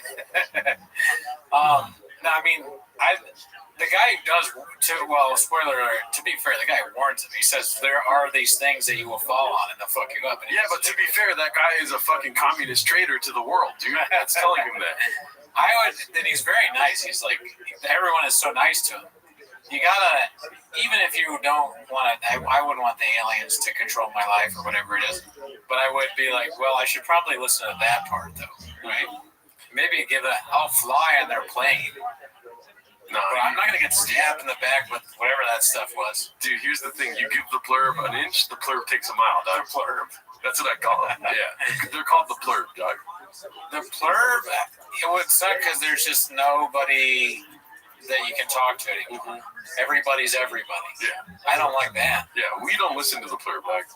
Oh, yeah, no. If I were in the thing, I wouldn't like, because even, let's say, I don't want to get too perverted here, but I saw a meme. I saw this, not meme, a video where the guy's like, if Pluribus happened to a guy and it's just him naming off hot chicks. Yeah. And the prom, their obvious prom, you're going to be fucking, anyone you fuck is like your mom and your dad and your grandma. Okay, but that's crazy. Your brother and your sister and everybody. It's like, that's gross. If I get plurbed, I get to find out how many fucking dudes you had sex with. Oh, I get. Listen, I get where you're going with that, Schaub. I get where you're going with there, Brendan Schaub, or Bert Kreischer, Brendan Schaub, Joe Rogan, Tim Pool. But when there's a little bit of something I agree with in there, which is that I've had sex with dudes. The thing I agree with in there is that that's what I would really want is the ability to know everything. I would have a schedule where I'd be like, all right, today is learning all about what really happened with JFK. And I'm not even a conspiracy guy. I'd probably be like, are you sure that really happened? I thought it was Oswald didn't do it. I would be arguing with them. I'd be like, you fucking with me? Because you're an alien? Wait a minute, Epstein's not a good guy. I wouldn't say that, but I would Epstein Day, JFK, O.J. Simpson. O.J. Simpson, and you know what else? That girl that got killed. That the documentary came out while it was like, oh, Gabby Petito. No, that one's obvious. No, the little girl that was in the pageants. Oh, Natalie Holloway. That too, but no, the pageant one. You know what I'm talking about? The little girl. She was in like. I know who you're talking about, but I don't want to say it because I like this whole game. But John Benet Ramsey, dude. I would be like, who fucking did this shit? Who did Joe Benet Ramsey? Yeah. The whole pluribus would just be me grilling these people about stuff on the news. Oh, so in this hypothetical, you are a guy that didn't get plurbed. Yeah, I don't want to be one of the plurbs. Oh, okay, gotcha. So, I mean, the show is boring if you're just one of the plurbs. No, I know. But this whole time I thought this hypothetical was you part of the plurb. But no, that's great. I like your idea now. Now, like, the going, well, give me one day on JFK, this and that. Yeah, that's because it's kind of like you're saying, I get to find out how many dudes you fuck. It's like that would be, you would know everyone's secret. Mm-hmm. Now, I'm not necessarily trying to find out everyone's deepest, darkest secrets, but historically, I would like to find out everyone's deepest, darkest secrets. You know? Like the truth about every one that the memory goes back to. I guess you wouldn't be able to find out like way long ago because nobody would know that. But the big stuff, like who shot the first shot at the American Revolution, you probably wouldn't be able to find that out because everyone's dead. Oh, but dude, the plurb lives, and the fucking secret societies know, dude. Did you not know that? Maybe I would ask them. I'd be like, "Are secret societies real?" And they would be like, "No." And then they would know me, so they'd be like, "Gerardo's kind of stupid." Gerardo and then in blue shirts are stupid. But I'll give. Listen, I really like Pluribus. Like 4 or 5 episodes, solid. For sure, solid.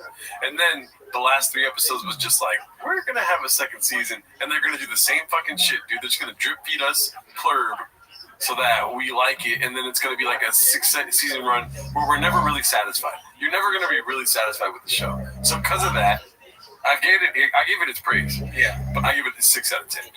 Well, okay, I don't know. It feels like it teeters on safety. I don't like that. I don't remember the last 3. I remember thinking during the last episode that it was boring until the end. I thought the end was okay, and it was kind of tapering off. Well, I don't know. I don't know if Gilligan's gonna do the. I think what you're getting at is gonna be like the, what's that? I can't think of a damn thing, but the show they're like trapped on an island, Lost. That's the worst thing. Worst possible case scenario for a show like this is that you get lost, and it's just season after season, and then the last season is a complete cop out. Yep. But it's hard to end good shows. I don't know. Yeah. Speaking of good shows, you saw Hamnet already? I did. I saw Hamnet this weekend. Yeah. But more than just the movie, obviously it's one of the best movies ever made. It's like top 3 for me ever. Really? I liked it a lot. Mm-hmm. So we're going to agree on that. That was very good. Excellent. I was with a girl that wasn't really into it, so I did not cry. But I was so close to crying, dude. Yeah. Like 3 times I almost cried in that movie. Yeah, man. I didn't want to admit that, but it's true. You know me. Everything makes me emotional. Yeah. Like, I can't watch videos where people help other people. Yeah, I put salsa on a cookie, you start crying, dude. For sure. Definitely not over salsa on a cookie. But, I mean, if maybe at the idea of having to eat paste again. Oh, yeah. Not eating paste since that day. And that paste sucks. Especially when it's kind of a hot car. But anyways, there were times where I was just like in the theater, like, God, I hope no one is looking at me because I am about to cry. Yeah, this is a sad movie. This is moving me. It's also very moving. I don't want to give out spoilers, but the end of it when they do the play, I'm like, oh my God. Well, here's the thing, spoiler alert, because I'm going to give out spoilers. Yeah. We're big boys. We saw the movie, dude. We can talk about it. Go watch it. Who the fuck is watching the show without watching Hamnet? That's like a prerequisite to be at the Tweety's verse, dude. You got to see Hamnet first. You're really into Shakespeare. You've always been into Shakespeare. Always been a Shakespeare guy, dude. Never read it, though. But, yeah, so 3 times in it where it all has to do with the little kid Hamnet. When he's like talking to his sister and he's like, I'm gonna die. I'm gonna kill myself. Oh yeah. Sorry, YouTube, for saying that verbiage. But and then second time when the dad comes home to come see the daughter, and then he's like, oh shit, daughter's alive. And then the son's dead, and he's like, my boy. The way he said my boy was hilarious. Yeah. No, I mean, like, I wish that was the only amount of times that made me cry. Right. And then the third one is at the end when the wife is understanding what's happening with like the shout out to his son. Yes. I was like, oh fuck, dude. But the whole time I'm with the chick that's like this. So like when I'm feeling emotional, I'm like balls deep in the movie while the movie's happening. Yeah. And when those moments happen, I'm just like pinching my fucking elbow or like biting my tongue. Like, don't cry, don't be a bitch, dog. You know? Yeah. It was funny to me about when he comes home is because before Shakespeare, so they put it in perspective to tell you what's happening. In real life, Hamnet, his son, dies. And in the movie, which is a fictionalized account of what happened, one of his daughters gets very sick and she's always sickly, and it seems like she's going to die. And then she's about to die, but the little boy comes down and he's like, we'll switch spots so death won't be able to tell us apart and all this. Like, it's very cute. Yeah. And then that boy dies. The mom is freaking out. The grandma's very sad. They're in this house, and it's all incredibly sad because all the acting is like the best actors around. They got the chick from Breaking the Wave. Shout out to Bud Easy, a Lars von Trier's movie. They got Jessie Buckley, who's a great actress. So you're kind of like, you're really into it. So I'm watching that the whole time, and I'm going like, don't cry at this. This is sad as shit. And I am not in a good headspace to begin with. I am sad as shit, Dallas. I was sad when I got here. I'm sad at this scene, and I feel emotional now. So finally, I'm like, oh my God, all right, I didn't cry at all during that. Thank God. But then then Shakespeare comes in, and he says, my boy, and I'm like, well, there it goes. There it goes. I can't. It's just too much. I can't take it. The way he said it was kind of like, my boy. Like, it was a weird my boy, but you know he was really sad. But the way he said my boy was hilarious. I couldn't take that scene at all. Not even a little bit. Yeah. So many times where I was just in fact, I can't take this. I should just get up and walk out. But it was good. It was very entertaining. It was an interesting take on Shakespeare. You know what made me laugh about that? The crying thing, right? So, I remember one time I was at an open mic, and there was this chick doing stand-up, and she, a while ago, had a thing with Luke Schwartz, and she was like, I was in the movie, and this guy cried. And she was talking about him, and I was dying laughing at the idea of him crying at the movie, which is such a fucking, like, hypocritical thing because, I mean, movies fucking hit me hard sometimes. Yeah, I'm kind of on their side, though, too. I'm like 25-75. Like, I'm a little bit on their side about dudes crying at the movies because if I look around and I see a bunch of guys crying, like, if all the guys in the theater are crying, I'm like, yo, what's happening? You imagine? That's like you're in Fleur. You're never going to look around and see a bunch of guys crying. But, like, that's the extreme of it. And I'm like, oh, then I shouldn't start the cycle of everyone in here crying. I think the only opportunity you'd have for, like, to see a bunch of guys crying is, like, sports, maybe, because people take it way too seriously, sports. Like if the Commanders won a championship or something. Maybe, but I think most of the time sports is like, dude, you're going to cry over sports. Cry over something manly like Hamnet. I cried when the Dodgers won. You did? Yeah. Oh, okay. Miguel Rojas home run in the fucking 10th or 11th inning, whatever. Yeah. And I was like, oh, yeah. Cheers, dude. As worse, usually, I mean, maybe like a good speech from one of the athletes would get me. Like, yeah, that might get me. Well, what I thought about this last week. What? How many speeches do you think just didn't work out? You know, like how they have like those football speeches where they're like, we're down 17 points. And what the hell? I mean, come on, man. Our defense sucks. You know, and then they go out and they lose by like 34 points. The vast majority. Because they do it every time. I wish we had like an account of all those though. You know? Like I feel like there should be a game within the game where we keep track of like motivational speeches. You put yourself out there, yeah, you're down 20. But if you get up and beat the game, that speech is like iconic, you know what I mean? Tracks. I like tracks, yeah. But if you give the speech and you end up losing by more than 20, then we can make fun of you. You know what I mean? Yeah. If you lose by double what you're losing by after a speech, that's pretty funny. It's like they're going out there like, that fucking asshole said a speech, so let's lose by 4. Yeah. We suck. He knows we suck. We're waiting next year till we get a quarterback in the draft. There's no point. I'm not trying to get injured for this clown. Whether it's the coach or whoever it is. We died for that inch. Al Pacino. We watched that, I think, here. Yeah. I don't even want to look in the mirror anymore. That'd be so fun. Your coach says stuff like that. You're all amped, and the coach is like, my wife left me. What does this have to do with football? Nobody fucking loves me anymore. Cried during Hamden. I'm addicted to Vyvanse. Got me on low dose, like real.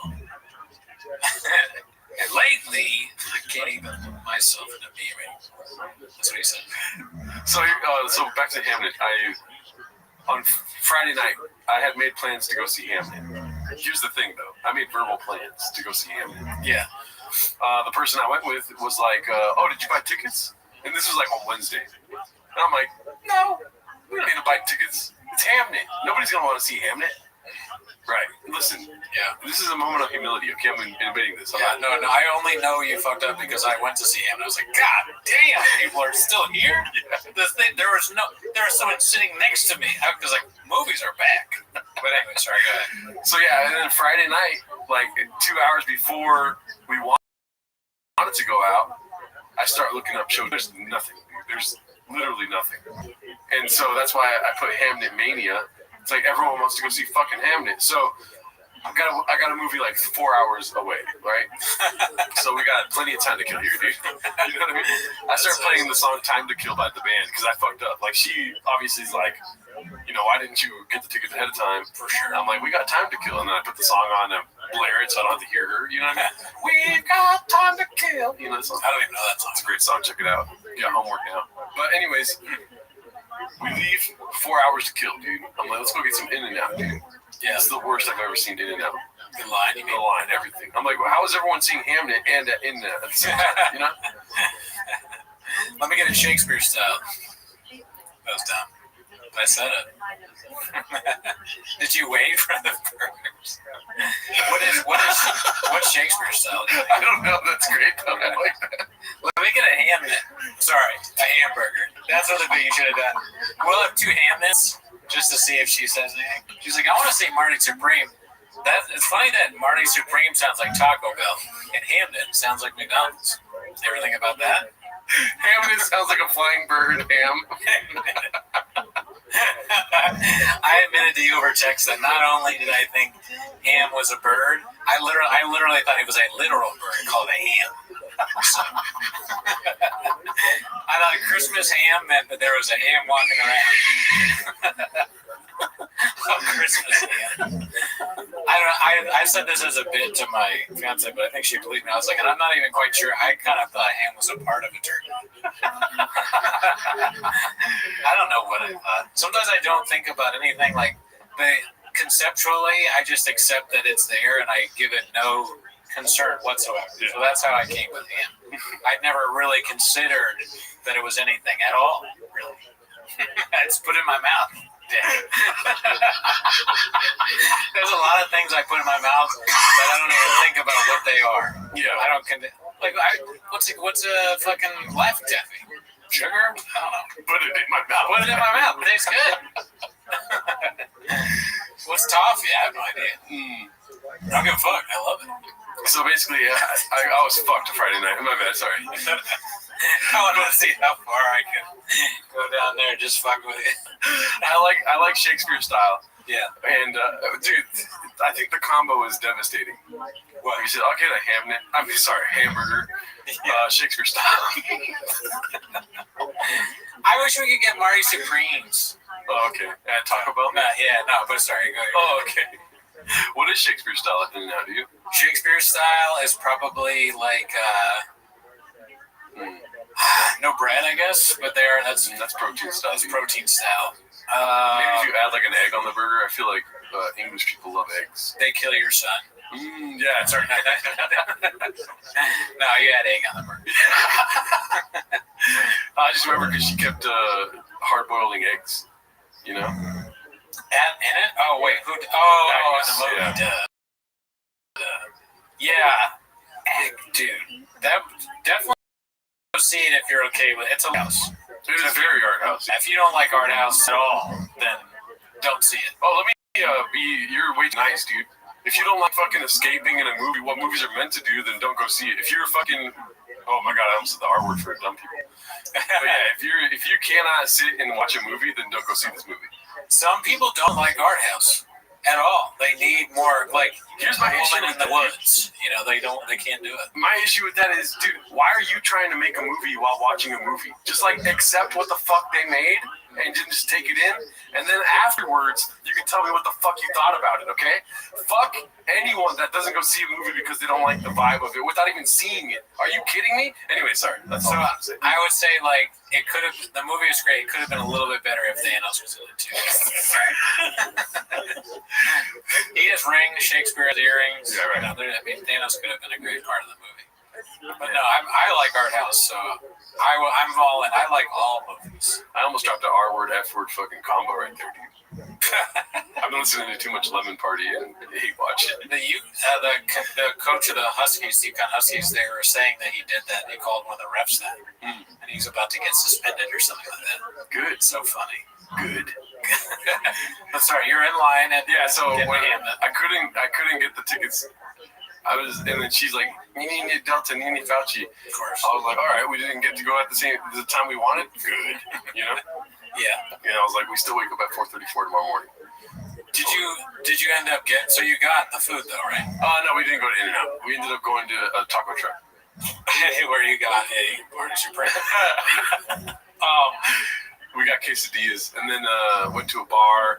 Had a lot of time to take a look too. So we went to a bar for like 2 hours. I don't even drink. We were just kicking it, and then went to the movie. Well, if she stayed the whole time, that's a lot of time to just kill. So yeah. she must like you then. What I was thinking about I saw this video, which we don't have to watch, but do you know who Chris Gethard is? Chris Gethard. I know the name. So Gethard, if you write it on a board, looks like Gatharo, which is another name for you. That's what you thought I was going to bring up. But Chris Gethard is like, I don't know too much about him. He's a New York comedian, but he's very all-seen. He's big on that. He had a TV show for a while. He kind of looks like a little nerdy guy. And he got interviewed recently, and he was talking about how he's had all this success in comedy, but he lost his health. Look at his face. Doesn't that look like a guy that he just lost his health insurance? Oh, he just lost his health insurance? He just lost his health insurance with his family, and he's talking about how hard it is to be a comedian, and how it's like, even when you have success, it's kind of still, it can suck, and you won't make enough. And I remember that. I was like, damn, Chris Gethard's poor? He's been on a lot of stuff. The Gethard effect. Have you ever? Yeah, look at that. He looks like someone you pick on, and when he's in TV shows, he's always like the creepy guy or the guy that's getting bullied or made fun of. He's the boss on Broad City. He's what's her face's boss, if you remember. But so my question was just like, comedy kind of sucks to do. Oh, really? Don't you think? I disagree. I think comedy's cool. You can get very black-pilled by comedy because, dude, the amount of Too Lazy and podcast cringe I watch, and they just dismiss it entirely. You know what I mean? People hate stand-up that much. You watch Whitney Cummings compilations, a lot of American Redux stuff, all this stuff. They're just putting out shit that Whitney Cummings is putting out. Yeah, if you're surrounded by all that, you hate stand-up comedy. But if you remember back to like going up and doing sets or like hearing something that somebody said on stage, you're kind of like, oh man, I missed that part of it. So there's a thing about it that still exists that is not whack as hell. I agree. Well, I'm not saying, I think you misunderstood me there. I'm not saying that comedy sucks like, which I have said in the past, but I'm not saying it sucks like that. I'm saying that the part of doing it. Because if you have the success that Chris Gethard has, you'd think you'd be okay financially. Yeah, but I'm also in a weird state. We'll get to this later. But what is enough? You know what I mean? We're like, if you're terrified of death, then get a good job and get good health insurance. Go to the doctor every week. You know what I mean? Like, if you're terrified of dying, like, people didn't always live that way. People were fine with whatever the fuck they had going on. And literally Shakespeare. Yeah. Right? That's a good example of a guy. Dude, people in his life are dying. He's like, I'm going to get fucked up tonight, dude. People in his life were dying, and he was like, I'm moving to London. Kids. People in his life, his kids. It's like if he was in a comic and he was going to Austin every fucking month. Me and my fiance were laughing about that. I go, because there's so many spoilers, but my favorite scene, I always love in movies where I see women get so fed up with men. because it reminds me of things past relationships. Where it's like, oh, like when he's like, and he goes, I'm gonna go to London, and she tries to punch her face, and she misses. It's so funny. It's not. It's very sad. It's very sad, but it's like I could absolutely see that happening. Yeah. Sometimes you say things to women that are they can't take it because you want to pursue what you want to do, and they got all this stuff going on. They just made you dinner, and you're like, I'm gonna go to an open mic. She's holding your baby. Yeah. You know, so she's gonna try and punch you. Well, thank God the White Knight showed up today, dude. Shout out to Cooney. I thought you were on our side, dude. Fucking boys rule, girls drool, dude. I gotta go to London. I'm writing plays left and right, dude. My son died. You know how much creativity is fucking running through my juices right now? Sorry for cussing. You would deny Shakespeare Garardo? Yeah. So, yeah. Dude, I'm fucking Shakespeare. And when she tries to punch me, I go, I'm Billy old Shakespeare. Way to go, Shakespeare. That's what we used to say to people to make points. But yeah, no, I'm on the side of the man, but I understand where the woman's coming. I understand why Jessie Buckley tries to punch Paul Mescal. I almost tried to punch Jessie Buckley when she did that, dude. Okay, calm down. Be cool. But it's the everlasting struggle. You know, you kind of are you being insensitive by wanting to do what you want to do? I think there's probably some kind of middle ground. And you could just live the artist's life or whatever sometimes, but it's also I don't really know Chris Gethard that well, but he is funny from what I've seen. He's been in a lot of stuff, and he is struggling super hard. Like you just look at his face, he looks like he's has Andy Dick disease or something like that. And people like Andrew Schultz are doing pretty well, right? And Crystalia, even after being canceled, is still able to make a good amount of money, even though they kind of suck at what they do. Yeah, I mean, we're in a weird place right now. Obviously, everything in the country, this and that, culture, this and that, right? Boom, boom, boom, boom, right? It's more like if you have a lot of secrets, you get paid off more. You know, like it's a weird flip flop of like currency right now is in being evil. It feels like. Yeah, that's kind of funny. It's like evil enough you can turn. Yeah, he's way too nice. Look at him, dude. He can't. Maybe you need to be evil to build a fan base a little bit. But at the same time, though, I'm like, I'm probably gonna regret saying this because then later in life I'm homeless or whatever, this and that. But like, dude, I don't believe in wanting everything. You know what I mean? But I get what you're saying. But it's not wanting everything. It's just wanting some stability. Yeah. Some level of like. All right, yeah, everything is a struggle, right? Even when you're more money, more problems. You haven't forgotten this, right? You learned this. But this struggle, I feel like he should be above this. The losing of healthcare, right. He doesn't have enough money for that. He's on TV. Why can't people on TV need to be rich to make me feel okay? Because when I see people on TV being like, "I'll suck your dick," I can't. That makes me uncomfortable. Because I'm like, what about me? I don't want to. Should I just never? I don't know. I had a long argument with Miguel the other day about charity and whatnot and like helping out people and stuff like this. And I don't believe in it. I don't believe in charities to begin with. 0%. Never give to a charity, dude. You know what I mean? I feel like as humans, we have the need to help others and be altruistic in doing so. I feel like charity keeps you out of that experience. If you donate to charity, you get that little dopamine hit. Let me fucking finish the. I know exactly what I'm saying. I know. Make you so mad. Yeah, I see you fucking. Yeah, about to. I keep going. You're not even listening. I'm listening. I'm making a clear, concise point. I like it. Good. This is a strong stance to take. Yes. Go ahead. And you know what, dude? I'll take it twice, dude. And then I'll slap Jessie Buckley in the fucking face, dude. Okay, I'll stop.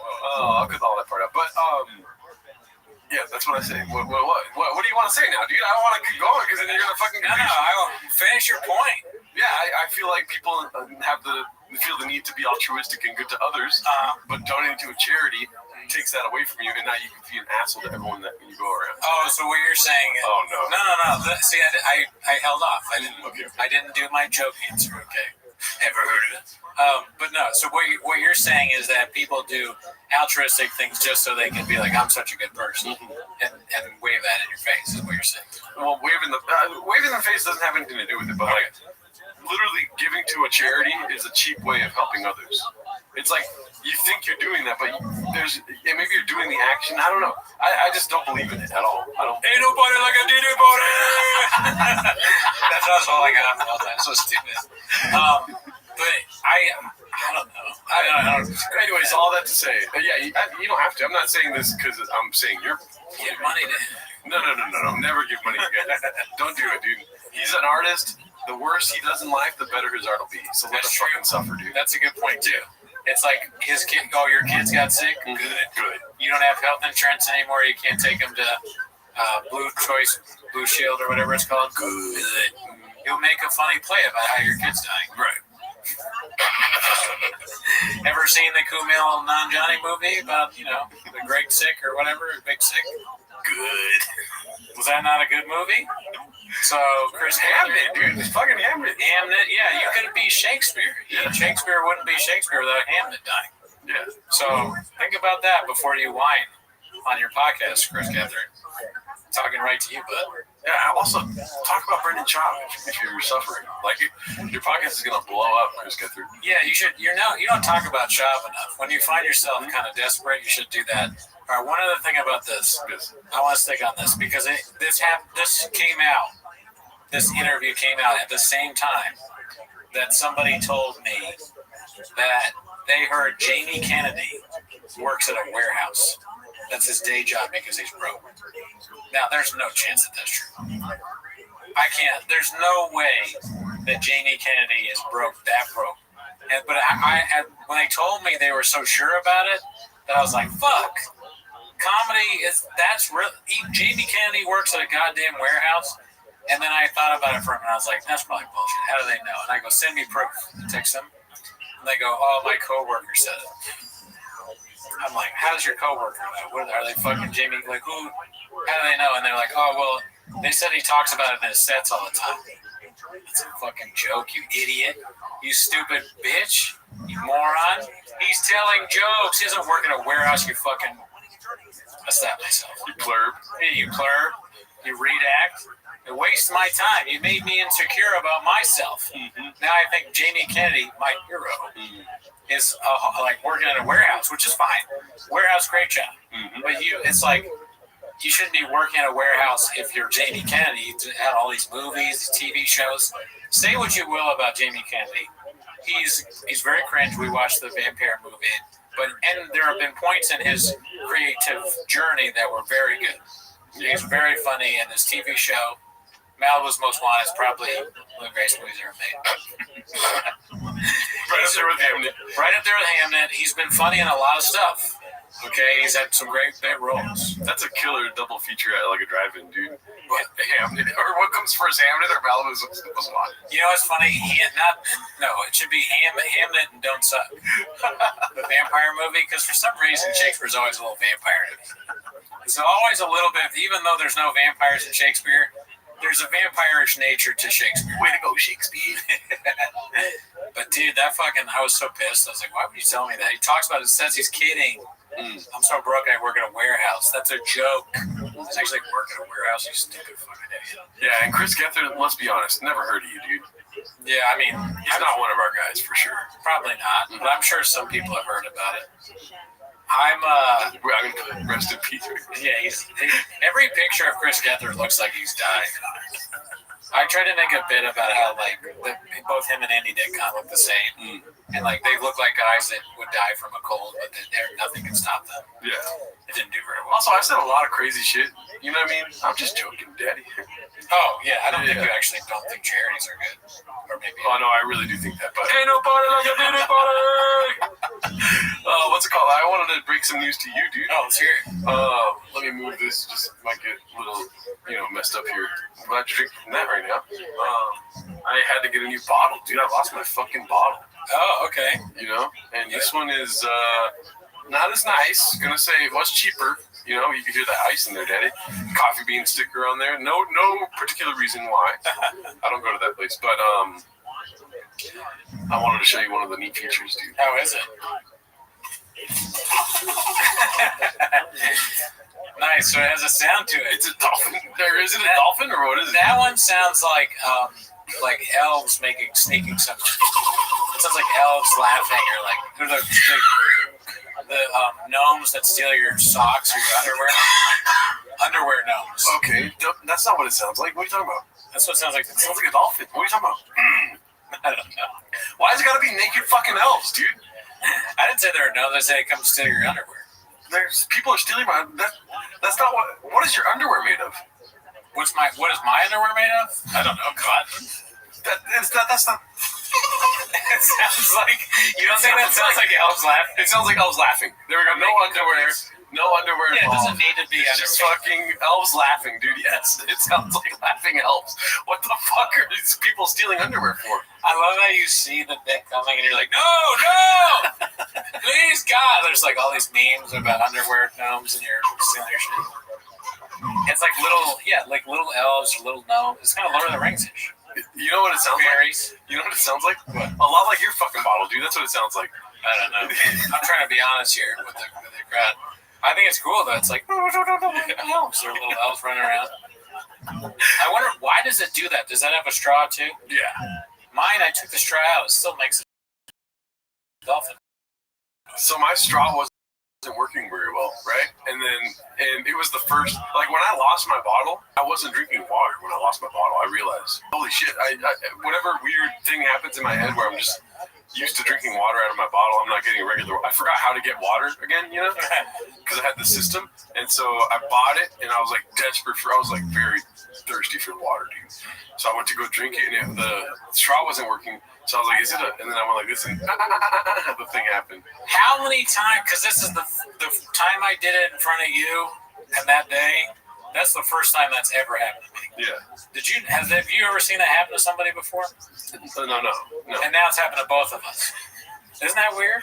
Well, it's probably a feature of like the air release. I guess, but why?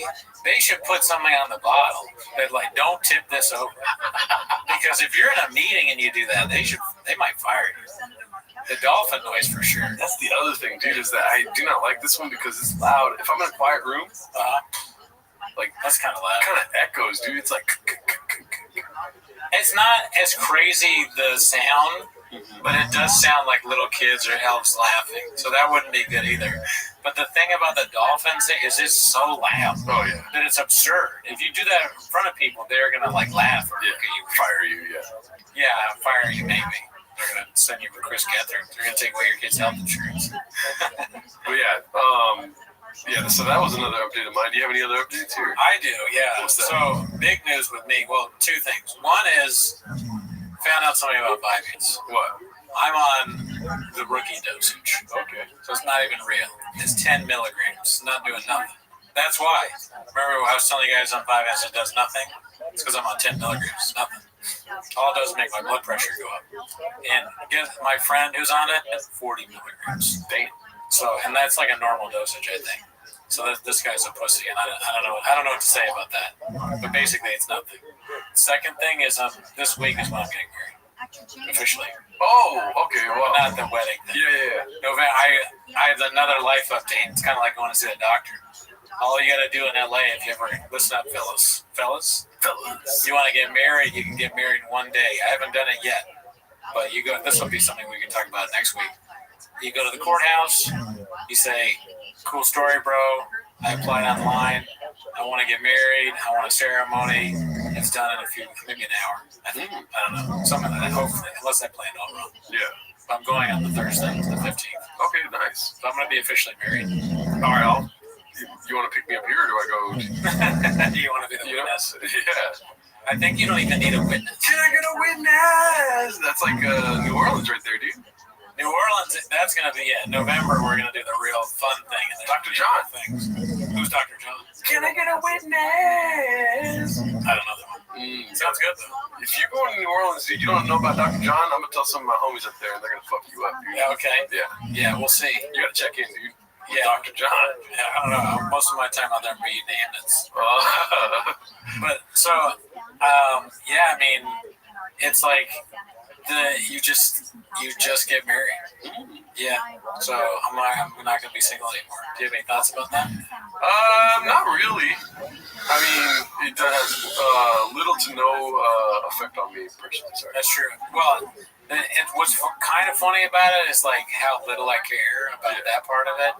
Like she keeps trying to like make it work. She's like, well, our friend, don't you want to have our friend there? And I'm like, no, I don't. They're going to give us a witness. We don't have to. I don't want to wait for somebody at my apartment and like really early in the morning for them to maybe show up and then we're late.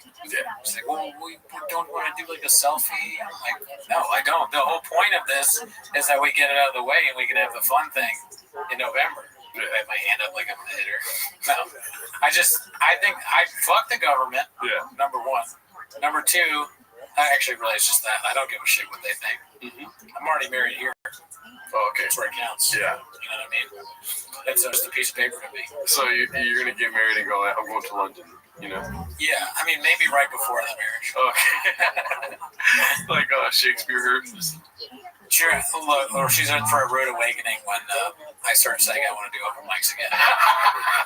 Because that's that's what I'm into lately, is doing open mics. So is that all your updates? The only other thing I was thinking of this week was just YouTube commentary channels in general. Oh, okay. I think they're like the watchers on the wall. I'm still rewatching Game of Thrones, and they're like the the Night's Watch. Mm-hmm. And I think that they should have to swear like an allegiance. Yeah. You know, like they'll never take a wife.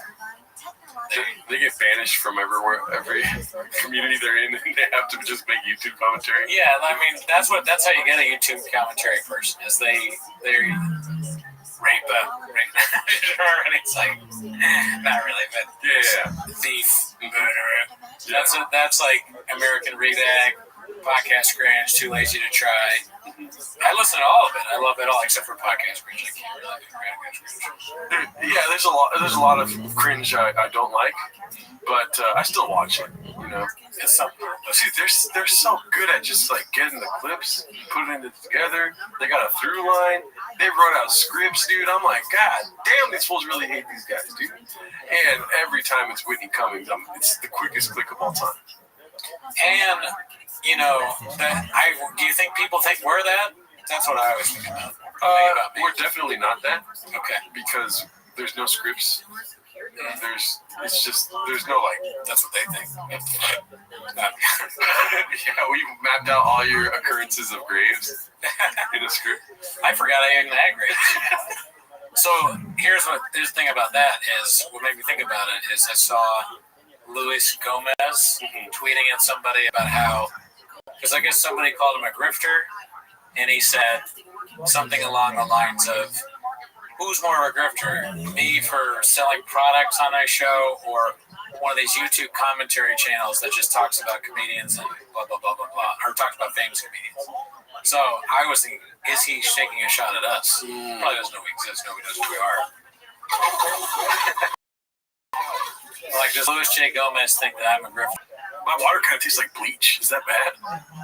Yeah. Well, we can't lose you. You gotta stop drinking that. I think I refrain from commenting on it because dude, because I feel bad because Louis J. Gomez is funny sometimes, but the special was so bad that we watched. Yeah, I mean, he's done a lot for comedy and comedians. I think overall he's like a good guy. He really seems like it. I appreciate his service to the 250. Yeah. You know, like you would a soldier. Yeah. But, I would never watch his stand-up, and I wouldn't tell people to watch it. Maybe one of his shows. I would hope that it was better than the last special. I would watch it still. It's just like the last special we watched was pretty bad. I mean, he's like another one of these people that's probably like a really good host, you know, and great like podcast host, like Super Bowl party. Oh, okay, or that too. And like he's likable, I guess. But stand-up wise, I have zero interest in it. Yeah, that's not to gadoosh him at all. My thing is, I like listen to me. I care what he thinks. I'm like, damn, am I a grifter? I don't know. You tell me. Comment whether you think Gerardo's a grifter or not. I would grift. Like, you know how many times I thought about trying to do that, but then I think about all the work that's involved because I'm pretty, knowledgeable about this space. Dude, the amount of work they put into this is not for the fucking Gerardo of heart, dude. Yeah, I got a YouTube name for you if you want to try. Too lazy to grift. No, I get it. That's true. There's so much. I've thought about it myself. It is a lot of effort. I couldn't do the editing part. But even just the writing out, the commentary, that's like one specific video, and it's like attack, and then it's not good. Kind of sad. Yeah. I like other commentary channels on YouTube that aren't exactly comedy based. Like there's one that does a lot about the rap world called Deleted, and I really enjoy his style of commentary because it is very heavily joke based. But yeah, I'm not a part of that culture, like black, where those jokes just hit pretty good for, you know what I mean? And I don't know if I would be able to have that sort of effect on somebody else in a jokey way. I think I would take it too seriously. Be like, Whitney Cummings, fuck you. Start crying on the recording. You get really mad. Yeah. And that's not as funny. American Redact kind of, they all have like an even keel way to them. And they have a style. All of them have their own style. Yeah. I'll never get over that one episode we brought up on the pod where it's literally just him talking about what happened on the show. I cannot believe that I like that. The Eric Andre thing is fascinating. That should really be in textbooks someday. There was a period of time, maybe it's still going on, where guys would watch comedians talking on an episode and come to the conclusion that nothing happened. Right? It's like Eric Andre went on there. They got kind of heated on each other, but at the end of the day, they're still friends. And I listened to that, and I'd listen to it again. I'm gonna show this one. I'd listen. Not only would I listen to this episode again if I was bored, I'd probably listen to another episode that was exactly the same about a different comedian. And I was like, what the fuck is wrong with me? But I realized you drive around in LA constantly, so you need something to listen to. You're gonna run out of podcasts, and these whole the self-help thing where it's like, learn how to do this while you're driving. No, I don't want to die. I'm gonna learn I'm learning Spanish. I'm concentrating, and then I get hit by a two-wheeler or whatever. Two-wheeler. Okay, so I get hit by a truck. Yeah. Here's this is kind of leads me to the thing I wanted to talk about today, which we only have so much time left, which is the perfect time I think to bring it up because I don't know how much gas this has, but let's go, Daddy. Right? Sure. So I've had that same kind of thought thing where it's like, what am I doing with my time? I'm just watching podcast cringe, too lazy to try. Every time they drop, I have notifications on, and I'm like dropping everything when they post. Yeah. So I'm trying to start to read. I've already told you I'm watching this YouTube series called Predictive History, where he's gone into another seminar now talking about the great books. And so he's starting with the Iliad. So I bought the Iliad, and I've been reading the Iliad for a couple of weeks now. Cool. You like it? 2 weeks. I love it. It took me forever. I just started reading the Iliad, but I read the introduction that's like 50 pages for about a week and a half. And because it's like, they translate the Iliad. The Iliad's not in the original language because it's ancient Greek. Yeah. They have like introduction notes, translator notes, and then just like random meter notes of like how they wrote the actual book. And do you know the story of the Iliad? Is the Iliad the one with like Homer or something, or Aeneas or something? Homer wrote the book, or it's written by Homer. It's a Homeric. Oh, yeah. Okay. So he wrote, and it's about like a Greek guy that like leaves his wife and goes on a boat or something. Okay, so I think you're thinking about the Odyssey. That's what I'm thinking. Yeah, that's Odysseus trying to get back from the Trojan War. Yeah. Trying to get back home from Which one is the Iliad? The Iliad is a book about a conflict between Agamemnon and Achilles. Troy. Yeah. Right. Sorry, go ahead. So, Achilles, long story short, this is going to be a long story, but I'm getting somewhere here. Okay. No, I thought it was funny, right? Sure. Achilles, basically, the beginning of the book, I'm only in the first book right now. It's 24 books, something like this in the book. So I'm on the first book where Achilles and Agamemnon are asking a seer, like, what's going to happen? You know what I mean? And the seer goes like, all right, I can tell you, like, you guys know me. I tell you guys everything. He's like Jim Brewer. He's like, you enter the Brewer verse, you're going to get the facts. But here's the thing. Agamemnon is the leader of men. He's like kind of like the god of men. I don't know if he's a god. He's not a god, but he's a king, right? He's the king, leader of men, right? He goes, the leader of men amongst you is not going to like what the fuck I have to say. And then Achilles is like, he's a big guy. He'll be able to handle it, you know what I mean? And then he goes like he stole a girl, and the gods do not like that. He needs to get the girl back. And then Agamemnon's like, oh, come on, I get one girl, and everyone freaks out, this and that. Helen of Troy, right? Whoever the girl is. I don't want to say something I don't know. Because I need to reread it, too. But this is what I've gotten so far. A girl. He stole a girl. Probably Helen of Troy. Fucking... Oh, fine. If you take Helen from me, dude, I get to have one of Achilles' bitches, dude. Like, that's what he wants. Yeah. And Achilles is like, God damn it, every time you fuck up, you fuck me. Why do you fuck me when you fuck up, dude? Right? Anyways, that's the first part that I'm at right now. Anyways, the whole story is that Achilles is like the best warrior on earth, right? And he's like, y'all need me. The Greeks need me if they want to defeat Troy.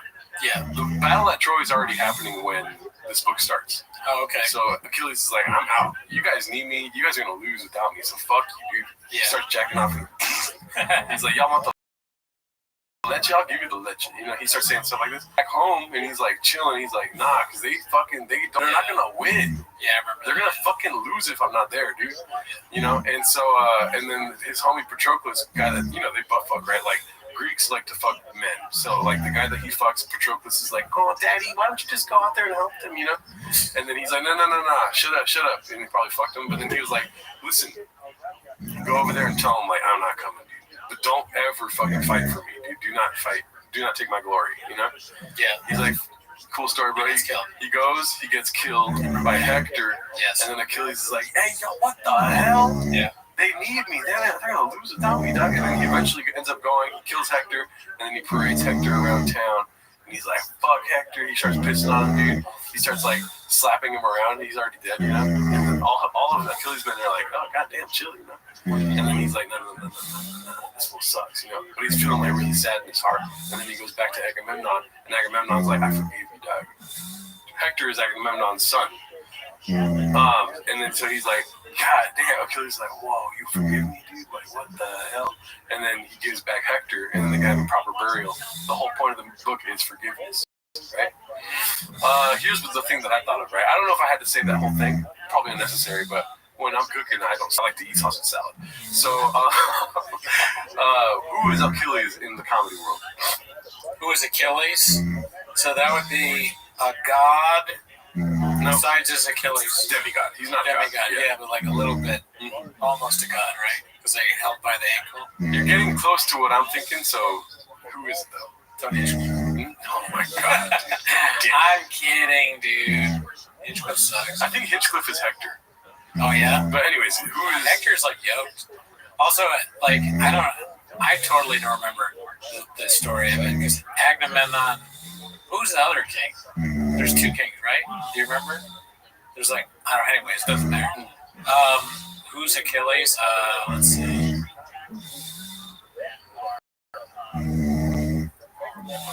I bet you think it's like Shane Gillis or something. Dave Chappelle? Yeah. Okay. Why do you think that? Because at the height of his power, he disappeared, dude. Oh, he went to Africa. He was like, they need me out there, man. Just like comedy's a fucking battlefield, homie. I'm one of the 250 to do it, dog. So Neil Brennan was Patroclus. Yeah. Go back there, you little white bitch. And then Hector kills him. Yeah. Hector is cancel culture. Mm-hmm. And Chappelle comes back and he's like, man, you know, fuck all these people, man. Fuck this, fuck that. And everyone's trying to. Then now he's less popular. Yeah. He's got some blood on his arm. Right? Agamemnon is Joe Rogan for sure. Or yeah, but do they make peace though? Agamemnon and Achilles, you're saying? Yeah. I don't even remember. The Troy Wars are the comedy symbol. Yeah. The problem is I don't read books because books don't have promos. Now, that's interesting. So, how long is that book? It's pretty big. It's like this big. You read the whole thing? No, I'm on the first book I said. That's what I thought. Well, you said one time. It made it sound like the whole thing is about forgiveness. So I was like, did he finish it? No, so I read the whole introduction. The whole introduction runs you through the whole book. Oh. Yeah. Okay. It's like, it's hard to follow along. And then it's in like, what is it called? Like the proper class of English that it would be in the times of ancient Greece. Yeah. Like how he wrote it for the Greeks at that time, this author wrote it for us today, basically. So it's a lot of introduction reading. I got all that from it. I've been watching videos about the Iliad, trying to figure out. It's like the Bible before the Bible, dude. It's a trip. I'm curious to know what are the other books that this guy says are like the great books. Oh, the great books. It's like Dante. What is it called? The Divine Comedy. Are they all super old? Yeah, kind of. Like, are there any from like 18? Oh, Rich Dad Poor Dad. Just kidding. Yeah, Kiyosaki. There's Dante. I think there's what's the other? Oh, like Immanuel Kant. Oh, Kant. Yeah, that's supposedly pretty hard to read. Kant, but when I gather from Kant in my intro to ethics classes that I agree with him for the most part. Yeah, I mean Kant is a philosopher, like a philosopher. Yeah, he's like he is the who's Kant? Probably Elephant Graveyard. Yeah, that's probably who Kant is. Yeah, dude, and Homer is too lazy to try, dude. He's the first to do it. Kant's probably a lot more modern, though. He's like a German. Yeah, Elephant Graveyard is not that old. He's one of the newest on the scene. He took over the scene, dude. Yeah. As far as philosophy goes in comedy, yeah. Elephant Graveyard fucking nuked us with his series of videos. Yeah, Universal Truth, like there's a Universal Maxim or whatever, or something like that. It's something that there's a right answer for everything. I don't know that shit. Yeah, Kant was what is it called? Phenomenon and the noumena. Like, phenomenon is what we see, noumena is real life. It's like, I don't know, the thing we can't see, whatever. That's Kant's, I think, theory. Crap. I want to hear what all the great philosophers think about it. Like, actual philosophers commenting on things in comedy. YouTube commentary channel. It's weird because, like, sometimes when you make jokes, it makes me look retarded or stupid, dude. You know what I mean? I don't think it makes you look stupid. Yeah. Like, why am I saying this to the guy that says crowd work afterwards? Ain't no party like a Diddy party. Ain't no philosophy like the Kant philosophy. Because listen, these are the things I would try and get out of them. I mean, maybe I would respect them too much to bring it up. But if I get with Kant, like, you know, what do you think of, like, there's this comedian that fucking, you know, tells people to come on stage and hump a stool? Oh, what do you think about that? I got a way better scenario. My bad, I was listening to what you said, but I wasn't listening to you. That's fine. Donnell Rawlings is Petrobus, dude. Okay. Because he goes on Kill Tony and dies multiple times. And then Chappelle one day is going to come on Kill Tony and be like, and then that's why Tony's Hector. He kills Tony. He kills Tony. It's like the name. I like that. Yeah, and then he parades himself around talking about, like, fuck Tony Hitchcock. He's a bitch. He fucked up my friend Donnell. And then Joe Rogan's like, I forgive you. You know? But Chappelle doesn't do that, though. He doesn't really hate on Tony. Yeah, I mean, Achilles was just a warrior. He wasn't known for, like, massacring bodies. But he fucked up from his best friend dying. I think Achilles being Chappelle is a pretty good, because, like, Achilles is the best fighter or whatever. Chappelle, at one point, was the best comedian. Yeah. Although there's not much of a, I guess the decline is Achilles gets shot in the heel, right? Mm-hmm. Not to spoil it for you, which I just did. But no, I mean, that's not in the Iliad, but yeah. No? No. Does he die later? The Iliad is literally just like, it's not that long of a book. It's not about the Trojan War. It's literally about this conflict between Achilles and Agamemnon. Okay, I might not even know what happens in that one, but I assume that's how he dies. Here's the thing, like, what trips me out about it, and, like, maybe this is just for today, but what trips me out is, like, the idea that whatever, like, the samurai thing is where they accept death every day, stuff like this. Like, on the edge of, like, complete glory is your certain death. That's what was tripping me out today, dude. You know what I mean? So, on the edge of your glory is death? What do you mean by that? On the edge of, like, the highest glory, like winning a battle, something like this. Yeah. Like, you're willing to die while achieving that. Okay. In this scenario of the Greek tragedy, whatever. Right. Yeah, anyways, that idea trips me out. It's like, in order to get that far, You know, you have to be willing to die. I don't want you to see like this as my own parallel to anything I do in my life. I'm just saying that this is the human condition. Oh my God, don't make a joke, dude. Come on. God damn it, dude. You were looking at me like you were about to say fucking huevos rancheros or something, dog. That was when Shab was willing to die. Right before he said carne asada, you could see it in his eyes. That's an excellent example. That's what I'm talking about. So now you understand where I'm coming from, dude. Like, to put out the gringo poppy, you gotta be willing to die, dude.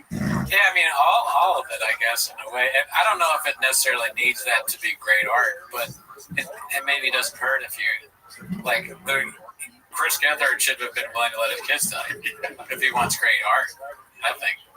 But no, I mean, yeah, the more you're willing to sacrifice, I suppose, the greater the stakes.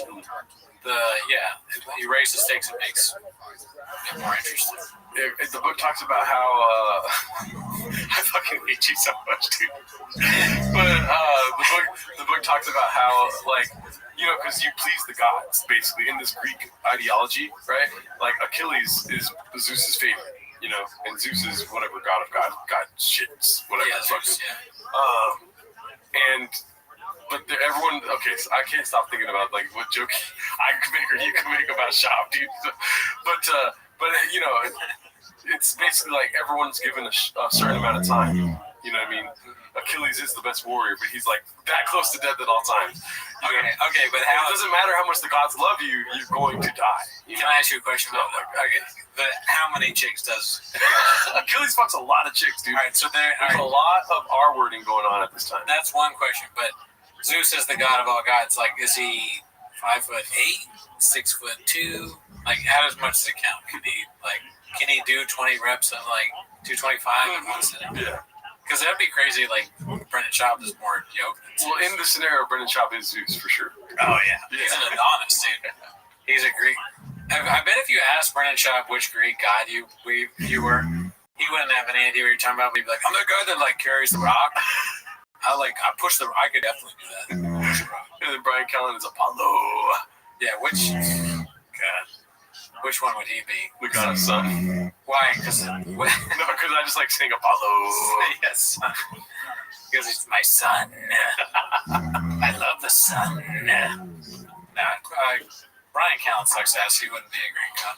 And Gethard is the god of grasshoppers or something, dude. I don't think he'd even last too long in ancient Greece. No, for sure. But we got voicemails today, dude. I think we do actually. Oh shit. Let me see here. Sorry about that. I got cut out the Iliad part. Yeah.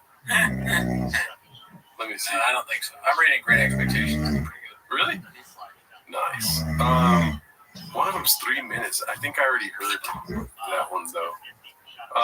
Let's see here. This is our voicemail box. If you want to leave us a voicemail, leave us a call at 775-557-8667. Give us a call at 775-557-TMOS, and we'll play it on the show like this. Happy New Year's, gang. By the way, Gerardo, if you wanted to hurt me, you got me. Because you didn't know who this was. It's Balloon Fart. A long time. The lovely fan of all the cats. Again, just happy New Year to everyone. And I was going to say something, but I lost it. So who cares? Love y'all guys, and keep cool. That sounds like me, dude. I have something to say and I forget. Thank you, Balloon Fart. Shout out to you. Sorry, I'll never forget your name again. Let's see this one. Hey, Geraldo and Brandon. Tony Soprano from New Jersey. Oh, yeah. So you got 2 runs on it. We appreciate the Tony Soprano. Yeah, that was so good. I listened to it, I think, off the podcast, and I was like, oh, this is so good. Hey, Geraldo. Let's see if this is I don't think this is a real voicemail. Neil from the Canadian Graves Association. We monitor sudden spikes in what are we doing here energy, and your channel has been flagged for excessive policy. This request is coming from Buffett himself. Symptoms include shadowboxing opinions, podcast confidence with zero prep, and seeing a piece of a work ethic unironically. Just calling to warn you about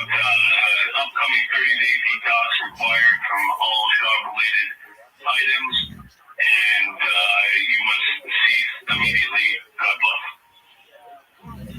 And then it's just 2.5 minutes left of nothing. Interesting. Well, he probably forgot to hang up or something. But I laughed. Canadian Graves, I caught that. Yeah. That's funny. The Canadian Graves Association. I don't think I could go cold turkey from shop. I think even if we didn't do it, I'd probably check in every once in a while. Yeah, it's not gonna be easy, dude. But yeah, I always find myself checking in on Chang's, dude. You know, table for one every time, dude. We should go back to PF Chang's, just the two of us. Yeah, I'm down. Just the two of us eating orange chicken. Yeah, just the two of us and some Mark. Maybe we can take Mark. We can take Mark. Yeah, we didn't invite you guys. Last time we tried to get people out, it was me, Mark, Gerardo, a guy from my work, and Miguel. Yeah. That was it. So Yeah. I don't think we're gonna do that again. But anyways, thanks for tuning in. Have a great week. See you next week.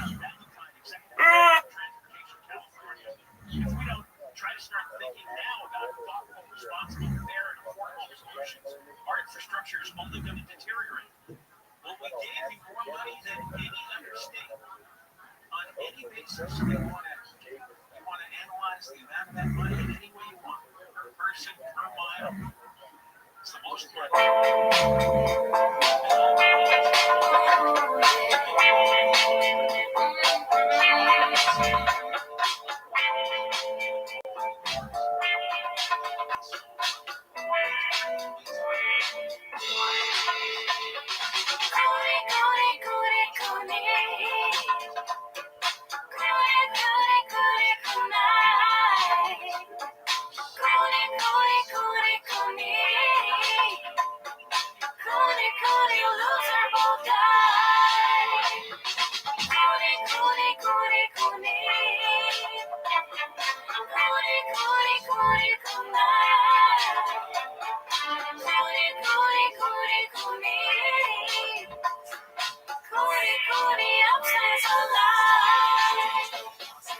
Welcome back to Raccoon Tweeties. Thanks for tuning in. As always, join the Patreon, join the Discord, join the Reddit. On the Patreon, you get early access of our other show, 10 Minutes of Shop. So join that, and you get some of the songs coming out of that show. Yeah, Daddy! I muted your mic because the songs are coming out. Oh, no.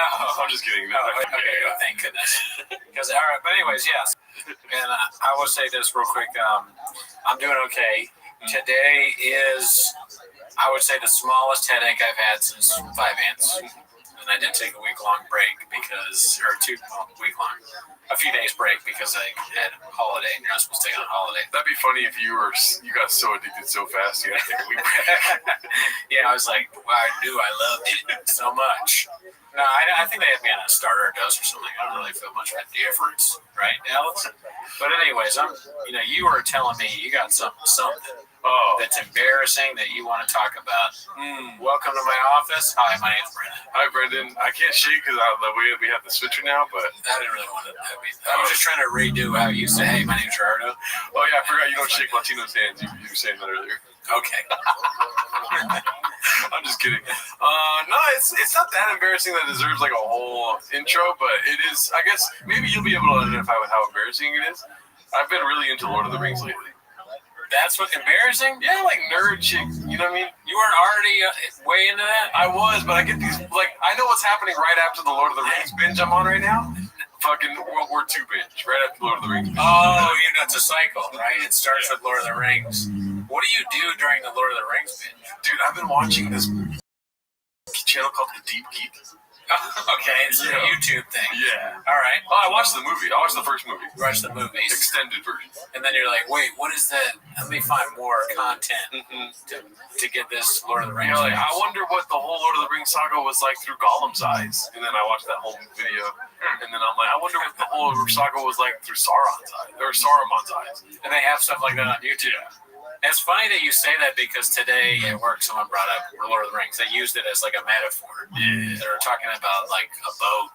People go on a boat somewhere at the end of the rings, and some people follow them and some people don't. Yeah. I forget what. End of the first Lord of the Rings, the Fellowship breaks up. Frodo and Sam take a boat, and Pippin and Merry are taken by the orcs. and Aragorn doesn't know where to go. You know what I'm saying? He's like, what are we doing here? Right. He's like, do I have to go for Frodo or do I go for the other hobbits? I don't even know what hobbits are with the orcs, so it might be Frodo, so let me just go save those fools. Right. So now Frodo and Sam are out by themselves, and then they run into Gollum. And Gollum, like the little, Schmeagol. Gollum, or Schmeagol was my pledge name, which I've talked about before. I had to say, my name is Schmeagol, and touch my pledge pin and go, this is my precious. I had to say that whenever it was requested.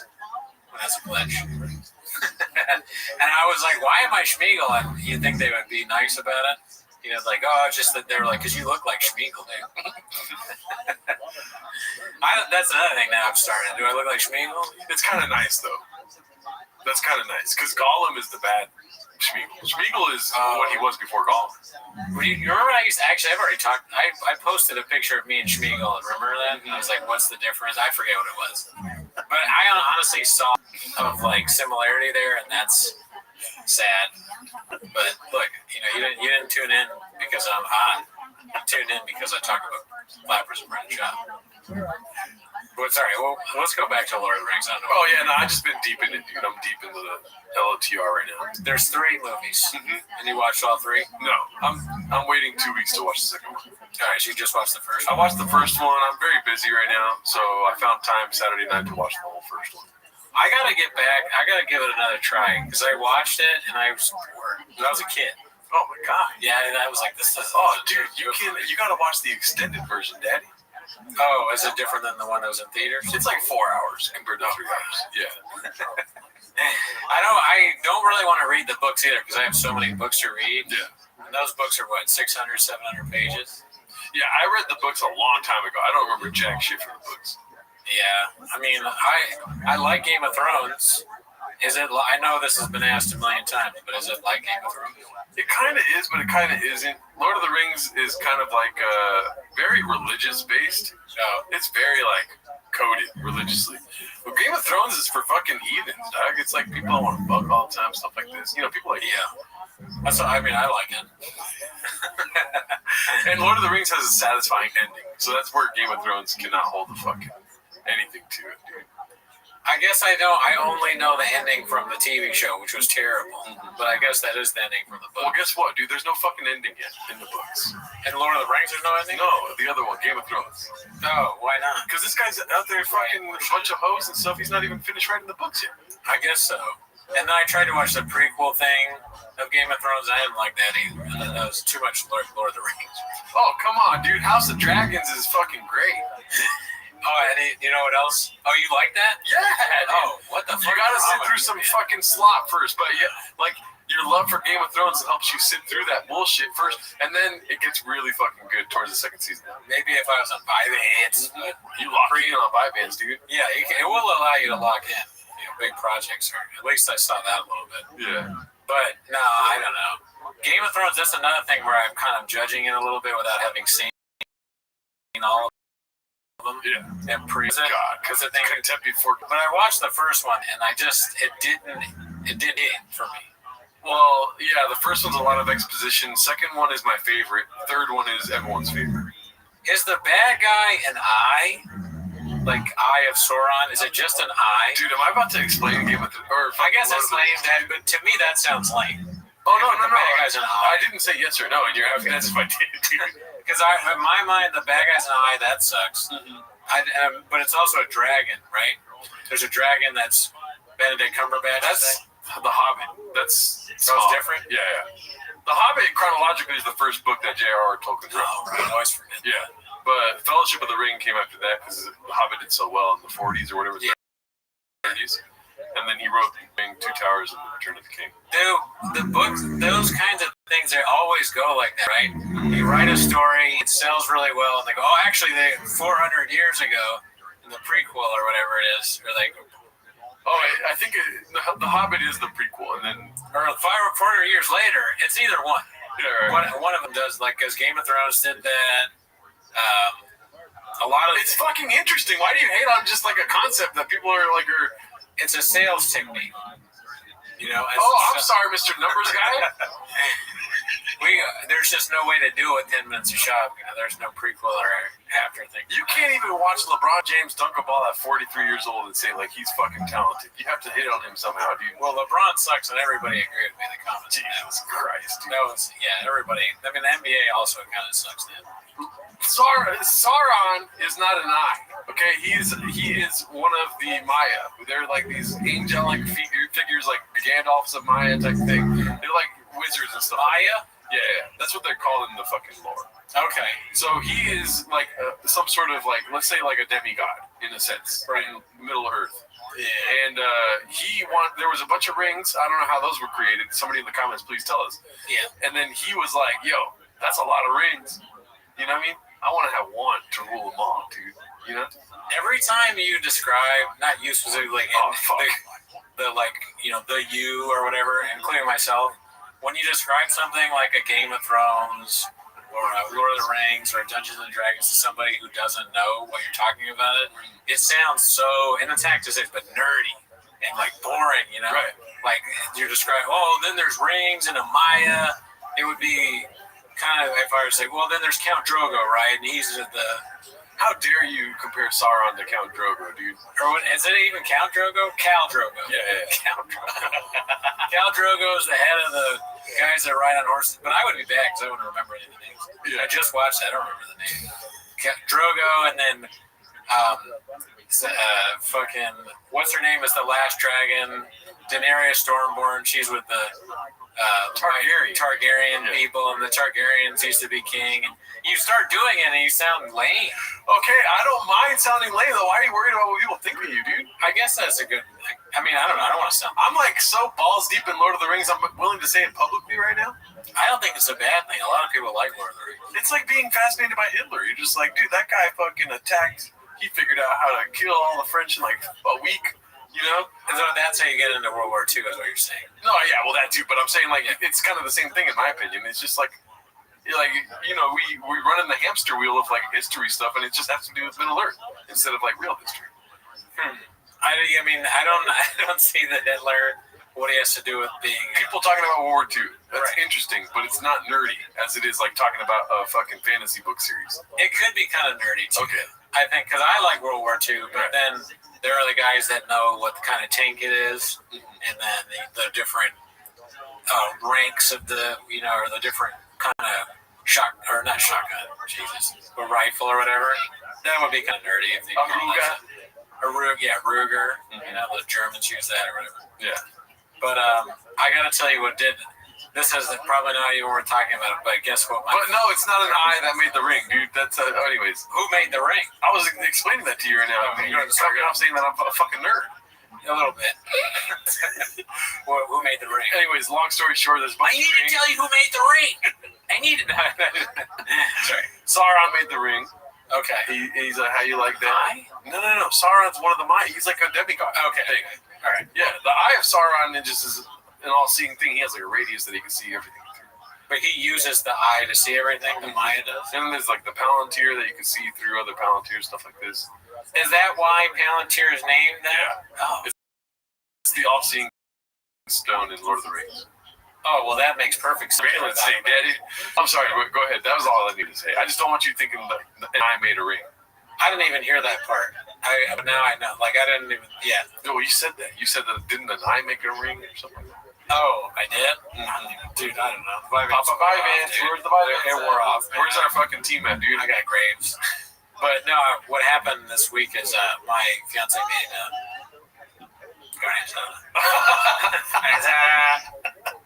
Can you believe that? Was it after the tater tots or before?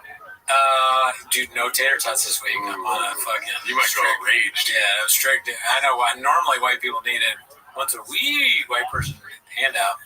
But no, dude.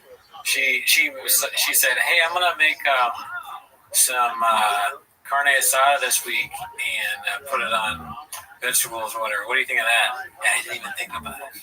I didn't even go through the old noggin at all that this chop thing. I didn't even say carne asada. She made a sauce that was kind of like a pesto chimichurri sauce and put it on there. Eating the carne asada from Trader Joe's. So shout out to Trader Joe's. Very good. I ate the whole thing. Didn't think about it until something you said when I came in here. It's my Mexican. Yeah, I just looked at you and I said, Carne. I had carne asada, so I finally did it. So she put mayonnaise on it, you said it was? It says like chimichurri. No, I didn't catch that either. Chimichurri sauce of some kind. That sounds delicious, dude. Oh, so good. Yeah, dude. I don't think I can. I mean, granted, I think she just heated it up because it's Trader Joe's carne asada. Yeah. I don't know how she baked it, maybe, or put some seasoning on it. Have you ever made carne asada? Yes. I Do you mean, make it on a rig? well, yeah. On a grill, though. Like grilling carne asada. Yeah. Dude, I mean, I want more kind of. Now I understand more what I was talking about. You should go to Vallarta or fucking Super A or something. Get some of that fucking. It's marinated already. Okay. That's probably what Joe's is too. And it's pretty simple. You just come home, dude. Fucking carne asada. You know. Is Vallarta's carne asada good? Yeah. Okay. I've been to Super A a lot, but Vallarta, I'm skeptical of. Remember, I told you I went and I got a tamale there, and it was not the greatest. Not the greatest tamale. They're not sending their greatest. They're not at all. They're saving the good tamales in Mexico. Yeah. What do you get? I mean, what's good at Vallarta besides that? Meat in general. Pause. You know, check it out. Plus, pork butt is usually what I get, and then I'll make carnitas in the crock pot. I don't know that. What is? It's the butt of the shoulder.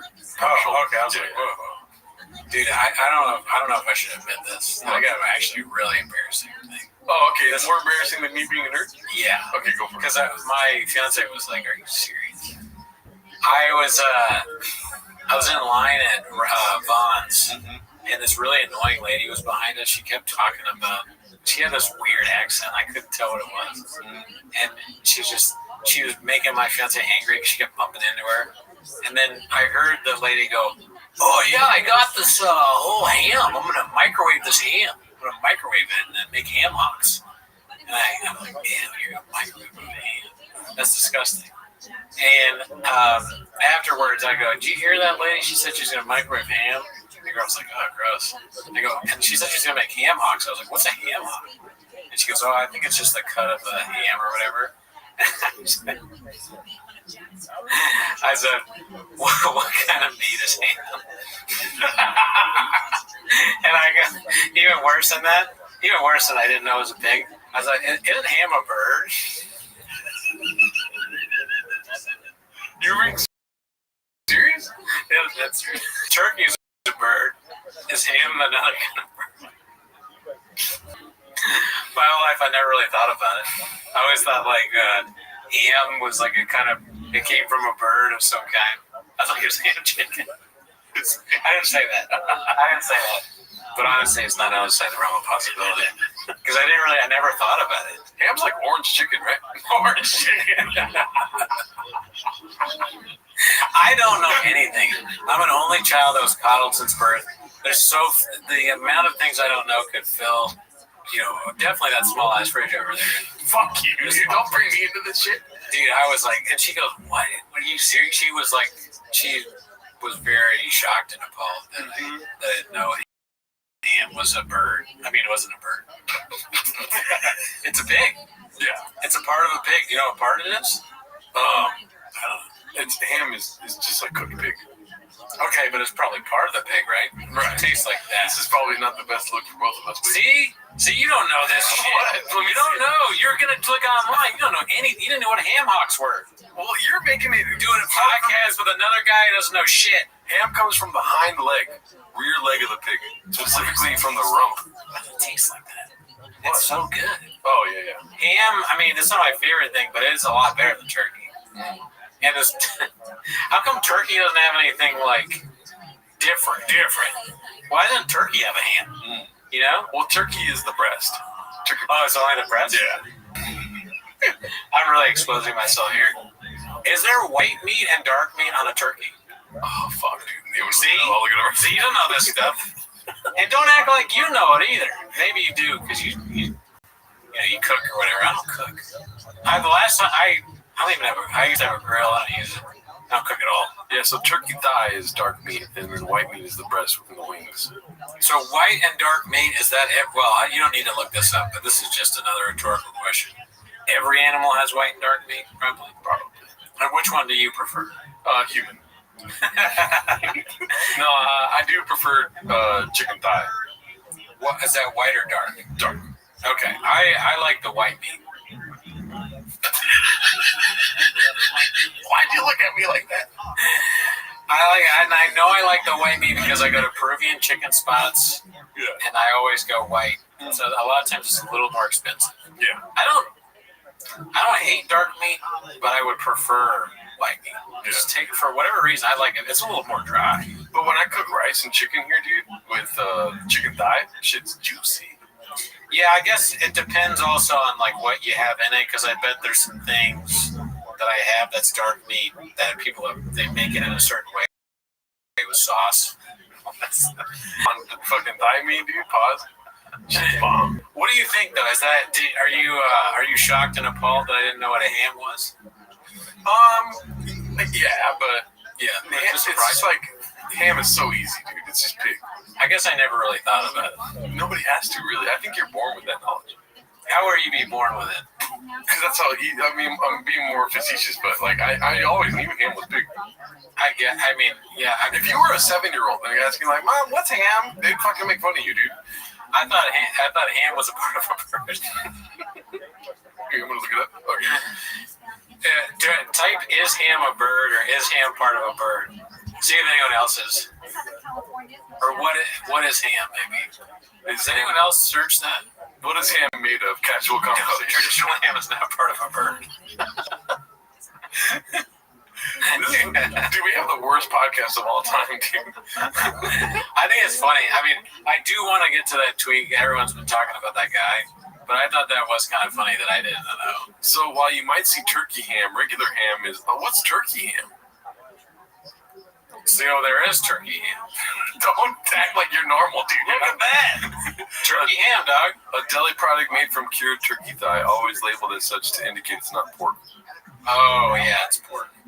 I mean, pork is pig. I know pork is oh my pig. God. Okay, I know that. So, but I never really thought about the whole thing. Like, I don't eat pork. So that means none of the pigs. Oh, is it meat? Pork is like bacon, and then barbecue pork. Why is I'm still on my thing? How come turkey has nothing and pig has like a bunch of different things you can make it? You want to search that? I guess turkey sausage, but that's like a whole other thing. You can make a lot of sausages. Sausage salad. I like how they knew I was going to say different kinds of ham, but I was looking for different types of turkey. This kind of reminds me of like when Jessica Simpson said the thing about the tuna, whatever. You know, so I forget what she didn't know was chicken of the sea or whatever. She thought there was chicken in the sea. I can't remember, but I'm not unlike her. Let's see, different edible parts of turkey. They got giblets, liver, heart, gizzard, neck. That's nasty. For rich gravies and stocks, wings are flavorful in roasting. The entire carcass for making flavorful broth. Utilizing the other bird for different textures and tastes. But no hand, though. No bacon. Wait, there's turkey bacon. Is there? Oh, yeah, there is. Breast, thighs, drumsticks, wings. The main ones. There's a ham steak, too. That's pork. Who's eating turkey back? You know, when I want to ask a waiter, I want a steak. I want a steak, but I want beef, but I want ham. I want the ham part of the beef. Oh my God, dude! I want a steak that tastes like a steak ham. You better go there at the start of their shift. Yeah, I want to go to a restaurant and ask. I want to order a ham and be like, "What is ham? Is that a bird?" Another thing too, you know, you've been asking me to map out your ADHD, right? And I asked you a specific question at the beginning of the podcast, or not before the podcast. You're so scared. What? Tell me. I asked you if that was your Diet Coke right there. Oh fuck! Where does this come from? I don't know. Oh, that's probably yours. Yeah, that one. Because this one was down here. Because I knew I got one. Fuck you. So Guess what? You just got cooning, dude. Is it yours? Definitely yours. That's yours. You looked at me with conviction and said, "Mine's right there where you grabbed that one." Well, like, never fucking. If I move, you gotta wait till I get back to where I was originally before you want a correct question. I moved. I might not have the right answer anymore. Do you want to move to this tweet here now? Yeah. So I saw this tweet, and I wanted to hear what you had to think about it because it made me laugh. And for 2 days, this guy's been getting destroyed on Twitter for this. Okay, so I'm gonna read it. It's quite long. Yeah. It's worth a read, right? Yeah, definitely. I think so. I think it's interesting. Am I just posed by Justin Murphy? Am I just a monster? I haven't seen this. Am I just a monster? It's been 4 years since I became a father, and I'm beginning to fear for my soul. Oh my god. So off the first 2 sentences, he's just trouble. Don't go to Twitter. Just figure your shit out, dude. That's what a lot of people said. Mm-hmm. The truth is, I just don't like being around kids for very long. Definitely don't be on Twitter right now. Historically, this is not uncommon among fathers. Okay, now he's an historian. But today it feels almost illegal. Okay, it's causing me a lot of confusion and anguish. The ideal amount of time I would like to spend playing with my kids is probably about 70 to 140 minutes. Roughly 10 minutes each day, maybe 2 times a day. Taking breaks from work. My feelings of love towards them are perfectly strong, but if I have to watch them or entertain them for more than about 10 minutes, my blood starts to boil.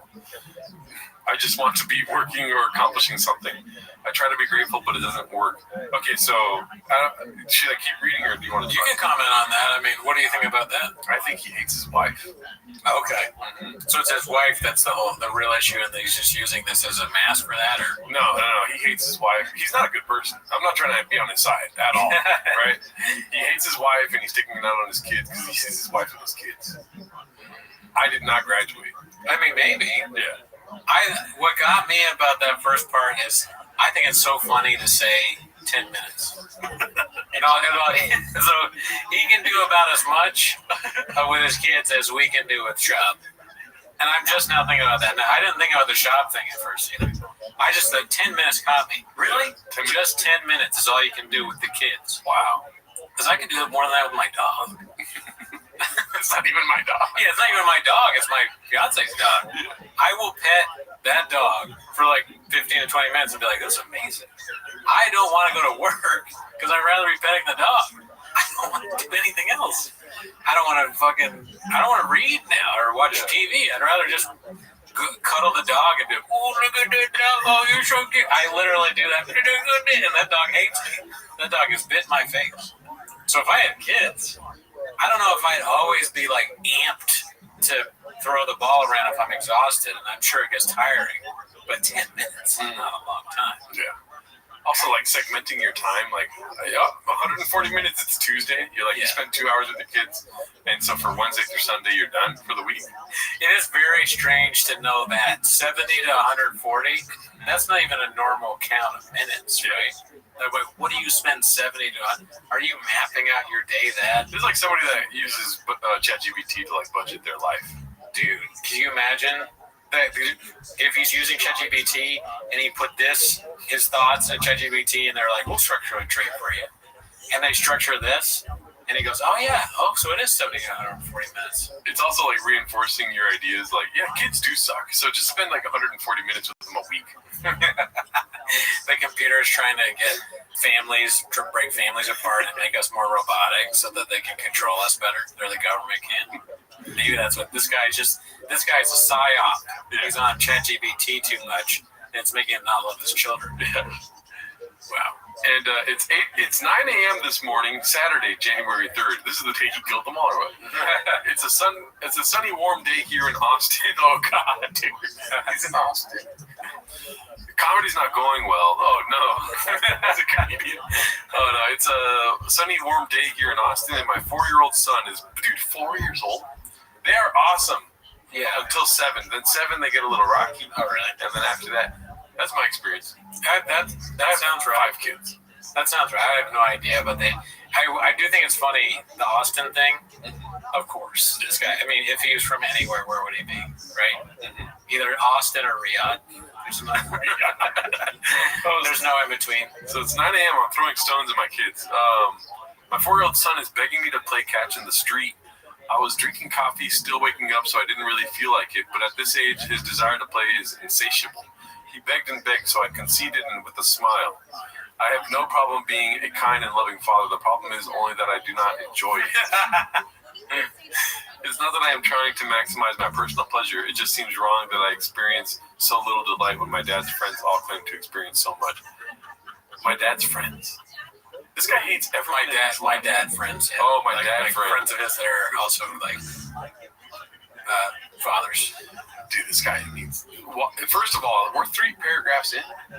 Why are you posting this to Twitter? That's what a lot of people said. Yeah. Maybe hit up one of your friends and be like, "Hey, you got a minute?" And then like barrage him like just one person.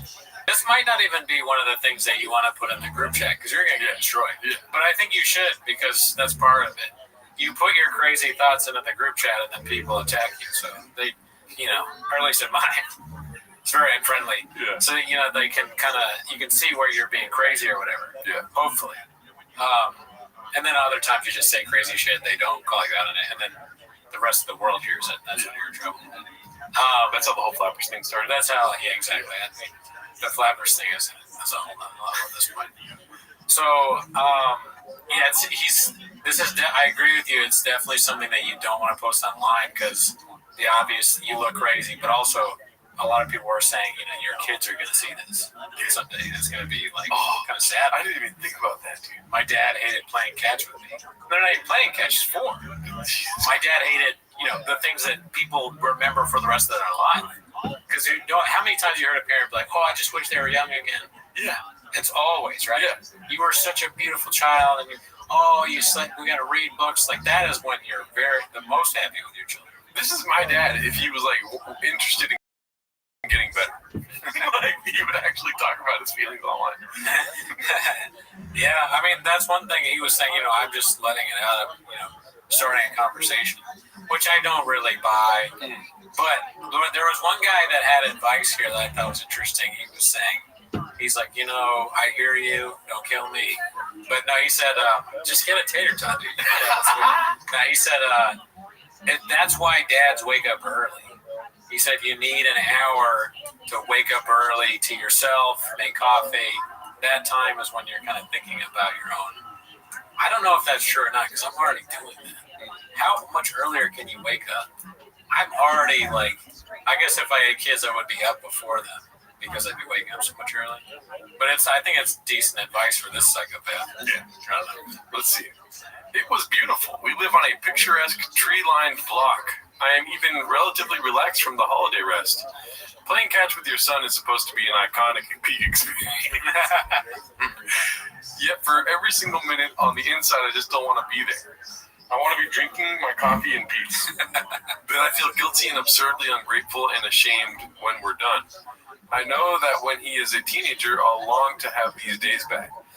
I have all this perspective rationally, and I've been very patient and steadfast trying to digest it, but nothing fixes me emotionally.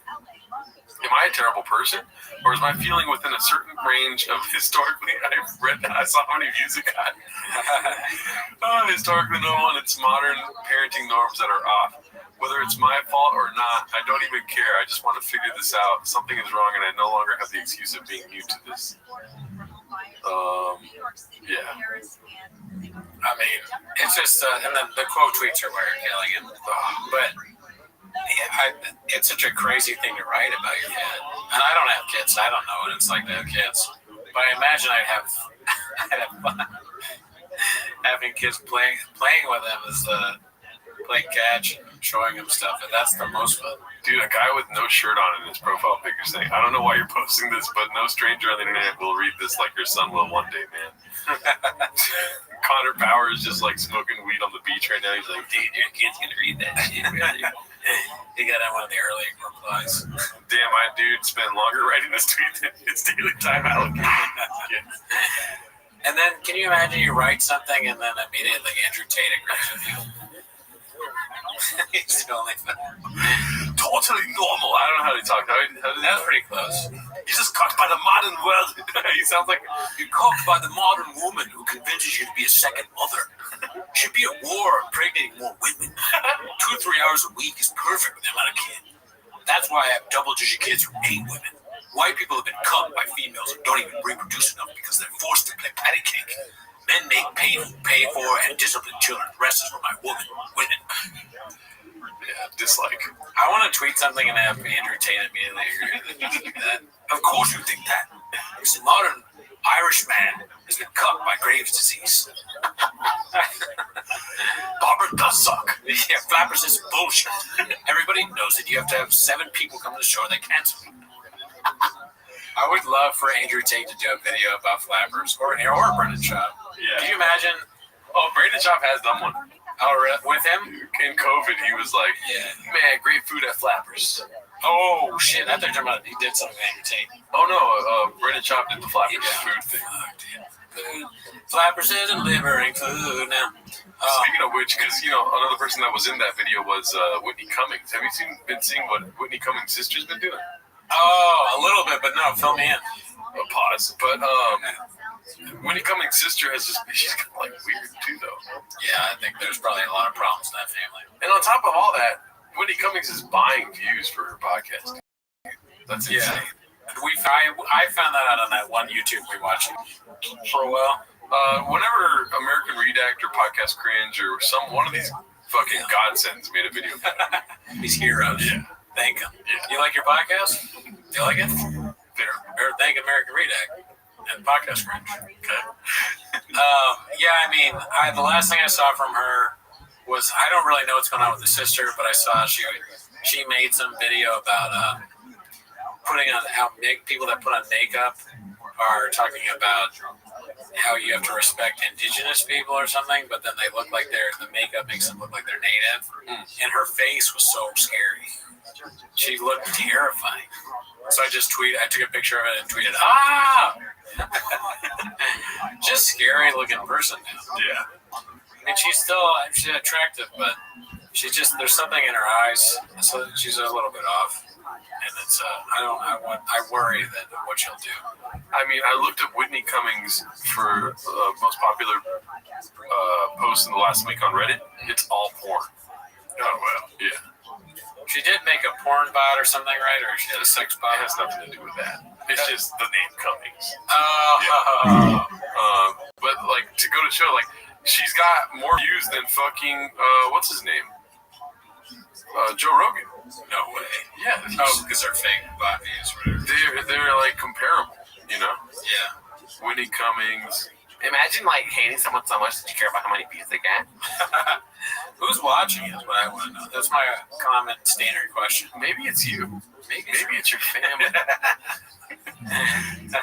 Well, the views have gone down significantly, but there's a period of time here where she was getting millions, which is so weird. Also, this one here has 134,000 views. 1.5, 1.9, 1.3, 1.5, 2.1, 1.2, 1.4. You know what I mean? Maybe she didn't put enough money in the account that day to buy the views.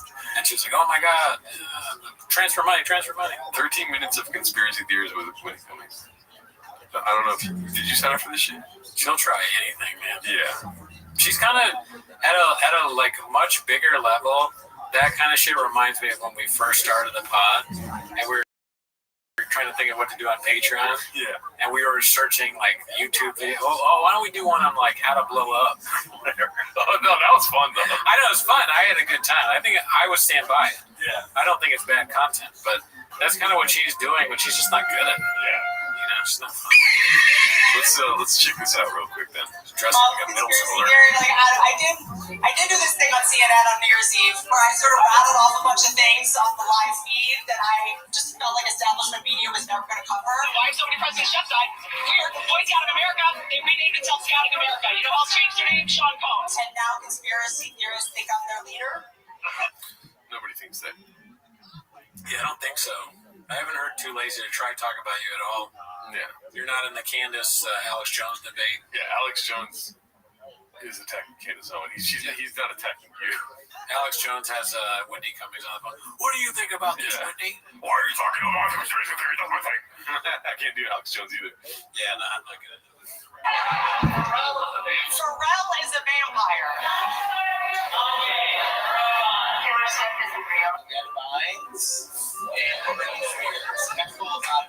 Everyone, shut up. I just met a flat earther in the wild. Birds are fake? Birds are fake? I hate when comics do that. What? They make a D sound like a T and then they elongate it. What's the I just met a flat earther in the wild. I just met a flat earther in the wild. I love it. I'm not. No, that's a new thing. Put that in the. No, I'm saying for me. Oh, put that in the book of things that we can look into now. Yeah, and that's. Oh, yeah, that's great. Birds are fake? Why don't you guys use the words between the bigger ones? It's like staccato, connecting words. Wayfair, Pizzagate, Hillary, Trafficgate, Epstein. It's just like words, and you're like, I'm trying to string them all together here. And is anyone into conspiracy theories? You're gonna win. It's not a bad idea, honestly, to get views, because what she's doing, what I think, is just crowd work, asking people what their conspiracy theories are, and then expanding on them. So she's taking two things that she thinks will get her views: crowd work videos and conspiracy theories, and she's just repeating what they say. Put that on your pipe. Well, it has been that for about 55 seconds on top of her claiming that she is the internet's leading conspiracy theorist. I wonder why she thinks she's leading the conversation, or whether people are following her. You're just asking other people what they think. Delusional, dude. Yeah. She's living in this weird delusion. Yeah. And she blamed it on an energy drink. Did you see that? What did she blame on an energy drink? She was like, I'm detoxing right now from this energy drink that I've been drinking. I'm not going to name it because if they want to sponsor me or something. Yeah. But that's a lie, though. She's on Adderall. That's like, you know what I mean? She's lying. She's going to get sponsored by Adderall? She does like, famous people do this for people like you. They're like, dude, I was driving my kid to baseball practice. And they're like, oh, that's why he didn't post for 3 weeks. I mean, she might, to be fair, Devil's Assistant, Devil's Acrobat, Adobe Acrobat, she might just have not had a tater tot this week. Yeah, she's white as that. She's white as shit, Dallas. Anna believes Avril Lavigne is not real. I did go see her at the Forum. Who was that? I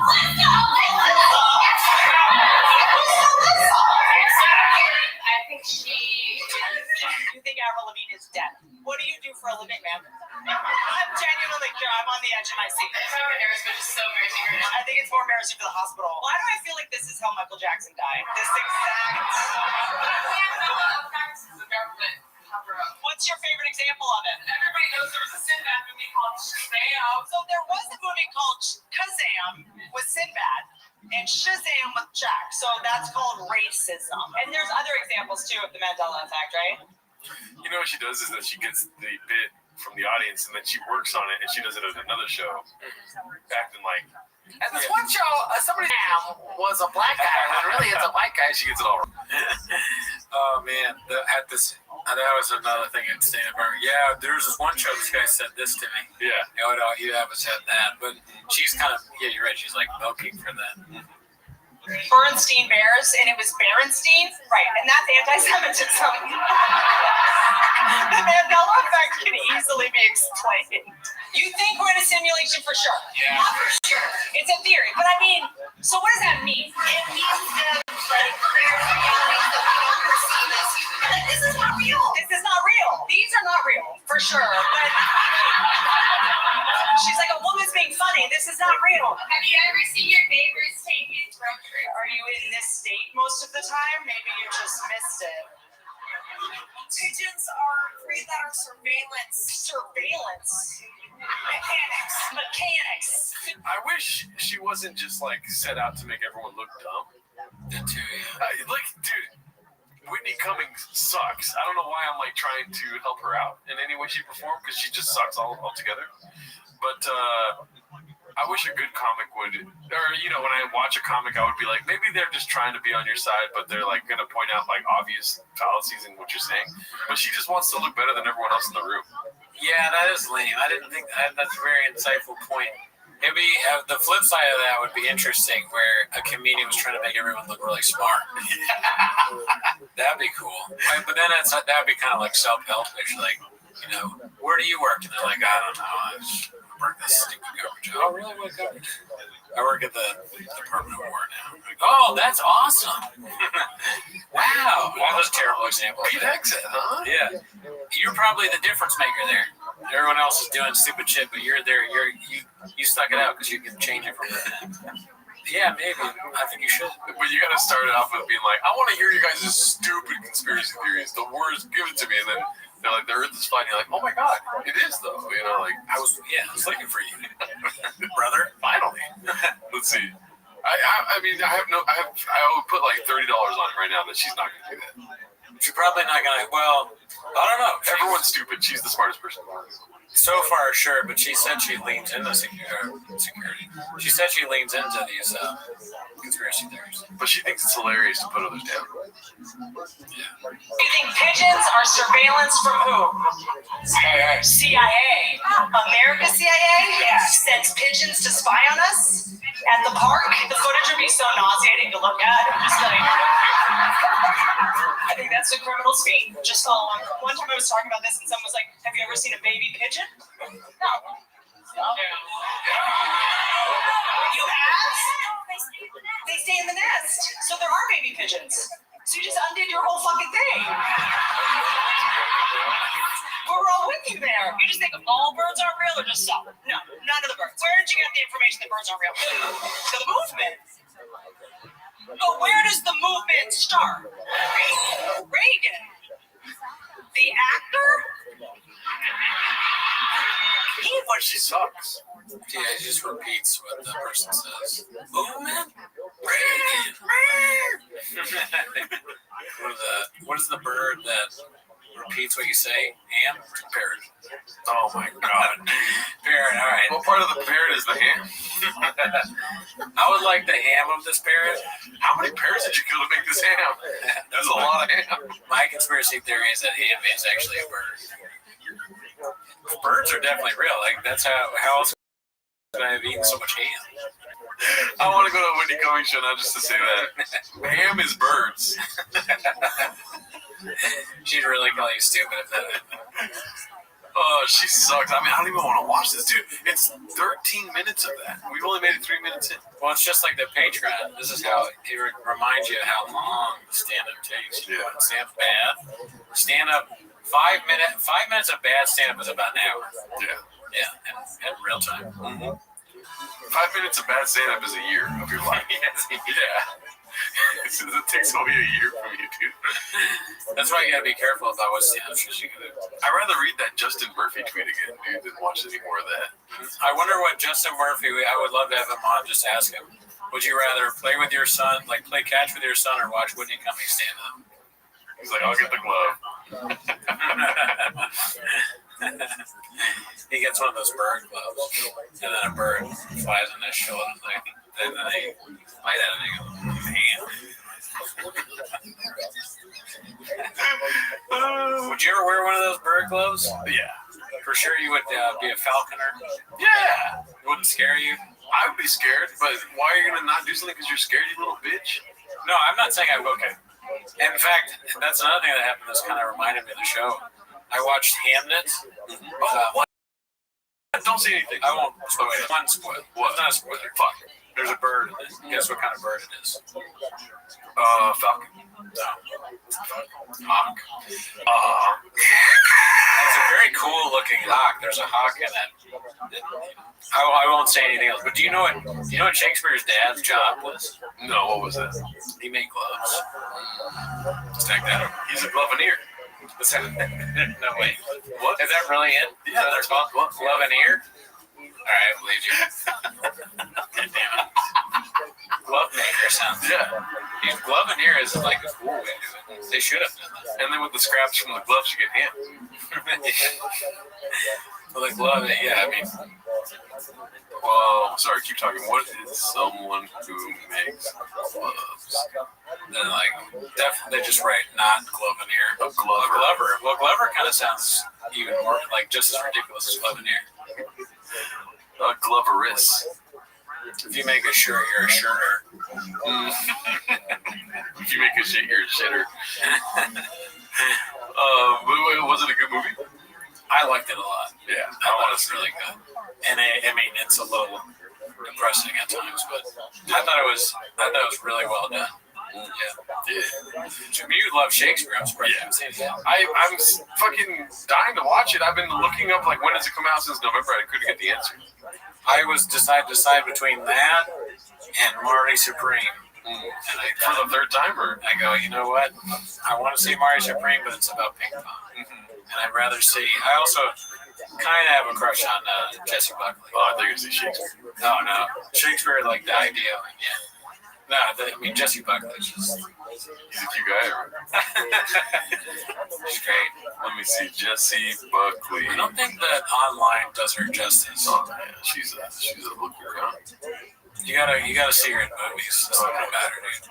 Yeah. I think that's a good picture. Which one? You are just on where she looks like a Karen. She looks like she's gonna yell at the Cinnabon lady. I don't know about that. She's like, hey, you know this coffee's fucking burnt, right?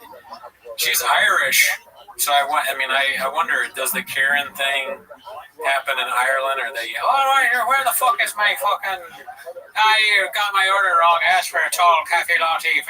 Does that happen a lot there? Oh, it's only for beer. I said to boil the potatoes, but you burned them.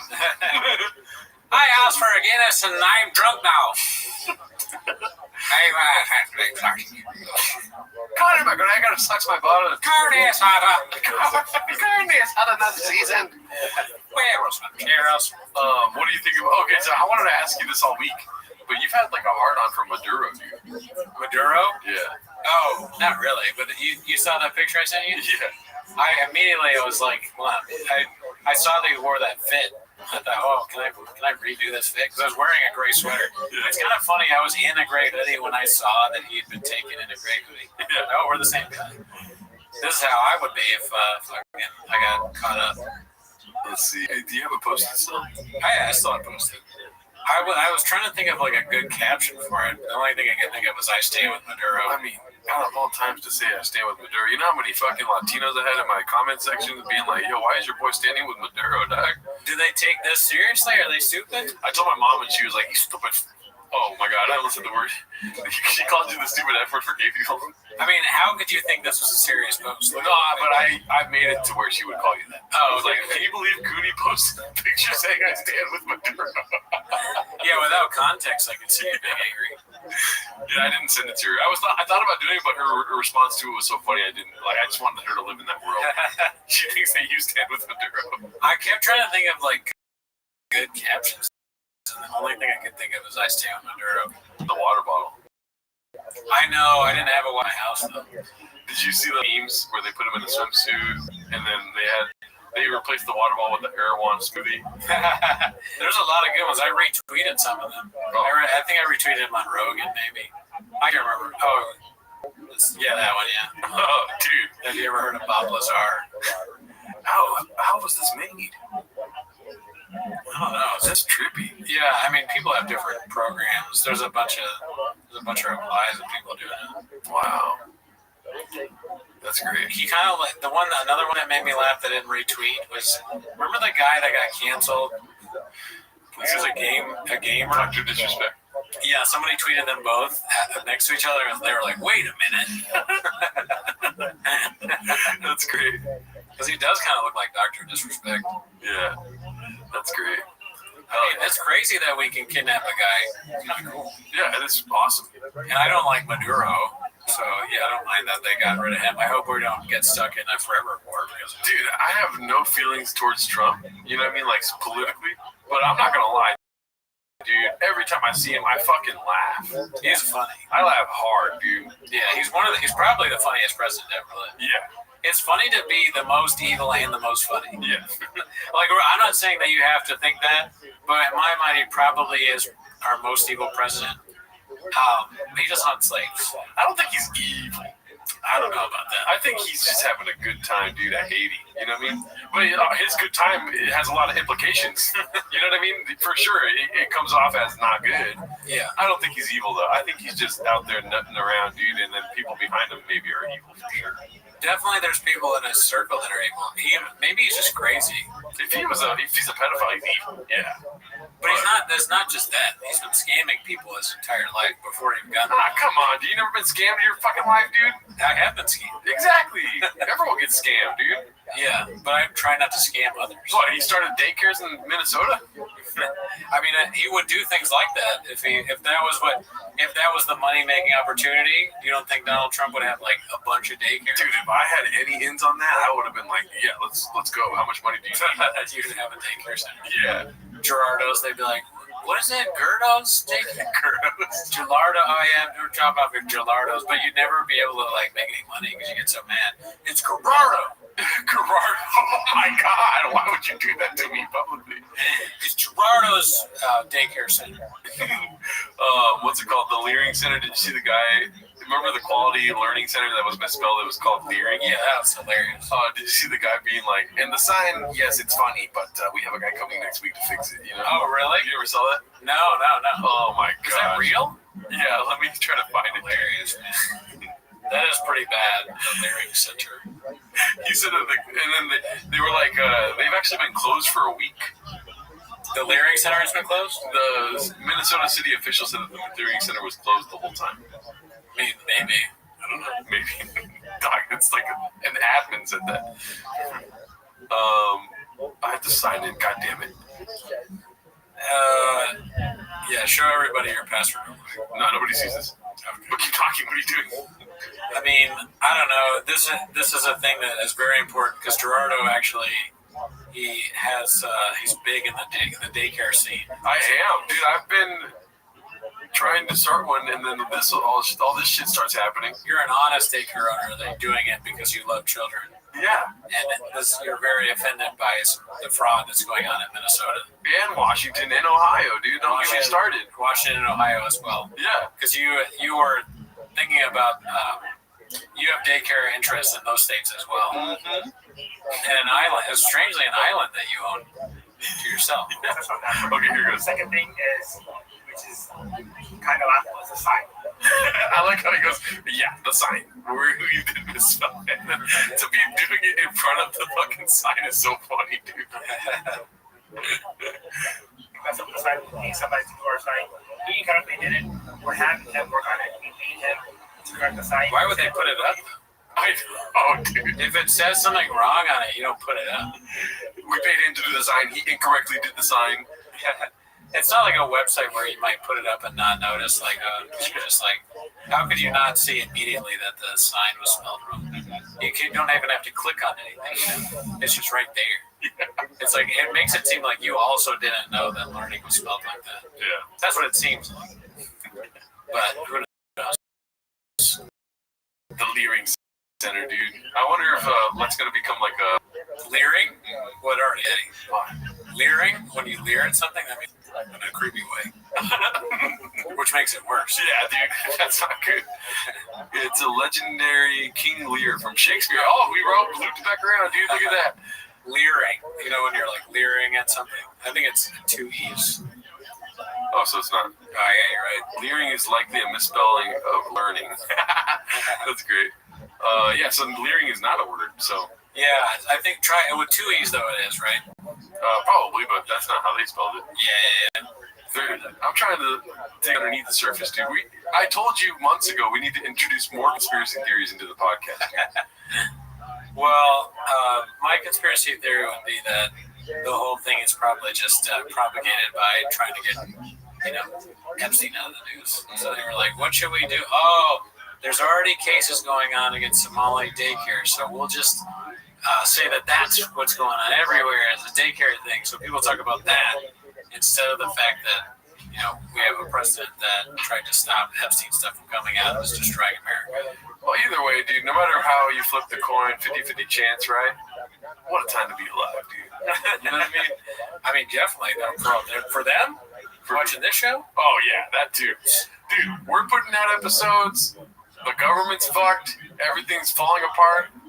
California caught fire earlier this last year. You know what I mean? But it didn't this time. Not this time. We're raining every day, Daddy. I hope it's raining right now. Yeah, I like that. Keep that up. Dude, what a time to be alive, huh? People ask me all the time, when would you be alive right now? Definitely, I would want to be alive right now because of all the cool stuff going on. Yeah. Even the basic shit, like the sandwich I had at Mamie's the other day. Couldn't even get that in the 80s, probably. Yeah, dude. The fucking, what's it called? I had pozole for 2 weeks straight and tamales, dude. Are you kidding me? Do you know what's funny? I was in the grocery store and I saw some canned stuff, and it was like soup like that. There's pozole next to menudo, next to albondigas, and I was looking at it and I go, damn, I haven't had any of those. People are always telling me, you haven't had pozole? It'd be so funny if I took one of those, but like I had it just to piss them off because it's like canned. Like, look, I finally got the good stuff. Disgusting. Oh my god, I had the last of my pozole today, and I texted the group chat. I was like, yo, this is the last pozole of the year for me. It's the beginning of the year. I don't know when I'll have it again. Who made it? My mom. Oh, nice. She gave me like a bunch of tubs of it, frozen, and I literally ate it every day. It's too bad I'll never be able to try your mom's pozole because I support Maduro. That's so funny. I should call my mom right now and ask her what she thinks about you standing with Maduro. Maduro, the Colombian guy, Petro, or something or other. All the socialistic dudes are leaders. I'm on board with them. I saw you hailing Zoran when he got pledged in, dude. I made some fake ballots that I was running in New York. I wrote in Nick Mullen. Votes for Zoran. Brian Cooney. He still put your name. But yeah, dude, that's basically it for this week. I don't know what else is happening in the world, dude, other than Austin killing it. Austin comedy is like at an all-time high right now, dude. Would you rather, do you think it's worse to do stand-up in Austin or Saudi Arabia? I think, which one's more like Flappers? More like Flappers? Probably Saudi Arabia. Yeah, you're right. Oh, yeah. It's more name. You're getting surcharges you didn't even know about. You know what I mean? They say they're going to pay for the flight, but you have to buy 2 drinks. That's the same amount as a flight ticket. Khashoggi probably got killed because he forgot to bring the right amount of audience or something. Or something. He didn't live up to the bargain. Oh, but no, as far as bringers go, Austin's the bringer capital of the nation right now. Is it? Like, compare it to Saudi Arabia. In Saudi Arabia, they're dying for comedy. You didn't hear about Dave Chappelle and all them saying this? They did pay a lot to have people come. Yeah, they're like, we need it right now. So the people will show up to the show.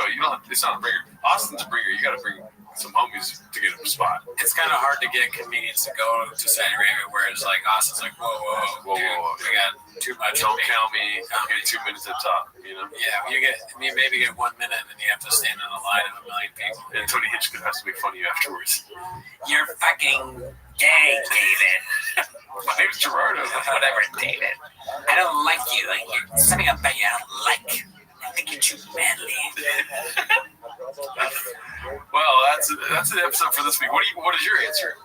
Saudi Arabia, Austin, Canada. No, it's not fair, dude. I didn't do a joke. I want to do Canada, dude. Shout out to Elephant Grave here. I hope he's having a great New Year. So, but no, which one's worse, Austin or Saudi Arabia? Which one's worse? To do stand-up. The same exact question you posed to me. That's a good question. I think Saudi Arabia because of the human right violation. That's got nothing to do with jokes, Daddy. Come on, dude. Andrew Schultz went over there. Yeah. Also, do you really want to go somewhere that Andrew Schultz they want him there? Yeah.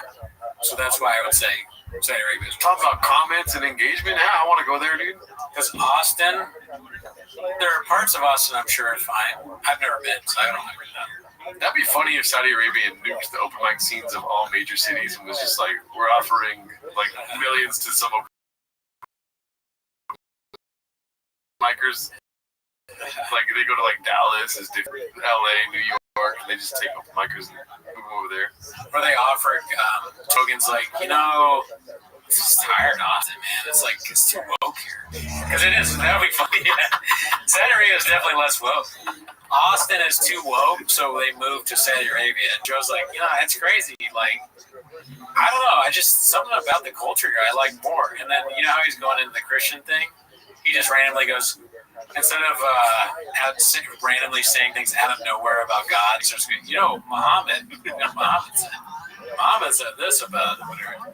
And then Joe Rogan's like, if jihad or Muhammad came back, it'd probably be AI. Right? I I told him, I was like, I'm going to do a jihad. In the middle of a 3-hour podcast, he's like, 1 second, I got to pray to the east 5 times right now. Yeah, he's like, and praying 5 times just makes sense. 5's a great number. Ever think about that? 5 times and facing Mecca, dude, you gotta go to Mecca. Bert just moved to Mecca. Joey, they're all in Mecca now. Everybody, dude, you got like I told Shane, I was like, Shane, you gotta come to the comedy Mecca shit. The comedy mothership is in Riyadh now. It's in Dubai. It's all over. We got like some of the best comics in it. We got so many different kinds of comedians there, dude, and it's all original shit. It's like where people want to, and they feel free to make the jokes that they want to make, but you cannot be LGBTQ. He changes the name of his podcast to the Joe Rogan Khalifa. Yeah. I don't know, something about it. I just like there's not the same issue with trans sports here, and I just get along really well. And a lot. He's in like one of those. The garb. He's wearing the hat. Alhamdulillah. He's fully like decked out. He just slowly turns into that. He's just, all of a sudden he's like a sheikh or an imam. He starts dressing like an imam. He starts doing fatwas. I don't know what they do. I sound like an idiot. As if that's probably like the last thing that they do. He does a whole podcast with a falcon on his hand. You read this book? Have you read this book? It's the Quran. Every time people come in, he's like, I got you some. And then they don't drink anymore. Elon, there's no whiskey for him to drink, no smoking. I just don't really like weed anymore. I like drinking. It just seems to kind of go against how I feel as a Muslim.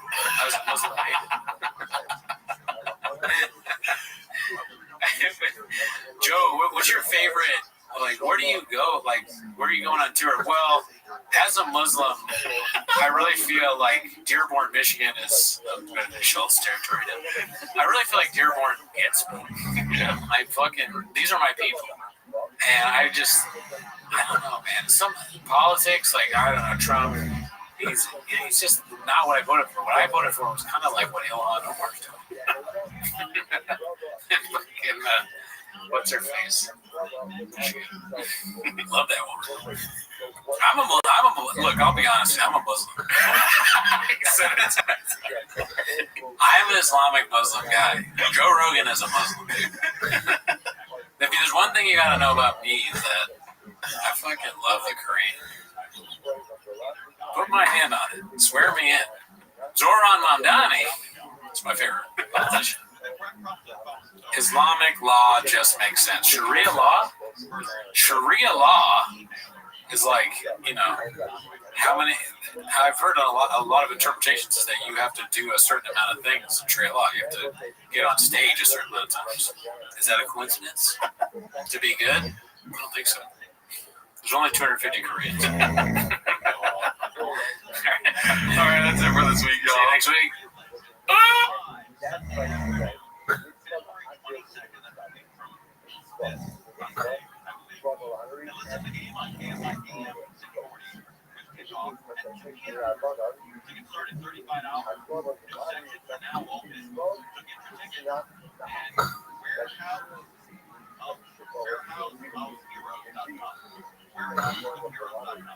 If you want the free tickets, email us john.show@iHeartMedia.com. Subject: Marcy Legend.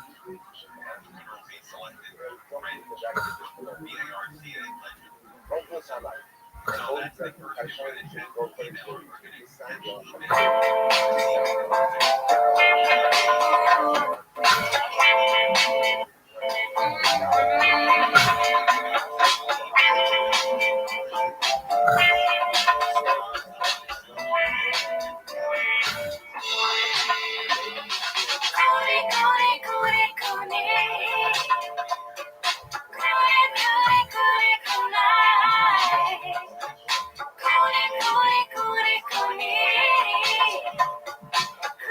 Kuni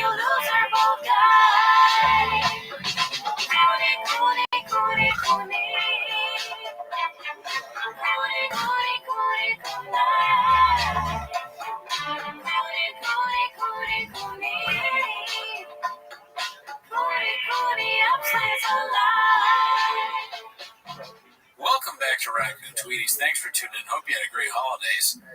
As always, join the Patreon, join the Discord, join the Reddit. Maybe you want to give a gift to old Gerald and Cooney and join the Patreon. I don't know. Just throwing it out there. But anyways, that's not why they're here. Oh, I forgot to mention on the Patreon you get early access of our other show, 10 Minutes a Show. But how you doing, Gerald? I've been waiting for this all day, dude. How am I doing, dude? I don't know. How's Kawhi Leonard doing, dude? I have no idea. How are the Detroit Pistons doing, Daddy? He's on the Detroit Pistons. No, he scored 55 points against, like, how are they doing? They got fucked. Oh, he scored, wow. 55 points, dude. That's why I'm wearing Mr. Daddy's shirt today, dude. Okay. Yeah. You're a big Clippers fan. No, don't say that. I disavowed the Clippers, but he did score 55 points yesterday. It's hard to keep up with your, who you're into in sports, right? Mm-hmm. It's like, because I'm like Aaron Rodgers. I'm going from team to team towards the end of my career, I'm going to die any day now. Oh, well, the Rodgers is a bad, like, they lost. I don't know if you heard. Oh, I lose every year. Okay, so you're a loser. Now, I mean, the Steelers lost to the Browns, and they're maybe out of the playoffs, but not sure. But sorry to go ahead. Dude, 55 points on the Detroit Pistons. Are you kidding me? Anyways, I'm doing great, dude. I had a great holiday. I just wanted to say that. We don't have to talk about it. I had a great holiday, dude. Dude, what did I do? Ask me what I did. What did you do? Jack shit, dude. Next question. Nice. Yeah, dude. I did do something, though, and I wanted to talk about it here with you. I started playing a fucking card game on my iPad, which is no bueno. Don't do what I did, dude. Don't get stuck. Solo card game? Solo card game, dude. No money involved. It's $10. You buy it and you play. That's it. And what's the game called? Balatro. It's insane. All right. Oh my god, dude. If you ever start playing Balatro, I think you'd understand. But guess what? I don't think you can have the balls to even start, dude. I don't see myself wanting to play a card game. My mom used to play solitaire all the time, but she would try and get me. It's fun. And my grandfather would play solitaire, so I played that for a while, and it's just frustrating after a little while. You get to a certain point, you don't win. You're like, fuck. That sucks. Why didn't I read a book or play another? Like a fun game. Dude, I'm not even making this up right. The same thing with solitaire? Right. I was in the bedroom at my mom's house playing solitaire, and my brother came home in the middle of the night because he was out with his girlfriend. Ever heard of it? And sorry, I wanted to do that. But he came home in the middle of the night from going out with his girlfriend. Yeah. I don't stay there. You know what I mean? I'm in the middle of a speed run on solitaire trying to beat my time, which was like a minute, right? Dude. So I'm locked in, dude. Yeah. I am fucking locked into my iPad going, and then so I'm hearing noises at the house. I'm not used to living there. I'm not used to this Dallas, whatever. Yeah. I don't live there, Yeah, I don't live there. And I live in her basement. But my brother's walking towards the room, and I'm like, hey, that's you, right, Thomas? It's pitch black, too. Right. He doesn't say anything. I guess he's been drinking a little bit on Christmas Eve. Okay. Right.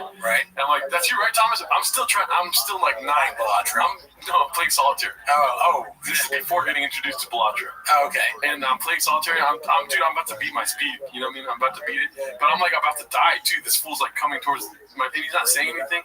And so at the last minute when he's finally in there, I freak out and I look, and it's my brother. He's like, oh, you're playing solitaire? You ever heard of Balatro, dude? And then he showed me Balatro. I was hesitant for a whole day. I was like, I'm not going to play that. This looks stupid. And then all day Christmas Day, dude, I played Balatro. Do you know what Balatro is? What? Solitaire with salsa on it. What is that like? It's like Latino solitaire?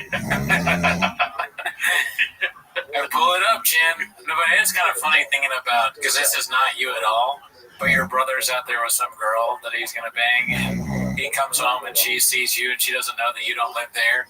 So yeah, that's my brother. He's like probably upstairs playing Balatro or something. So he's 45 years old. He lives at home, and he just plays solitaire. But he's a good guy. Yeah. So it's Balatro, the Latin word meaning a professional clown, jester, or buffoon. Oh. Yeah.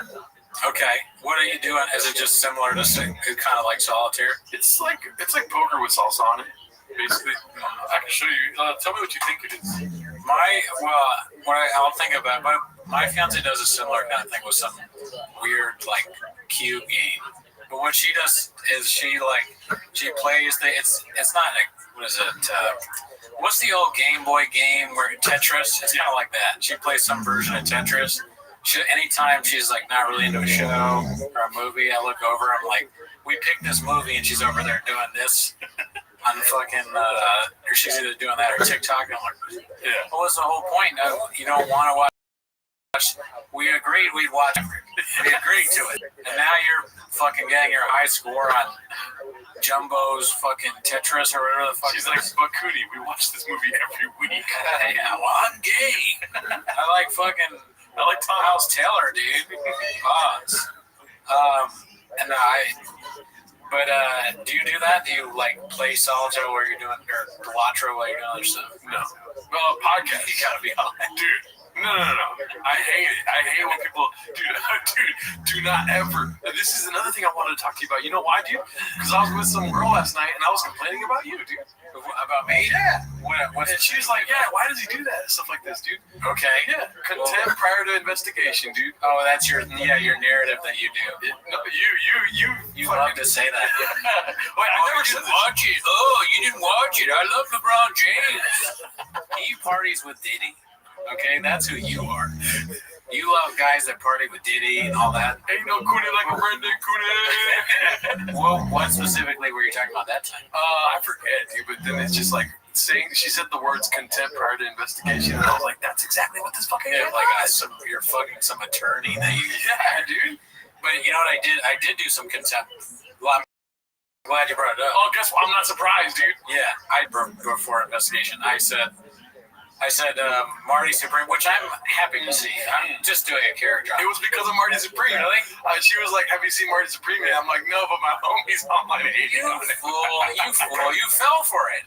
You're one of the fucking cucks that I trolled. I troll cucks like you and your girlfriend. I'm a cuck. Yeah, you and your girlfriend girlfriend. getting fucked by some guy while we were talking. You and your girlfriend are both cucks. I'm the king troll, and I cucked you both. But what I do is I just like say shit. I don't necessarily mean it. Yeah. And because I do want to see Marty Supreme. I love Timothy Chalamet. But there is a part of me that's like, I don't want to watch a movie that has ping pong in it. You know, I don't give a shit about ping pong. But so I said, I love Chalamet, but I'm not going to go see something with ping pong. And then I'm getting, commented on. One guy was kind of funny. He retweeted it or re-threads it, whatever the word is for that, repost, I guess. And he was like, Marty Supreme has as much about ping pong as that hockey show. You know, the gay hockey show now? Oh, have you heard about that? No. It's huge. Okay? Is it literally gay people doing hockey? It's like the storyline. My fiance is very into it. She said that's two guys that play hockey. They're professional hockey players. And for years, they've had a relationship that's secret because in hockey, everybody knows that is. So, and it's like a comedy where they have sex all on. But anyways, he said it's, and then I was like, wait, is this guy calling me gay? And I clicked on his profile and he's gay, and I was like, that's kind of funny. So I liked it. But then from there, there's all these other comments like, oh, how could you see, Marty Supreme? So then I said something else about Marty Supreme. I forget what it was. And people got even more mad, like even more comments like, fuck you. And, although I didn't read the comments, I never did. So, I mean, I can imagine the comments here, fucking Kawhi Leonard sucks, shit like this. Hopefully, please do it, because the NBA sucks ass. I'm not going to rant about how boring it is, but he's like, they scored 55 points against the Pistons. They're shit. How about the Detroit Pistons? Not even Detroit. They're the second best team in the league. Anyways. Okay. Exactly, they shouldn't be. You shouldn't be fucking jacking All last time the people cared about the Detroit Pistons was when Chauncey Billups, Richard Hamilton, and Ben Wallace.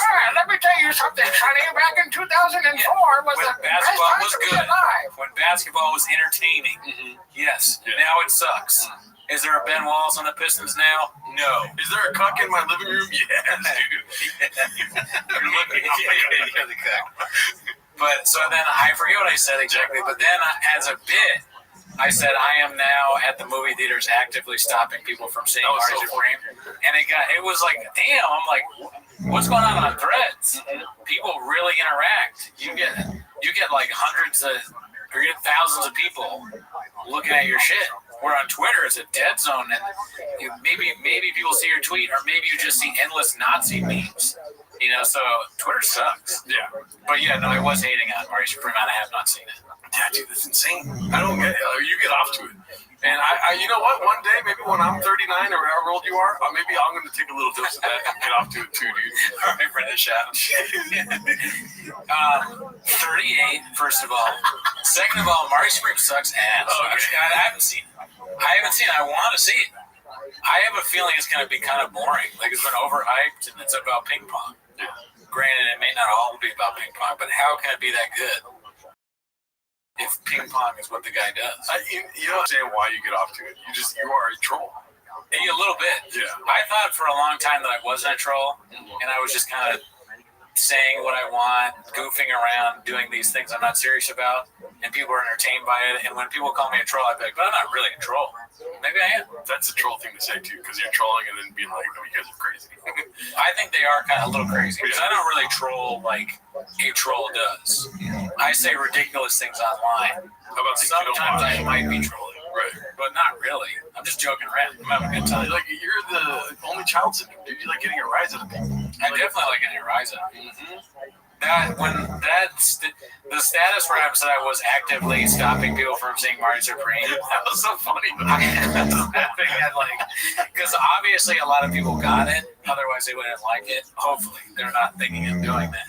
But some people didn't get it, and it's so funny. They're like earnestly asking me why though. What made you do this? And I'm responding in troll fashion, like, how much time you got, buddy? Or like, I just wrote back to one guy, hey, I didn't ask for this fight, and he responded, but that doesn't answer why.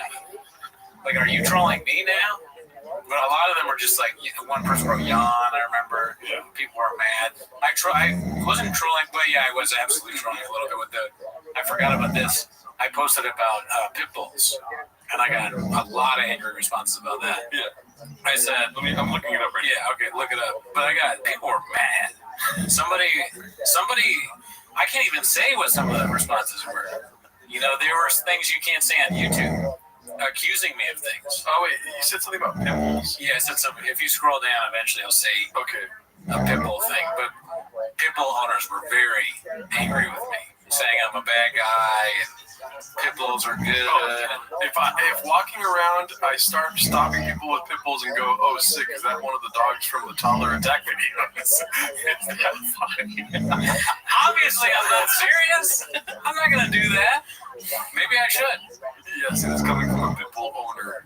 No, I'm guessing you're too much of a simpleton to really be funny. Oh, my God.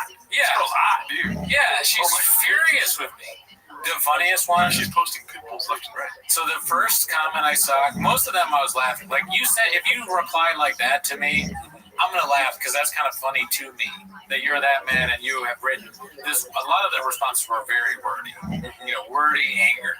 But one that got me, that was a little bit like it was insulted me a little bit. I was a little bit angry. Was this woman had said it's giving. She said you won't find it because it's not there anymore. She's deleted it because I fucked her up. I was looking for it. It said she wrote. This is a white woman. She wrote it's giving Cards Against Humanity circa 2008. Okay, here's my problem with that. That's the best time of Cards Against Humanity. Yeah. Is that when they played it? I don't know, stupid bitch. So I've never played that stupid ass fucking game. I don't know how it works. I just played it this last week. All right, I apologize to the people that said maybe it's fun, but again, I'm gonna hate having not played it. No, it wasn't fun. I didn't play it. There you go. See, it's fun for like 10 minutes, and then you're like, okay, we get it, cum and shit and piss and all this. So do you understand now? Yeah. I didn't have to play it to know it's bad. You did. No, I'm not on your side ever. All right. Anyways, I hated on it before. It's another thing I hated before. This time I happen to be correct, like most times when it comes to that kind of stuff. I'm very wrong on almost every other aspect of my life. But anyways, the NBA sucks ass. That shirt sucks too. The shirt was free, asshole. This shirt's bad. Say whether the shirt's bad in the comments. I'm kidding. I like the shirt, but do say whether it's bad. Anyway, so Cards Against Humanity. So I'm like, first of all, I don't fucking play that game. Second of all, the other thing that made me mad was I had just made a similar kind of diss on somebody. Now, you may not know these two bands, Built to Spill and Modest Mouse. Have you heard of them? Modest Mouse, yeah. Ever heard of it? Okay, so if you know about that kind of music, you know that Built to Spill is essentially the same band as Modest Mouse, but Built to Spill is a little older. I think they came out first, and Modest Mouse probably copied a lot from Built to Spill, right? I only know this because my roommate in college was a complete, music snob. So he schooled me on that when I got into college. They're both, I think, pretty good bands. They make good music. And right before I got to school, this movie Garden State came out. Garden State, have you seen that? Ever heard of it? With, that one guy from Scrubs. Yeah, exactly. Never seen it. So the soundtrack is like Built to Spill, other kind of like indie bands that were popular years before the movie came out, and they use them, and the knock on it is that people are like, oh, I knew them when they were, it's essentially the hipster argument. Like, I knew them when they were cool. The Shins, that's what they're called. Anyways, long, rambling story to explain what he said. So this guy, he does a thread where he goes, I don't remember exactly what he said, but like people don't realize that Modest Mouse is just Built to Spill and Garden State for like whatever, not as cool, whatever. And he's getting trashed because people like Garden State. It's a mainstream movie with success, and they like both those bands.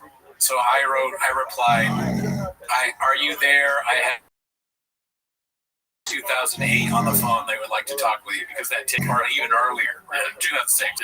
So I just wrote that, and I was pretty happy with myself because they're like trolling it. Okay, trolling. And so I read this stupid bitch's response about fucking Cards Against Humanity, and she's using my same joke structure to come at me. But it's not funny this time. And you got violence. And she's getting all these likes. So I'm getting pissed off because this is not funny. This is not a good reply, and it's getting all these likes. So I'm very angry. So angrily, you're a numbers guy? I'm a numbers guy.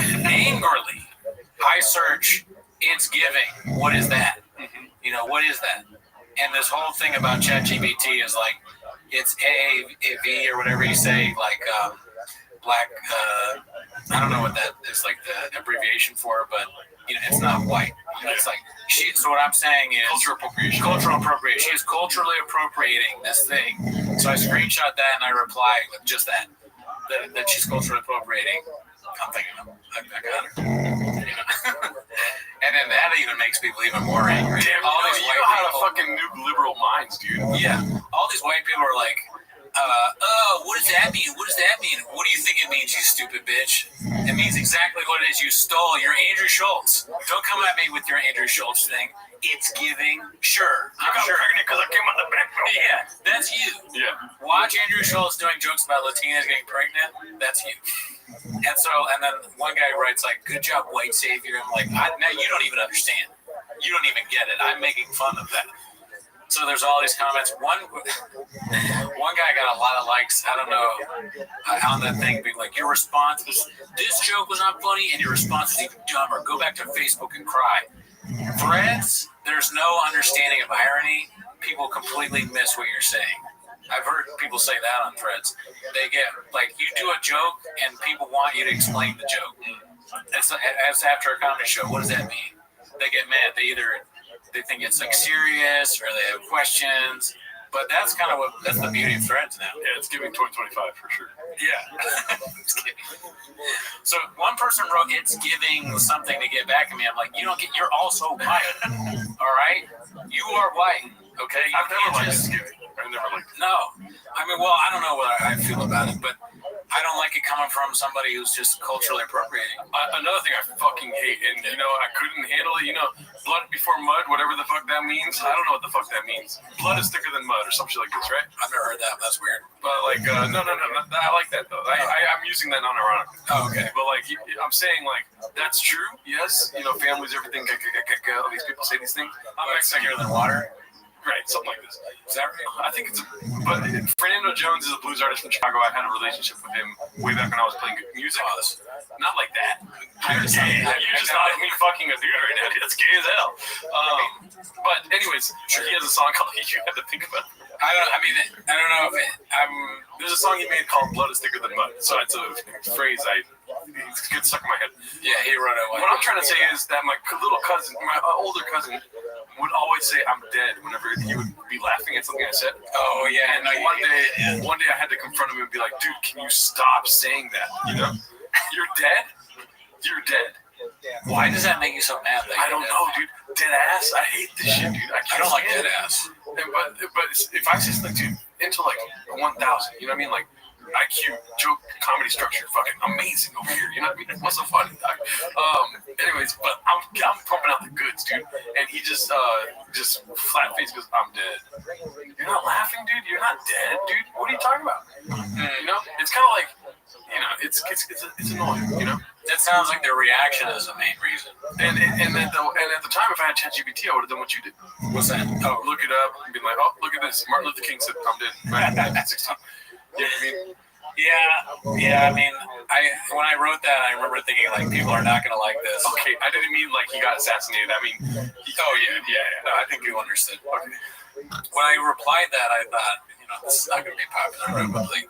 People won't get it. They won't understand what I'm trying to say. I'm simply pointing out that you're using vernacular that's not your own. You are, you know, stealing it, and it's not authentic. It doesn't come off looking authentic, and it's cringe. And sorry that you like pit bulls that eat children. Okay? I'm making it. And you know what? I also want to apologize. You're not apologizing, but I want to apologize. I shouldn't have been talking about you with the girl last night, dude. Probably not a good move. She was like, hey, how's it going? And I was like, dude, this guy's talking about Martin Supreme on Threads. Just immediately went in, like, contempt prior to the investigation. Yeah. Anyway, but I'm doing all right, you know? I think it would probably kill the mood if you bring me up when you're with a woman. Yeah. I wouldn't suggest that the listeners do that, but maybe not. Maybe they're like, oh, that's hot. Yeah. I don't know why. I'm like, he's got no hair. He's a fucking ginger beard, this and that, you know? Yeah, well, I mean, and this long story short, get on Threads, be inflammatory. I don't think it was rage baiting. I've seen a lot about this rage baiting thing going on. I didn't feel like it was, but maybe it is. And if it is, it's fun. We don't have to spend a lot of time on this, but I want you to see what I've been looking at for the last, I don't know, dude, but check this out. It really looks like solitaire. It is amazing. Look, you got Jokers up top. This guy's never there, so just don't pay attention to him. Right. But look, you got Jokers up top. They work together, dude. So, like, this Joker's working with that Joker, with that Joker, with that Joker, and you gotta try to beat the score. Let's see, like, a little higher levels. You got the shop where you buy the stuff, dude. It's fucking incredible, dude. It is the best game I've ever played in my whole life, dude. It's just, it's I don't know. There's something about it that's, like, speaks to me, dude. And in the comments, if you guys are playing Balatro, dude, hit me up. I'm down to talk with you on Discord or something. Fucking let's play Balatro all night long, baby. Anyways. Okay, so yeah, an ad for Balatro. It does look like kind of a gambling solitaire of some kind. Oh, there's no gambling though. It's just one-time payment for the game itself. Yeah. And then the guy, like, I think it got Game of the Year or whatever. I don't know what the fuck I'm talking about. I didn't graduate. I went to college a lot though, but it got Game of the Year. Casinos were trying to, like, buy the patent off him to use it in the casinos, and he refused. He's like, this game has soul, whatever the fuck he said. Oh, this guy owns it? No, this is some random guy playing. Okay, interesting. But yeah. Yeah, I guess that's why it kind of looks like a casino game.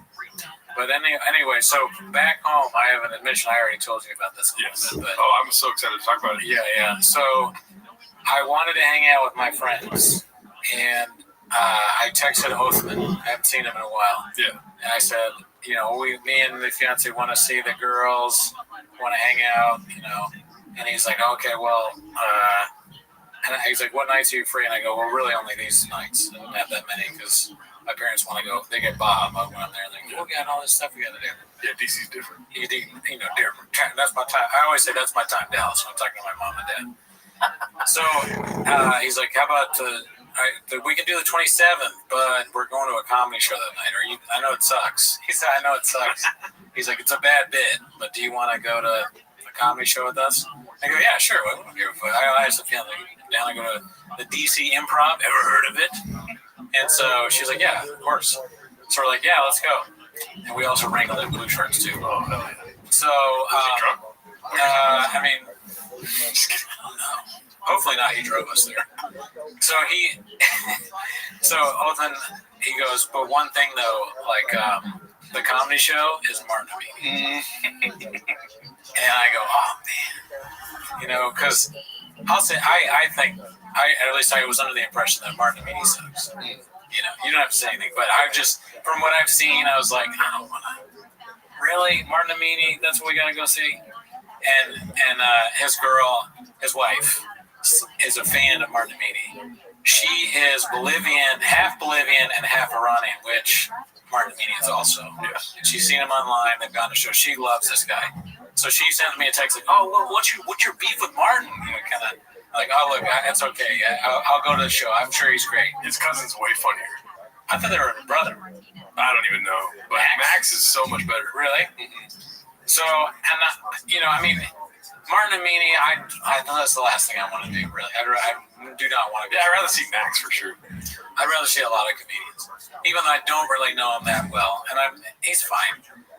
So I'm like, all right, yeah, sure, whatever. It'll be funny. At least it'll be something for the show. Yeah, if it was Max, it'll be hilarious. Yeah, because Martin. Well, one of the things Martin Amini does is the thing that you hate. Oh, dude, let's start a dating show. Yeah, it's the dating show thing. Max doesn't do that. Max is no dating show.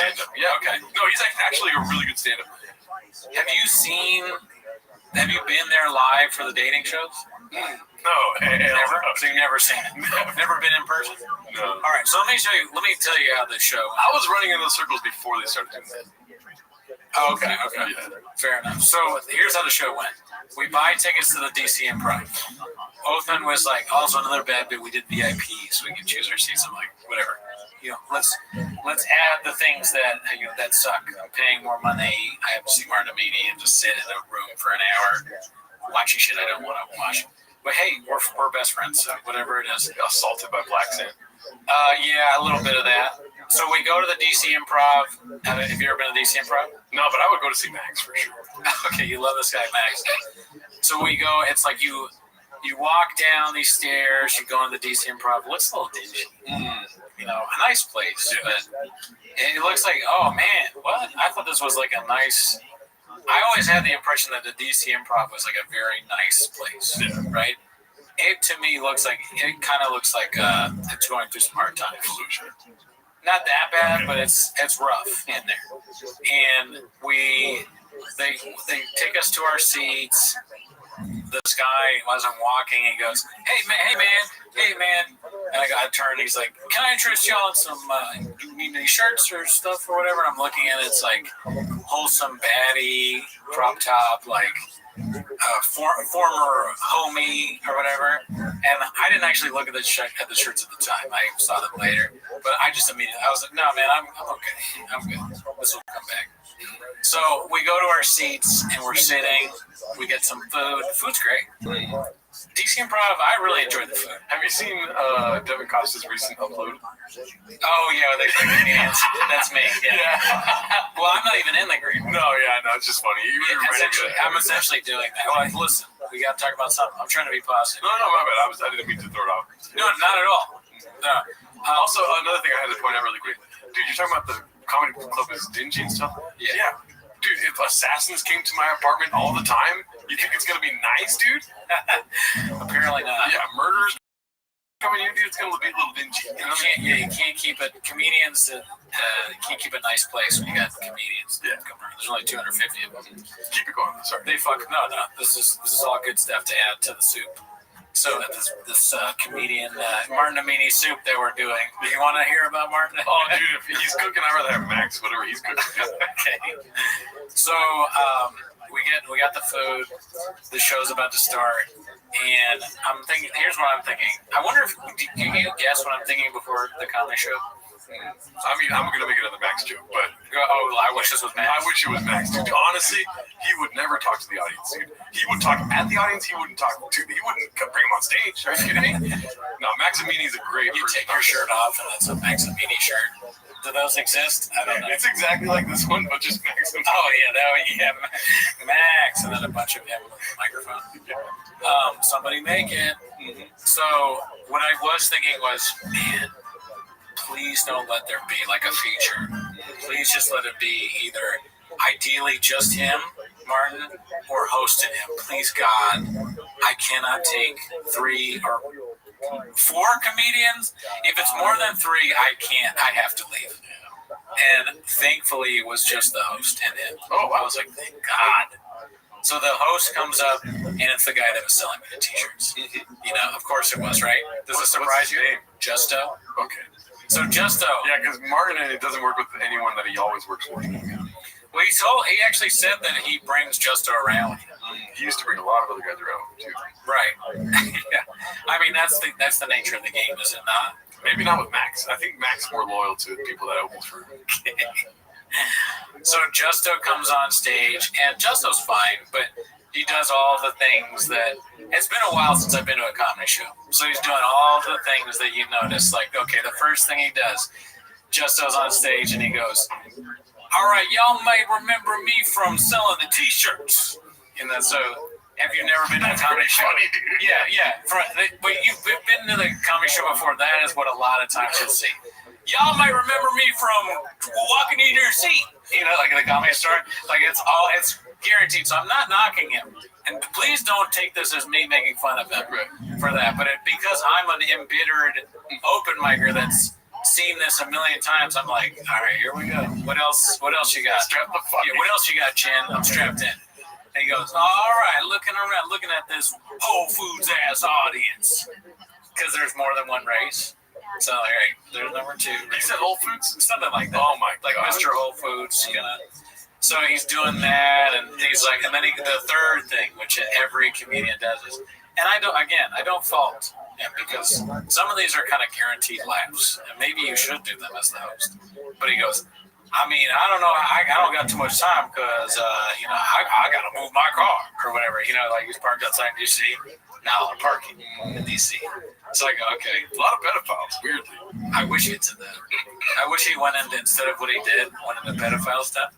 I'd be like, thank God someone really do something different. That's my time, Dallas. So, like, while he's going to stress this, I'll say both of them are serviceable comedians. And if you're a comedy fan, they're not people where I'd look at a lineup and I'd be like, wow, that is going to be rough. They're nowhere near as bad as like Brian Callen or Joe Rogan or Tom Segura. Maybe we got to add to the list. I haven't seen him recently, but I was thinking what Jim Brewer has become. Oh yeah. So those are like active. When you go see or when you watch their stand-up, that's like active pain, where you just like, I cannot. This hurts to watch. So Justo, Martin, they're fine. So, but anyways, Justo's doing his. All right, you feel free to see Max, dude. I'm telling you. I mean, dude, honestly, you're trying to endorse two shitty comedians. If you ask me, I'm sorry for cussing. If you ask me who to see, say Maximini. He's so goddamn funny, dude. So Justo's doing his bits that great, and he turns to me and he like taps my knee while he's on, and he goes, "What I tell you, stand-up sucks ass." I go, "Yeah, it does. It really does. It's not very good." But Justo does a few bits, he does some kind of funny crowd work because the audience is a little rowdy. Martin's crowd is a little rowdy, right? You know what I mean? Disrespectful people. So he's doing his bits, and I'm like, it finally stops, thank God. And he's, are y'all ready for Martin and me? You've seen him on YouTube, you've seen him on TikTok, he's famous all over the world now. Give it up for Martin Amini. All right, so you know what the first thing, I wonder if Martin's ever done this before, the first thing he does. He calls his girl spicy. No, his girl was there though. Yeah. So first thing he does, and I don't know if this is a plan or not, okay? But he reaches down under the stool, he pulls out a thing of Windex, and he's like, what is this? Who left this here? What? Oh, man. They have Latinos, because it's a Latino show, they're going to... Bro, I hate Martin Amini with all my soul and heart, dude.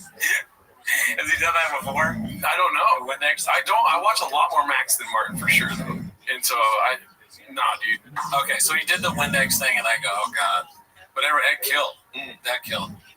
And, he's fine. He did an okay job. My knock on Martin is he does the thing where it's more, I've been trying to think of a way to describe it. And I think the closest I've come is reaction comedy, where it's he says something and then it's his reaction to it, like like whatever that's more of like a white guy reaction, but that in his way. So this guy said this, and I was like, and it says that over and over again. Yes. But I'm gonna compliment him because a lot of people have said that Matt Rife is good at crowd work. I disagree, but I see where they're coming from. Martin Amini has crowd work down. He does. His responses, do I want to see that? Not particularly, but the crowd work was not bad. He was good at it. It was the second best part of the show. Third best part of the show, I hate to say it, the dating part. The dating part was the most fun of the show. It's a blast to be there. It was good. Yeah. It was really good. He also seems like, I don't know, I mean, he was nice to the crowd, you know? So I love people that are nice. Yeah. No, really, like when I meet, dude, sorry, I wasn't gonna bring him up again, but yeah. When I'm in public and I meet nice people, I'm like, this is awesome. Yeah. And whenever somebody's nice to me, I go, you should do stand-up comedy. Yeah, I agree. We should do stand-up. I don't agree. Okay. So, we should tell the crowd, the people listening, what the dating thing is. Okay, it's not Maximini. It's like complete opposite. Not funny. Online, not funny. In person, probably awesome because we're being silly. Right. It probably doesn't transfer online. No, I've never watched online. But anyway, so what he does is at the end of his show, he's like, all right, well, let's do this looking for love. And he asks the crowd for either a man who is single or a woman who is single. And then he gets other people who are single from the crowd, and then she interviews them, and then maybe she picks the one guy. Who knows if they actually want to date. I just want to say really quick, how is Mark Maron selling more single tickets than these dating guys? Oh, right, because you want to date. Yeah. It sounds like a bunch of lonely people in the audience, dude. I'm just kidding.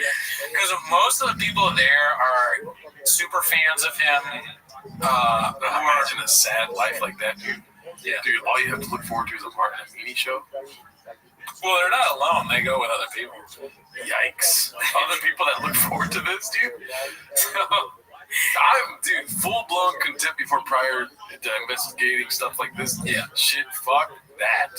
Okay, so now you see where I'm coming from when it comes to contempt before. I mean, I hung out with Martin Amini a lot, but I also had contempt before. I mean, I've only seen small snippets of Martin Amini. I have experienced Max Amini live, and that shit was like a spiritual experience, dude.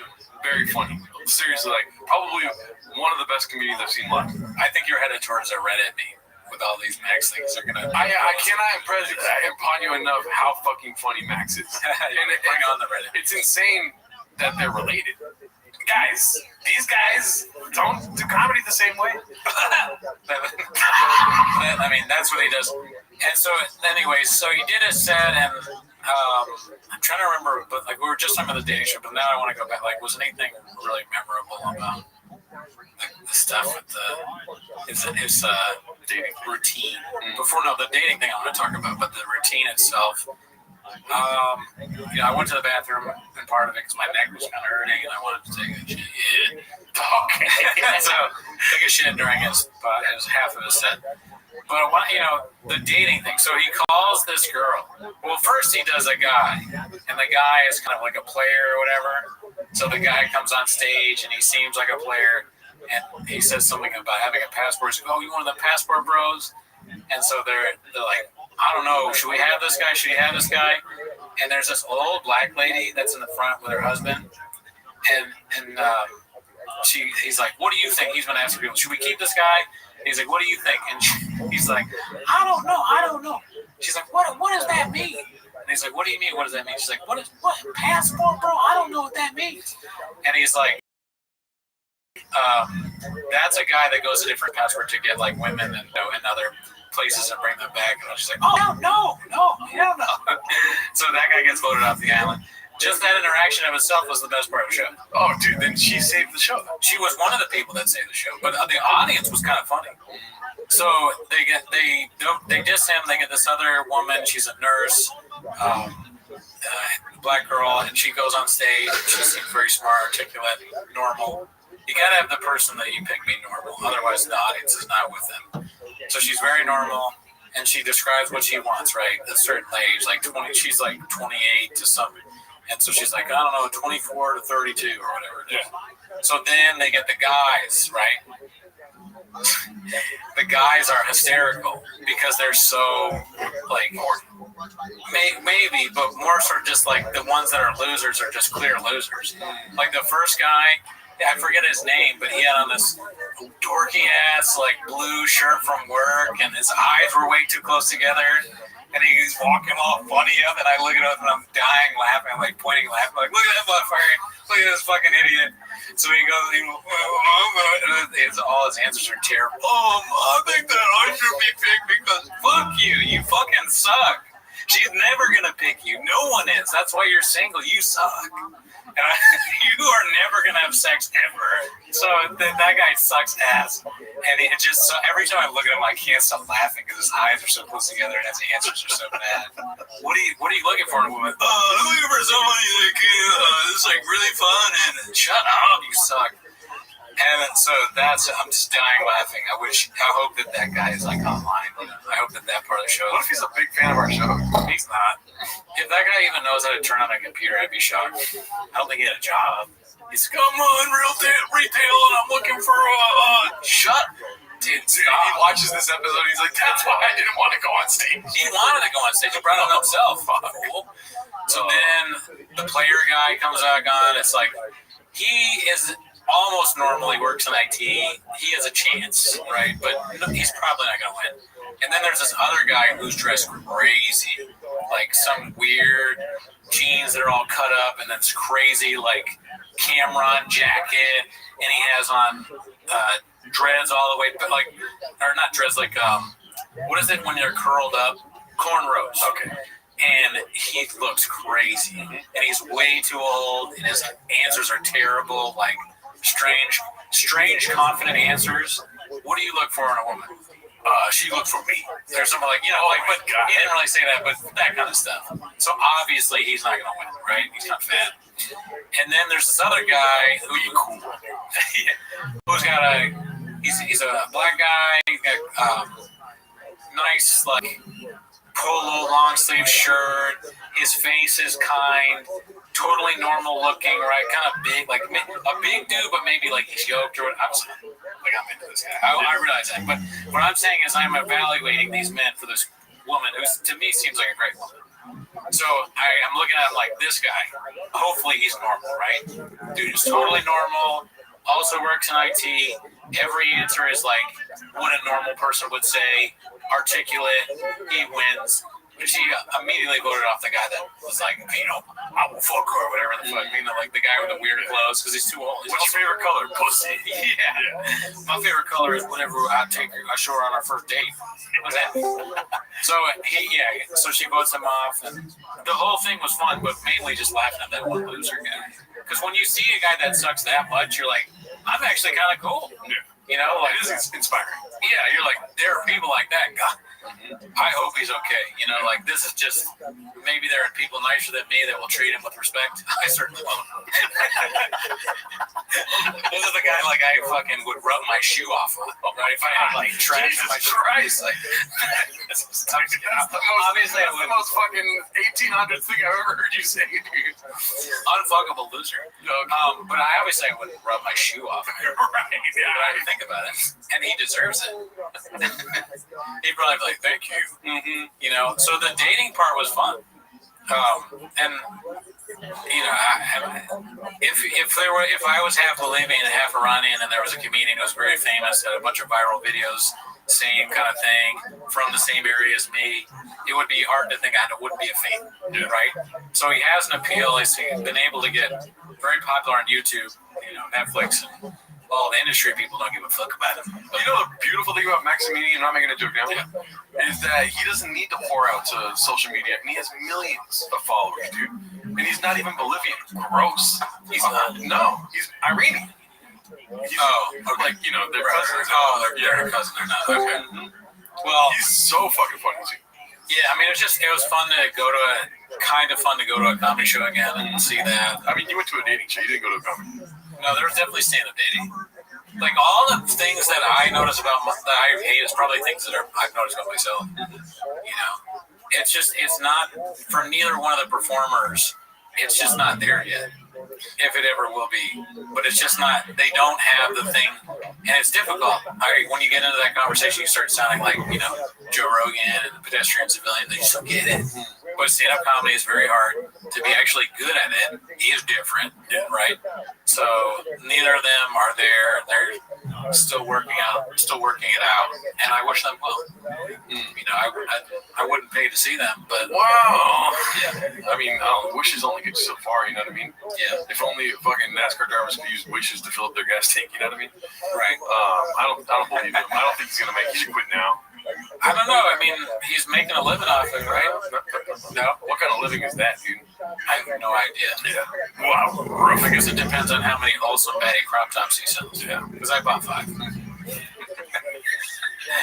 got the end of it. He's like, all right, so we got this merch, right? And you give one out for free. And he's like, what do you got? There was one guy that was in the audience from the Department of Defense. When he asked about, that guy was hilarious. Yeah. He was going on. I was like, well, I don't know. Oh, the Department of War. Yeah, he said that. He goes, well, it's the Department of Defense. It's got another name now. And he's like trailing off. And that's where Martin was kind of good at crowd work. He's like, oh, really? Another name? Because he knows what the other name is. What is it? Kind of getting it. Secretary of War. Like just mumbling in. Then there was another white guy. And he was like, who do you blame for this? And, if you were there, it was funny because he was like, I think we should blame Thomas because this other white guy. Yeah. I was like, damn, the audience is killing it. They are on fire tonight. But yeah, so that's another credit to him. His crowd, some of them are very smart. Others were not so much. There was one guy that was like low key threatening Martin. It was, that was another thing that was funny that happened. Martin was talking about like ice, and this drunk Latino dude in the crowd was like, "Oh, you can't talk about that. You can't talk about that, Martin." And he was like, "What do you mean I can't talk about it?" He's like, "White people are here." And Martin was like, "What are you talking about?" And he's like, "Well, white people are in ice." He's like, no, you don't understand. But the guy was saying like that ICE was going to arrest Martin Amini, I guess. So while this was happening, I so wanted to take a shit, but I didn't get up because I knew if I got up there, he'd be like, there he is, he's the ICE guy. And I was like, that would be kind of funny though, dude, on a viral clip of me being called ICE. Maybe I should have done that. That was a failed opportunity. And I apologize to the show for that. It should have been part of the show. I should have made myself part of the show. If my girl was in there, maybe I could have tried to be the single guy. I would never do that. But yeah, dude. I wanted to comment on something earlier in the show when we didn't get a chance to update to the audience. I know you wanted to also tell them this. Yeah. You haven't taken Vyvanse outside of doing the podcast. Oh yeah, I should have mentioned. Today is my second day of Vyvanse. Because the last episode was my first, and this is my second. You guys, numbers guys? I took it today. I still don't really see much. It didn't help me that much. But maybe if I take it more, maybe I'm on low dose. My blood pressure though did go down this time, so that's good. That's good. Yeah, so I don't think it affects my blood pressure. Knock on wood. What did you eat for Christmas? How much time you got? This is the unhealthiest period of my life. When I was mentioning how my blood pressure went down, it actually the first day back it was way up before the Vyvanse because of what I was eating. Speaking of coffee cake, which I wasn't thinking of, but I had a giant coffee cake. Thinking of coffee cake. That my parents got this big coffee cake from Heidelberg Bakery. Ever heard of it? I ate it all. And then I was like, you guys want the rest of this coffee cake? And I take it with them. They're like, yeah, take it, please. They don't want all this food. So I took it. I ate it on the plane. There was some left over. And I was like, well, diet starts Monday. I literally said that. And I meant it. I was like, I got to eat it tonight on Sunday night. So I ate it. That was my last hurrah. But, coffee cake, steak, chocolate, donuts, cookies. Anything you can think of, dude, I fucking force-fed myself that shit. Nachos at the club. Damn. Pretzels at the club. All right, so here we go. First of all, got two things. So one thing first, tell people what's on the ground right there, dude. Presents? It's a bag. It's a gift bag full of bimbo bread. That's what it is, dude. It's bimbo bread, dude. I know Bimbo. Tito's fucking pound cake. Did I eat a whole pound cake last night? I don't know. You be the judge, dude. Okay, so you're on my same wavelength. For last night, I was up till 4 in the morning, eating a bag of bread. And anyway, second thing. What was the second thing? Forget. But it was important. Gordo's bag of bread. You said, look at the floor. What's in there? Yeah. Oh, I should have said the second thing first because that's always on my mind. Bimbo bread. My brain just got taken over by bimbo bread. Right? Fuck. You said something. Oh, coffee cake. So coffee cake, dude. I go to these meetings, and somebody stopped showing up for like 4 months. That wouldn't be a big deal. You know what I mean? Rest in power. But they started coming back. This person would bring coffee cakes every meeting, dude, because they work at a coffee shop. Damn, that's crazy. I just found out I'm an alcoholic. Yeah, dude. And so, they started coming back again, and like, oh my god, dude. And the first go around, they weren't talking about heating up the coffee cake. You know what I mean? But this time when they came back, dude, it's different, dude. They said, throw it in the microwave for X amount of time. Do that, dude. It's incredible. Oh my! No, I never done it before. I'm not a fan. My dad kept harassing me that he was like, it's better in the microwave. I'm like, get out of my face. You like it dry? Just dry and cold? Yeah. Yeah. Listen, I'm just an open-minded person. I understand you're contempted prior to an investigation. You know what it tastes like. That's something I have. I'm damn near flicking my dad off. That's what you get. What'd you say about the microwave? Fuck you. I'm eating the coffee cake. I don't need to wait. I need to make it more. Cookies, that's different. Sometimes yeah. But a coffee cake's not necessary. Donuts, disgusting. That's the other thing, dude. My mom was making cookies, dude. What the fuck? She's making chocolate chip cookies, homemade, from scratch, and then she made fucking snickerdoodles. Right. You know what I mean? I don't feel comfortable saying that word, but it was so delicious every day of the week. Pozole, tamales, chorizo, burritos, dude. That was the extent of my fucking diet, and I have so much stuff left in the freezer in the fridge right now, dude. Well, it's the holidays. That's what I tell myself, when you get back, eat a little different. Just make sure you have a bag of bimbo bread with you at all times. Oh, yeah. And then now I got bimbo up the ass, dude. And I was trying to give you some, but you were on this new kick of, I'm not going to eat that shit. No, I can't take any of that. I'm trying to, slow it down for a little bit. Get back in line. Yeah, I should have taken advantage over the fucking holidays. Yeah, shift it to me. I'm going to be up till fucking midnight on New Year's Eve eating bimbos, dude. I guess that's still technically not the New Year, so because I'm on New Year's, I probably eat a little unhealthy. Diet starts 2026, dude. Yeah, exactly. That's the other thing. Something very funny somebody pointed out to me this week is that it's going to be raining in LA on New Year's Eve, which is kind of awesome, dude, because there can't be no fireworks. Ooh. Yeah. Isn't that fucking pretty dope, dude?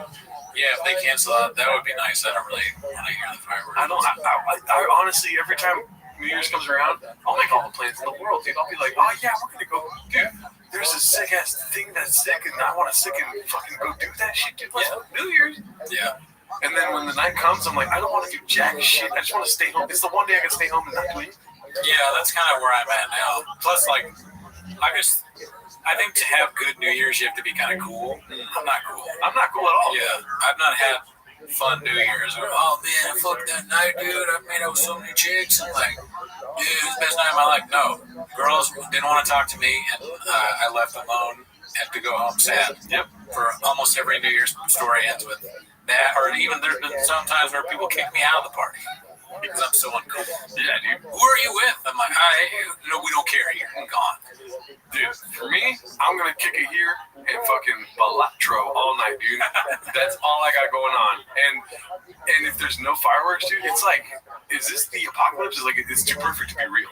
If there's gonna be no fireworks and New Year's Eve. That's funny. I didn't really think about that. But yeah, you're right. That could make the perfect New Year's is where it's raining, so people can't enjoy themselves. Yep. And there's no fires in January, dude. You know what I mean? Oh, do you think the fires come from that? No, I think the fires happen because it wasn't raining. So it's gonna be it's nonstop rain. Yeah.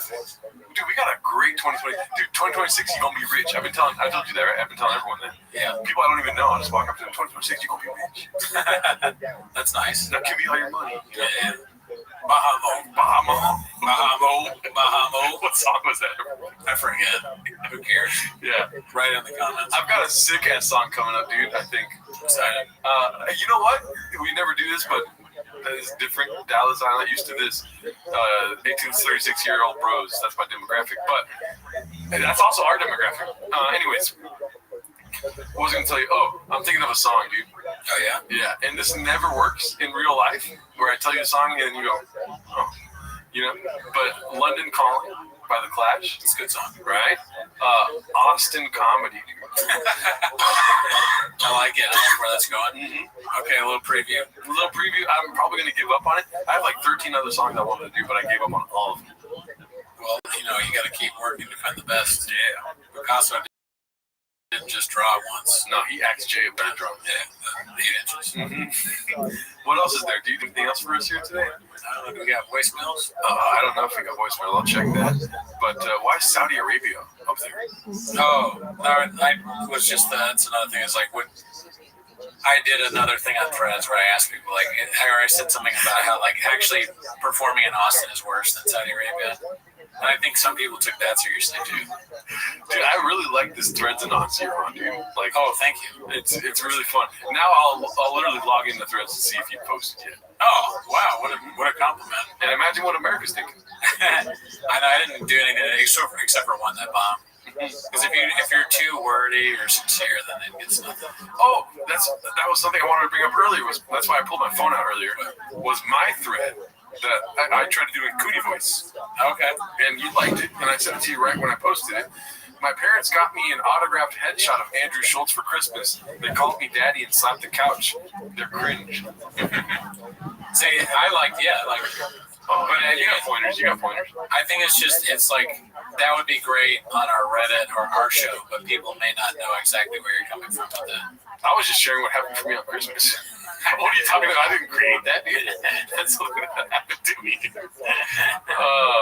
Let's see here. We got 2 voicemails. One of them is the guy that keeps leaving voicemails. Let's see what this is. If you want to leave us a voicemail, call us at our phone number. It's 775-557-8667. That's 775-557-TMOS. And we'll play it on the show just like this. Hey, Merry Christmas, guys. Hope everyone has a great, happy holidays. Stay safe. Shout out to all the chat cats. Shout out to you guys putting the community together. Shout out to all the Reddit cooks. That glued the whole operation. And shout out to Baba and Dalia and everyone else in their circles who gives us the endless entertainment. Praying for everyone for a new year. That everything goes great. Chances are my 2026 can't be worse than 2025. So, 8 inches. Love you guys. Bye. Nice. I would say don't say love you guys right after saying 8 inches. I think a lot of people are on the agreement that 2026 can't be worse than 2025. And I hope that's true. There were definitely some things that were very difficult in 2025. I agree, and I'm not gonna lie though. I was thinking about this earlier this week. Maybe because it's like October, November, December's gone really well for me. Yeah. 2025 was not that bad, dude. Yeah, it wasn't terrible either. A lot of great things happened to me too. But I understand. I mean, there's a lot of things going on that are very troubling. Yeah, the world's on fire, dude. But your boy is eating more kiwis than he ever has. If you know what I'm saying? Dude. That's true. Focus on the positive. Glass half full. Mm-hmm. Who was that left there? They say. I think it's Man Lehman. I'm not sure. Yeah. Shout out to you, dude. And let's see this one here. This one looks to be promising. Let's see. Hey, Geraldo and Brandon and Coach Brand from Jersey. It's been a couple years since I called. You guys still don't got no merch. That's facts. What the fuck is up with that guy? He wants some merch, okay? He wants some merch. Everybody needs to know how rich that is I am, okay? All right, have a good holiday. Bye. Remember the couple of weeks that we spent berating people that weren't there? That we kept saying people weren't listening to the whole show or seeing the whole show? Yeah. Shout out to you guys that are watching right now. Tell us what you want us to do merch-wise. Maybe we'll do merch in 2026, dude. Oh, shit. I do have a merch connect. Oh, yeah? Yeah. Nice. Yeah, so if we ever want to do merch, we could ask that guy. I'm down. I'm open to doing merch. I just don't think anybody wants it. But people keep saying we got no merch. They always say that they want it, and that's like, are you going to fucking buy it, dude? I doubt it. Yeah, because if we do that, then we're gonna have to fire the team. It's also like, oh yeah, merch is a great idea, and then you look at the fucking whiteboard and you go like, what do we make? Like, no idea. I think that idea is like what? Tiny fridges? Oh, that's fucking hilarious. That is actually great. 2026, dude. Guess what law went into effect in California, dude? What? The fucking, sorry for cussing, apartment landlords need to provide fridges. Should I hit up my landlord and be like, I need a bigger fridge? Yeah. Right? You definitely need a bigger fridge. Oh, not by any means necessary. Okay. But yeah, that's a new law. That one goes into effect 2026. It's a law against having fridges that small. Oh, okay, that's not what I'm saying. But the landlords need to provide fridges. Oh, well then, oh, really? Yeah, and stoves. Wow. And I had to buy this fridge. That's why it's not as huge as I would want it to be. It's pretty big, but if a landlord provided you a smaller fridge, that'd be so funny. That'd be so fucking funny. But then a landlord provides you a fridge, and you're like, it's way big. It's so big. The landlord's like, what are you talking about? What are you talking about? Do you think? And we'll end here. But do you think the audience would accept me with the bigger fridge? Yeah, they would be happy for you. This is embarrassing. Oh, come on, you're pointing like this, like it's fucking huge. It's that big every time you point up there. This is embarrassing, and it's part of the reason why people unsubscribe, because your fridge is so small. You got small shit. They like big stuff. Your fucking minuscule furniture is troubling. Well, hear me out though, because these chairs are right size. Look at how much room I have right here. I was shocked and not appalled. I was happy to see that you didn't buy like miniature chairs. Nice.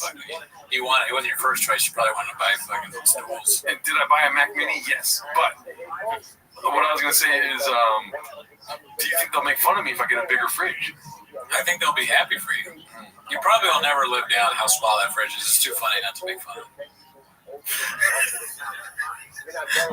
I fucking hate that Mexican dude that painted my walls, dude. He was just trying to help you, dude. Yeah. Well, he was tiny, so he was short as that makes it even smaller. He was small, and he was like, whoa, that shit became your ass.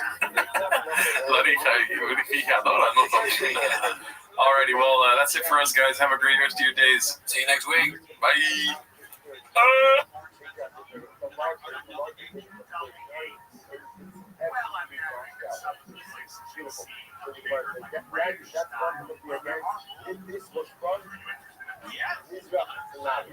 What happens if you don't use that place to go?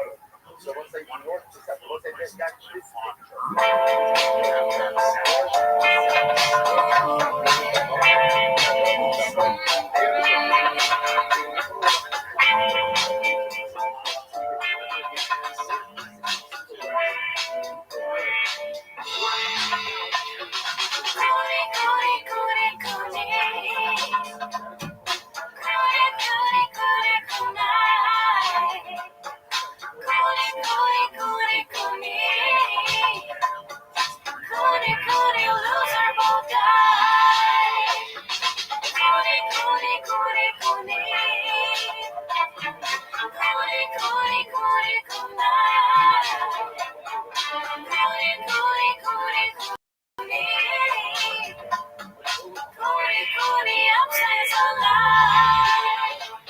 Welcome back to Raccoon Tweeties. Thanks for tuning in. As always, join the Patreon, join the Reddit, join the Discord. Thank you to all the new Patreon subscribers checking out the music that we're cranking out. Music's been very good, Gerardo. Thank you. I want to ask you how you're doing, but before I do that, I was looking over at the rain. Yeah. And I don't know why I thought of this, but it's 4 letters. You know what else is 4 letters?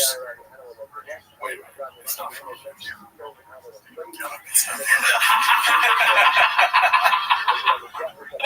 Way to start. What else is 4 letters, dude? I'm sorry, I'll cut that part out. No. What else is 4 letters? That was awesome. I did it on purpose. I'm white as shit now. It's not. Why do I think it's 4 letters? It's so obviously not. Rain, R-A-I-N is 4 letters. That's true. Yeah. That'd be funny if that's how I thought it was spelled the whole time. Just like saying Graves. Yeah. Okay. It doesn't matter. I was gonna say it'd be funny if it said Goon. Instead of Rain. It was an energy drink called Goon. Dude, I didn't know what you're doing, bro. I don't even know why I thought of that. It's probably my brain not working because I'm on Vyvanse. But anyways, how are you? I do have to say something before we start. Okay. So I will tell you how I'm doing, but I think it's very important for me to do this. A lot of people listen to this podcast that know it affects them personally. And I made a joke last week. And I usually don't apologize for jokes. You know, never. Everybody gets these jokes. You know what I mean? Every single person. Mostly black people. But the joke I made was that I haven't shit in 3 days. And a cousin of mine responded in a comment very concerned.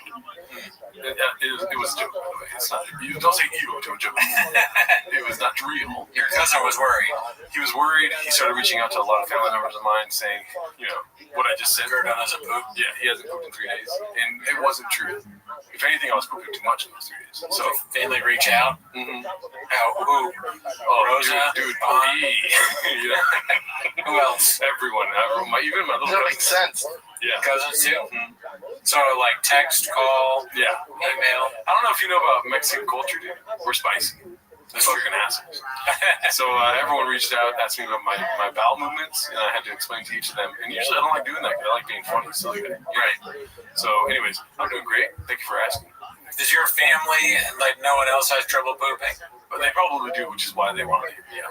The advice that they give it to you? It's kind of like, you know how Christopher Nolan does things backwards? They were like, Doc, you don't want to be where I'm at. You know what I mean? You don't want to be shitting like me. You know? Too much or not enough? Not enough. Not enough. Yeah. I actually learned a lot about my family, which so I don't want to take it back. I'm happy about it. You know? Driving my son to baseball practice. So it's like, that's what's going on. It's family members driving their kids to baseball practice. They hear about, maybe they get a text or something, they hear about it, they go, hold on. Dude, papi. They pull over, or as soon as kids get out of the car, they call you. Yeah, not baseball. Okay, right. I mean, but there's no truth at all to that? I just silly joke time. It was just, the whole story didn't even happen. That's right. That's because you're trying to build up to because you hadn't pooped in so long, it was so gross in the girl's house. Right. I see. I did poop at the girl's house, but the whole you didn't need to not have pooped to be gross at that girl's house. And he just commented, I felt bad, you know what I mean? Shout out to you, Cesar. You know, now he's really concerned about what's coming out my ass, which he should be concerned about what's going in, you know, syruppies and stuff. Does he know about that? I don't know. Now he does. Now that I said that, he's watching this regularly, I think. Yeah, so he's a fan now. Mm-hmm. That's good.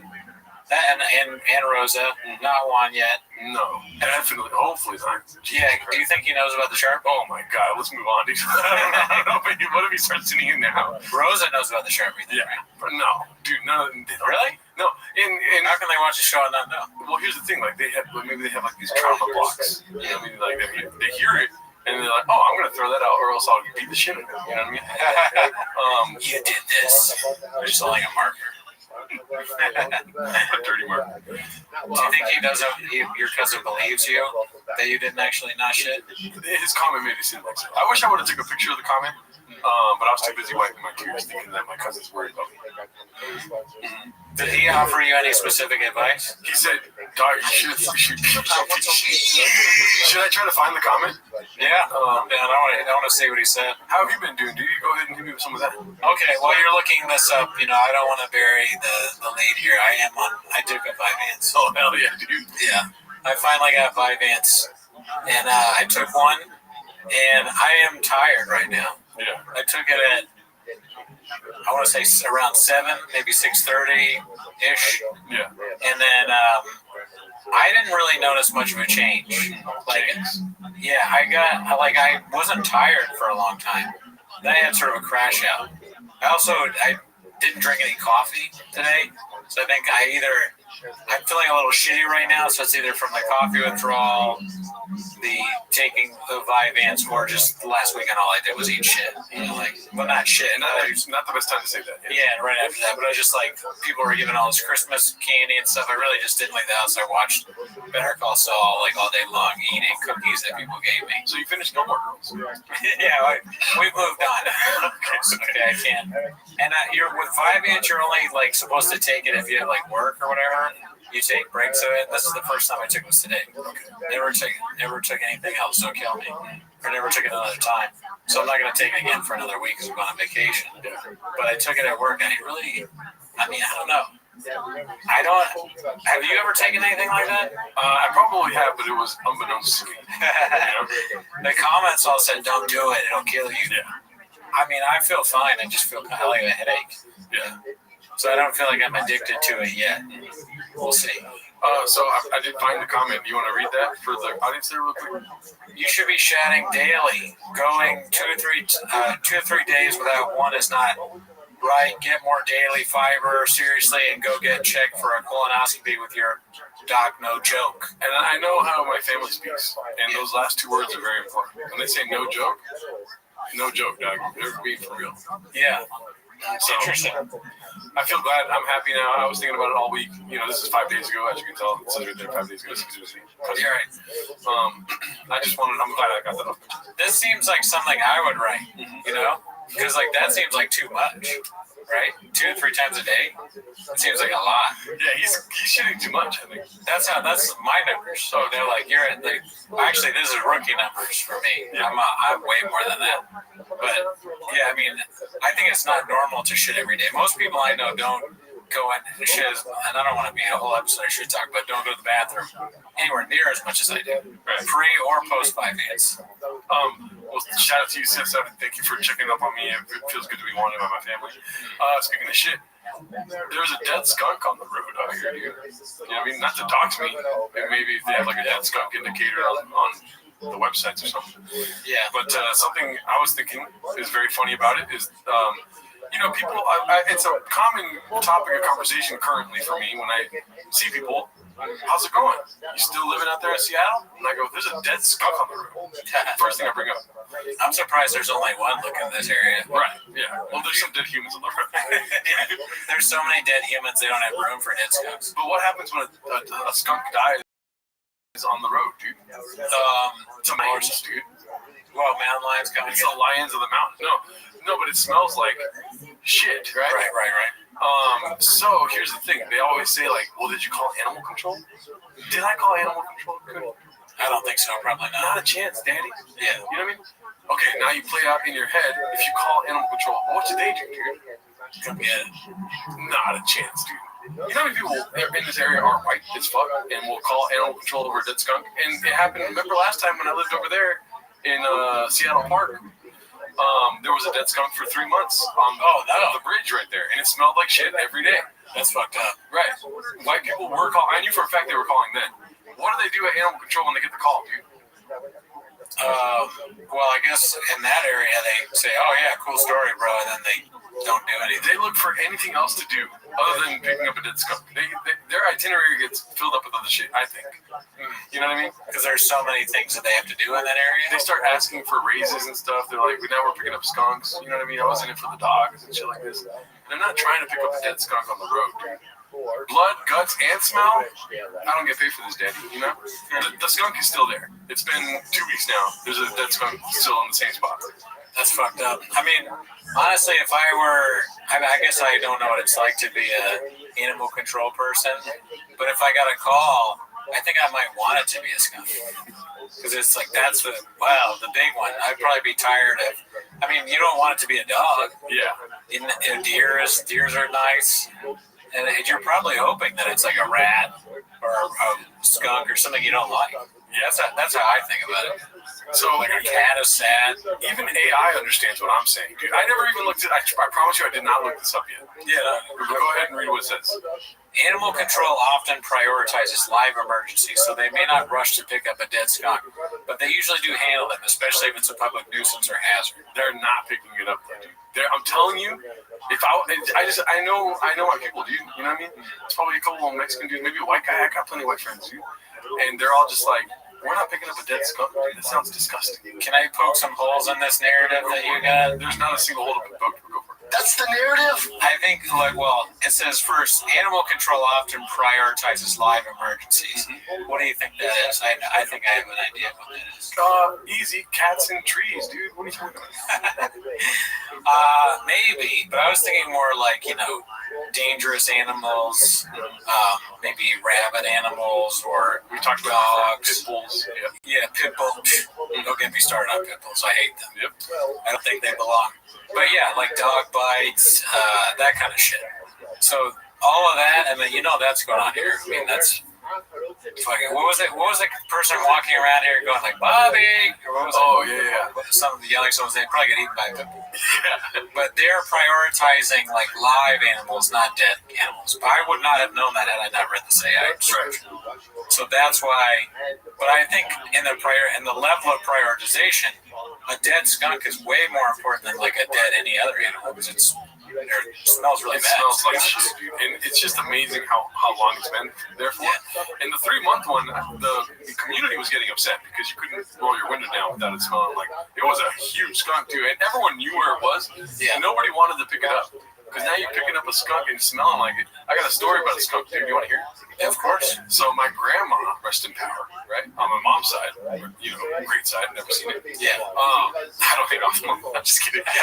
But she, you know my mom. She gets a little rageful. It's endearing, definitely. Dude, giving me. Like in 2020, she was very pissed. I forget why, And her mom, one day when they were living out near the beach in Seattle over here, a skunk came into her garden. And my mom has a killer instinct, and so does her mom, It did not miss a generation. And my nana chased the skunk into the house, and guess what the skunk did? Bitter? It sprayed everywhere. It was like, what the fuck is happening? Defense mechanism spray. Oh, no. And then now, with 10 sons and daughters,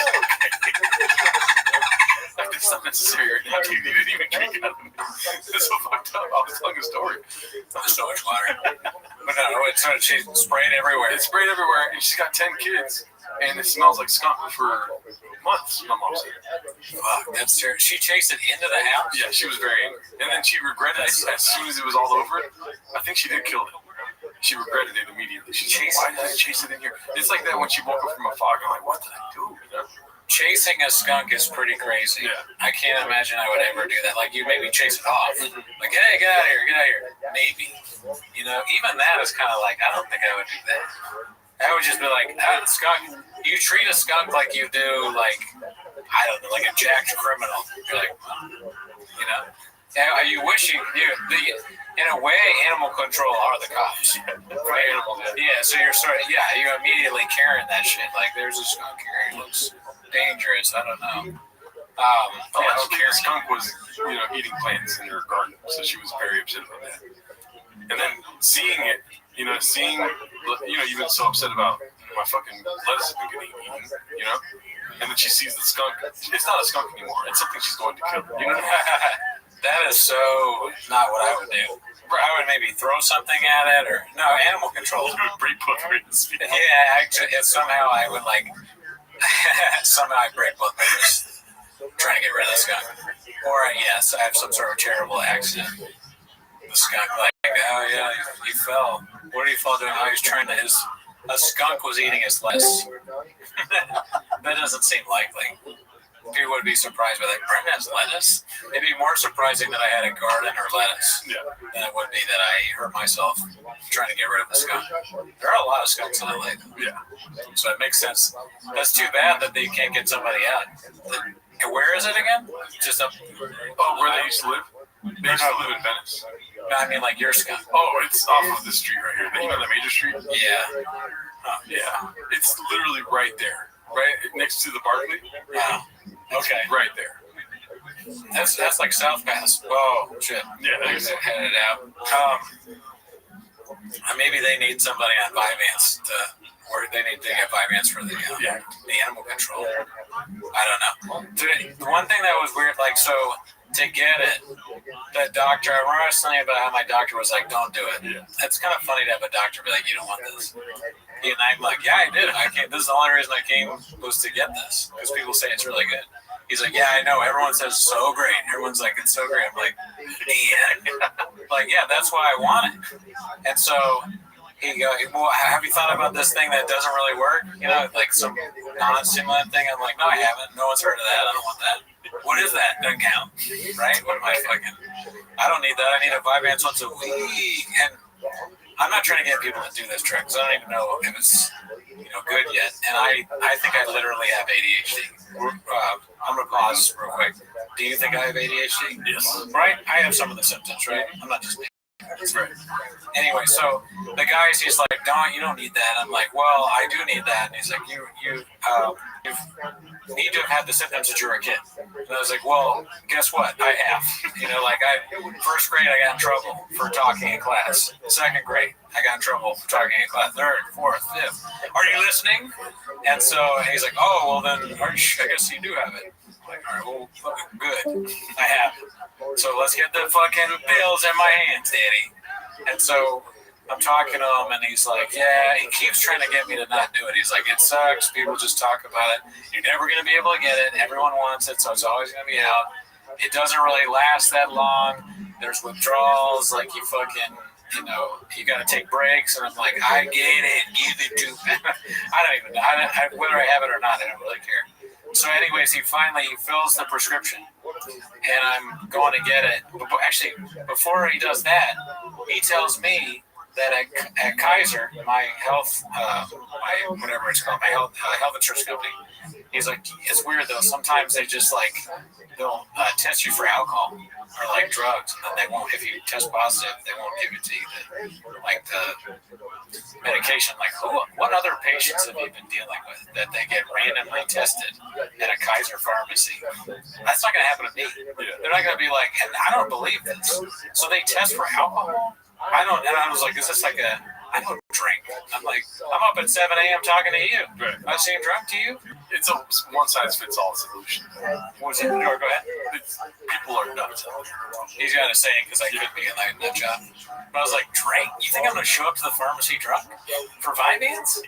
What a scenario is this? So I'm in my head now that I'm going to get it. I am kind of paranoid now. I'm thinking, am I going to go there and they're going to look me up and down and be like, is this guy going to just fucking, I don't know, get high on this drug or whatever? So I shaved my head. I shaved my beard all nice. I wore pants. I was going to wear sweatpants. I wore jeans. I drove my girlfriend there and our fiance. And I went in there and I'm preparing to I'm ready, you are hiding addiction under your brain. So I'm like, hi, I'm here to get my Vyvanse. I'm an upstanding gentleman. I have a business, I'm ready to fucking put on a show. And they take the card from me, and I'm getting my credit card. I didn't have to say shit. I didn't have to pay for it. It was free. The person behind the counter was like, do you want the pharmacist to come talk to you? If I had said yes, they would have been like, I guess that means me, big old pussy. She said, do you want to talk to the pharmacist, as if it was you don't want to talk to the pharmacist unless you're the biggest fucking pussy. You want to talk to the pharmacist? I took the Vyvanse or whatever, and it has it literally says amphetamine on it. Yeah. Isn't that crazy? It's an amphetamine. I guess, but I didn't think it was going to say anything. I didn't think it was going to say, I don't even know. Look, what's funny is the Vyvanse has no effect. I thought that was 4 letters. This morning I sent an email out with someone's name spelled wrong. I haven't really noticed the effect, right? I mean, you tell me, do I seem different? I had a crash, honestly. When I was at work, I was like, I thought I was going to pass out because I didn't drink coffee today and I feel like shit. Do you mind, or is it wrong for me to ask how often you have to take a day? No, you ask away. Okay. And I told everybody at work. I kept telling people. I kept being just randomly, I'd be like, I'm on Vyvanse. Literally, I swear to God, I did this. Somebody was like, I brought in food or whatever, and I go, I would love to take the food, but I'm probably not going to partake because of my new meds. That time I didn't name the Vyvanse, but I just kept telling people because I don't care. I don't know why I need people to know, but I'm just full. Every time there's a health thing, immediately I can't wait. I'm like, I got Graves. I got Graves disease. People think that's horrible because people don't know what it is. You tell people that you have Graves, they're like, I don't want that. You're scared. I'm it's not a big deal. Because with Graves, you really the way that my doctor, and granted I cannot pronounce the name of endocrinologist or whatever it is, I will never know. I don't think I did it right. But he told me, he was like, you just take this medicine, and if your levels are normal, you just stop taking it. You're normal. I don't even think you have Graves. He didn't say it like that. But essentially, if you take it, you don't. So it's not a big deal. bigger deal is my ADHD now. So I'm gonna take this Vyvanse and see if it works. Did it help me at all today? Not particularly, I don't think. You know what Brendan Schaub says, dude? What? When you have a hammer, everything looks like a screw.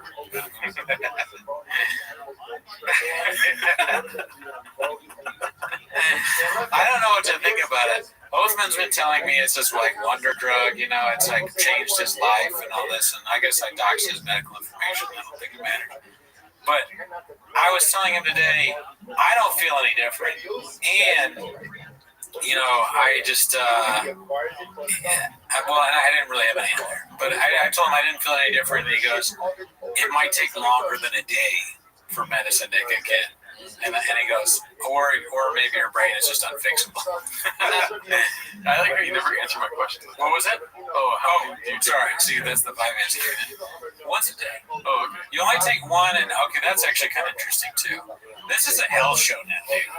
I think people need to know, like, because you think of, don't act like you don't think about these kinds of things. Like, you want to know, before I took this, I wanted to know, what is the process of taking a drug like this with the doctor? I don't ever ask my doctor for drugs. I'm not a fucking Othman, left and right asking for pills. That job. I'll tell you what, you are like a hairdo away from being like a Ginger Patrick Ben David. You know what I mean?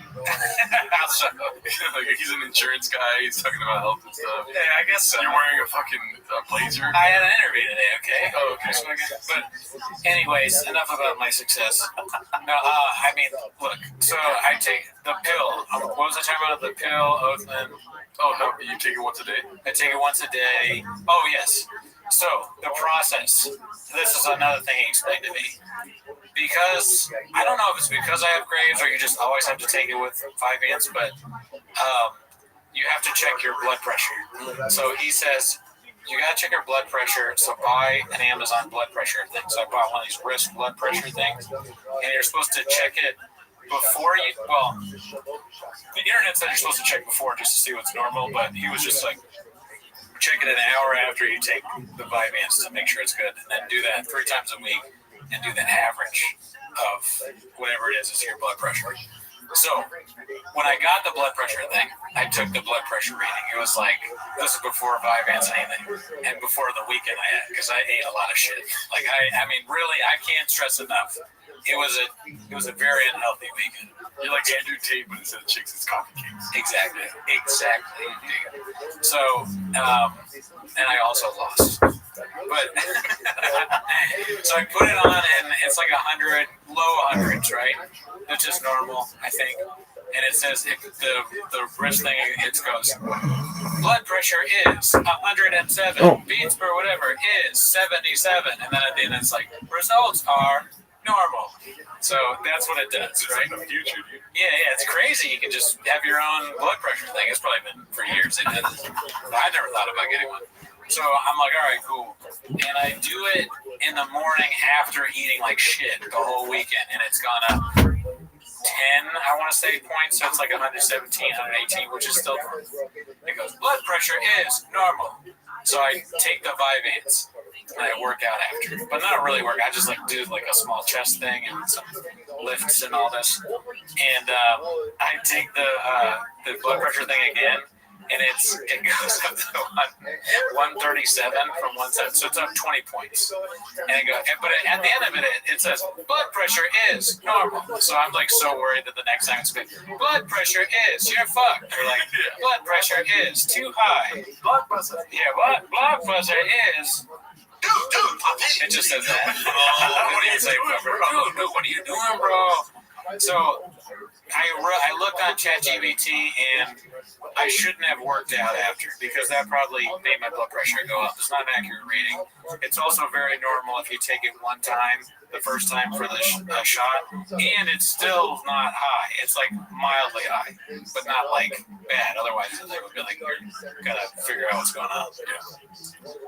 So I'm not too worried about that, but that was making me laugh because I have this blood pressure machine. I should bring it on the show. We should have brought it today, and we could both do it. Well, now we are a health show, so. Yeah, I mean, it's just funny. You don't think about that. Like I said, I don't think most people think about, like, what would you say to your doctor? What is the process of taking an ADHD? pill. If you have health issues, what is it like when you take the piss test? And they go, nobody knows what a fucking thyroid is. I knew what it was right when you asked. I know, you're smart. You're a smart guy. But anyway, yeah, that's what I've been dealing with. I am not a smart guy, dude. I'm very dumb. Oh, yeah? Yeah. Is that right? Talk about a dead That stone. makes sense. I mean, you didn't call, yeah. I did not call. I refuse to call. You should just call, man. I remember I used to not want to call like bulky item pickup, but now I did that a few times. They just take shit. Well, guess what? I never had an issue with doing that. I did it when I needed to. I don't want to call animal control, dude. I don't know what kind of freaks work in that department. I actually don't like calling bulky item pickup. Really? Yeah. You know why? Because sometimes they're like weird about it. You know, they go, "Oh, well, do you own the house or whatever?" Or actually, this address isn't paid for whatever. So a lot of times I'm like a little paranoid about that because I really want them to take shit. So I'd be like, yeah, I don't know. Someone just left it there, lying. Just some guy whose family left. It's clearly mine. They left these two big movie chairs, and but I sold those. Dude, literally the easiest process for me. Right. Okay, I didn't pick up. Fucking emailed them, put it outside, and then they were like, "Next day, cool story, bro. Thank you, we got that." That's cool. It's always been a little. Sometimes it's easy. I just say always. Sometimes it's easy. Sometimes it's tricky. Because even at my new spot. Yes, you can't even call. You gotta go online and upload a picture of it. Yeah, that's what I did. I did all that. Oh, really? That's hard, dude. Driving my son to baseball practice. I do not like doing that. But I was gonna tell you, I'm not very smart because I went to a Christmas party. Have you gone to any of these?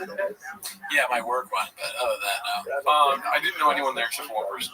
And people are coming in. We're all hanging out. I brought tamales. Everyone brought gifts. I didn't bring a gift. And I was like, oh my God, I owe everyone here gifts. I was saying it a lot. And then this girl comes in with a cake, right? And she's like, like those things where you reveal the cake, you know what I mean? Okay. And it's like a sofa, and you're like, is that even cake? So she did it. This is not cake. So funny. No, she didn't do that, but I just ended up right now. But she revealed it, and the first thing I said is, ooh, peanut butter cake, nice, right? Yeah. And then nobody said anything. She just put it down, and then we all eat tamales. We eat pozole, chile relleno, carne asada, pico de gallo, huevos rancheros. Pico de gallo. Yep. We're just grubbing, dude. A lot of food. And so a couple hours go by. I think I've said peanut butter twice in that whole time. Sure. I'm like, that peanut butter cake is gonna get it, Yeah, as it should. And literally saying that. I'm not making fun of the shop at all. I was looking forward to eating the same, dude. I would be too. And it's a confirmation bias in my head. It's peanut butter. I don't give a fuck what anyone says. It is not peanut butter. This is what I thought. Okay. And so I'm the one that kind of puts my foot down. I'm like, when are we eating cake? You know what I mean? I was the most belligerent one not drinking. You know what I mean? You are the top G. Yeah, I was top G at this party for sure. And then I was like, when are we gonna eat this peanut butter cake, dude? And so I got the knife out. Nobody said anything when I said that. So I just got the knife, got the spatula thing, cutting cake slices for everyone, forcing everyone to stand in a circle and eat the cake. And I go, dude, this peanut butter is bomb, right? The kind white lady that made the cake goes, oh yeah, it's sweet caramel. Salted caramel. And then everyone starts laughing, dude. Because I've been saying peanut butter all night. I took a bite, and that's when she finally had enough. Yeah. And she white ladied me to oblivion, dude. She gadooshed me white lady style by saying, oh, it's salted caramel. Can I tell you where you fucked up? Go for it. Where do you think you fucked up? I shouldn't have been too excited. I shouldn't have been so excited. Wrong. Okay, sorry. Next. I guess that makes me. I hit the perfect one. No. It's very simple. You should have been like, oh, cake. That's awesome. What kind of cake is it? But it's very funny that you did that. And it was.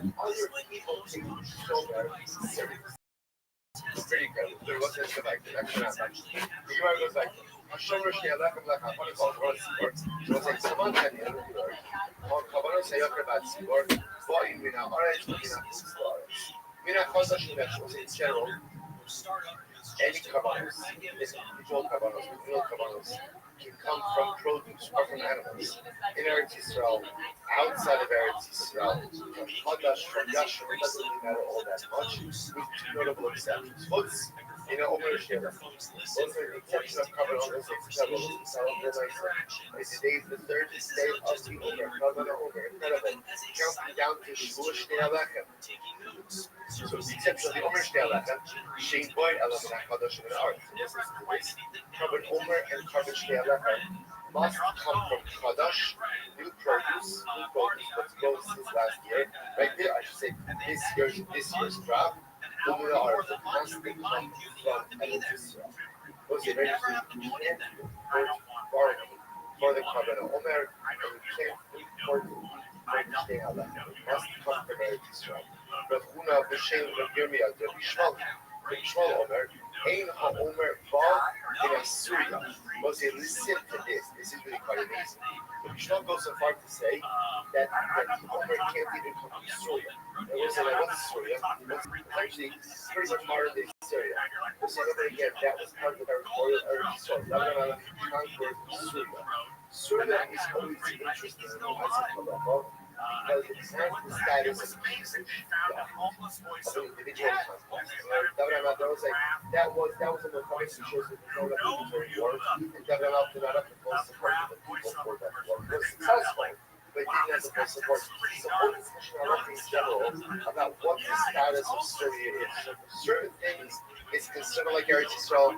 For other things, it's like Israel. So interestingly enough, what Shmuel says that for the purposes of barley or wheat, with Omer or for Shnei Alechem, we don't import grain from Syria for these things. Pretty incredible. Come on, Esther Kedusha says. Eretz Yisrael, so we'll say there are 10 levels of Kedusha in this world. Eretz Yisrael Mekudesh is Mekala Ratzos. This is so beautiful, right? Eretz Yisrael is the holiest land in this world. Like the holiest land that exists on earth is Eretz Yisrael. So what happens? My Kedusha, so how does the Kedusha of Eretz Yisrael manifest? Where how does the Kedusha manifest? Shemivim and Omer about the Kurdish Shnei Alechem. Sheim Mevim Kini Kolosh. There's certain agricultural resources like Omer, Shnei Alechem, including first fruits. They only come from Eretz Yisrael and from nowhere else. The Shem Rav Yirmiyah, Rav Yishmael. The Yishmael Omer, in Omer Bam Nasruya. There's also, remember again, Rav Yishmael goes so far to say, not only does Omer not come from Kutzlar, but what I will say, it can't come from anywhere that's not what? 1,000% Eretz Yisrael. So even if you have a suffix Eretz Yisrael, like Syria, you almost another way, you had, if you go back to the beginning, remember again, you have certain areas that are so fucking about Eretz Yisrael. Right? Is Akol Eretz Yisrael is Akol. So again, Rabbi Shmuel would say that obviously Syria will say, Syria, everyone is eating is kibbutz. Okay, the word is like that. When it says, "Taman Danina Rishol Omer Mat Chavish Rishos Av Kotz Rishos." So what's the first one over here about the pasuk? The pasuk by Shabbos, right? The word is Bachoritz, Bachorish, Ubakotzer Tishbos. Right? Bachorish, Ubakotzer Tishbos. You're not allowed to go ahead and. Sorry.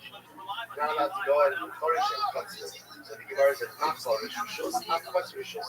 Just as it's flowering, so to again, what is limited about the harvesting that is optional. Yotza Ketzira Omer Shemitzvah. This comes to exclude Ketzira Omer, the cutting down of the Omer. All to the again that is going to be eaten. So Shmuel, Kedai Shmuel, the Omer Ina Omer Bamir and Syria. Kedai Omer Yotza Ketzira Omer Shemitzvah. Good. Man Kana Shomer Speakers, she is open from the true. So that was left with the one. That was to establish a couple of things. We established again the fact that again Omer Shnei Alechem as well as Bikurim must come from Kodosh and must come from Eretz Yisrael. The Gemara says, who's the Hebrew who says, Man Kana Shomer Speakers, she is still transformed to Chumas Halishka. Who's the Hebrew who holds that I want to myself? Those who go ahead and watch, see. Like these roads very shitty to keep them safe. That they get paid from the Lishka, from the draw them out. This is no, it's everyone. But once it was Surya, the Vir also is speaking Shemer Yisrael. So this is very easy. That ideally, if you don't find anything in Surya, we'll go ahead and we'll bring the speaking in Eretz Yisrael. So again, there happens to be that those that halacha l'maisa, if you can't go, so there isn't a thing in the court that you can't bring it over and stay halacha for the Surya. Right now, again, Gemara rejects that opinion, but that opinion does exist. This is the interesting case. Hayim Omer, now she is Rabbi Rothschild. Shabbos said, this is fascinating. Take a look over here. Take a look. Take a look.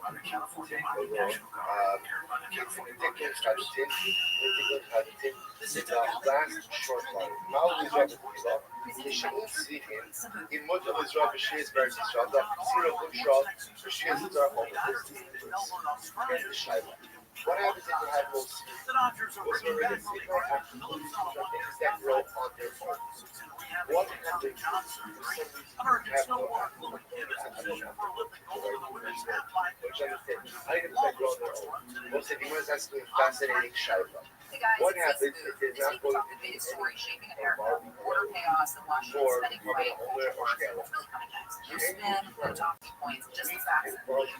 Listen and subscribe to the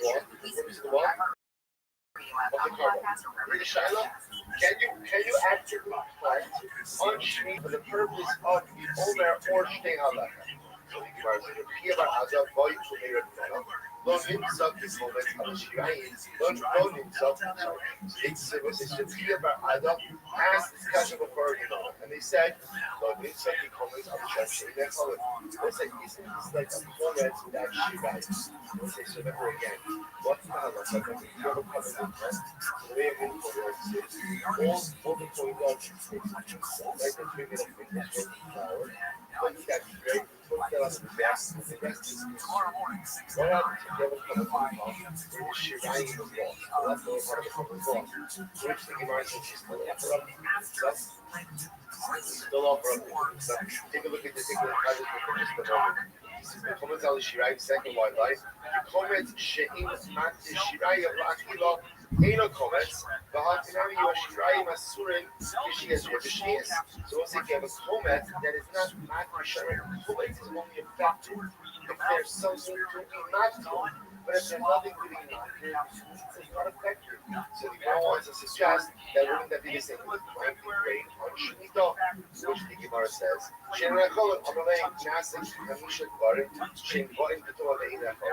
no. Rather, it becomes like 5 things which are brought in a state of tumah, even though you cannot solve them in tumah. Which if you look at again, he says, it's not talking, but Omer Beizalechen, Mishab Shab, Basam Bade, Inshay Mechal. He said, interestingly enough, there are certain things which are brought in a state of tumah, even though they can't be used. Which I will say is an interesting case. Stop hiding their things that are so essential that even if you have to bring them in a compromised fashion, that if you have no need to go far, that perhaps we can allow you to plant your there in order to be able to harvest and bring the carbon. Even though, again, what you're doing is awesome. So the Gemara says, Amalei, Hasek, and Rabbi Shadar Shek, but they never come to the road. So we'll say, what do you do? So that wasn't the question transitioning for just a moment. Gemara goes back. So we'll say, it's interestingly enough, the Gemara doesn't seem to answer that particular question. What do you do if there are no species? Go ahead and plant barley and so much here. So we'll say the Gemara doesn't resolve that particular shot. Although it doesn't sound like it sounds like one could get, and you would do it because comparing it to the case of 5 things that are brought in a state of tumah. But the Lord does not move something like that issue. Kates it all, says, by the way, now, how do we pay the show? So look at the things, he says, Kates it all said, I'm not speaking the Ajah the Perushe, Kates said, more in the short is speaking, in the Lishka, Yashlo, so remember, look at the approach. So the Rabbi said, not like Rabbi girls, like kind of combo, which means that we're going to appoint a shomer. We're going to appoint a guy to go ahead and watch over the growth. Right? Watch over the days and the quality that's going to be reached up. So it's not a China is how do we pay it? Now, both of the cities are how do you pay it? That's easy. How do you pay it? Give money. We just said, right? Isn't that the topic of the Mishnah? We withdraw the money, and with it we go ahead and we pay the guy. Let's say here's the problem. Just take money that belongs to the Stereo. FaceTime we call Abby. The nice again, that's still would be considered so there has to be some process concentration of funds. Before it gets into the pocket of the shoulder, no couples, national money, they roast in the coast. So we'll say take money from the money changer. So we'll say, so essentially we take a set of funds. We take moving funds, their money changer funds. They roast in the coast, so the shoulder. Actually, you grab home, and we go ahead and we pay the people who harvest the grain. Because once you remember again, you're supposed to support stuff, you get the grain ready. So you have to pay the guy who harvests the grain. You want to go to watch the guy who's watching the grain. Actually, you grab home there, who maybe goes, which was a Mishko, who may color in a lot. So we'll say, so what do? We go ahead and pay, we want to pay the workers up front. So essentially what you do is you get in advance from the money changers, use the money for the money changers to pay the workers, and then ultimately again, once owner is harvested, or I should say, transfer the sanctity of the funds onto what? Onto the grain. So the grain is sanctified, and the money becomes first of all, just also just think is so. So why not just wait to pay the guys? But the answer, you don't wait to pay your workers. They pay them, you want to pay the workers. So ultimately you're getting the advance on the funds. So right, so the payment funds come from the shulchan, right? They come from the money chain. Pay the workers, then once the grain is harvested, consecrate the money, right? They take the consecration of the money transferred onto the owner. Now the money is deconsecrated to then go back and pay back as the money changes. Maybe most of the Chumas Alishka or the Chabad. The Chabad king says a second approach. But the Acham Shira Bika, Komash, Tinin, the Bishar Shona. Person, yes, it works because at the end of the day, so listen, says, this is problematic because aren't you going to affect the funds, in an indirect fashion, not from these market services, to which the US essentially says, since we know how this process is going to be from the beginning, it's key the temple funds are ultimately paying the workers. We're just doing a little bit of a workaround though, because you want to pay the workers quickly. So turn it off the Pisca, this is the same process applied by the stone workers, the masons, who work for the base. Amikdash Kenzu, Osa, no Tomos, Mishul, Kalinos, and the Colts, and the Willis Assassin, Archlo, Tinos, and Adabi Adimos. So we go ahead and again, once again, we get the money, right? We get the advance. The money changes are technically the bank, right? The bank, we get the advance from the bank. Pay the workers from the bank, even before we go, once the workers finish putting the top row of stones and whatever it is at the buildings, once they go out and they finish putting the top row of stones, we bring money out of the temple treasury, the Halloween we transfer the sanctity of the money onto the stones, the tablets came, and this process works. Or does this process work? Question. Rabbi Yossi, keep the one, yes, because also it's understood that ultimately, again, retroactively, the monies that were dispensed were the very monies that were set aside. So we'll say, even though this is just a little bit of ensuring, first of all, that the workers get paid earlier, and also, again, we just need to because this allows us to directly consecrate temple funds onto something actively consecrated. So we're able to deconsecrate the funds onto the bar we don't carry. We're able to deconsecrate the funds onto the stones. That way, again, there's a direct transference of sanctity from the money in the Beis Hamikdash to an object which belongs to the Beis Hamikdash, as opposed to deconsecrating it in a way that goes into something. So say everything works, but I love the money concentrate a little bit of a superior fashion. Beautiful. Mishnah. These are great service. Alright, we'll say more things that are bought with the funds.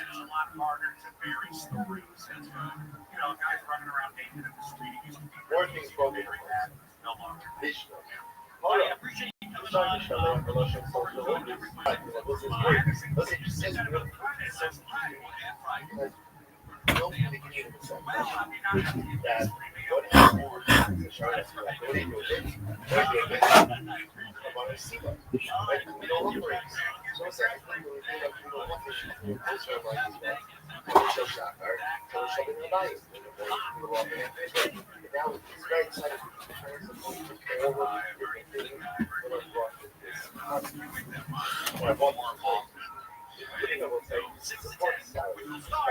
So, if you're in the Shaleach, we'll say again, this is the goat that's sent into the wilderness on your Kippur. Mushroom shells of holis. Very good. We'll say that this is very well with you. All of these things come from too much Elishgami, I withdraw from the temple church. Kevesh, the Kevesh church, what about the rank of the Torah? I will say very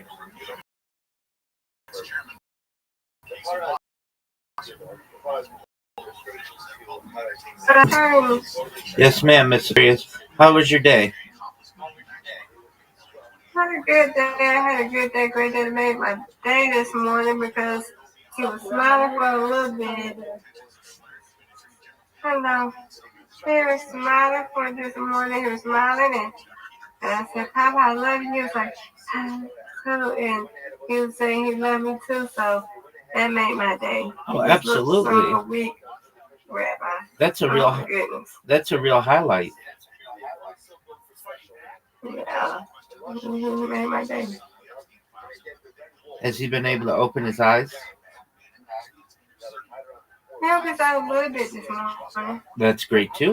That shows improvement. Did he seem better today? No, it's weak. It just looked like he's like laying back. He wasn't in his side, but they put him laying back on his back, and he got his mouth open. His mouth just open, like, and he just breathing through. Just breathing through his mouth, but he got one his legs up and the other one down. I'm like, granddad, you gonna put your legs down? Does he? I guess it's kind of like that. How's his new bed been? It might be uncomfortable. I don't know. Okay, but he hasn't said anything like that, right? No, you know he's not gonna say nothing, Rabbi. Okay, I mean he says I love you. I don't know if he'd say. But yeah, he did say I love you and stuff like that. You know, he responds sometimes, but not all the time. Okay. Well, that's a really good sign. But that is a good thing. Yeah. Yeah. That was really bad. Who was that? Rabbi somebody. Who was that from your stream? Oh, that's Levi. Levi, did you get married? No. Yes, sir. Mazel tov. How was it? It was pretty good. All right. So, and? We got a new keyboard too. Yeah, I'm staying the night and then I'm gonna go home. But right now I'm currently on my laptop, my crusty old laptop. All right. Well, congratulations to you. My Wi-Fi went out at my house, so the storm stopped. Oh, no big deal. That happens when you do really long streaming. You know, it'll stop. Yeah.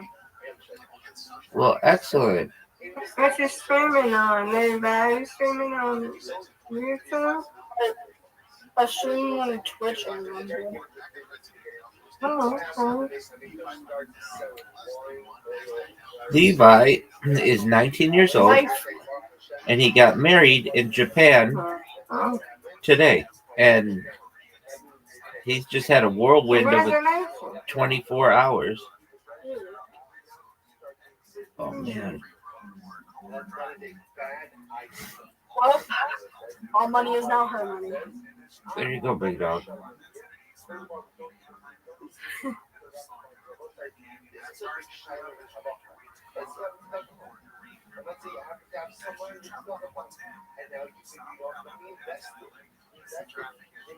Oh, yeah, Miss Aquarius. That's the spot. Good job.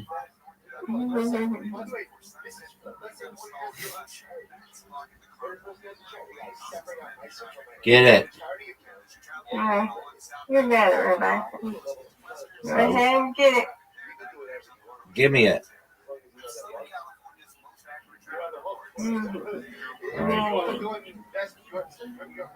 Now give me this. Over here in Japan, I went to a makeshift Target, and I got the Razer Hudson V3 Pro, I'm pretty sure. So, I don't know if it's a good keyboard. Oh, I'm sure it'll work well enough. All right, Miss Aquarius, round 2.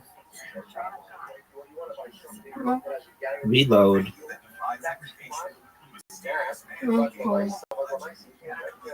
I'll be right back. I gotta restart my PC. Whatever you need to do, big dog.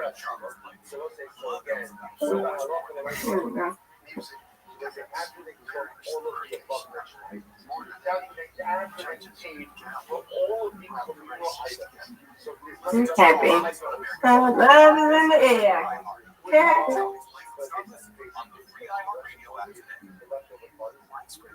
Oh, get it.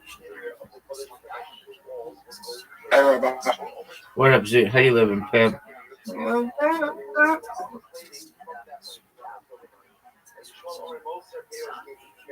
Zoot, what's new? What up, big dog? My friend wants me to go see James Channel again tonight. All right, well, you should go. You should, No, you shouldn't tell me what I should do. You have been talking about wanting to see James McCann since I told you who he was. Now's your chance. You should go see him. What up, baby? Yeah, good strike. Thank you, man. Who's the most famous person who's been in the same room ever? Doug, you ask me this question all the time. Oh, the same room?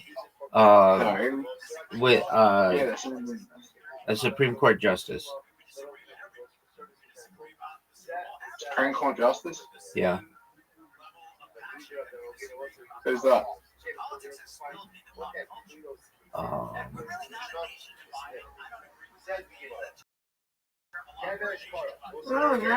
don't want to say what one. President? No, Supreme Court justice.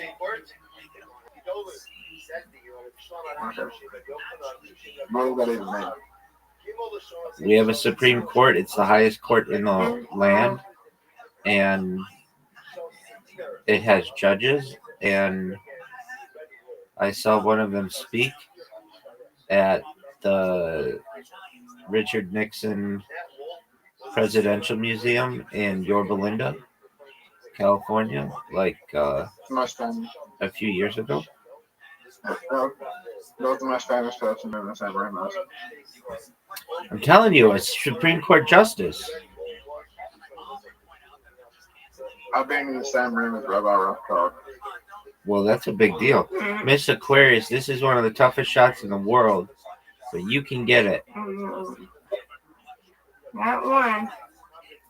All right, I'll do it. I've been in the same room as earlier John Howard, Julia Gillard. Oh, you know what? I've been in the same room as Michael Jordan. How about that? We've been in the same room as Hey, Kendrick good job. Thank you, Miss Aquarius. Good job to you too. You win, I win. I win, you win. Undefeated in bowling, undefeated in friendship. Thank you for your patience for me. Yeah. All right, guys, we're not seeing more than high school. Well, Miss Aquarius, where's the most famous person you've been in the same room as? Huh? Who's the most famous person you've been in the same room as? What did you say, Rabbi? Who's the most famous person you've been in the same room as? Rabbi. Yeah. Don't worry about it, Miss Aquarius. That is Rabbi. Oh, with me. Yes, there you go. There you go. I'm the most famous person Miss Aquarius has been in the room as. So, there you go. All right, Miss Aquarius. Okay, great.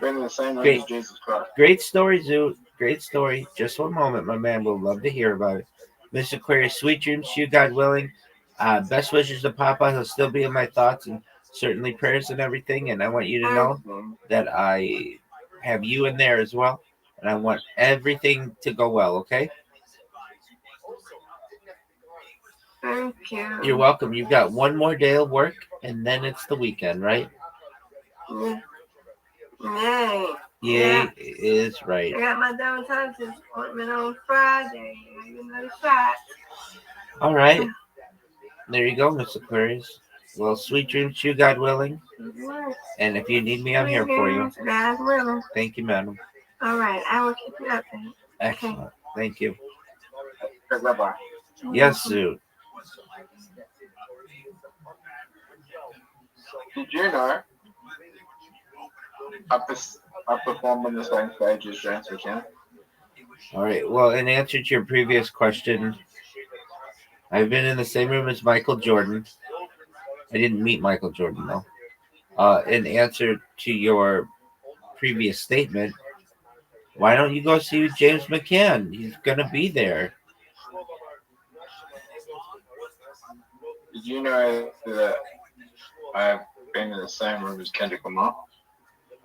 Yeah, I mean, didn't you go to his concert? Yes. All right, then I guess I've been in the same room as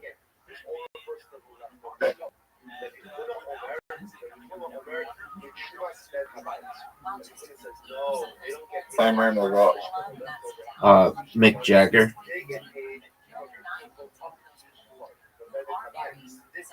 Being in the same room as Charlie Kirk. Have you? No.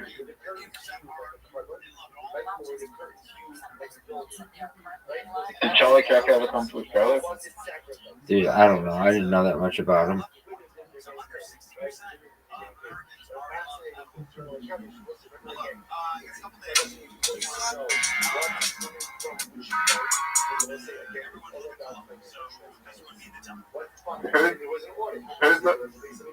Who's the most famous woman to get assassinated?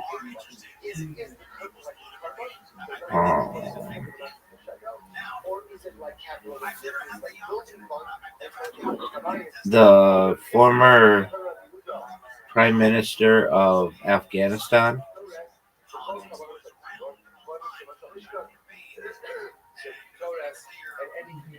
She was like a civil rights advocate and a women's rights advocate. And she was assassinated, I want to say, with a some kind of like bomb vest or something.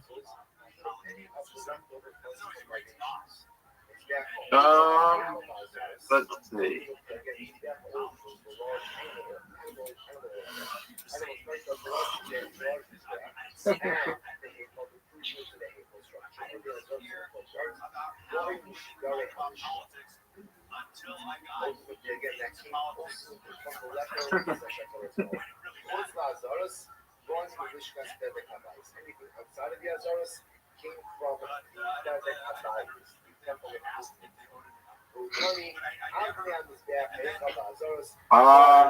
Rabbi. Yes, sir.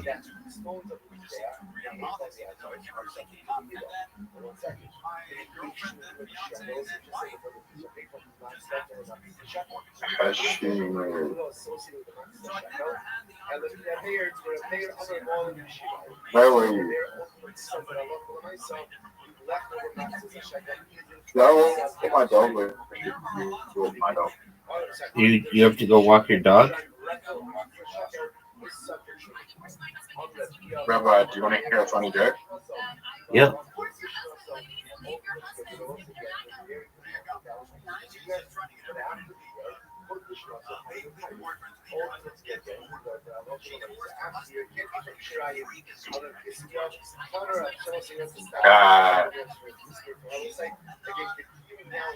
Who do you think? Who do you think the best Canadians are in South Australia? James McCann, Chelsea, J. Michael, the beat poet, He's never seen. the lesbian beat poet, from now just known as the beat poet for brevity and disclosure and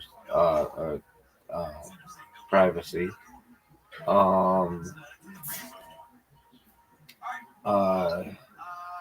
And then this one person who was actually a finalist for the South Australian State Raw Comedy Competition. Their name is Zoot. But I do have to say that like all those people are like not right now known as being that funny, aside from James McCann. But someday maybe some of the funniest people in the world. Okay. What if we can go back in time? Okay, what about it?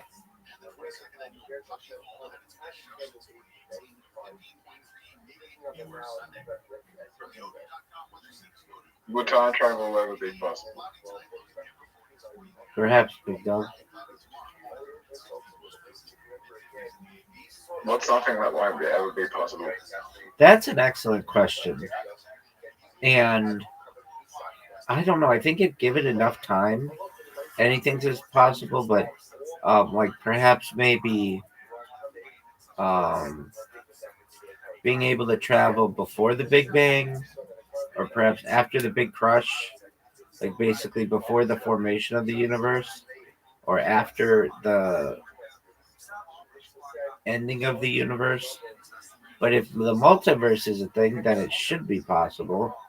So it's a really good. I think teleportation is possible. Telepathy is possible. Telekinesis is possible. I think that traveling faster than the speed of light is perhaps possible in the future. Hey, Rabbi, here's the crazy part about the multiverse theory. Do you want to know the crazy part about the multiverse theory? Yeah, baby. There are multiverses where no other multiverse exists. It's just one universe, and we could be part of that. But there's other multiverse to the way they can connect, but we might be in a multiverse that doesn't connect to other universes. Is that how it works? Isn't that crazy? Is that how it works? Is that how it works?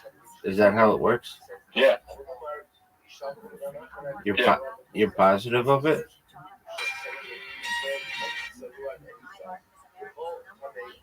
Am I wrong? You're positive of that? Not 100% positive, but that should be how it works.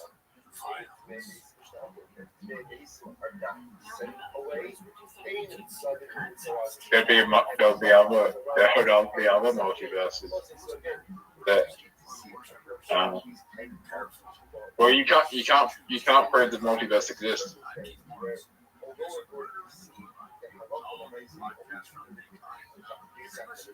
Rabbi, can you prove the multiverse exists? Perhaps. Yeah. Perhaps at an like an atomic level. There's some kind of. What did you say? Perhaps at the atomic level, there's some kind of evidence that the multiverse exists, but as of right now, generally it's difficult to identify, especially because it would be generally considered if it's reacting to anything, then it's almost by definition in this universe generally. Hey, Rabbi, do you have siblings? No, you know I'm an only child. Oh, you're only child. Word. How's that feel?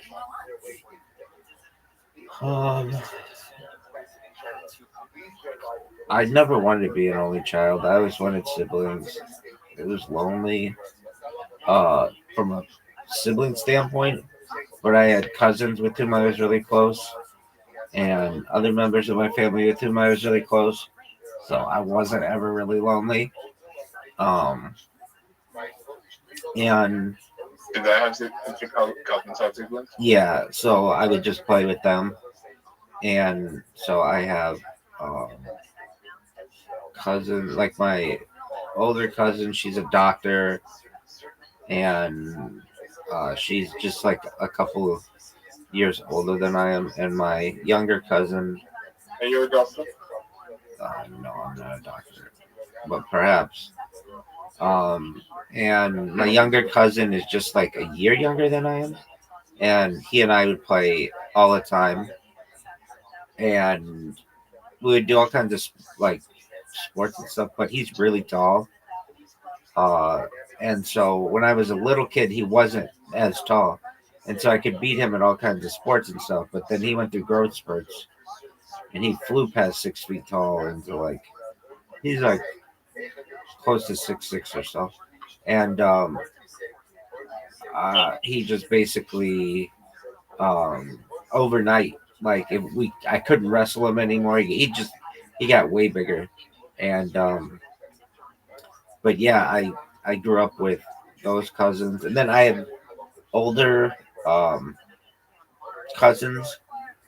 I have like 4 older boy cousins, and so they were always like when I'd see them, like they'd always play with me, and they were really good at sports and really successful, and so I kind of had I could follow in their footsteps. And then I have other cousins who are older as well. So I had a lot of older cousins, and I was just around them. In terms of like, they're still alive? Yeah.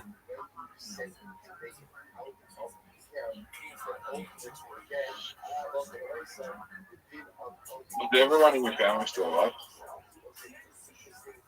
No, a lot of people in my family have died, dude.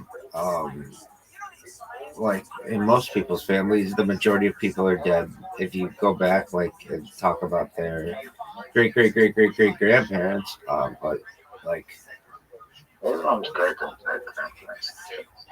exactly. So, but no, my fortunately, most of the people in my family are alive. But I feel like Rabbi. Yes, dude. How long do you think civilization is going to last? Human civilization. Perhaps another 46.2 billion years. But I don't think it'll be considered like traditional humanity. We will evolve into some other type of creature. I think the age of Homo sapiens is ending currently. In fact, we might be the last generation of true Homo sapiens, or even the argument may be made that we've already, because of like medicine and life extension technology, moved past true Homo sapiens into some kind of hybrid transhumanist being. So why don't you ever discuss ray gun? Dragon, the Olympic champion of Australia, the Phenom. champion of Australia, they got through because her husband cheated. Yeah, how did her husband cheat? He was the judge. Yeah. How? I don't think like breakdancing isn't an Olympic sport. I don't think in 2028, but I think Ray Gun may make a 2032 reemergence. That bitch is a fucking phenomenon. They banned breakdancing from the Olympic sports because of Ray Gun. You understand, right? Something. You have to be. You are so bad at something. That's actually so funny. In human history, have there ever been someone so bad at something that they banned the existence of that? Yeah, there have been some things. Yeah, I know. There have been some things, I'm sure, but it's pretty unprecedented that somebody would be so bad at something that they would basically get the whole thing banned. But she didn't get it banned. They just, it's not going to be in the 2028 Olympics. It will be in the, I think, 2032 and 2036 Olympics. Something like that. Zoo, what Olympic? Zoo, you've asked me 1,000 questions in the last hour. It's my turn to ask you a question. What Olympic sport, either winter or summer, do you think you could excel at? Oh, I have a joke for you, Zoot. This isn't really that funny, but it's just something that makes me think. You know, there's a Summer Olympics and a Winter Olympics, but why isn't there a Spring Olympics or a Fall Olympics?